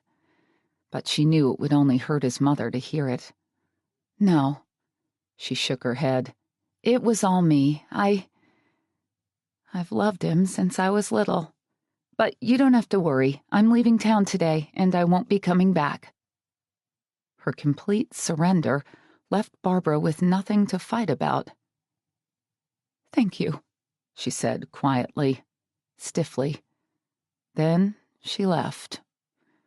Watching her go, Lucky managed a sad smile. Barbara had believed that her relationship with Mike was one-sided because she'd wanted to believe it. Mike had always been such an ideal son, she couldn't not believe it. Which was good. If Lucky took the blame, Mike and his family would be able to patch things up and withstand the gossip. She just had to keep her promise to leave. The sooner the better. Before she had to tell Mike goodbye. The numbness that seemed to take over the moment Barbara Hill's car disappeared from view made it easier for Lucky. She refused to think while she packed, refused to look at the ranch next door as she loaded her Mustang. She simply left the key to the house above the door so Mr. Sharp could finish up, and drove away. Once the improvements were complete and the rental company had reclaimed their furniture, she could contact Mike about selling. She knew she wouldn't be able to speak to him anytime soon, not without breaking down. She could only hope the ensuing weeks would give her a chance to pull herself together before she had to deal with the past again. The wind that flooded her car as she drove, with both windows down, nearly froze her despite her hat, scarf, and heavy coat. But she didn't close the windows. The cold helped her stay numb, which, at this point, seemed infinitely preferable to feeling. It wasn't easy to pass the businesses as she drove through town and to realize she'd never see them again. Booker Robinson honked and waved as they faced each other at Dundee's only intersection, but she couldn't even wave back. The cold had turned her blood to ice. She felt as if she could hardly move, except to press the gas pedal and put as many miles as possible between her and this town. Briefly, she wondered where she was going, but that seemed too big a decision to make right now, while her brain was functioning on automatic pilot. She'd go wherever the highway took her and get a motel room when she became too tired to drive. Finley's came up on her right, the Arctic Flyer on her left. Hare and Now, the library, the honky-tonk. Lucky wanted to find the anger she'd felt when she'd left Dundee at 18. She wanted to hate this place. But she couldn't. The hate and the anger were gone. Now all she had was a broken heart. Barbara Hill spotted Mike's Escalade in her rearview mirror just after she pulled out of Finley's parking lot. She couldn't see his face very clearly, but she could tell he wasn't smiling. She wondered whether he'd spoken to Lucky after she did, whether Lucky had told him about her visit. She hoped not. If Lucky would only make good on her promise to leave right away and not come back, Barbara felt they could ignore the fact that she'd ever returned in the first place. Barbara didn't like the picture that came into her mind when she thought of her son with Red's daughter. But Mike was single and nearly 40 years old. It probably wasn't any big deal that he'd had a fling with a girl like Lucky. If only Mike had been more discreet, Barbara wouldn't even have had to know. As long as Lucky wasn't a real threat to her son's heart, she preferred not to know. Mike followed her all the way home, where she found Josh's truck already parked out front. Once she pulled into the drive, she took her time getting out. "Where have you been?" Mike asked, meeting her as she opened her car door. She nodded toward the back seat. "Could you grab the groceries?" "I will as soon as you answer me." "While I was getting my hair done, Sheila Hawley mentioned that you'd gotten into a scrape with the Smalls, so I stopped by the police department to talk to Officer Orton." She left out the part about driving to the Victorian afterward. "You know his wife's a friend of mine. We sing in the church choir together." Mike studied her as though trying to read her thoughts. "You should have called Dad. We were worried about you." "Why were you worried? I'm fine. And you'll be glad to know that while I was at the police station, Dave Small called. Smalley's dropping the charges." He didn't seem particularly relieved, but he retrieved both bags of groceries. "Good. Now I won't have to file charges against them. They were in the wrong, not me." She realized he probably expected her to request his side of the story, but she already knew Lucky played a significant role in it, and she didn't want him to talk about her. She didn't want to hear how he'd defended her. She didn't want him to so much as mention Lucky's name. She was too afraid she might detect something in his voice she'd rather not hear. Lucky was leaving. Nothing else mattered. "All's well that ends well, I guess," she said, and started up the walkway. He followed her with the groceries. "All's well that ends well?" She turned back and actually managed to smile as the tightness in her chest, the panic, slowly receded. Everything was going to be okay. Lucky might be a lot of things, but she'd seemed sincere about leaving. Soon, the world as Barbara knew it would return to normal. "Don't you agree?" "Mom, I think maybe it's time for us to talk about—" "I don't want to know any more, Mike." She opened the front door and waved him into the house. "I've heard enough for one day." He frowned before walking past her. "That's all you've got to say to me?" "That's it. Now let's eat. I bought some seasoned tri-tip steak that should be fabulous." "Want some more potatoes, Mike?" Mike shook his head at his brother's question.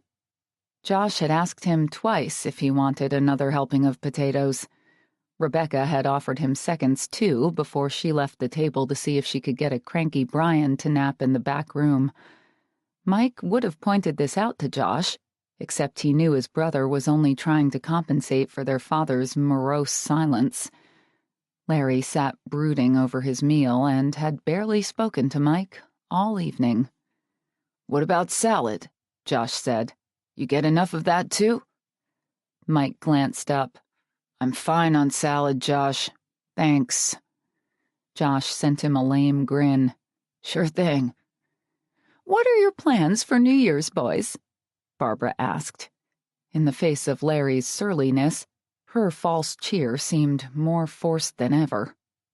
"I thought I might take Rebecca to Boise for dinner," Josh said. "It's been a long time since we've been to Asiago's. She loves that place." He gave her a sheepish look. "Any chance you'll be able to babysit?"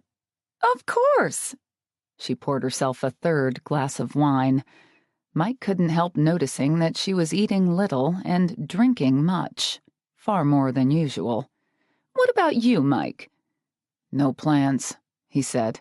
"I'll bet Mary Thornton's free. I ran into her at the grocery store, and she seemed pretty sad that you don't call her anymore. Maybe the two of you could go to Boise with Josh and Rebecca." If Mike had needed proof that his mother wasn't quite herself, this suggestion would have confirmed it. Josh had dated Mary before he'd married Rebecca, so Mary's company wouldn't be very appealing to his sister-in-law, and Barbara knew it. "Maybe," he muttered. Mike had taken Mary out a few times, too. Very casually. He wasn't interested in seeing her again, no matter how obvious she made it that she'd like a relationship with him. But he thought it wiser to sidestep the whole issue. Barbara finished her wine and began clearing away the plates. Mike pushed back his chair so he could get up and help her, but the moment she disappeared into the kitchen, Larry finally gave him some attention, in the form of a cold stare. "Lucky," he said through gritted teeth. "Lucky, Mike." "Don't start, Dad," Mike said. "You don't really know her." "I don't want to know her, and I can't believe you'd bother making nice to her either." Josh spoke. "Maybe we should wait a few days to talk about this." Larry ignored him. "After everything your mother's done for you, how could you knowingly hurt her, and start the whole town talking about it besides?" "I wasn't trying to hurt anyone, and I certainly wasn't trying to start a scandal." "Excuse me if I find that a little difficult to swallow. You slept with her, didn't you? What were you thinking? Do you have any idea how many men she's probably been with?" Mike felt a muscle twitch in his cheek and couldn't help the hard edge that entered his voice. "I know exactly how many men she's been with, Dad. She's been with one. Me." "You don't really believe that." "She's not what you think," Josh said. Larry glared at Josh as malevolently as he'd been glaring at Mike. "Whose side are you on?" Josh's eyebrows shot up. He'd never been asked to choose between his parents and his brother before, and Mike didn't want him to have to choose now. "Stay out of it, Josh. I think we should all let it go," Josh said. "No one's perfect, and Lucky told me herself she's leaving town in a month or two. There's nothing to worry about." "You don't see anything wrong with what Mike's done?" Larry said. Josh scowled. "He cares about her, Dad." Larry shook his head in disgust. "You two stand together on absolutely everything, but this is one time you both should have stood with us." With that, he tossed his napkin onto the table and stalked out of the room. As Mike watched him go, he was tempted to follow him and finish the argument. But he knew it wouldn't make any difference. He hadn't planned on getting involved with Lucky. He hadn't planned on caring about her. But Josh was right. He did. And he was sure his father wouldn't approve. "What's wrong?" Barbara asked as she returned for more plates. "Where's your father?" One look at the empathy in Josh's face, and Mike figured it was time to go. "I guess he's not comfortable with the company I'm keeping," he said, and headed for the door. Mike spotted Gabe's truck outside the honky-tonk on his way home and decided to stop. He needed a beer and some time to think.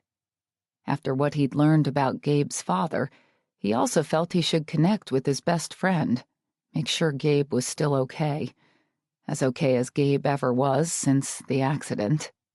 "How's it going?" Mike asked, approaching the table where his friend sat, nursing a beer. Gabe gave him a rueful smile. "From the rumors spreading all over town, I'm probably a hell of a lot better than you are." "You heard about me and Lucky then?" "Everyone's heard about you and Lucky. You told Orton, for God's sake. He might wear a uniform, but he's the biggest gossip in town." "I had to tell him." Mike waved to the bartender, indicating he'd have a beer too, then sat across from Gabe. "Why?" "Because John and Smalley were saying crazy things about her." "So you rode to the rescue?" "I told the truth." "Too bad you didn't take my advice and stay away from her." "Your advice came a little too late," Mike said, but he suspected it wouldn't have made a difference, no matter when Gabe had warned him off. Mike had known from the beginning that he should stay away from Lucky. He just hadn't been able to do it. "What do your folks have to say about the situation?" Gabe asked. "What do you think?" "I'm sure they're not happy. My mom's in denial. My dad's mad as hell. What about Josh?" "Josh is playing the middleman." "And Lucky?" Mike scrubbed a hand over his face. He'd told her he'd call as soon as he found his mother, but he couldn't do it from his parents' house. The situation had been too volatile, too tense. Excusing himself to give her a call would have been like tossing a match into a puddle of gasoline. He could call her now, he supposed, but he didn't want to feel the craving he felt every time he heard her voice. He couldn't go from his father's accusing words, "After everything your mother's done for you, how could you knowingly hurt her?" straight into Lucky's arms. "None of this is fair to Lucky," he said. Gabe took another drink of his beer. "My mom actually likes her." Mike chuckled. "Your mom likes everybody." "She said you and Lucky came by earlier. What was that all about?" "I met someone from Pocatello who might be willing to make a campaign contribution," Mike said, spinning the lie as quickly as possible, then hiding his face in his beer. "You think he might be a heavy hitter?" Someone played Long Black Train on the jukebox, and Mike felt as though he'd gotten on a long black train to somewhere. He just didn't know where. "Sounds like it. I guess we'll see," he said. "What are you doing in town so late anyway?" Gabe toyed with the matches in the ashtray, turning them over and over between fingers calloused from maneuvering his wheelchair.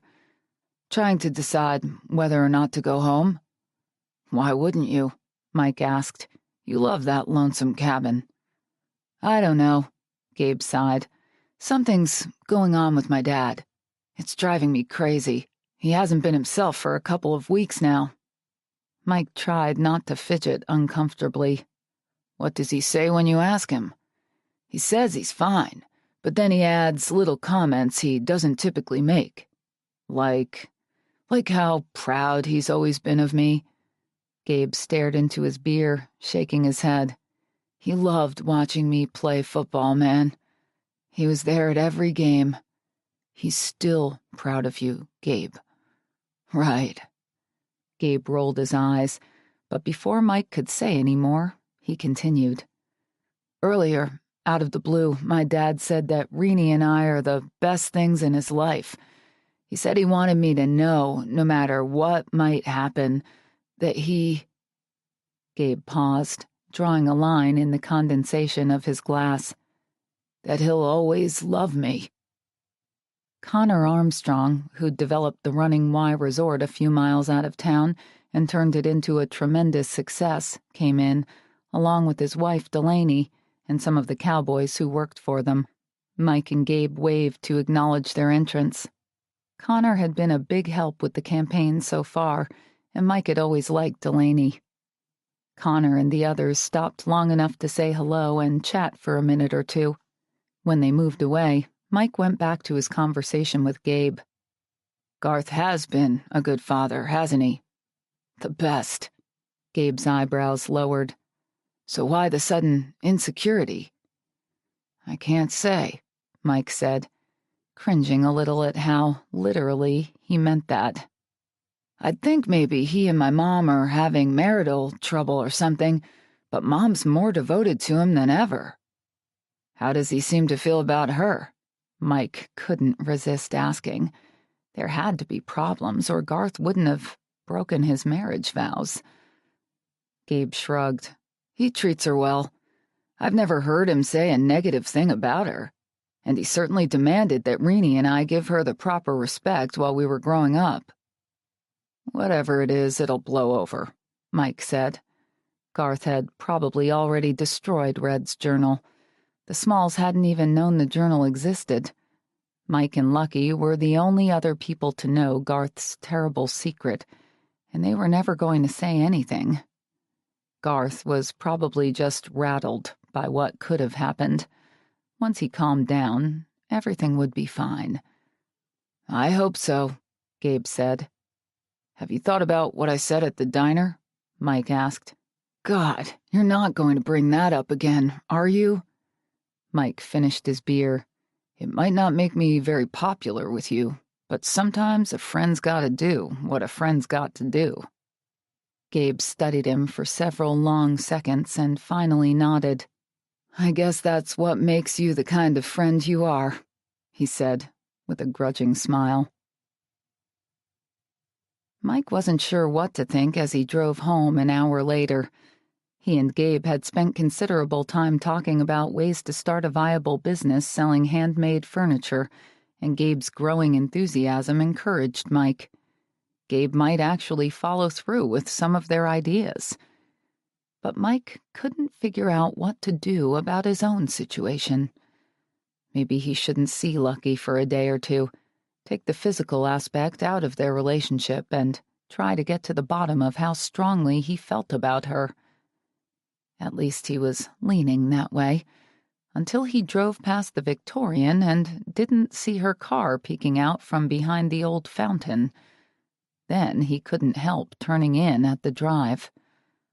Where could she be? He hadn't seen her at the honky-tonk, and except for Billy Joe's pickup, which was often seen around town in the wee hours of the morning, Jerry's diner had been deserted when he passed by. The gas station was about the only other business open so late, and he didn't think she'd drive into town just to fill up. Anxiety caused his muscles to tense as he parked and got out. After what had happened with the Smalls, he found himself imagining the worst. He should have called her. The Smalls wouldn't hurt her again. He was almost positive of that. He'd made it perfectly clear that they'd pay a high price if they did, and he'd meant every word. But revenge would be little consolation if she'd been hurt. He jogged up the steps, rang the doorbell 3 times in quick succession, and banged on the door. "Lucky, it's me." The house remained dark. He couldn't hear any response. No movement from within. "Lucky?" He reached above the door for the key he'd located when he delivered her Christmas tree and was relieved to find it still there. Letting himself in, he glanced around. The dark, quiet house had grown cool, as if Lucky had turned off the heat. That only increased his foreboding. He charged upstairs. The furniture was there, but Lucky's clothes, makeup, and shoes, all her personal things, were gone, along with her luggage. "Son of a bitch," he muttered and hurried back downstairs. Surely she'd left him a note, telling him where she was going and when she'd be back. Depending on how long it had been since she drove off, she could be just about anywhere by now. His heart pounded frantically as he headed to the kitchen.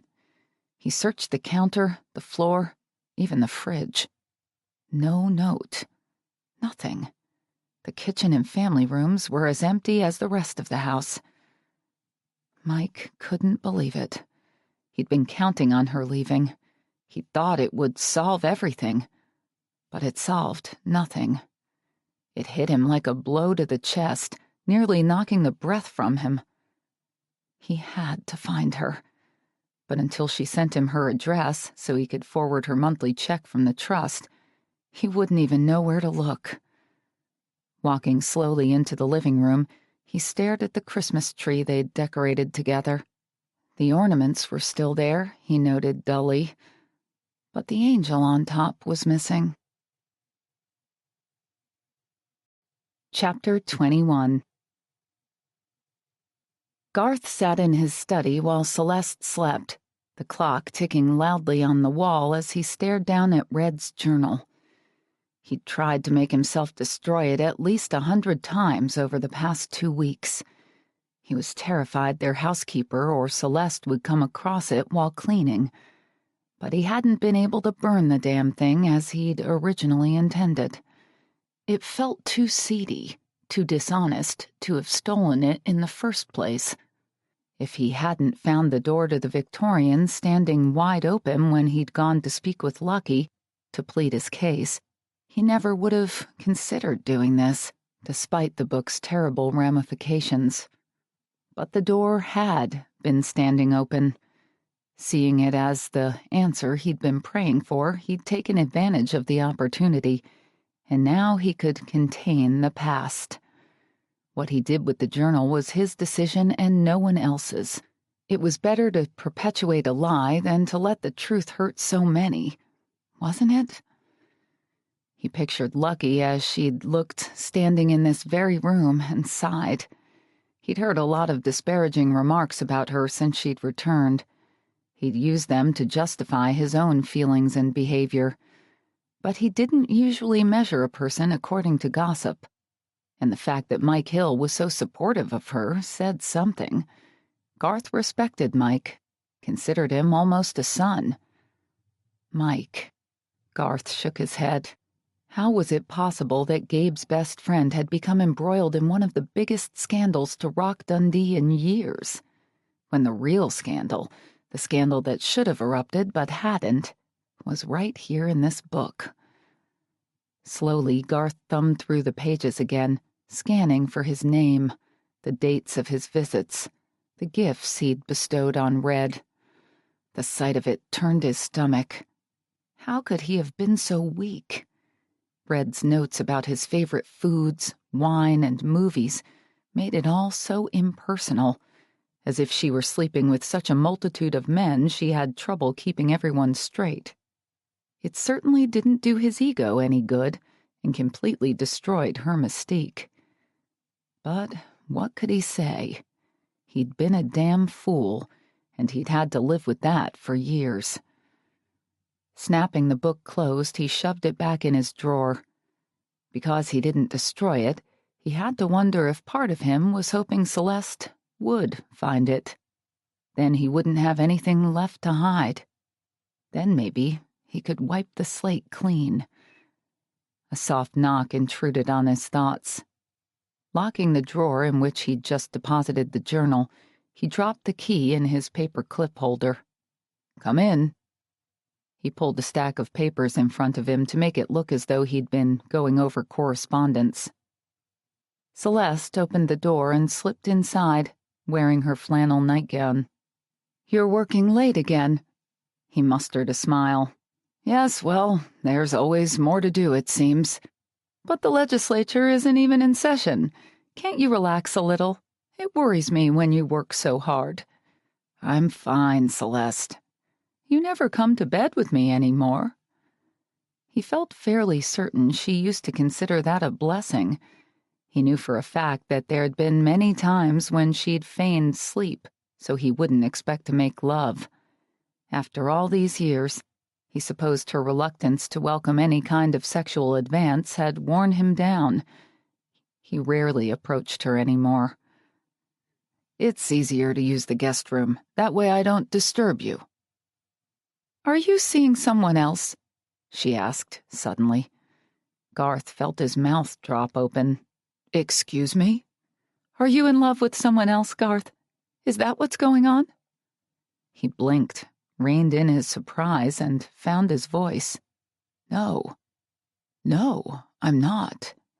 "Rennie seems to think it's a possibility." "Rennie's wrong."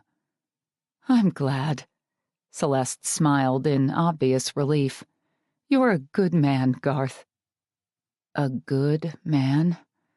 A good man didn't lie. A good man took responsibility for his actions. He'd preached that concept to his children over and over again while they were growing up. "Good night." Celeste stepped toward the door. Turning his face to the ceiling, he fought the panic surging through him. He had the journal. He didn't need to do this, a voice in his head cried. But in reality, he knew he had no choice. Either he risked losing everything he loved, or he lost his self-respect. And who could love a man who loathed himself? "There is something you should know, Celeste." He saw a hint of fear in her expression as she turned, smoothed her nightgown, and squared her shoulders. "What's that?" "I did have an affair. Once. A long time ago." The ensuing pause stretched his nerves taut. "How long ago?" she finally asked, her voice now choked with the fear he'd seen in her face. 2.5 decades. Her chest lifted as though she'd just drawn a deep breath. "That is a long time ago." It wasn't long enough. No amount of time seemed capable of dulling his remorse. "Did she mean anything to you?" He thought of Red's notations. Favorite dessert, pecan pie, and almost laughed out loud. "No. I got confused and made a terrible mistake, for which—" he struggled to control his voice, "for which I'm very sorry. I've been sorry ever since. I should have told you long before now." She crossed the room and put her arms around him, drawing his head against the soft folds of her stomach. She smelled so familiar, so sweet and comfortable, he couldn't help closing his eyes and simply breathing her in. His marriage wasn't perfect. It never had been. But he and Celeste had been together for 40 years, and she was a good woman. He'd done the right thing in staying with her. He knew that now. "It's okay, Garth," she said. "We're not always everything we want to be." Garth got the impression she was acknowledging her own weaknesses in that statement, as well as his, and loved her all the more for it. She knew. She knew he'd been disappointed in certain areas of their marriage, and she accepted responsibility for it. What a big person. Someone he could definitely admire. He almost told her about Lucky, but caught himself. He didn't want her to have to deal with something that might not be a problem. Before he said any more, he had to find out if Lucky was his daughter. Soon. "Thank you, Celeste," he murmured. "I love you, Garth." He felt the first peace he'd known since Lucky's call, and the physical aspect of his and Celeste's relationship suddenly meant far less to him than the comfort and support she'd always offered. "I love you, too." Mike paced his brother's office. "It's been 2 weeks. Josh dropped his pen, propped his hands behind his head, and stretched out his legs. "You want to fill me in on what you're talking about? You know what I'm talking about. I haven't heard from her. Has she contacted you?" "She? Lucky." Moving to the edge of Josh's desk, Mike thrust his hands in his pockets and kept a close eye on his brother's face. "If she has, you'd tell me, right? You wouldn't hold out on me in some misguided attempt to appease Mom and Dad." Josh rocked forward. "Hey, slow down, big brother. I wouldn't hold out on you. I told you I'd let you know if Lucky called. She hasn't." Mike went back to pacing. He hadn't had a good night's sleep since she left. Not that he'd been sleeping all that well before. She'd wreaked havoc on his orderly, peaceful life. But now that she was gone, he couldn't get her out of his mind. He kept thinking he'd hear from her, have the chance to convince her to come back, deal with the house, take a more measured and thoughtful approach to the future. But she hadn't contacted him or anyone else he knew of, and worry was quickly overtaking all other emotions. "She has to be out of money by now," he said. "Her monthly check is waiting in my office. I can't mail it because I don't have an address to send it to." "She's probably fine. She arranged for an equity loan against the house, remember? She could be living on that. Fred Sharp told me she left him a check in an envelope taped to the wall. He's already been paid in full. Maybe she borrowed more than she paid him. According to Byron Reese down at the bank, she didn't. At least not much more." "Byron Reese gave out that information?" Mike scowled. "Come on, this is Dundee. Privacy in lending isn't an issue when everyone already knows everyone else's business. How's she getting by?" "I don't know," Josh said with a shrug. "You've been frantic ever since she took off, and you're only getting worse. But I can't help you. She didn't leave a forwarding address." Mike had tried searching Boise. It was the only place he knew to look, the closest big city in Idaho. In the first 2 days after she left, he'd called every hotel or motel in the area, but had come up empty. He'd even driven down there and prowled the streets and local hangouts. He'd known it was a hopeless endeavor, but it was better than sitting around Dundee doing nothing. "What should I tell her if she does call?" Josh asked. "Put her on hold and get me, or jot down a number where I can reach her. What if she just wants an offer on the house? Don't give her one. If she wants to sell that house, she's going to have to deal with me. She could always list it with Fred Winston and sell it to someone else." Mike didn't like the fact that she could do any number of things besides come back. But he was betting she'd eventually contact him about the house. Despite what he'd originally believed, she cared as much about the Victorian as he did. And she cared about him. "She'll call," he said, trying to keep his hopes up. Was this Phoenix? If so, it wasn't the better part of the city. Lucky stared through a dirty motel window at the crumbling blacktop parking lot that was empty except for a few banged-up cars, including an old Oldsmobile that had a flat tire. Judging by the mobile home park that served as a retirement community across the street, the flatness of the surrounding land, and the desert plants and pale rock below her window, it sure as hell wasn't Oregon. She'd already been to Oregon, and Utah, and California. She couldn't remember where else. The states were beginning to blur. Road signs didn't matter much when you didn't know where you were headed in the first place. She just kept driving and drinking coffee and blasting the stereo to drown out her thoughts. then driving some more, finally checking into little hole-in-the-wall motels. She could scarcely recall the past 3 weeks, except for the pain she felt every time she woke up and realized she'd never see Mike again.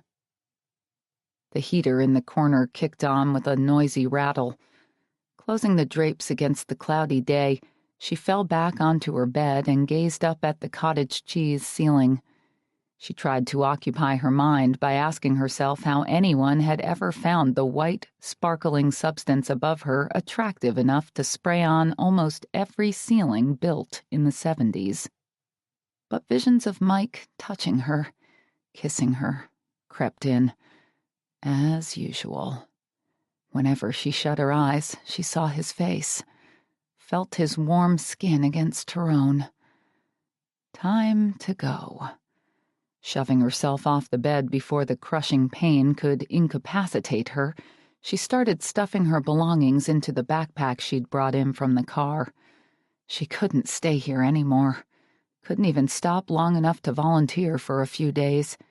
She had to keep moving, keep driving. Forget. Maybe New Mexico would feel more like home. Somehow, she doubted it. "Where's Mike?" Barbara asked, pinning Josh with a searching look the moment he, his wife, and baby Brian came into the house. Josh glanced awkwardly at Rebecca before responding. "He told me to tell you he can't make it for dinner today." Over the past few weeks, when Mike hadn't shown up for their usual Sunday dinner, Barbara had put a brave face on her disappointment. Today, she couldn't seem to manage the effort. "Again? He hasn't been here for weeks." "He's pretty busy," Josh said. "Breeding season's nearly upon us, and—" "Breeding season has never interfered before." Normally, Barbara took Brian the moment she laid eyes on him. She worshipped her grandson, but she was too upset and preoccupied right now. When the baby started to fuss, Josh handed him to Rebecca instead. "If you want to know the truth, Mom, I'm a little worried about Mike." "Why?" "He's miserable." "Miserable? He's always been happy in the past." "Well, he's miserable now." Josh put the diaper bag on the floor next to the wall. "I think he's in love with Lucky." Barbara clutched her chest. She'd expected Josh to say something about Lucky. He'd been trying to talk to her about Red's daughter ever since Lucky had left town. He'd said Mike wasn't the same, that Mike cared about her. But Barbara couldn't believe he cared too much. Mike would get over Lucky in a matter of weeks. He respected women, treated them well, but he never fell too hard. "Love's a strong word, Josh," she said. "I know, but there it is," he replied. "I doubt Mike even realizes what's wrong with him, but he can't think of anything or anyone else. I'm sure that's part of the reason he's not here today. He's hoping she'll call, and he doesn't want to miss her if she does." "That's silly," Barbara said. "He's not here because he's still angry at your father about that little spat they had a few weeks ago. Larry?" Hearing his name, her husband muted the football game he was watching on television half a room away. "What?" "You called Mike, right? Told him you're not holding a grudge?" "Of course." "Mike just hasn't forgiven him yet," Barbara said. Rebecca's expression plainly revealed that she agreed with Josh. "I'm not so sure that's it." Barbara remembered Lucky standing at the door. "Does he care about you?" "No, it was all me." Strange words from someone who wanted to hurt her. Barbara's conversation with Lucky nagged at her late at night, as did the lovesick expression she'd seen in Lucky's eyes.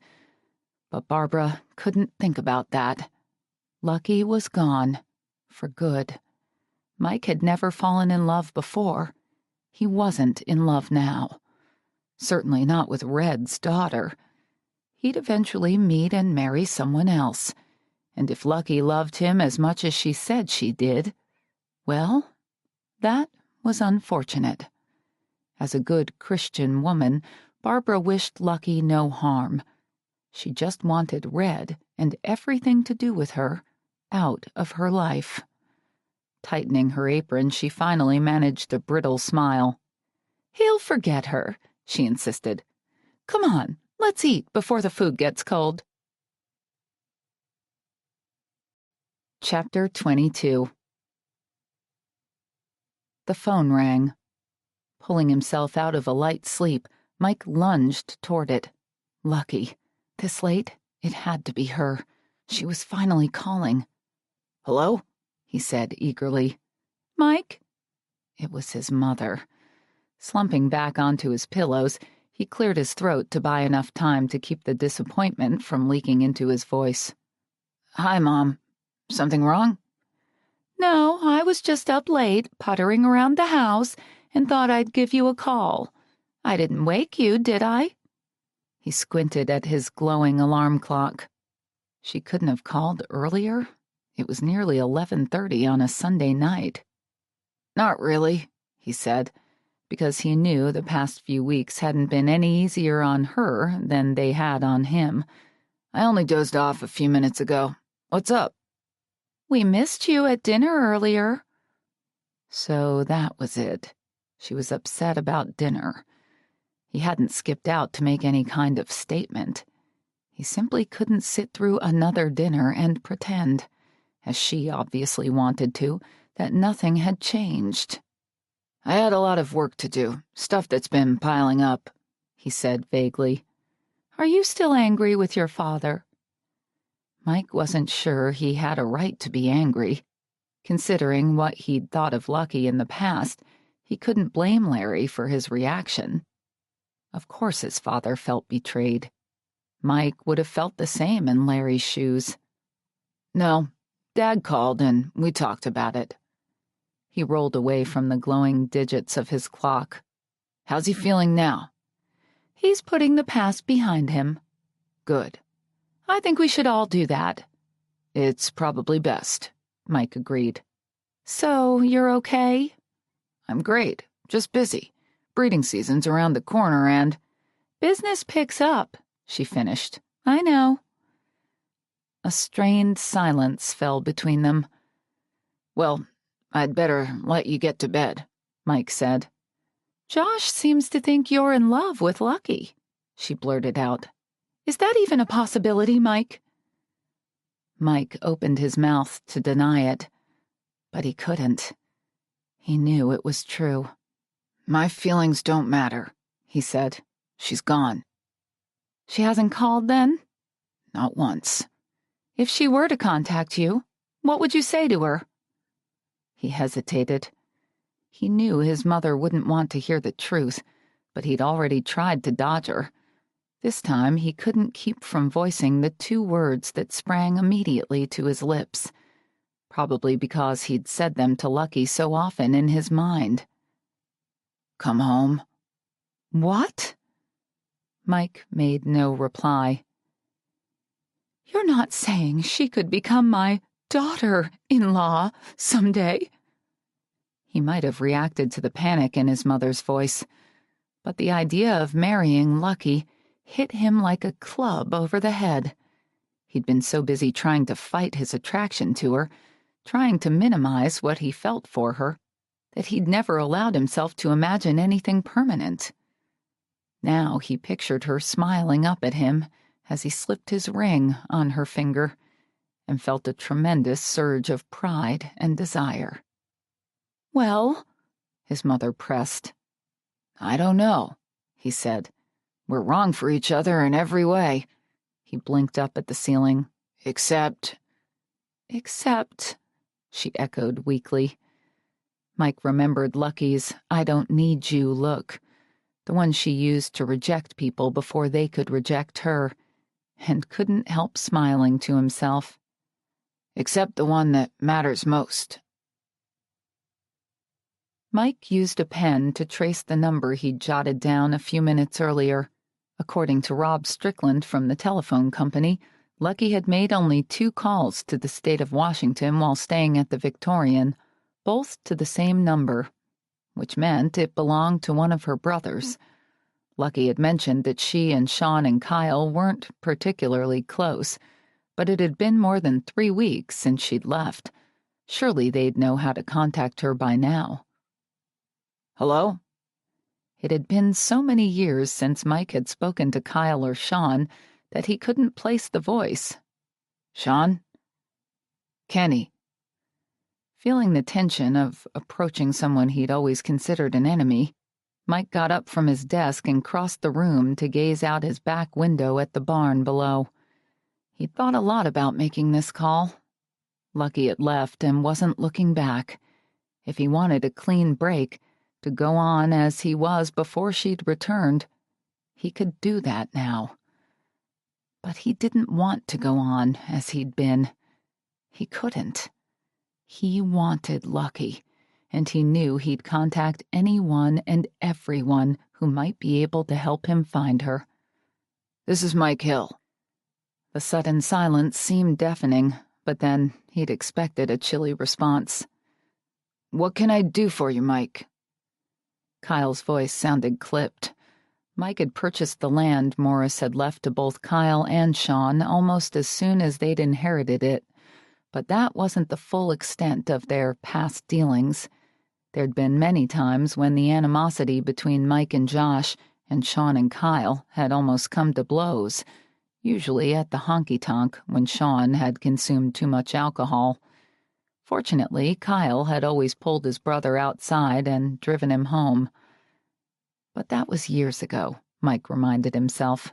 Better forgotten. I'm looking for Lucky, he said. Lucky? Your sister? Isn't she staying next door? Kyle's confusion seemed authentic, heightening Mike's concern. Could something have happened to her? She left here almost a month ago. You haven't heard from her? No. Is there some sort of problem? Mike hadn't been able to keep his hands off her, which had definitely turned out to be a bit of a problem. But he didn't feel inclined to share that with Kyle. Not that I know of, I just... What could he say? Your little sister's too young for me, but I can't live without her? It was true. She mentioned that she might be ready to sell the house. I was hoping to get in touch. With another offer. Yes. How much? Just have her call me when you hear from her, okay? Kyle obviously didn't like the answer he'd received. Maybe I will, and maybe I won't, he said, and hung up. Mike frowned as he walked back to his desk and placed the phone in its cradle. Obviously, Lucky's family didn't like him any more than his family liked her. Lucky's heart pounded so hard she could scarcely hear above it.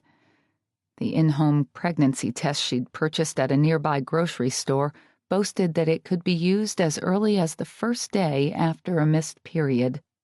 But she didn't have to worry about testing too soon. Although she'd never really bothered to keep close track of her menstrual cycle, she'd always been regular. She was pretty sure she should have started her period 3 weeks ago.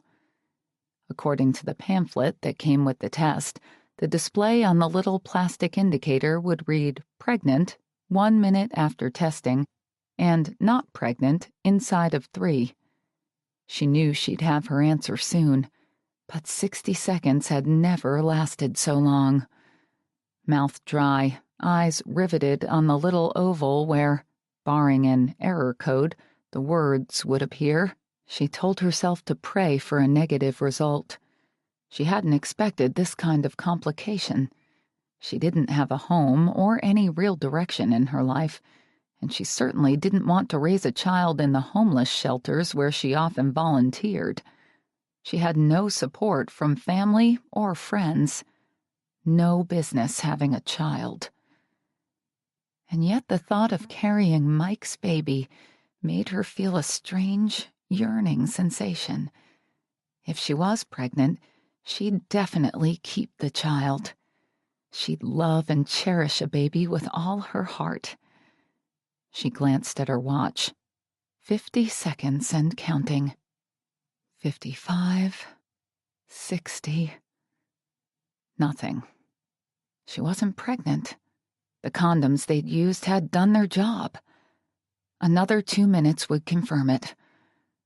Relief and disappointment swirled inside her while she waited.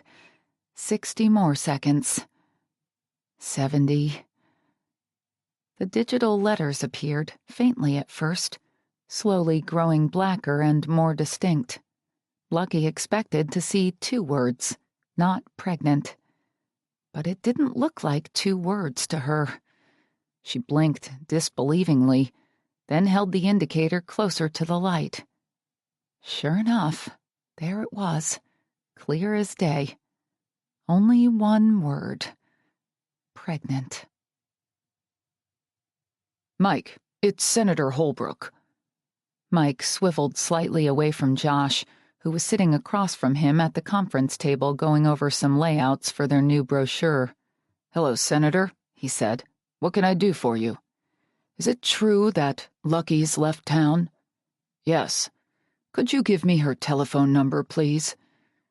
Mike felt his eyebrows shoot up. I'm afraid I don't have it. Do you know anyone who does? No. What about her family? Her brothers? I've already called them. No luck. So you don't know where she's gone? No. Mike had hired a private investigator to track her down, to ease his worry, if nothing else. But he couldn't admit that in front of Josh. Mike hadn't heard from his mother or father since he'd admitted how he felt about Lucky while talking to Barbara on the phone over a week ago. They hadn't even invited him to Sunday dinner. Holbrook seemed unsure of how to proceed. Is there something you'd like me to tell her if I happen to hear from her? Mike asked, wondering why the senator was trying to reach Lucky. There was a long pause. Please tell her I'm ready to take the test, he said, and hung up. Mike stared at the handset. The test? The paternity test? But what about Gabe and Renee and— What did Holbrook want? Josh asked. Quickly pulling himself together, Mike hung up and made a half-hearted attempt to come up with a lie. But nothing except the truth presented itself quickly enough. What? Josh pressed. He wants the same thing I want, Mike admitted. And that is to find Lucky. Los Angeles was as good a place as any to start a new life, Lucky decided as she wandered through the small blue house for sale. The mild weather appealed to her. So did the sandy beaches only a block away. She liked sitting and watching the waves tumble over themselves as they crashed against the shore. She even liked what most other people complained about, the miles upon miles of concrete and teeming masses. Probably because nothing in L.A. reminded her of a small town tucked into the mountains north of Boise, where she'd briefly spent time with the handsome cowboy who still owned her heart. What do you think? The real estate agent stood at the door, frowning impatiently at her watch. As I said, these properties don't become available very often. If you want it, we'll have to move fast.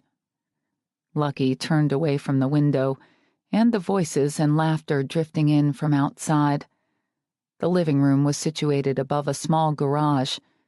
This little house, with its fresh paint and hardwood floors, was more than 40 years old and had only 2 small bedrooms and 1 bath. But the view, in addition to the quaint, clean neighborhood, made it special. Lucky knew she should probably rent an apartment before buying any real estate, get a feel for the city, make sure she was going to like it here. Except, if she could move on easily, she was afraid she would. This time she intended to put down roots. For her baby. Her son or daughter might grow up without a father, as she had, but Lucky was determined to give her child more than her own mother had been emotionally capable of giving her.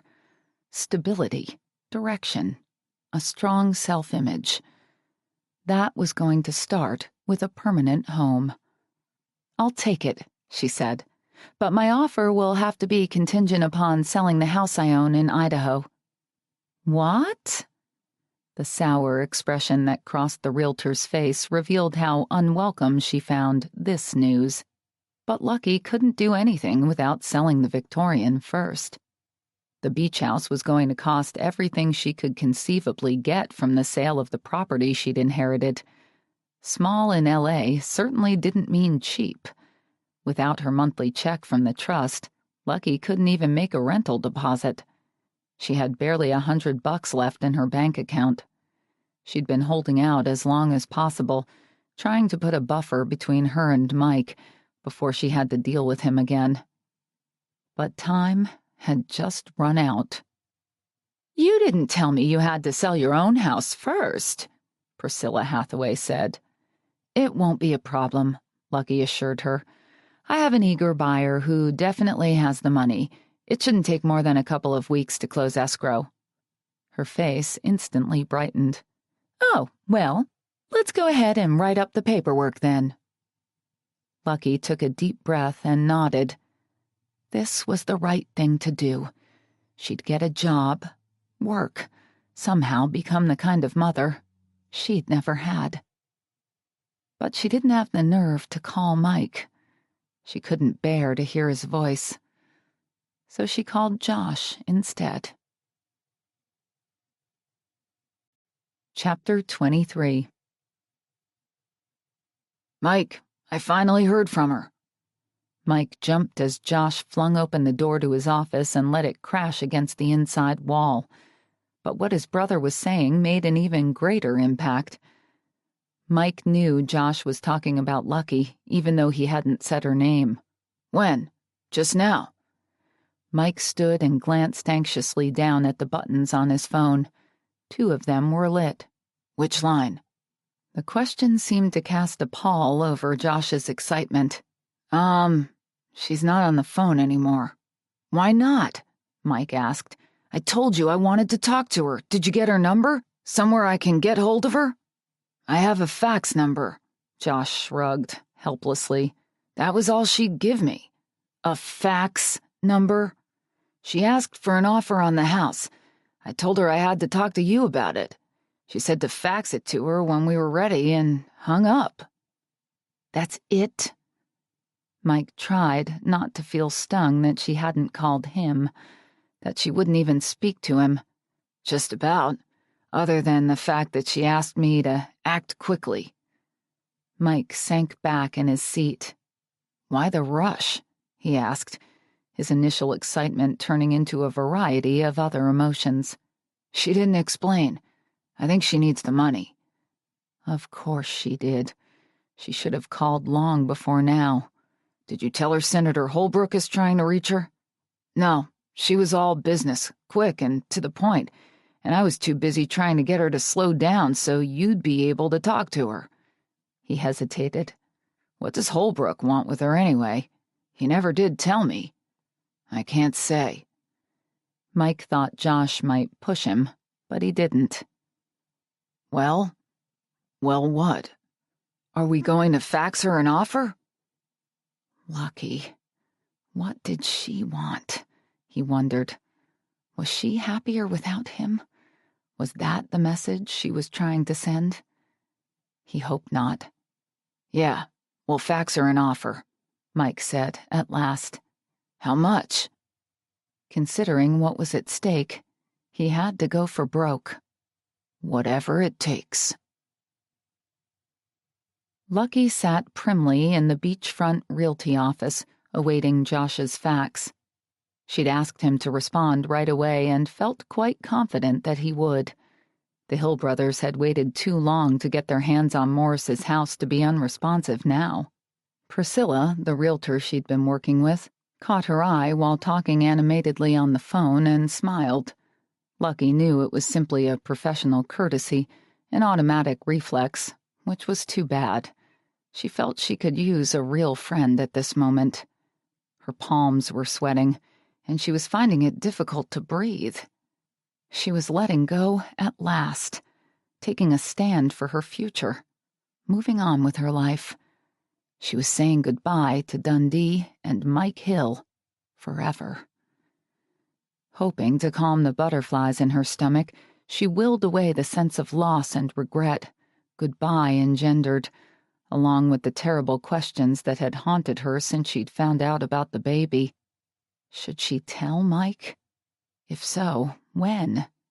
How? She pictured his friends and family, the town. Everyone admired him. Surely if he knew about the baby, he'd feel even more split between her and the rest of his life. She wouldn't tell him now, she decided. Maybe not ever. He had everything he needed, everything he wanted. She had only this. As the fax machine in the corner began to spew out paper, apprehension tightened every nerve. When Josh had asked her how much she'd like for the Victorian, she'd given him the minimum amount she absolutely had to have in order to buy the beach house. She wasn't after Mike's money. She wanted as little of it as possible. But she owed it to her baby to make sure they had a good start, and that meant she needed a decent roof over their heads. Besides, she'd set the price low enough that she felt fairly confident that she could get that amount from someone else. She just didn't have time to go through the motions of marketing a piece of real estate. Lucky watched the fax machine until the light turned off and the humming stopped. She was tempted to get up and retrieve the fax herself. But this was a busy real estate office, and several faxes had come in over the past 30 minutes. There was no guarantee this one was hers. She waited instead for Priscilla to get off the phone and do the honors.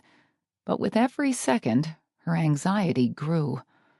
Although Mike and his family had wanted the house for years, she suddenly feared that they wouldn't come through in her hour of need. Finally, Priscilla finished her conversation and hung up. "I think my fax arrived," Lucky said. "Something's here." Priscilla crossed the room and shuffled through whatever it was that had come in, but a deep frown creased her forehead as she walked slowly back to Lucky. "What's wrong?" "I'm not sure what this is." Lucky's heart fell. It wasn't what she needed then. Maybe Josh and Mike hadn't agreed on how much they'd be willing to pay. Maybe, I guess it's an offer after all, Priscilla said, straightening the papers. Just not the kind I was expecting. "Who's it for?" "You." She passed her the fax, then propped her hands on her hips. Lucky stared down at the cover sheet. It was from High Hill Ranch, all right. Only it wasn't from Josh. It was from Mike. She spotted his name on the sender line and couldn't help running a finger over the ink. The message read, "Attached, please find my best offer." His best offer? What did that mean? That he wasn't open to negotiation? Lucky removed the top sheet and studied the first page. Now she understood why Priscilla had had difficulty figuring out what she was looking at. It took Lucky a moment, too, but eventually she realized she was holding a picture of a ring. A diamond ring. Why would Mike be sending her a picture of this? She turned to the next page, and then she knew. It said, "I don't want the house. I want you. Marry me." Lucky couldn't believe it. She glanced up in astonishment to see the hardened career woman Priscilla the realtor grinning like a 13-year-old schoolgirl. "I'm single, so I'm not a specialist in this area, but from the size of that diamond, I'm guessing it's not a bad offer." Lucky couldn't seem to find her voice. Mike wanted her to marry him? To be Mrs. Mike Hill? To live with him and sleep with him and their baby. She felt her chest constrict. They could raise their child together. But what about his family, the town, the big fuss he liked to make about his age? Could they love each other enough to compensate for all that? "There's one more page." Priscilla helped Lucky bring it to the top. This one looked curiously like a contract. A fancy heading read, Offer. Below that was one line of text. Everything I have. Everything I am. A signature block, where Mike had signed his name and even scrawled the date, made it all seem very official. Now she knew why he'd said it was his best offer. There wasn't anything more he could give. The realtor was positively beaming now. God, if you don't accept this, I think I will. He was willing to stand against everyone he knew. For her? Tears filled Lucky's eyes, but she tried to laugh through them. As your agent, it's my job to respond. Priscilla cocked a playful eyebrow at her. What should we fax back to him? Mike stood next to his fax machine, waiting, his heart racing with anticipation. Would she accept? She'd once told him she loved him, but with Lucky, he wasn't sure love was enough. She'd been through a lot in Dundee. Maybe she'd had all she could tolerate and wasn't willing to come back. Maybe loving him was too simple a motivation to get her to settle down in one place. I don't think I've ever seen you so nervous, Josh said. Mike didn't respond.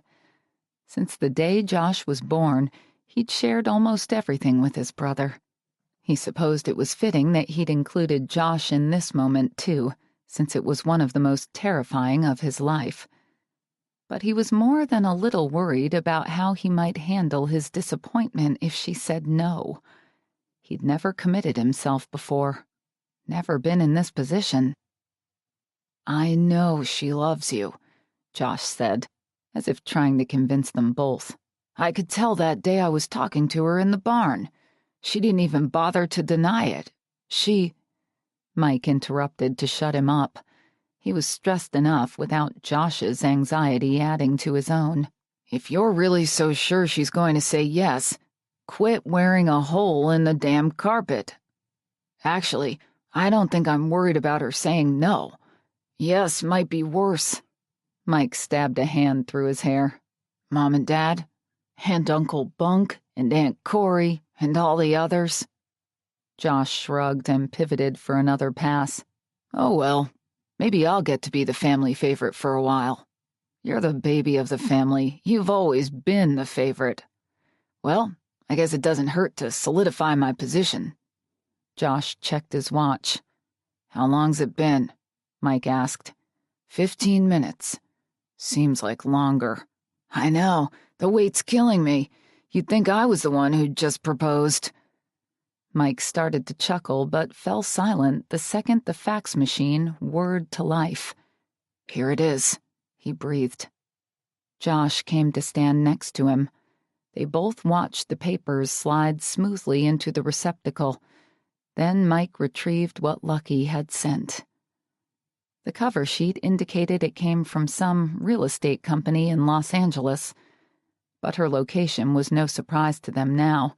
They'd already called information to check the area code on the fax number and knew she was in Southern California. Mike just wasn't sure she'd be willing to return to his little corner of the world. L.A. was a far cry from Dundee. Shooting a quick, here goes, glance at Josh, he flipped to the second page. It looked like some kind of magazine clipping of a... He held it closer. Baby? What's that? Josh asked, his eyebrows gathering in confusion. Baby, I think, Mike said. But what does it mean? Mike had no clue. There wasn't any writing on the page.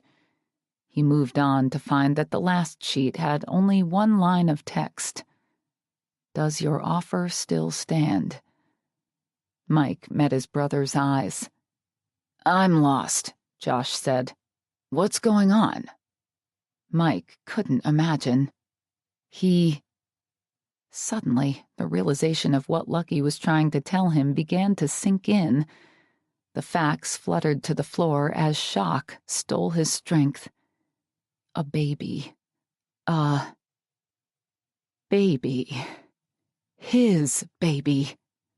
"Whoa," he said, and grabbed the nearest table for support. Josh's eyes cut back to the picture Mike had just dropped. Then his mouth formed an O. "She's not saying—" "I think she is." Mike bent over, drawing several deep breaths to ward off the dizziness. He'd almost lost Lucky and his baby. If she hadn't contacted Josh about the house. Anger swirled through him, and he shot back upright. "Are you okay?" Josh asked. "How could she leave without telling me?" Mike cried. "How could she leave without even saying goodbye?" He took up pacing in Josh's place. "Do you suppose she was ever going to tell me? She called you, for Pete's sake. What about me?" A sheepish expression claimed Josh's face, but Mike was so busy ranting and pacing that it took him a moment to recognize that his brother knew more than he was saying. "What?" he said insistently. "Did you know? Did you threaten her to leave or something?" Josh looked offended. "I wouldn't do that. But—" He stretched his neck, acting as though he wasn't sure whether or not to proceed. "Tell me everything," Mike said darkly. "Now." Josh grabbed the picture of the baby and gazed down at it. "Okay, remember the day we couldn't find Mom?" "Yes." "And I was already at the house when she got home and you were with her?" "Yes." "I'd quit looking because—" "Because?" Josh frowned. "At that point, I already knew she was okay." "How?" "I saw her pulling out of Lucky's driveway and flagged her down at the end of the road." "Did she say if she'd spoken to Lucky?" "She wouldn't tell me, which was indication enough. She mentioned that she was going to Finley's to get some stuff for dinner, so I went home to tell Dad." Mike dropped his head in his hands and massaged his temples. He'd wondered at the suddenness of Lucky's departure. Now he knew. Unfortunately, it didn't bode well for future relations with his family. But he hoped his mother would come around someday. Once she'd had the chance to know Lucky, he couldn't see Barbara, or anyone else in the family, continuing to dislike her. Besides, he and Lucky would have an ace in the hole. They were going to have a baby. Maybe 2 or 3 over the next 10 years, and the mother he knew would never be able to reject her own grandchildren. "Send Lucky another fax," he said. "What do you want me to say?" Josh asked. "Tell her I want to consummate this deal right away." Josh grinned. "That's it?" "No." Mike imagined holding a soft, squirming bundle in one arm and Lucky in the other, and couldn't help returning his brother's smile. Life was going to change. A lot. But he was ready. Evidently, the big 4-0 was his year. "Tell her I love her." Epilogue. Hearing the doorbell at 10 o'clock on a Wednesday morning surprised Lucky. The initial 2 weeks after the birth had been a flurry of excitement and activity, what with all the visits and gifts from her brothers and Mike's friends and family, and Mike himself being home so much. But the past few days had slowed to a leisurely crawl. Although Mike appeared for lunch every day, sometimes an extended lunch because he seemed to have difficulty leaving, he worked mornings and most afternoons, which afforded her a few quiet hours with their new daughter. The bell rang again before she could reach the front door. She parted the lace drapes she'd just bought for the Victorian to see Senator Holbrook standing on the porch. He'd called her occasionally over the past few months to ask how she was doing. He'd even offered to go ahead with the paternity test. But there'd been so many positive changes in her life, Lucky had decided against it. Privately, she wanted to know, but she understood how worried Mike was about Gabe's reaction. She didn't want to cause a problem for Gabe or Renee or anyone else. She and Mike were happy together. Her health was good. The ulcer she'd fought for more than a year before returning to Dundee was finally gone. She already had more than she'd ever dreamed. "Good morning," she said, smiling as she opened the door. The senator's eyes swept curiously over her. "I hope I haven't come at a bad time." "No, as a matter of fact, I could use the company. Sabrina's been sleeping all morning." She invited him in, and he sat on the antique couch she and Mike had bought at an auction in Boise.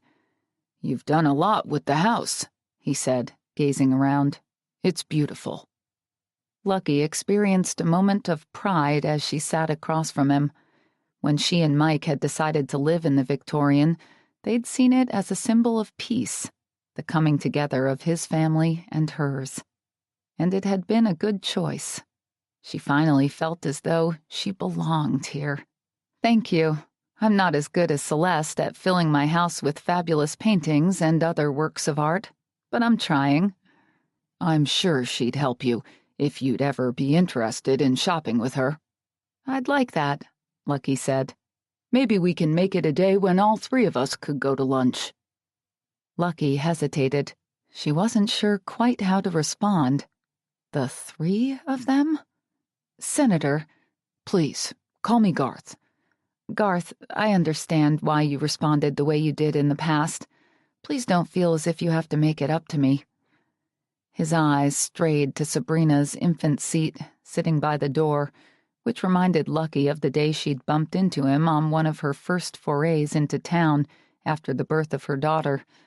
He'd stopped her so he could see the baby, and had seemed oddly touched by the whole encounter. Lucky supposed she could be wrong in thinking that it held special significance for him, but something about the senator's demeanor today seemed to confirm it. "I think Mike's done the right thing," he said, surprising her by changing the subject. "In what way?" "He's made it a point to let the whole town know how much he loves you, how much he respects you, and it hasn't left any room for the past to intrude on the future." Lucky smiled at Garth's comment. Mike's actions and attitude had gone far toward neutralizing the old rumors and resentments. If someone turned away or whispered in her presence, Mike would only put his arm around her and stand taller. Even his family, his mother, had started making overtures of kindness, especially since the baby was born. "Sometimes I can't believe I'm married to him," she admitted. "I've loved him since I was 16. I was as blind as everyone else at first, but I'm beginning to see that he's the one who got the catch of the century." The unexpected compliment made her feel a comforting warmth. "Thank you." Garth opened his mouth to say something else, but Sabrina's cries interrupted him. Excusing herself, Lucky went into the kitchen to scoop her daughter out of her baby swing. When she returned, Garth couldn't seem to look at anything except Sabrina. "Would you like to hold her?" Lucky asked. He nodded, and she put the baby in his arms. "She's beautiful." Lucky grinned. "Mike worships her." Garth didn't respond right away. He kept staring at Sabrina, who seemed equally mesmerized by him. Finally, he raised his eyes. "Lucky, I want to take the paternity test." Lucky blinked. "What?" "I want to be a part of your life, part of her life."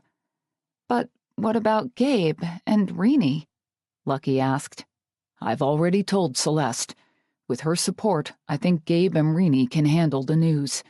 She keeps telling me that I'm underestimating them, that if I want to get to know you, I should do so. And I think she's right. She even said they might benefit from having someone like you as a sister." Lucky had never expected to hear such words from Garth Holbrook. "I've never been so flattered," she said. "But there's still your bid for Congress, right? The election is only a couple of weeks away. A scandal could cost you your career." "That's possible, but—" He gently kissed Sabrina's head. Some things are more important to me than a seat in Congress." Lucky reached out to rest a hand on his arm. "I hope you are, my father," she said, and meant it. This is Rachel Fulginetti. We hope you have enjoyed this unabridged production of A Home of Her Own by Brenda Novak.